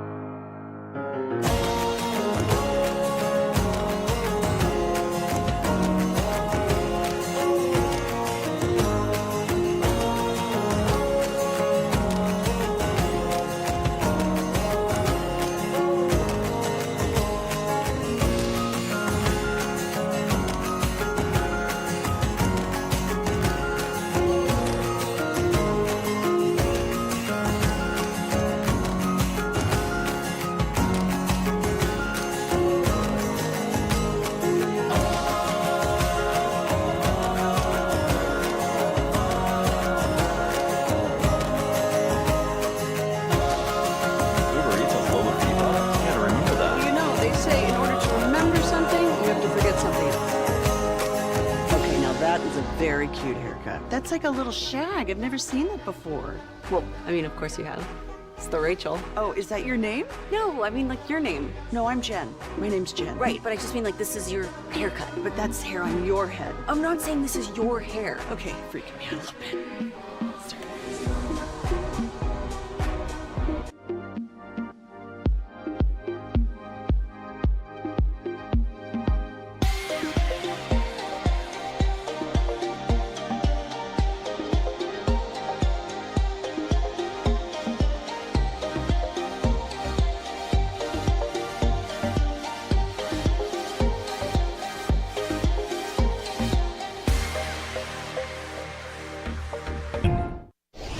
Driven by our D&M Leasing Studios, you're rolling with the G-Bag Nation on 105.3 The Fan.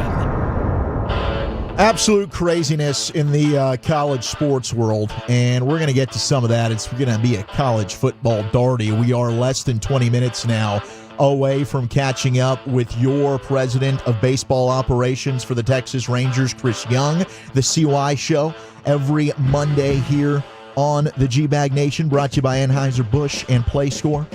And we love you, CY. Can't wait to talk to him. Rangers off today, so you got full 5 on the G-Bag Nation. Zach Wolchuk, Brian Broaddus, Eric Chiafalo, Lucius Alexander, Carter Freeman running your video, and you, Gavin Dawson, on assignment. He's coaching for the next 3 days. So send him some well wishes on social. Big night as well for the Dallas Wings, fellas. They got the WNBA draft. Paige Becker's expected to be the number 1 overall pick, but today she did sign a 3-year deal with Unrivaled. Becker's Unrivaled deal after 1 year is expected to exceed her entire projected 4-year WNBA rookie salary. That is crazy. For 10 weeks.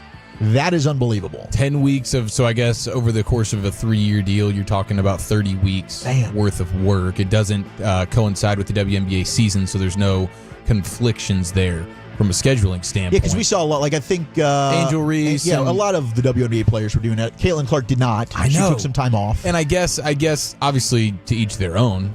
She's making plenty of money with endorsements and things like that. So I guess she just made the decision she didn't need to. But that would have been a pretty easy $500,000 or whatever it is. So I'm kind of surprised that she punted on that, but I understand Paige Becker's because she's gonna get drafted number 1 overall and make like $80K a season. That's crazy, man. And I guess the collective bargaining agreement in the WNBA, I think it's got 1 more year left, so maybe they end up doing something about that. We'll see. But a huge night for Dallas when it comes to the WNBA. But let's talk some of this college football stuff that's been going on, Eric. I did just see the video that you guys were watching during the break of Vice President J.D. Vance dropping the college football national championship trophy. He fumbled it right there in front of him. Very awkward. That thing's a big trophy, too. That thing tumbled. There's a flimsy nature to the trophy, though. The thing fell off the base. Yeah, is it not? Do we not glue that on, or It's not bolted together. I thought it would be like welded on there.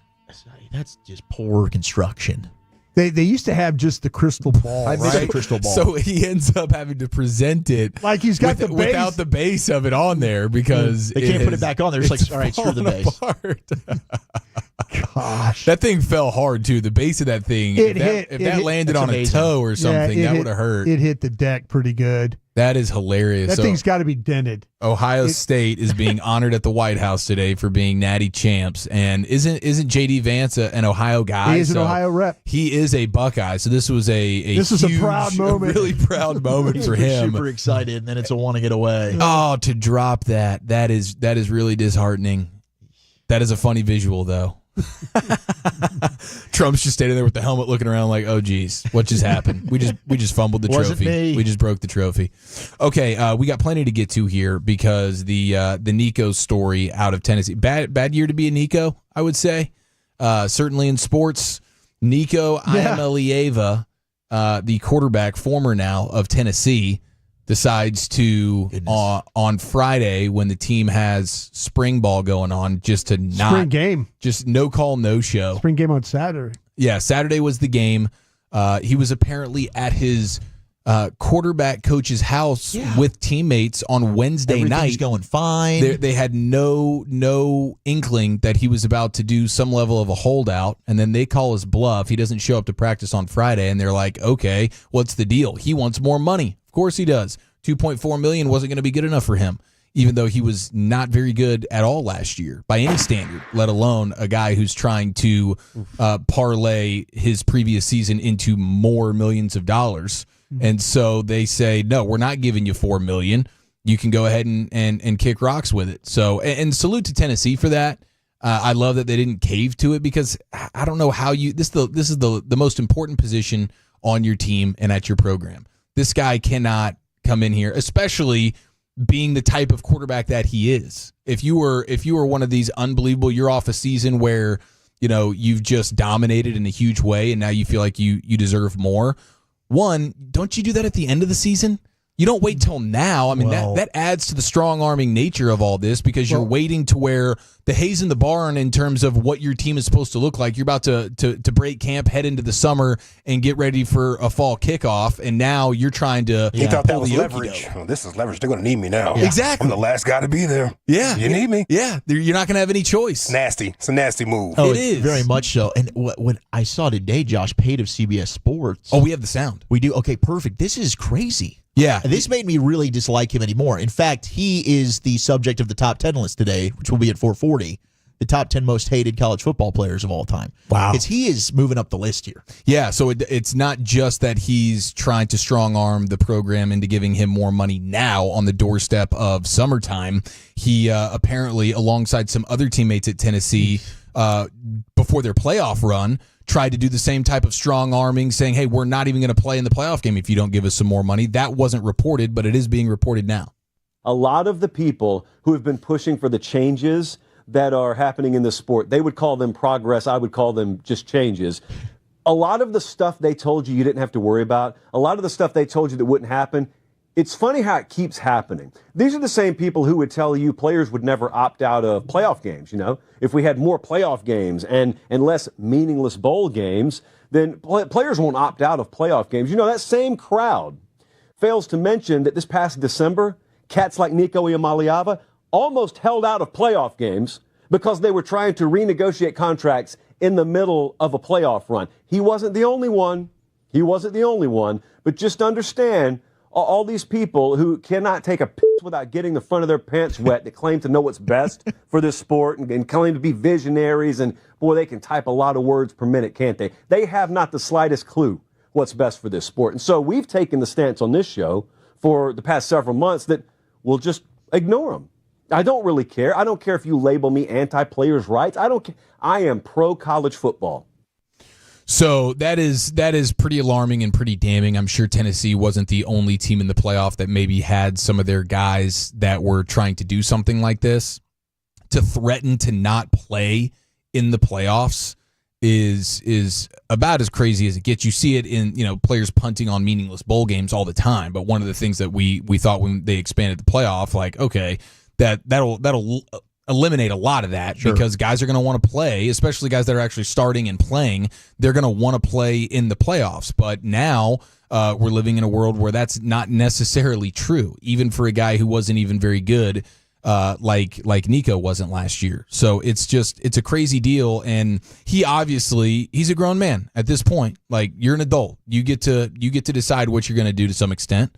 And I do think a lot of this goes back to his dad, who is apparently kind of playing the agent and pulling a lot of these strings here. So between dad and whoever else is a part of his representation, they have just given him some of the worst advice you could ever fathom. Because I don't know how, if you're another program, like, I love what Tennessee did, saying thanks but no thanks, we'll call your bluff, go somewhere else. Yeah. And I know there's going to be another team out there that will welcome him in and give him some money. I don't know if they'll meet the dollar figure that he's looking for, but how can you bring a guy like that in? This is supposed to be the leader, El Capitan, and he's quitting on his team, threatening to quit before the playoffs, and now he's just done it this late in the ball game here in the springtime. It's maddening. If I was a coach for any program, and it's easy to say from here because who knows the desperation of a coach on the hot seat that's like, man, I need a quarterback. But it's not even like he was awesome. Yeah, former 5-star recruit, and he stunk in that playoff game. 14 of 31, 104 yards in their 42-17 blowout loss to Ohio State. But right now,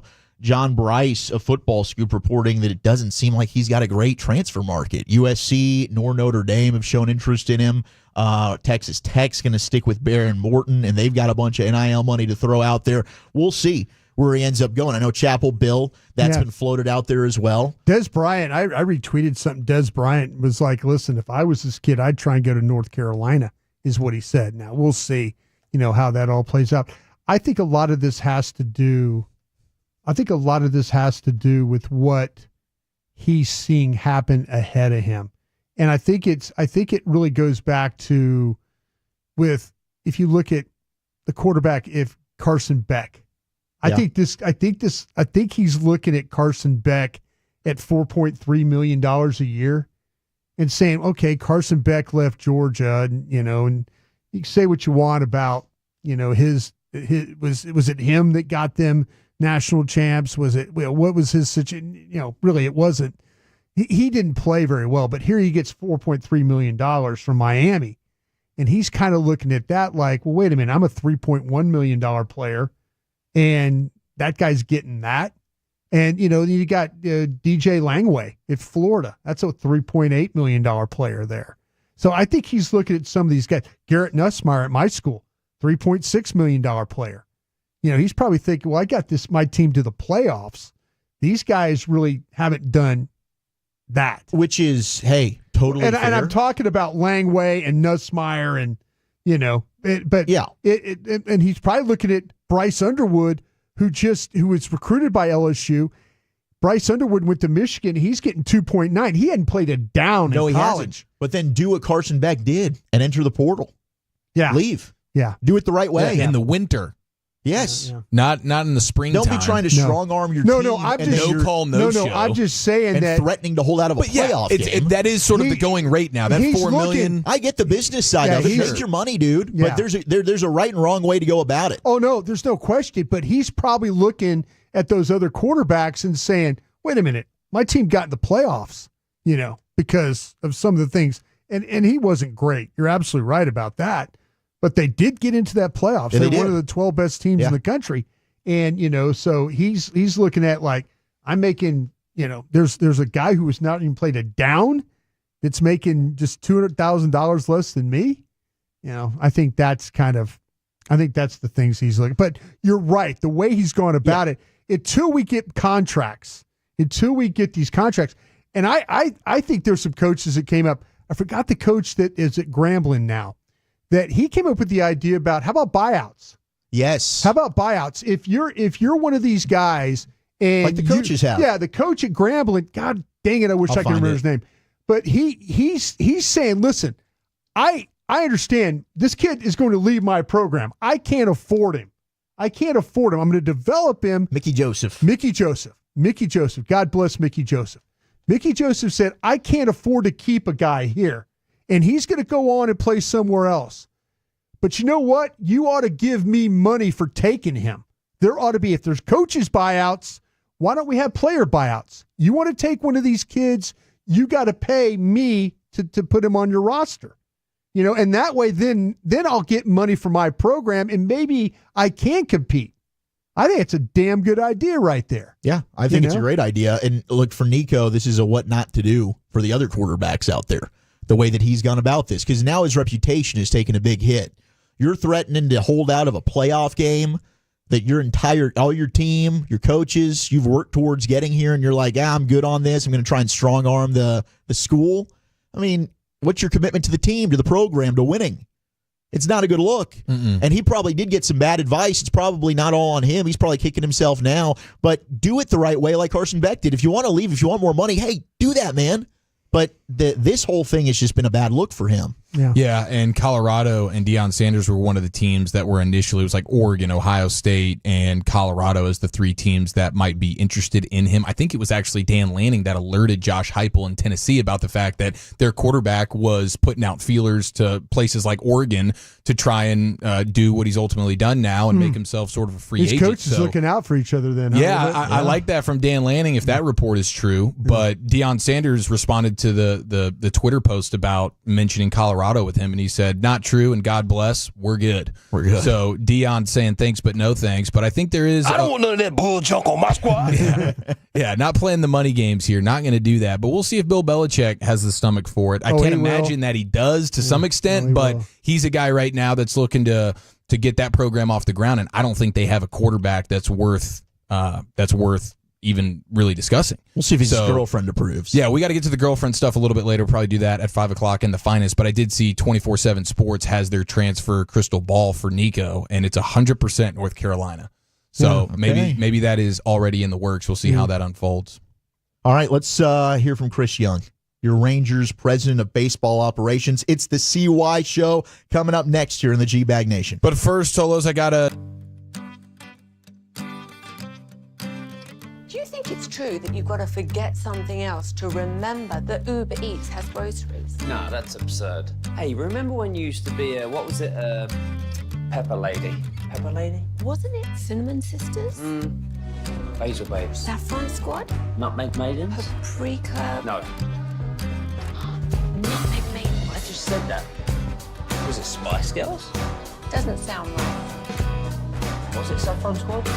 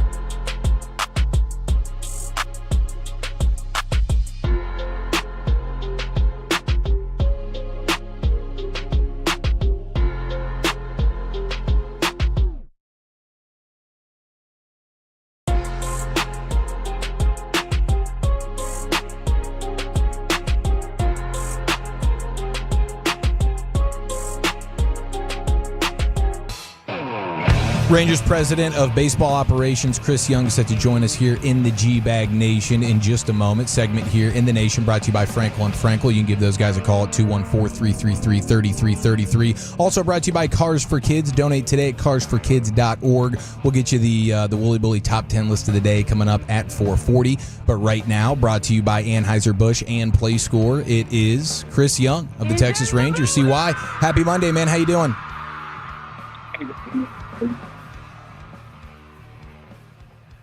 CY, you got us? Hey guys, I'm well. How are you guys? Fantastic, man. Fantastic. Obviously, tough sledding in Seattle. What is so difficult about going there? It feels like that is not a place where the Rangers go and find great success. You know, it's been one of those things for the past several years that I really can't pinpoint exactly why. I think primarily, offensively, we haven't really scored a lot of runs there, and it's hard to win when you're not scoring. So it's something we have to figure out. They're a tough team. They're in our division. We're going to go back to Seattle this year, and we're going to need to find a way to win some games there. So, I don't think there's anything particular about the environment or the ballpark or the fans that our guys can't handle. It's just a matter of we really haven't found a way to win there over the last several years, and it's something that I think we need to really bear down on and start to change. CY, what is your evaluation so far on the lineup? 5 for 26 over the weekend with runners in scoring position. I know Boch was talking about that post-game yesterday.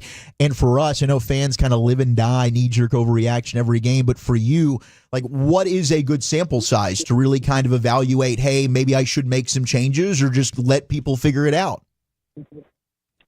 Well, there's always the balance of both, and I don't want to sit here and say that that we're fine offensively and that everything's perfect. Obviously, that's not the case. We have not performed at the level we expect to perform, and there's a lot of improvement left. That said, to have knee-jerk reactions and really making moves for the sake of making moves without real purpose, that's not going to accomplish anything either. So I think there's a balance here that we need to give it a little bit of time. There's some key members of our team that just aren't off to good starts. Guys who have historically performed very, very well, who have dependable track records as successful major league players. And, I'd like to think that we sit here at 9-7 and we've played, in some ways, some of our worst baseball.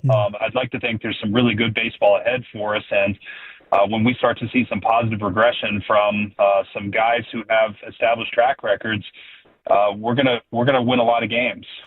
Hey, Chris, when you go through pregame routines and things like that, hitting meetings, tape, anything like that, is it something you say, okay, we believe in what we're doing, or do the coaches bring up that, hey, maybe we should change this or maybe we should change that, or is it more like, hey, we just need to stick with this a little bit longer and see how it plays out?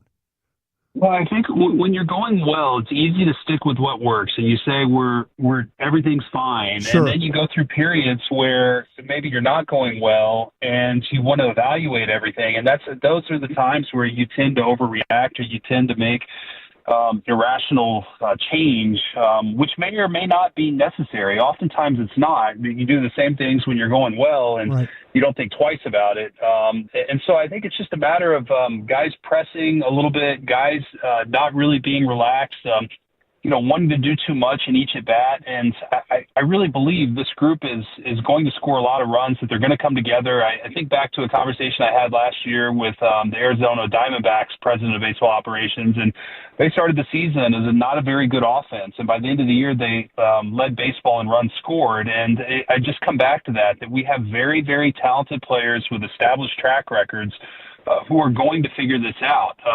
That said, it is our job to evaluate everything in terms of ways we can help these guys get through this and expedite the slow start. And we are doing that, from our preparation to our meetings to the work we're doing to the messaging, the philosophy. Do we need more information, less information? Are there just, how do we get the best out of these guys? And so we are evaluating all of it. But I can't say that there's complete overhaul or change that's necessary. I don't think that's the case. I think there's just some subtle tweaks that we need to do. And when these guys get hot, they're going to figure it out. Chris, you've never been a guy to make excuses for your team. And I just wonder, from my perspective, I look at it and I'm thinking, They've run into some pretty damn good pitchers here along the way to start this thing. And I'm not using it as an excuse, but it's reality. I mean, these pitchers have been pretty damn good that you guys have faced so far in some of these series. There's no doubt, but we're going to see good pitching. This is the big leagues. You have to be good pitching. We have good pitching, and teams have found a way to beat us in 7 games, and you have to be good pitching. There's no excuses. We built a team that is capable of beating good pitching. I don't think there's one hitter in that locker room that thinks that they can't go out there and beat any good pitcher on any given night. So I give our opponents their due credit. They're very, very talented, and we faced a lot of good players. That's the beauty of baseball, is on any given night, anybody can beat another team. The worst team can beat the best.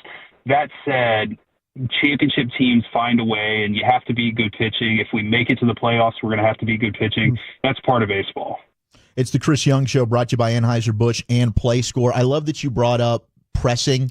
And when it comes to new players like Jake Berger and Jock Peterson, and Jock's struggling right now, 26 at-bats, he's got that hitless streak going. But how much, and you've played on a new team before, do you press to try and make an impression on a new team? And then as the president, do you talk to those guys about it, or just kind of leave them be? Well, I leave those conversations primarily to Boach. I mean, I think what I want every player on our team to know is that we have their back. We're in their corner. We know what they're capable of, and we believe in them. And I think that's really important. And there's a time at which it becomes, the performance is not on par with what we need. But right now, I think the support is very important. And Boach has done a great job. Our staff has done a great job of supporting these guys. And I know, I've been there as a player. I know how hard it is, and I know when you're underperforming, the pressure you put on yourself, the way you take it home, the way you wear it at night, you lose sleep, it kind of compounds a little bit. And you make it out to be probably worse than it truly is, honestly. I don't think any of these players feel worse than the average fan or me or anybody else. I mean, I think we all care about them. We want the best for them. But they take it home and they wear it harder than we do. And so we got to make sure that we support them and that they know that we're there, and they're going to break out. I think of Jock right now and just how good he's been over the course of his career, especially last year, how good he was. And, if he gets back to even close to his career norms, he's going to catch a heck of a hot wave here soon. Now, your team is still doing a lot of things well, over 500, and got a couple of big ones coming up this week with Anaheim and LA. But what aspect of your team right now has you most encouraged at this point? I think the pitching more or less has been very good. I think our bullpen has done a tremendous job. I've been very excited about the bullpen on the whole, the back end of the bullpen. Guys like Hobie Milner, just a tremendous job, and they really gave us a chance to win. What they did yesterday, coming into a bases-loaded jam with no outs in Seattle and keeping that game at 3-1, it gave us a chance. And oftentimes we're going to win that game because the bullpen did give us a chance. And so starting pitching has been very solid. And so there have been some positives there, and it's really about kind of getting the bats going. And if we get the bats going, we continue doing what we're doing on the pitching side. This team is going to be very good. So we're trying to stay patient, know that everybody is frustrated with the lack of runs right now, but I really believe it's going to come. And if we combine that with the solid pitching we've received, I think that this team is going to have a stretch here where we're going to have, potentially a 20-win month coming up. Let's go. The 20-win month. We are here for it. CY. What about the health updates? How's Wyatt doing? What about Cody and John Gray? Yeah, really positive on all three players. Wyatt is doing great. He's resumed some activity in the weight room, starting some baseball activity. Our anticipation is that he's going to be ready pretty close to the 10-day period, if not on the 10th day when he's eligible to come off. John Gray continues to do wonderfully. The x-rays continue to show healing in that forearm where he has the fracture. And lastly, Cody Bradford has resumed throwing and is right now playing catch pain-free. We still have a ways to go building him back up, but all three players have positive medical reports right now. We're very excited on the progress for each. That's great news. I am curious, is there a point in baseball where a guy's potentially bordering on too jacked, too muscled up? I look at Wyatt Langford. He looks unbelievably impressive. I'm like, man, you pull that oblique because you got more oblique than anybody else in the business. Look, I didn't have that problem, so I didn't have to worry about that. But Yeah, there is. We do have to balance flexibility, mobility, and the ability to rotate with the strength component. And I think our strength and performance group does a tremendous job with that, with each of our players. I think with Wyatt, it was, I think the cold weather of Chicago honestly probably contributed to that more than anything. It was freezing cold. I know that the Cubs lost one of their starting pitchers for the year right after his start against us, Justin Steele. So I can't say that both injuries were solely attributed to the cold weather. However, I'd have to believe in some capacity, at least as it relates to Wyatt, that it played a role. So the hope is that it warms up here, guys stay loose, and we avoid injuries like that. One of the most exciting things about having a healthy Jacob deGrom is on a deGrom day, you never know. You could show up to the ballpark and witness some history. What's your assessment on him early on so far this year?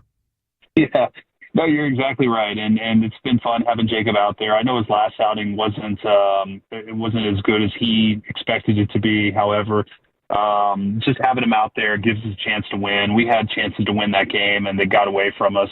But Jacob's such a competitor, and he's only going to get better as the season goes. He's working on some things right now mechanically, and the ability to locate his fastball and command the fastball the way he's accustomed to. But he's been very good, and my anticipation is that he continues to get better. We'll see why. We appreciate the time as always, man. Go get him this week. We'll be pulling for you. Looking forward to next Monday. Guys, thanks so much. We appreciate it. I'm looking forward to a good week here. Yes, sir. Absolutely. There he goes. Your Rangers president of baseball operations, Chris Young, in the G-Bag Nation. We'll be at the Globe on Friday. Getting set for the Dodgers series. But we got to handle biz versus these Angels. They're starting to tick me off a little bit. Ron Walsh, acting like they're kind of good. Chill out over there, dude. What are we doing? All right, football's finest, top of the hour. But coming up next, Walchuk, the top 10. Yes, we've got the top 10 most disliked college football players of all time. 877-881-1053, because volunteer fans are not loving Nico I am a leaving right now. So we'll do that next in the nation.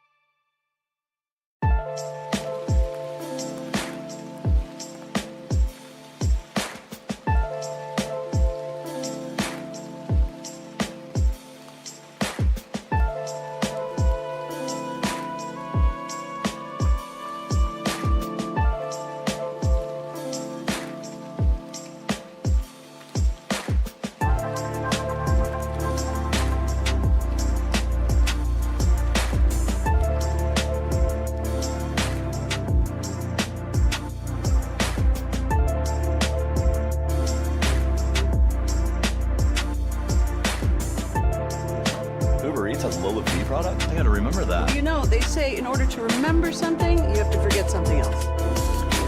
Okay, now that is a very cute haircut. That's like a little shag. I've never seen it before. Well, I mean, of course you have. It's the Rachel. Oh, is that your name? No, I mean, it's your name. No, I'm Jen. My name's Jen. Right, but I just mean like this is your haircut. But that's hair on your head. I'm not saying this is your hair. Okay, you're freaking me out a little bit.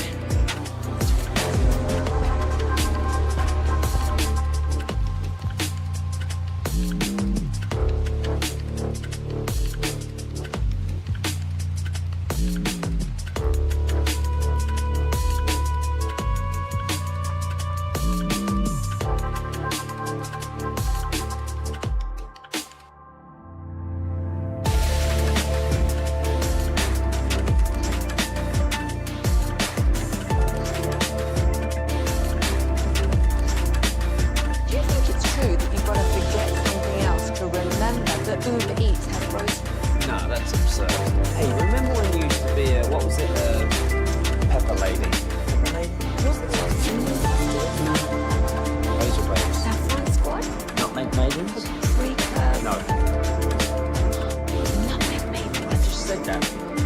Was it Spice Girls? Doesn't sound right. Was it Saffron Squad?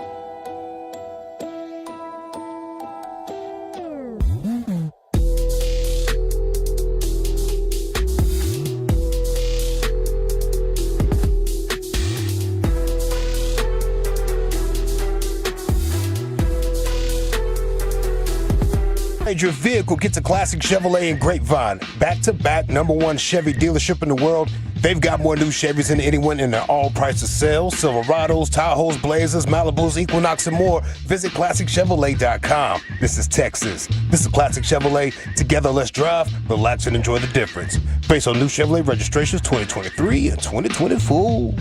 Thank you very much, Lucius. We got the finest coming up at the top of the hour. LA Live under an hour from now, as that will be part of our Expressway presented by the On Time Experts. No Rangers baseball today. So you got the G-Bag Nation going a full 5 here, okay? And then we'll have the Fan After Dark. Tomorrow night, Rangers back in action right here. It'll be a 6:30 pregame. They're back home against the Halos. Big thank you to Chris Young for joining us. About to get into our top 10. I did tease for NFL News of the Day, Michael Strahan talking about the tush push. I will pay off on that tease here, but 877-881-1053 as it's time for the Wole Bole Top 10.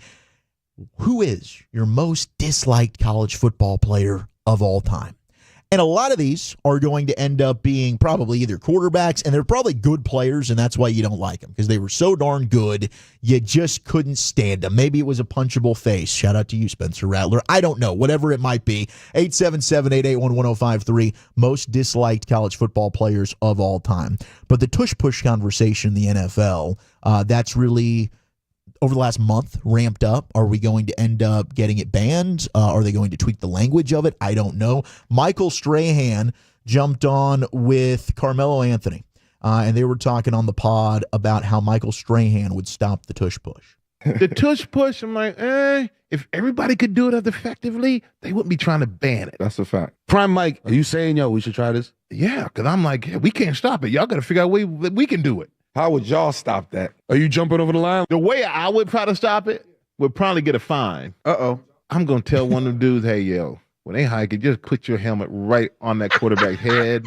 I don't care what you got to do. Just send a message. I was watching that Redeem team. Yeah. Kobe was like, I'm going to run through Powell's chest. And he sent a message. If you get a fine, cool, we'll take care of that for you. But we're going to send a message. You're going to do that tush push, this might come back at you. That's why I'm glad you out the game, man. What did I say that warranted that? It was very inspiring what you said. And it was also some scary when you really think about it. The way that they were so aggressive and physical back then. They wouldn't even be able to play today. They was trained to kill. They looked at the 80s and the 70s where there was no rules, and the 60s where they had no teeth playing football. They had the leather do-rag. That physicality on today's line in the trenches. It is wild. Shout out to 7 p.m. in Brooklyn for that audio. But gosh, I mean, that is the old school approach. Michael Strahan, I'd love to see him just line up for one play, try and stop that tush push right there. But it is true. I mean, you go back, you look at 70s football, like the Raiders used to be doing out there. I mean, it was a different time compared to what we're seeing today. Oh, they had a guy like Lyle Alzado or Ted Hendricks or all those guys. Yeah, they had some defensive linemen that would have craziness. That they would have jumped off sides or Jack Youngblood's out there playing with a broken leg. Yeah, just a different time. Yeah. Different time. They actually bit the kneecaps off instead of just talking about it. Hey, I'm Ronnie Lott. Cut my finger off, please. I'm good. Put me back in, coach. I think it was from this weekend I saw a quarterback in the UFL just get absolutely obliterated. It was like one of those Eric Hipple-like? Yeah, it was. Well, his helmet didn't go flying, but like I think he was like out cold. Was that in the game where the coach was like, "Why is this player in? Who put him in?" I couldn't tell you the teams. I don't believe it was our beloved Renegades. AKA the Gades. Don't believe it was the Gades. Did the Gades win this weekend? We could probably get. I don't know if they did. The Gades took their first L of the season. Carter's shaking his head. No, yeah. Carter's our UFL expert. He does love his Dallas Renegades. Okay, let's slide into the top 10. 877-881-1053 most disliked college football players of all time. 214 love the dude now, but Baker at OU, and I'm with you. I couldn't stand Baker at OU either. Yeah, he was very annoying to watch. Yeah, if you were anti-Sooner, I think so much of it goes back to how much you just hate the program, and then when you get a loud personality who's also good, like that's what I imagine this list is. It's going to be. They're all good. They're all really good players, and every other program would love to have them, but you hate those that's your rival or whatever. So Oklahoma is likely to have a couple guys in this list. Oh yeah, OU's going to have some. Brian Bosworth that's my guy. During my time, Boz, he was so good, but so hateable is really what he was. And I mean, he was, like I said, I was playing football the same time he was. And we never played Oklahoma when I was at LSU, but you knew watching them play on a weekly basis. You're like, God dang, that's a good team. But yeah, he was out there. He was brash. He was a talker. I mean, all this, but he backed it up. Yeah. I mean, the way he played, he backed it up. Love to play with him, but yeah, that's a pain to play against, and that definitely was a very popular answer. Johnny Manziel on this list. Manziel will be Manziel will be represented. We got Adrian Peterson coming from a Texas fan from the 817. Tim Tebow on the counter of being a Texas fan. I used to hate seeing CeeDee Lamb with OU as well. 972. Yeah, Tebow's getting texted in a bunch. RG3. Boz, as we've mentioned. Lucia, did you have any that you wanted to throw out there that you were like, I really just didn't like this guy? For a moment there, I think half of Texas hated Joe Mixon for a while. Yeah. Oh, yeah. Yeah. Yeah. It's fair. You know. Check the video. Yeah, check the video. Check the stats. Honorable mention, we got Jameis. So loud, too. Jameis just on the outside looking in. Yeah, with the... I mean, we've learned and come to understand just how incredible Jameis is. But back then, the immaturity was a little bit through the roof. The crab leg stuff got blown way out of proportion. Yeah. But the standing up on the table, yelling out obscenities was, he had some look at me moments. Sure. But it is actually fun to do this and then see where are they now and how much we like them now. I think a lot of people like Baker Mayfield now. A lot of people love Jameis Winston. Right. And I hated Baker in college. Now I'm like, I kind of love Baker. He's turned very likable to me. Did you guys kind of grew up with A.J. McCarron? Oh, yeah. Alabama. Oh, yeah. And Brett Musburger salivating over his girlfriend. That's what I'm saying. Yeah, oh, we all young boys in Alabama pick up a football. Yeah, look at her. Oh, geez. We're all kind of like, how does this guy? What? Yeah, how does he? In a way, we all kind of hated A.J. McCarron. And A.J. McCarron, I mean, talk about the UFL. I mean, this is a guy that's still playing, I think. Doesn't he play for the St. Louis Battlehawks, or he did? Oh, my gosh. As recently as last year. That's crazy to fathom if McCarron's still getting paid. McCarron's still be getting it done, man. Number 11 is Jimmy Clausen. Oh, man. Mel Kiper did not put a vote in for Jimmy. Is that Notre Dame, Tennessee, Jimmy Clausen? Man. Yeah, that's Notre Dame for He sure. rented a white stretch limousine to drive him to the College Football Hall of Fame to make an announcement as to where he would attend college. Wow. How crazy. I mean, this guy. That's awesome. Look at me if you've ever seen it. Oof. I think Josh Rosen was another guy because he was doing the hot tub. He had the hot tub in the dorm room or whatever.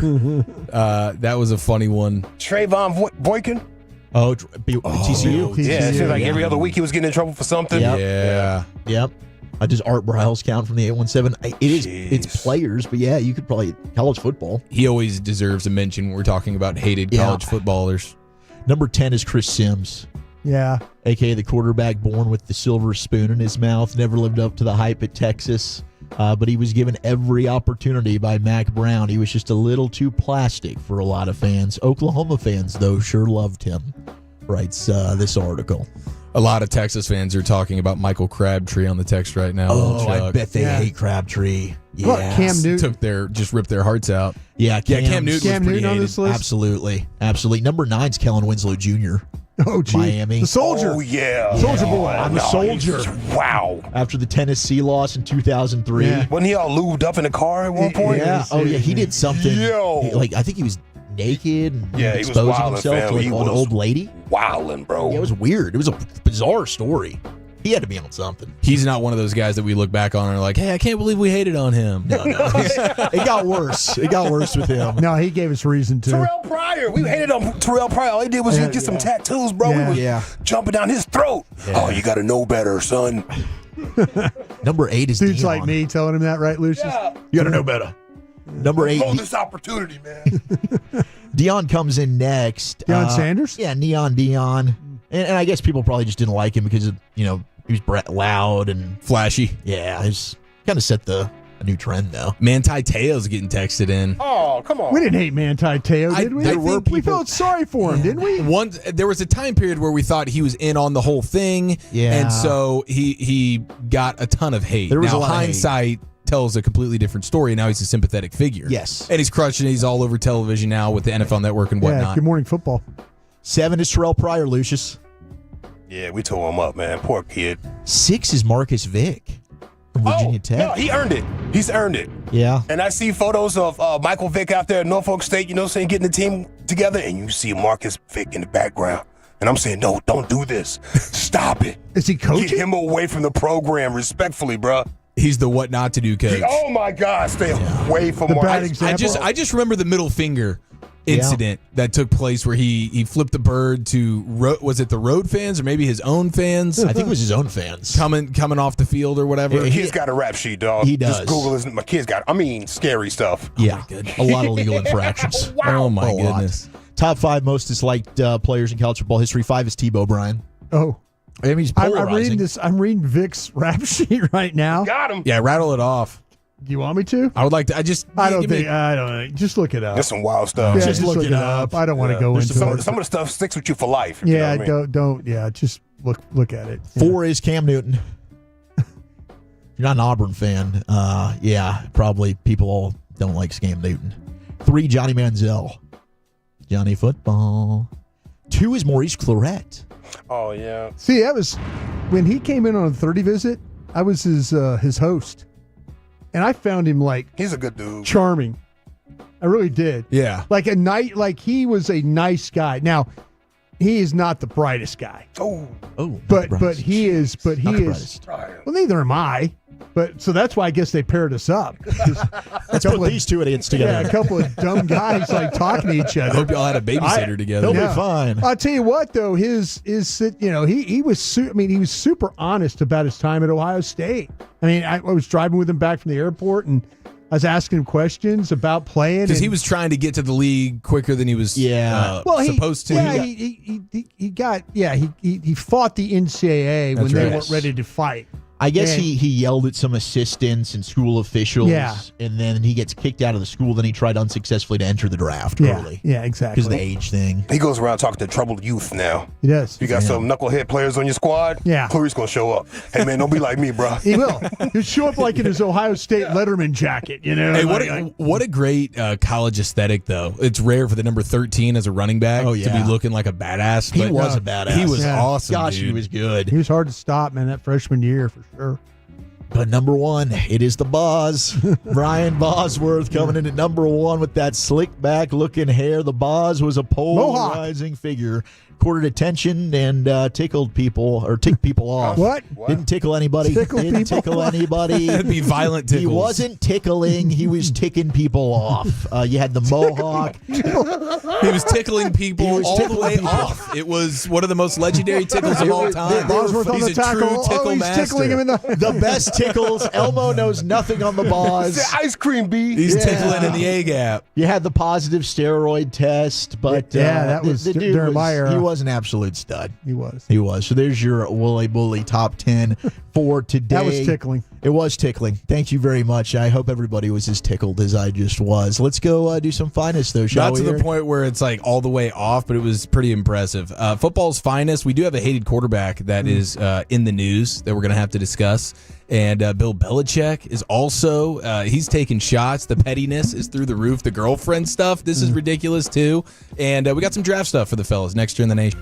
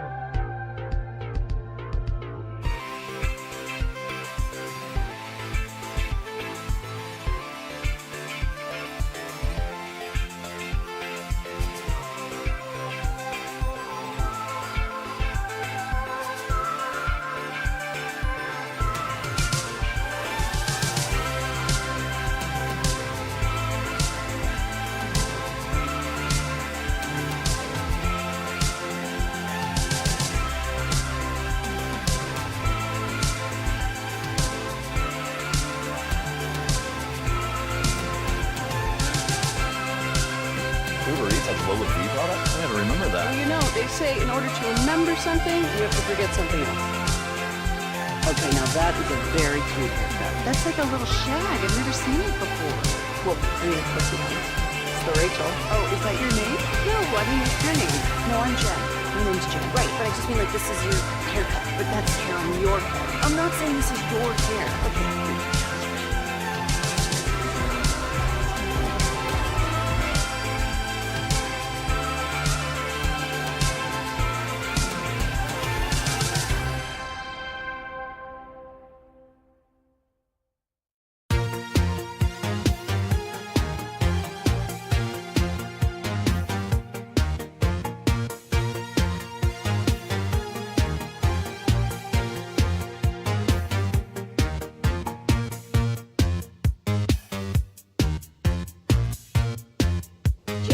True that you've got to forget something else to remember that Uber Eats has groceries. No, that's absurd. Hey, remember when you used to be a, what was it? Driven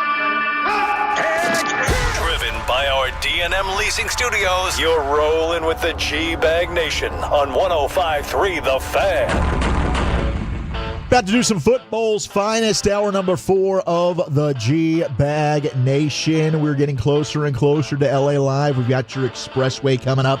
Brought to you by the on-time experts, Wolchuk, Chiafalo, Broadus, Lucius, Carter Freeman, and you hanging out here on a Monday. Thank you so much for spending your afternoon with us in the G-Bag Nation, 877-881-1053. Always the number to join the convo on the truckwreck.com text line. But without further ado, Eric, take it away for some finest, brother. Thank you so much. Plenty to get to. And screw you, Bobby Belt. We start, yeah, it's well said. We had the Cowboys doing their voluntary workouts today, right? Today was the beginning. They were voluntarily working. Voluntary workouts. And Micah Parsons, of course, was there. Not something we've been accustomed to over the course of his career. But now with the contract on the line and the Cowboys He's not going to miss crawfish boil. What are you serious? Come on, man. That would be funny. He's like, I had no intention of going, but when I heard Meat Church was showing up with a crawfish boil. Crawfish action. Sign me up. Where are we at in the crawfish season? Are we like at its peak right now? Is this where it's... We're getting going here, yeah, and the prices are starting to come down a little bit. And by the way, we got crawfish on Wednesday. We'll be across Shell Shack across the way. Here in Dallas. Come by and have some crawfish with us. We're doing our broadcast in there and also eating crawfish. Like you eat chicken wings, that's me and crawfish. You are so impressive with the way that you consume that. Yeah, not only the volume, because I feel like it's one of those things just in your DNA. You don't get full on them. Like if you just sat there all day and had an endless supply of crawfish, I think you could just eat for the rest of time. But your speed factor is also mighty impressive. Yeah, like in a commercial break, boom, and then the fingers are clean and he's back on doing Krusty's Corner. True pro. Yeah. True pro. And they got a good deal. So National Crawfish Day is on Thursday at Shell Shack. Yeah. So they've got now crawfish is going to be $6 a pound on Thursday. We're getting better. That's good stuff right so there. Go ahead and come on crush by. that. And then Thursday we got Draft 101 right here, 4131 North Central Expressway. And they do a great job with the crawfish too. Come on by, eat crawfish with us, and then we'll talk draft, stuff like that. We'll do stuff like that or anything you want to talk about. Right up North Henderson in Dallas. But it's funny because it feels like the Cowboys are going to, after the offseason, seeing Micah in the building and doing the leadership things that they want to see. They hand him the contract, but it's just funny to consider, okay, once he gets the contract, who's to say that that is going to continue over the lifetime of the deal? Like, it's very easy to, it's a contract situation. I'll show up when I don't really have to right now. Sure. I put ink to paper. I'm at $41 million a year. Now Micah Parsons over the next half decade. What is my obligation to show up to anything other than the mandatory? So, and they're making this like a huge part of whether or not they're going to give him the contract. Yeah. And it's just so flimsy. What does this offseason matter when you have 5 more to account for and he's got no obligation to fulfill the leadership type roles that you're imagining for him? And hopefully he takes this and he's like, you know what, this is what I got to do. This is part of it. This is why I got paid or part of why I got paid. And now I do think it will be easier for him to sort of assume that role now that you have certain people out of the locker room, in particular defensively with the guys like Jordan Lewis and DeMarcus Lawrence, who we know they did not get along. It was a little bit rocky between the two of them. And so I do think there is a little bit more of an element to, okay, I am the guy now, and it makes it a little bit easier to embrace that role. But the Cowboys making this a huge sticking point in the negotiations is hilarious to me because him and his agent will go laughing to the bank, and anything he did in terms of showing up voluntary this offseason has no bearing on what's to come in the future. No, so the way the Cowboys go about these things is just so funny and frustrating. He might have a much better relationship with Brian Schottenheimer than he did with Mike McCarthy. Could be the case. And maybe it's one of those things, and maybe it goes back to when Brian Schottenheimer was working with the defensive side of the ball. Those defensive players really, really respected him. And they were like, man, Shotty will wear you out with some information. To a man, they were talking about that. But maybe, like I say, maybe this is Micah's way of saying, okay, he took a lot of grief for not being around. I understand what you're saying, Eric, but this might be Shotty could have gone to him and said, listen, man, we're new staff here. We're new coaches. We're new. We're trying to. We need this to get off on the right foot. Can you and I come to an agreement here? And maybe he doesn't show up for some other stuff, but at least for the start of it, there's it's a national story if all of a sudden we see videos of, everybody on ESPN is saying Saints and Cowboys open their camps today. That was news. That was news on the NFL Network. But if it's Saints and Cowboys open, no Micah Parsons, then it becomes a big story. And I think maybe Shotty asked him, like, listen, bro, just do me a solid here. Show up for me. Show up and let's get this thing off to a good start. And then we'll work whatever we have to do. If you want to go visit family in Philadelphia, you want to go to Tokyo, and we'll work around it. But right now, just let's all get off on the right foot. And I think he has a respect for Schottenheimer. Yeah, I think that this is something where a new staff, it's more important. We saw last year, to your point, with Zim and installing a new defense. That's why I'm happy that he's there this offseason. Yeah. Moving forward, I agree with you. The likelihood that he gets paid, and then do I go, am I always there? No, probably not. Yeah. I don't know that I have that expectation. If he is, I'm going to be happy as hell. Yeah. That's awesome. That is true leadership. You want your best player around, and you want him to set the tone and everyone else to hopefully be able to follow that. But to his point last year, he did talk about Aaron Donald, perennial Defensive Player of the Year candidate, one of the best to ever do it. He's a guy that wasn't there. It wasn't made a big deal about. Well, if he goes out there this year, goes and wins a Defensive Player of the Year, and you have the same coaching staff, then fine, that's okay. But I do think whenever you are installing a new system and you've got a lot of new around you, it's more important for you, even if it is voluntary, for you to be there. But I totally get the, I don't know if I'm really, going to be jumping for joy just because he's there today. Because the likelihood of him getting paid, and then is he there next year? Probably likely. Yeah, it's just this is the easiest time for him to be there, and I think it'll tell the better story of the course of the next few years. Right, it's the start. It's the start. Colorado's star wide receiver / corner Travis Hunter. He was talking about being drafted, and on draft night, he's hoping that Roger Goodell announces him as Travis Hunter, whatever team drafts him. Wide receiver and DB is how he wants it to be announced. He wants the combo, because we know Travis Hunter's trying to be a full-time two-way player. Cannot wait to see how this works out for him. But I wonder if Roger Goodell is going to be the first of its kind, right? Well, he reads what's on the card. So whatever the NFL... Travis Hunter's got to get to the card writer guy and say, hey, put this in there for me. Do me a solid. I'm not playing for you unless you make sure you put that on the card. That's, he's not going to give Goodell a hug there like is traditional if he doesn't get the wide receiver and defensive back. All of a sudden, it's not looking good. Do you see what the temperature is going to be for this draft? Oh, it's a nighttime extravaganza. I'm 40s. guessing in the 40s. Low 40s, yeah. And it's outdoor. It's outdoors. Is it like in Lambeau Field? I think it's in that district they call that just that whole area, but not necessarily in the stadium. Not in the stadium. Okay. It's outside. It's like what do they call their? I can't even remember what they call their party area anymore. I mean, it wasn't there when I was there, but it's going to be in the Packard district, I think they call it, or something like Titletown. That's what it is. Yeah, Titletown. Yeah, there you go. So it will be at Lambeau and its adjacent Titletown district. Yeah. I guess it's the way they can fit all these people in here. Yeah. So that's still going to be amazing. Outside 40 degrees? Yeah, it's going to be like, I was laughing with the guys at the Giants. I'm like, instead of handing caps, you get them those big old starter parkas. Yeah. Like you show up and whatever team picks you, you get the parka. The big long Dude, parka. those things are incredible. Yeah. Them boys about to show up with some furs on. No, there's telling no, you right now, they're about to show up with some furs on. They're about to be dressed to the max. It's honestly kind of a nice element because the draft night attire is always something fun to kick around, and this will be a very unique addition.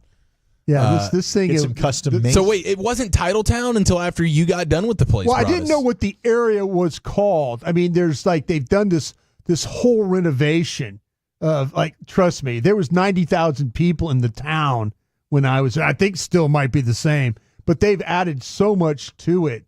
But it wasn't called like Titletown Brewery or Titletown area. It was just, it's just Lambeau Field is what it was. Once you helped bring a title to Green Bay, they renamed it. That's what happened. Mike McCarthy's got a street there named after him. He does. That is pretty amazing. Yeah.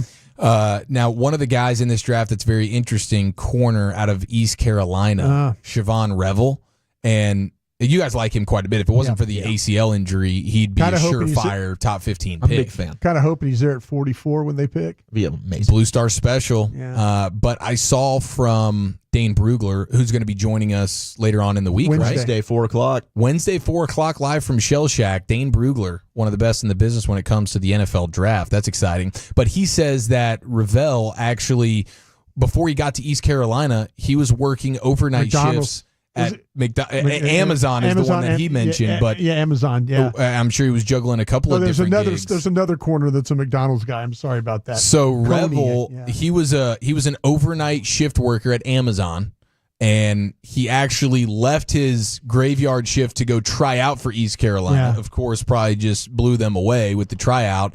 Gets on the team, and then had plenty of opportunities with this day and age in college football to bounce around and go wherever else he wanted to go. He was clearly better than just being at East Carolina, but the loyalty factor, he stuck around. This is a guy that, how can you not love him? I mean, when you guys talk about him as a player, I already love him, especially with the Cowboys' need for corner. Yeah. So I'm excited about the potential of this dude, but then you hear his background, and you can't help but love him even more.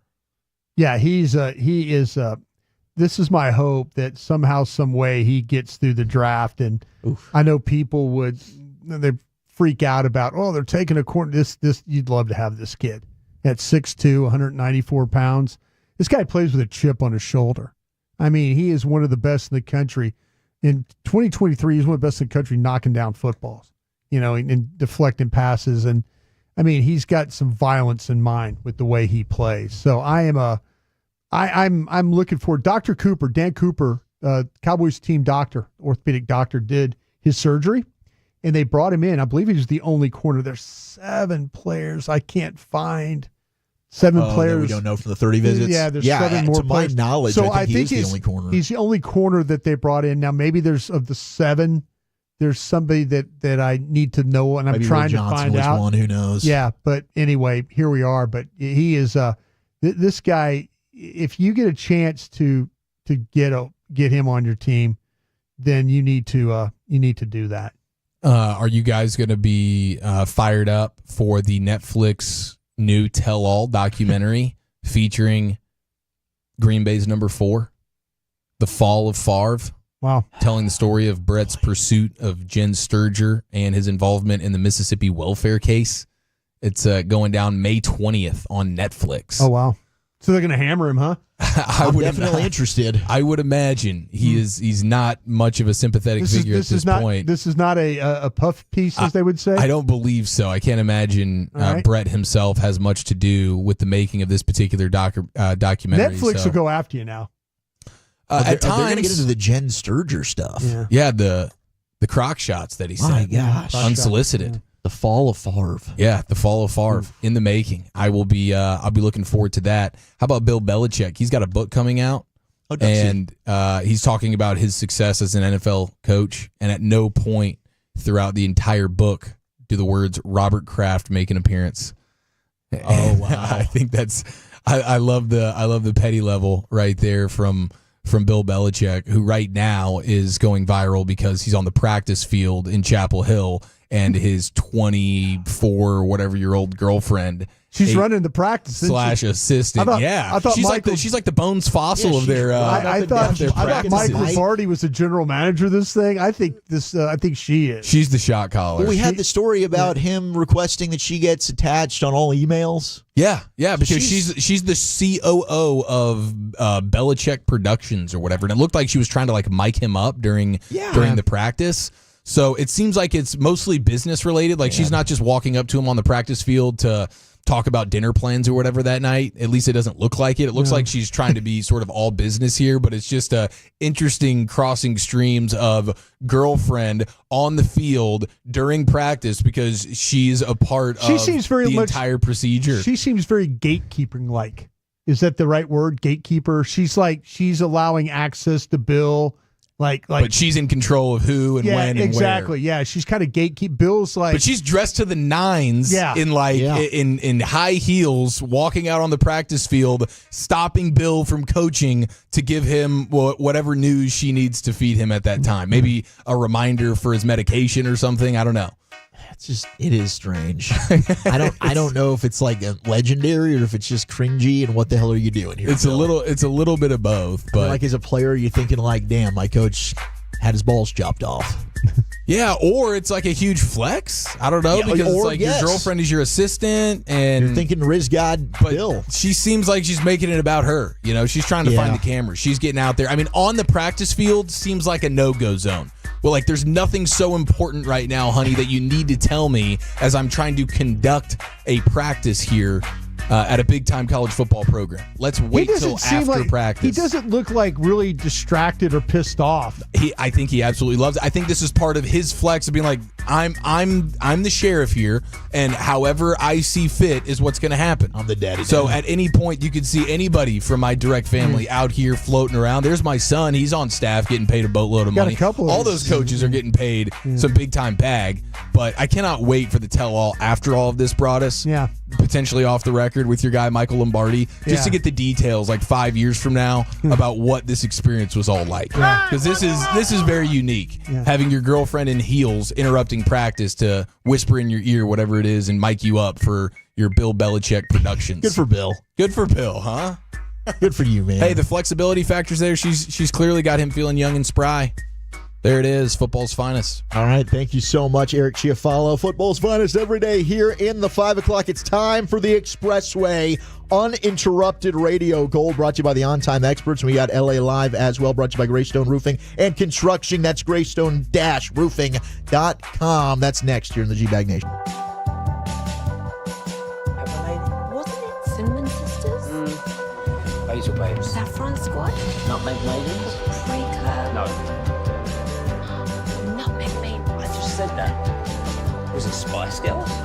Doesn't sound right. Was it Saffron Squad?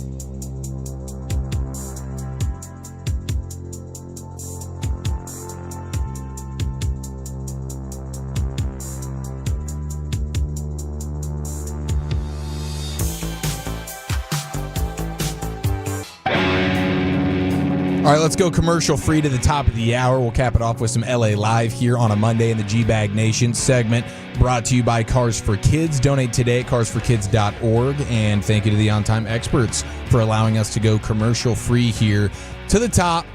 Everybody's texting in. A lot of people texting in saying we were hating on Bill Belichick there. Did that feel like a lot of hate coming our way? I mean, we're just a little bit surprised, a little bit taken back. It's a hilarious visual to have his dolled-up 24-year-old girlfriend, who, if you didn't know any better, you would think was his granddaughter or something, walking in heels onto the turf at Chapel Hill during spring practice and just going through, I guess, items of business here that were so pertinent they had to get done during the practice. Were we being hateful there? Were we? Seems like a lot of people feel like we're just hating on Billy B. I didn't think that there was a lot of hate. I think it was just. It's a crazy pivot from the most buttoned down guy that was in control of everything, that didn't want Tom Brady and his dude there working in the facility because he wasn't part of the Patriots. Well, that was a fake doctor, though. True. If this was a fake girlfriend, I'd feel differently. Yeah, I mean, it's a real girlfriend, but like, what does she have any real football affiliation? I mean, you're just having her there because she's your girl. She's got a lot of affiliation. I guess so, but no, man, do your thing. Good for you. Okay, we have the NBA. We have the NBA playoffs now, getting ready to get cranked up. The wind's out of our sails. I do care about some other teams. I mean, this Western Conference first round. You're getting Lakers, Timberwolves. You're getting Nuggets, Clippers. With the way the Clippers have finished the season and the way Kawhi Leonard is like turning back the clock and looking like the best version of himself. Can you trust his health? I don't know, but that's going to be a hell of a series. I'm not fired up to watch the 10 seed Dallas Mavericks fight for a play-in game in Sacramento. I'm sorry, that's not really going to get it done for. Okay, that's our Dallas Mavericks. Golden State botching their opportunity to skip the play-in. Watch me watching Krusty's Corner on that Thursday. I'm going to ask Eric every question about the Mavs. I want a full scouting report on the Kings during Krusty's Corner. Yeah. What do the Mavs have to do to win? I'm going to, Eric, for the opportunity to get swept in round one of the playoffs, what do the Mavs have to do to beat the Sacramento Kings? Oh, swept. Come on. They match up great with Oklahoma City. Shout out to Jonas Valanciunas of the Kings, by the way, who's the only player in NBA history to appear in every single play-in tournament since it's been in existence. So he's captain play-in there. What's his record? Valanciunas. I think it's probably middle of the road. He was doing it mostly with the Pelicans, I think. Oh. But now he's in Sacktown, and that's not something I can get up for. But Lakers and T-Wolves is going to be super interesting, and Luka is now really kicking it into gear. We saw it firsthand here at the AAC last week. Surprise. Then he had another monster performance over the weekend, and you know what he does to the Timberwolves. I mean, that fan base has to be shaking in their boots right now. The idea that that's the team they have to square off against. That's star-studded, dude. Western Conference is outstanding. Eastern Conference, a little bit of a different story. Yeah, pretty weak. But when it comes to the West, I'm fired up. How about Victor Wembanyama missing all the time that he's missed, and it's like the final 2 months of the season or whatever, still led the league in blocks this year. So that's a guy who is that's a guy who's it is a little bit of a cheat code. I mean, he is so darn tall. Yeah. Now, he has given a health update, and he's been able to do hard work, like hard lifting and also basketball work. Says it's all very controlled and light at this time. Sometimes I feel like I would like to do more. It's a logical medical direction, so I trust the process and trust the medical staff, but all signs pointing to Wemby being good to go for next season. So that is certainly good for him and the league. Still wish he wasn't a Spur, but that's beside the point right now. I just love the idea that missing 2 months of the season, he still led the league in blocks. He's an absolute savage.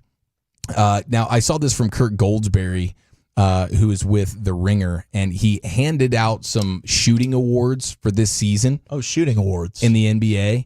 And John Morant get them? Last year, I think he did. Not this year. But there's the Wardell Award for Best Shooter of the Year. Of course, that goes to Steph Curry. And he is still just out of this world ridiculous. In over 1,200 total NBA games this season, there have been just 2 instances of a single player making more than 10 threes in a game. Curry owns both of them. 12 threes in a game back in February, 11 versus the Magic. So, I mean, Steph Curry is still your best shooter in the league, and he's like almost 94% from the free throw line. So he's your best shooter. The Kobe Bryant Award for Best Tough Shot Maker goes to potential future Mav, Kevin Durant. Ooh, there we go. Bye-bye Budenholzer in Phoenix. That's 3 coaches fired in the last 20 months there. You think the coach is the problem?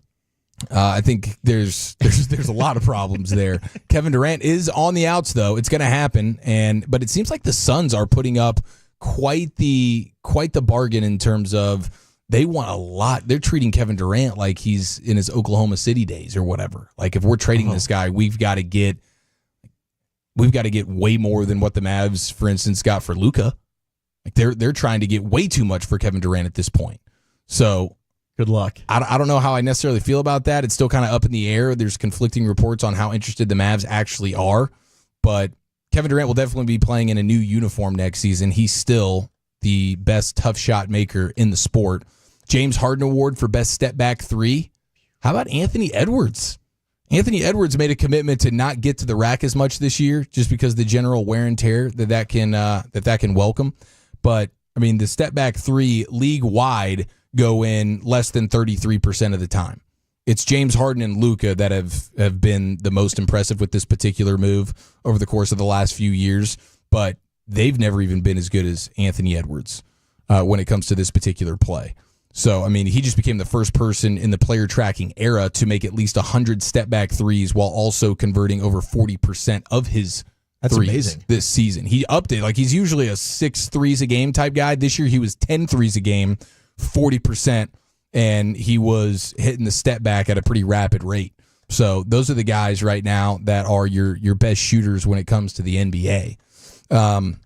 And again, that Western Conference round 1 is going to be outstanding. It's going to be great. I'm looking forward to that. Collision course, Lakers Celtics, just like the NBA wants. That's your finals prediction? I think it might turn out that way. They want the ratings.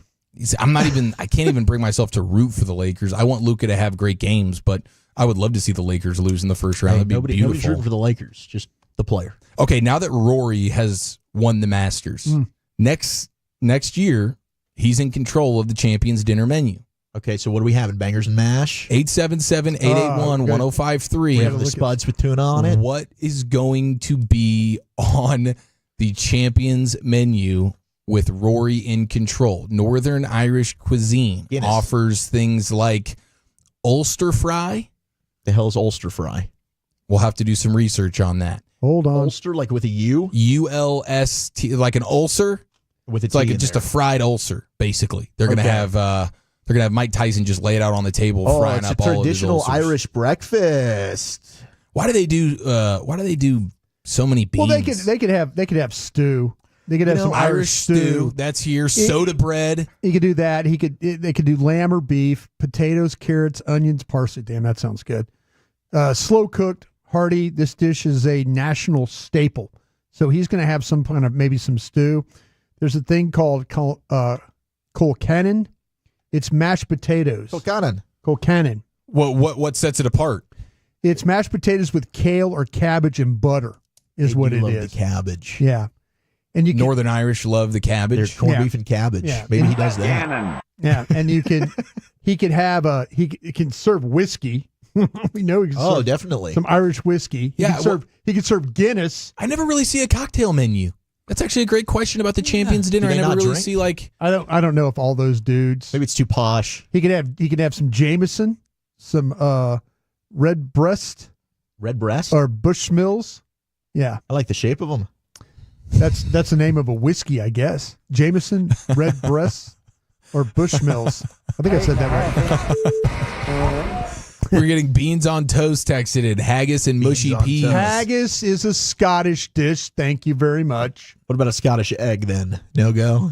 I don't even know what that. I mean, I love eggs. Don't get me wrong. Never had the Scottish egg? I don't know what the Scottish egg entails. Shepherd's pie. Now, shepherd's pie would be legit. Yeah, you had that before? I've had shepherd's pie. You would be a huge fan of the shepherd's pie. It's basically ground beef. It's ground beef with mashed potatoes. Yeah. My man right there, that is right in his wheelhouse. It feels like the perfect entree. You might like the Scottish egg. Now, Brian would hate this. It's a soft boiled egg wrapped in sausage and breadcrumbs and then deep fried. Yeah, well, this is a big bag of no. That's a no for you. Yeah, I'd give that a shot. It's not necessarily a Scotland specific dish. It's popular both in Britain and the Irish pubs.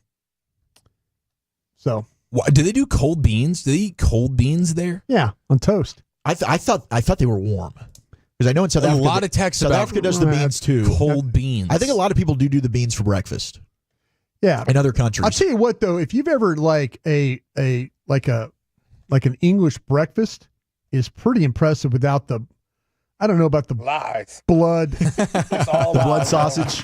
No, the blood blood sausage stuff can get me too, but I everything else is kind of somewhat appetizing. A lot of tomato.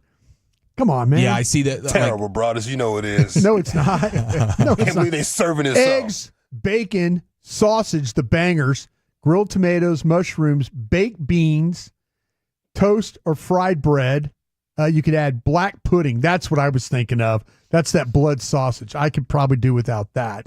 Hash browns, kidney or liver, probably could do without that. Yeah. And what's called bubble or squeak.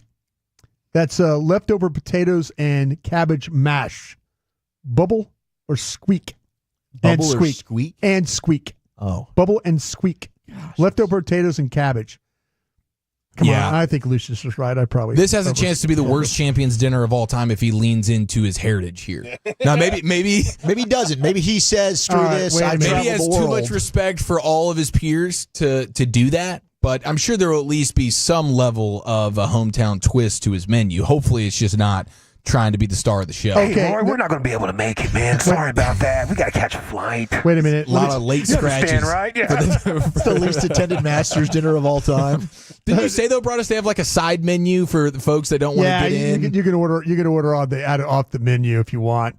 Okay, I'm gonna try and beat you here.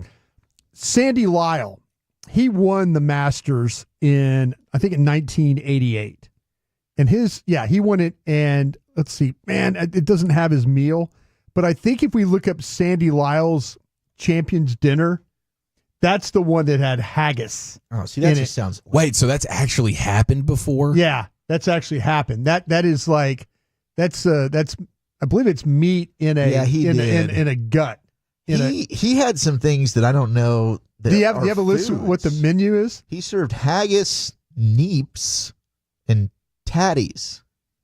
Yay! Neeps and tatties? I don't know what neeps and tatties sound pretty good. TD Tuesday. Go to Rick's Cabaret and get you some of that. He also wore a kilt. Yeah.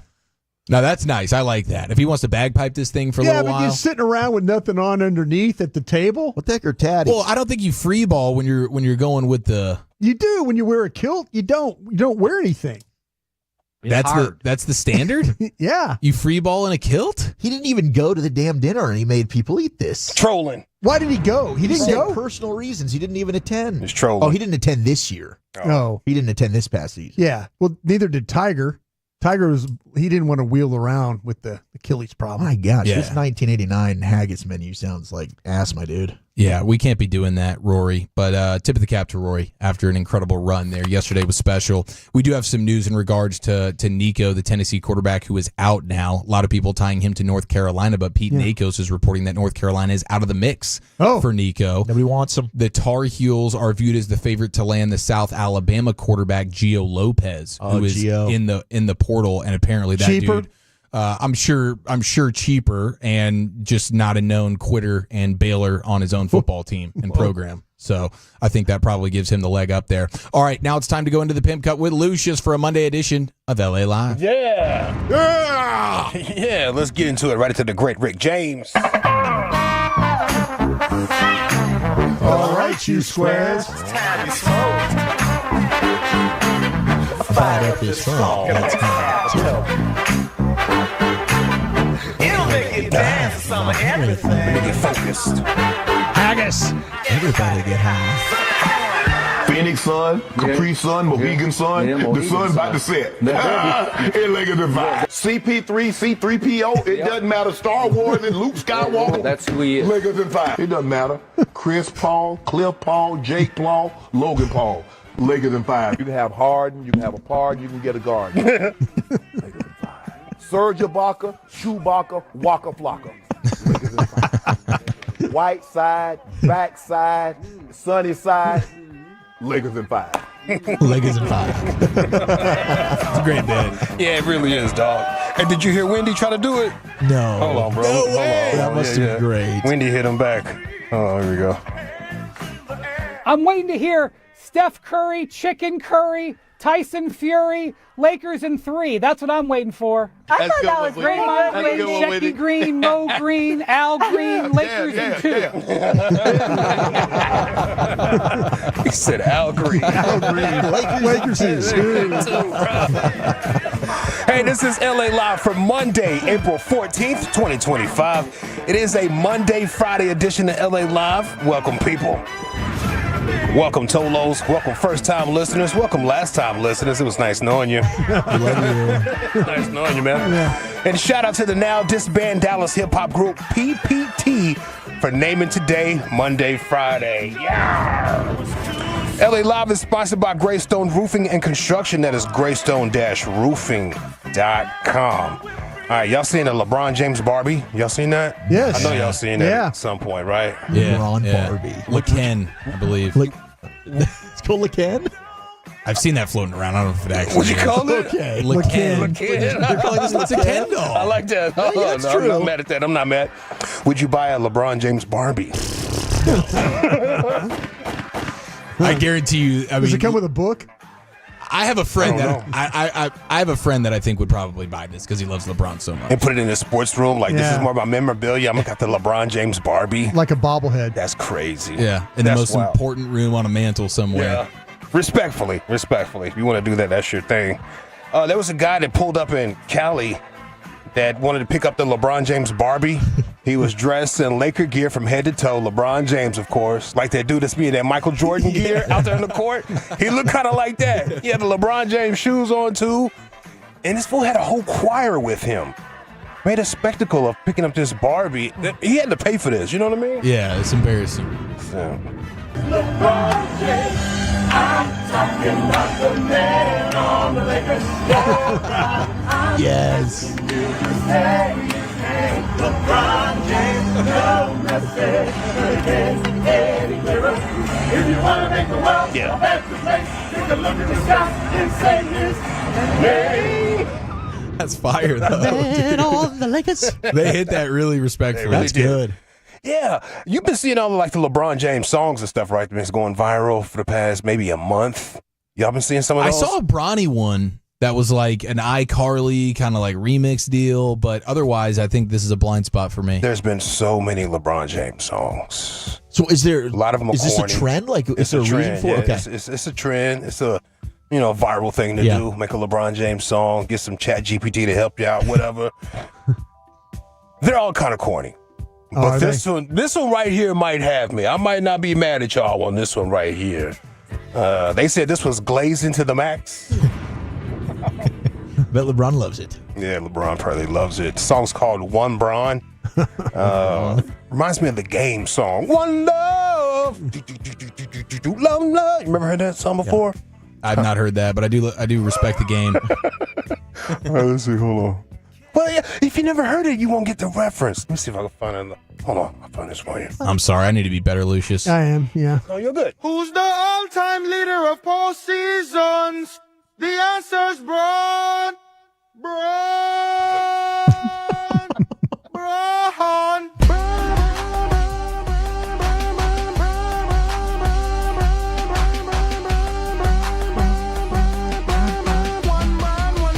I'm a witness, advocate. The Bible ain't tell us King James was from Akron. All-time leader in points ain't Man. not the average. Mavs dropped Luka cause they terrible management. Or was it gambling? Yogo was 40 out here playing like a scrub. Brian 40 still dropping triple dubs. Yeah. And I ain't the one to talk about nobody's son. Unless it's Gloria, but they call him the chosen one. Stephen A. trolling. We seen that boxing video, that uppercut bogus Akron hammer over everything. Okay. All right. But yeah, I think that's one of the best ones. That's good. This is the original. Very similar. Yeah. Very similar. Striking. Like copied. Striking right there, man. Like they tried to find a song that nobody would know. Great. That's good stuff, bro. All right. Yeah. Check out those Bron songs out there if you're into that, or if you just want to make fun of people that like LeBron too much. It makes sense, dude. The LeBron sexuals are real. They're rampant. big They're time. out there. Yeah. High volume. Yeah, I'm not a Bron sexual. I appreciate everything he does. You know what I mean? Like, I get it. This dude is 40 years old, still at the top of his game. Crazy. Unbelievable. But when I go to my mother-in-law's house, I end up becoming a Bron sexual because she has so much hate for Bron. Oh, yeah. Now you got I to end up defend him. defending the guy. Yeah. Who does he think he is calling himself a king? She's Team MJ all the way, Yeah, huh? she be cooking, bro. All right, let's see what else we got right here for you boys. 105.3 The Fan. This is LA Live on a Monday, Friday. Jeff Bezos' Blue Origin. Yep. Launched an all-female crew into space today. Went up and came down. Did you guys see that? They made it back. Was this Katy Perry's deal? Yep. Katy Perry, Lauren Sanchez. That's Bezos' girl? Yes. Her face did not change. The facial expression did not change the whole time. She was excited, but you couldn't tell. A lot of Botox. Yeah. And Jeff Bezos was giving everybody the good game as they were walking in. Go ahead, good. But girl. Go on, get in there. Gail King, she got up in there. She was scared as hell. Oh, she kissed the ground when she came back. So did Katie. They were kissing the They ground. were kissing the. She was like taking handfuls of sand and like rubbing them on her face. Nothing would ever beat when Captain Kirk went up there. Oh, And he William got back- Shatner. Yes. Bill Shatner, yeah. And they put that microphone in front of his face as soon as he got down. He was like, "It's a dark void of death up there." It's a dark void of death. It's like, man, we trying to sell this. Yeah. What are you doing? I'm trying to sell this, bro. Did you hear them scream on their way up in that Blue Origin takeoff? You can hear the girls in there screaming for their lives. Yeah. Hold up. 2, 1, ignition. Starting the engines, watching that takeoff happens. And I don't blame them. Water, there's the water on the engines. Yeah, here we go. Liftoff. Lift off. New Shepard has cleared the tower. He's just in there screaming at them. I don't blame him at all. There they go, having a great time. How long was this whole excursion? Like, what, 10 minutes? Something like that? It's not that's long at crazy. all. Yeah. You go up Basically there, up and down. You're floating around. It would be cool to feel that. It would be cool. And to see the earth, whatever. They said Katy Perry was up there singing What a Wonderful World. Just making it about herself. Made it about herself. She brought a karaoke machine and everything. herself, bro. She's filming it. For the next 2 weeks, anybody that's around Katy Perry will not hear the end of this. So, from space, if you look at here, it looks totally different. You guys just wouldn't understand. Have you been there? Oh, you haven't? No, I was in space. And they came back to Earth in a little capsule. They didn't. They were screaming on the way down. Bro! They were scared to death. Like they didn't think the parachutes were going to come out. They stuck the landing, though, better than those parachute guys. Yeah. They the flight it lasted 10 minutes and 21 seconds. Yeah. Wow. Floating around. That's it. Gail King was leaning on she was just holding on to the side, like, oh my God, just please, just in this. Yeah. She was scared. Yeah. She was. Let's do these girls. Parachutes deploy from the crew capsule. Those are like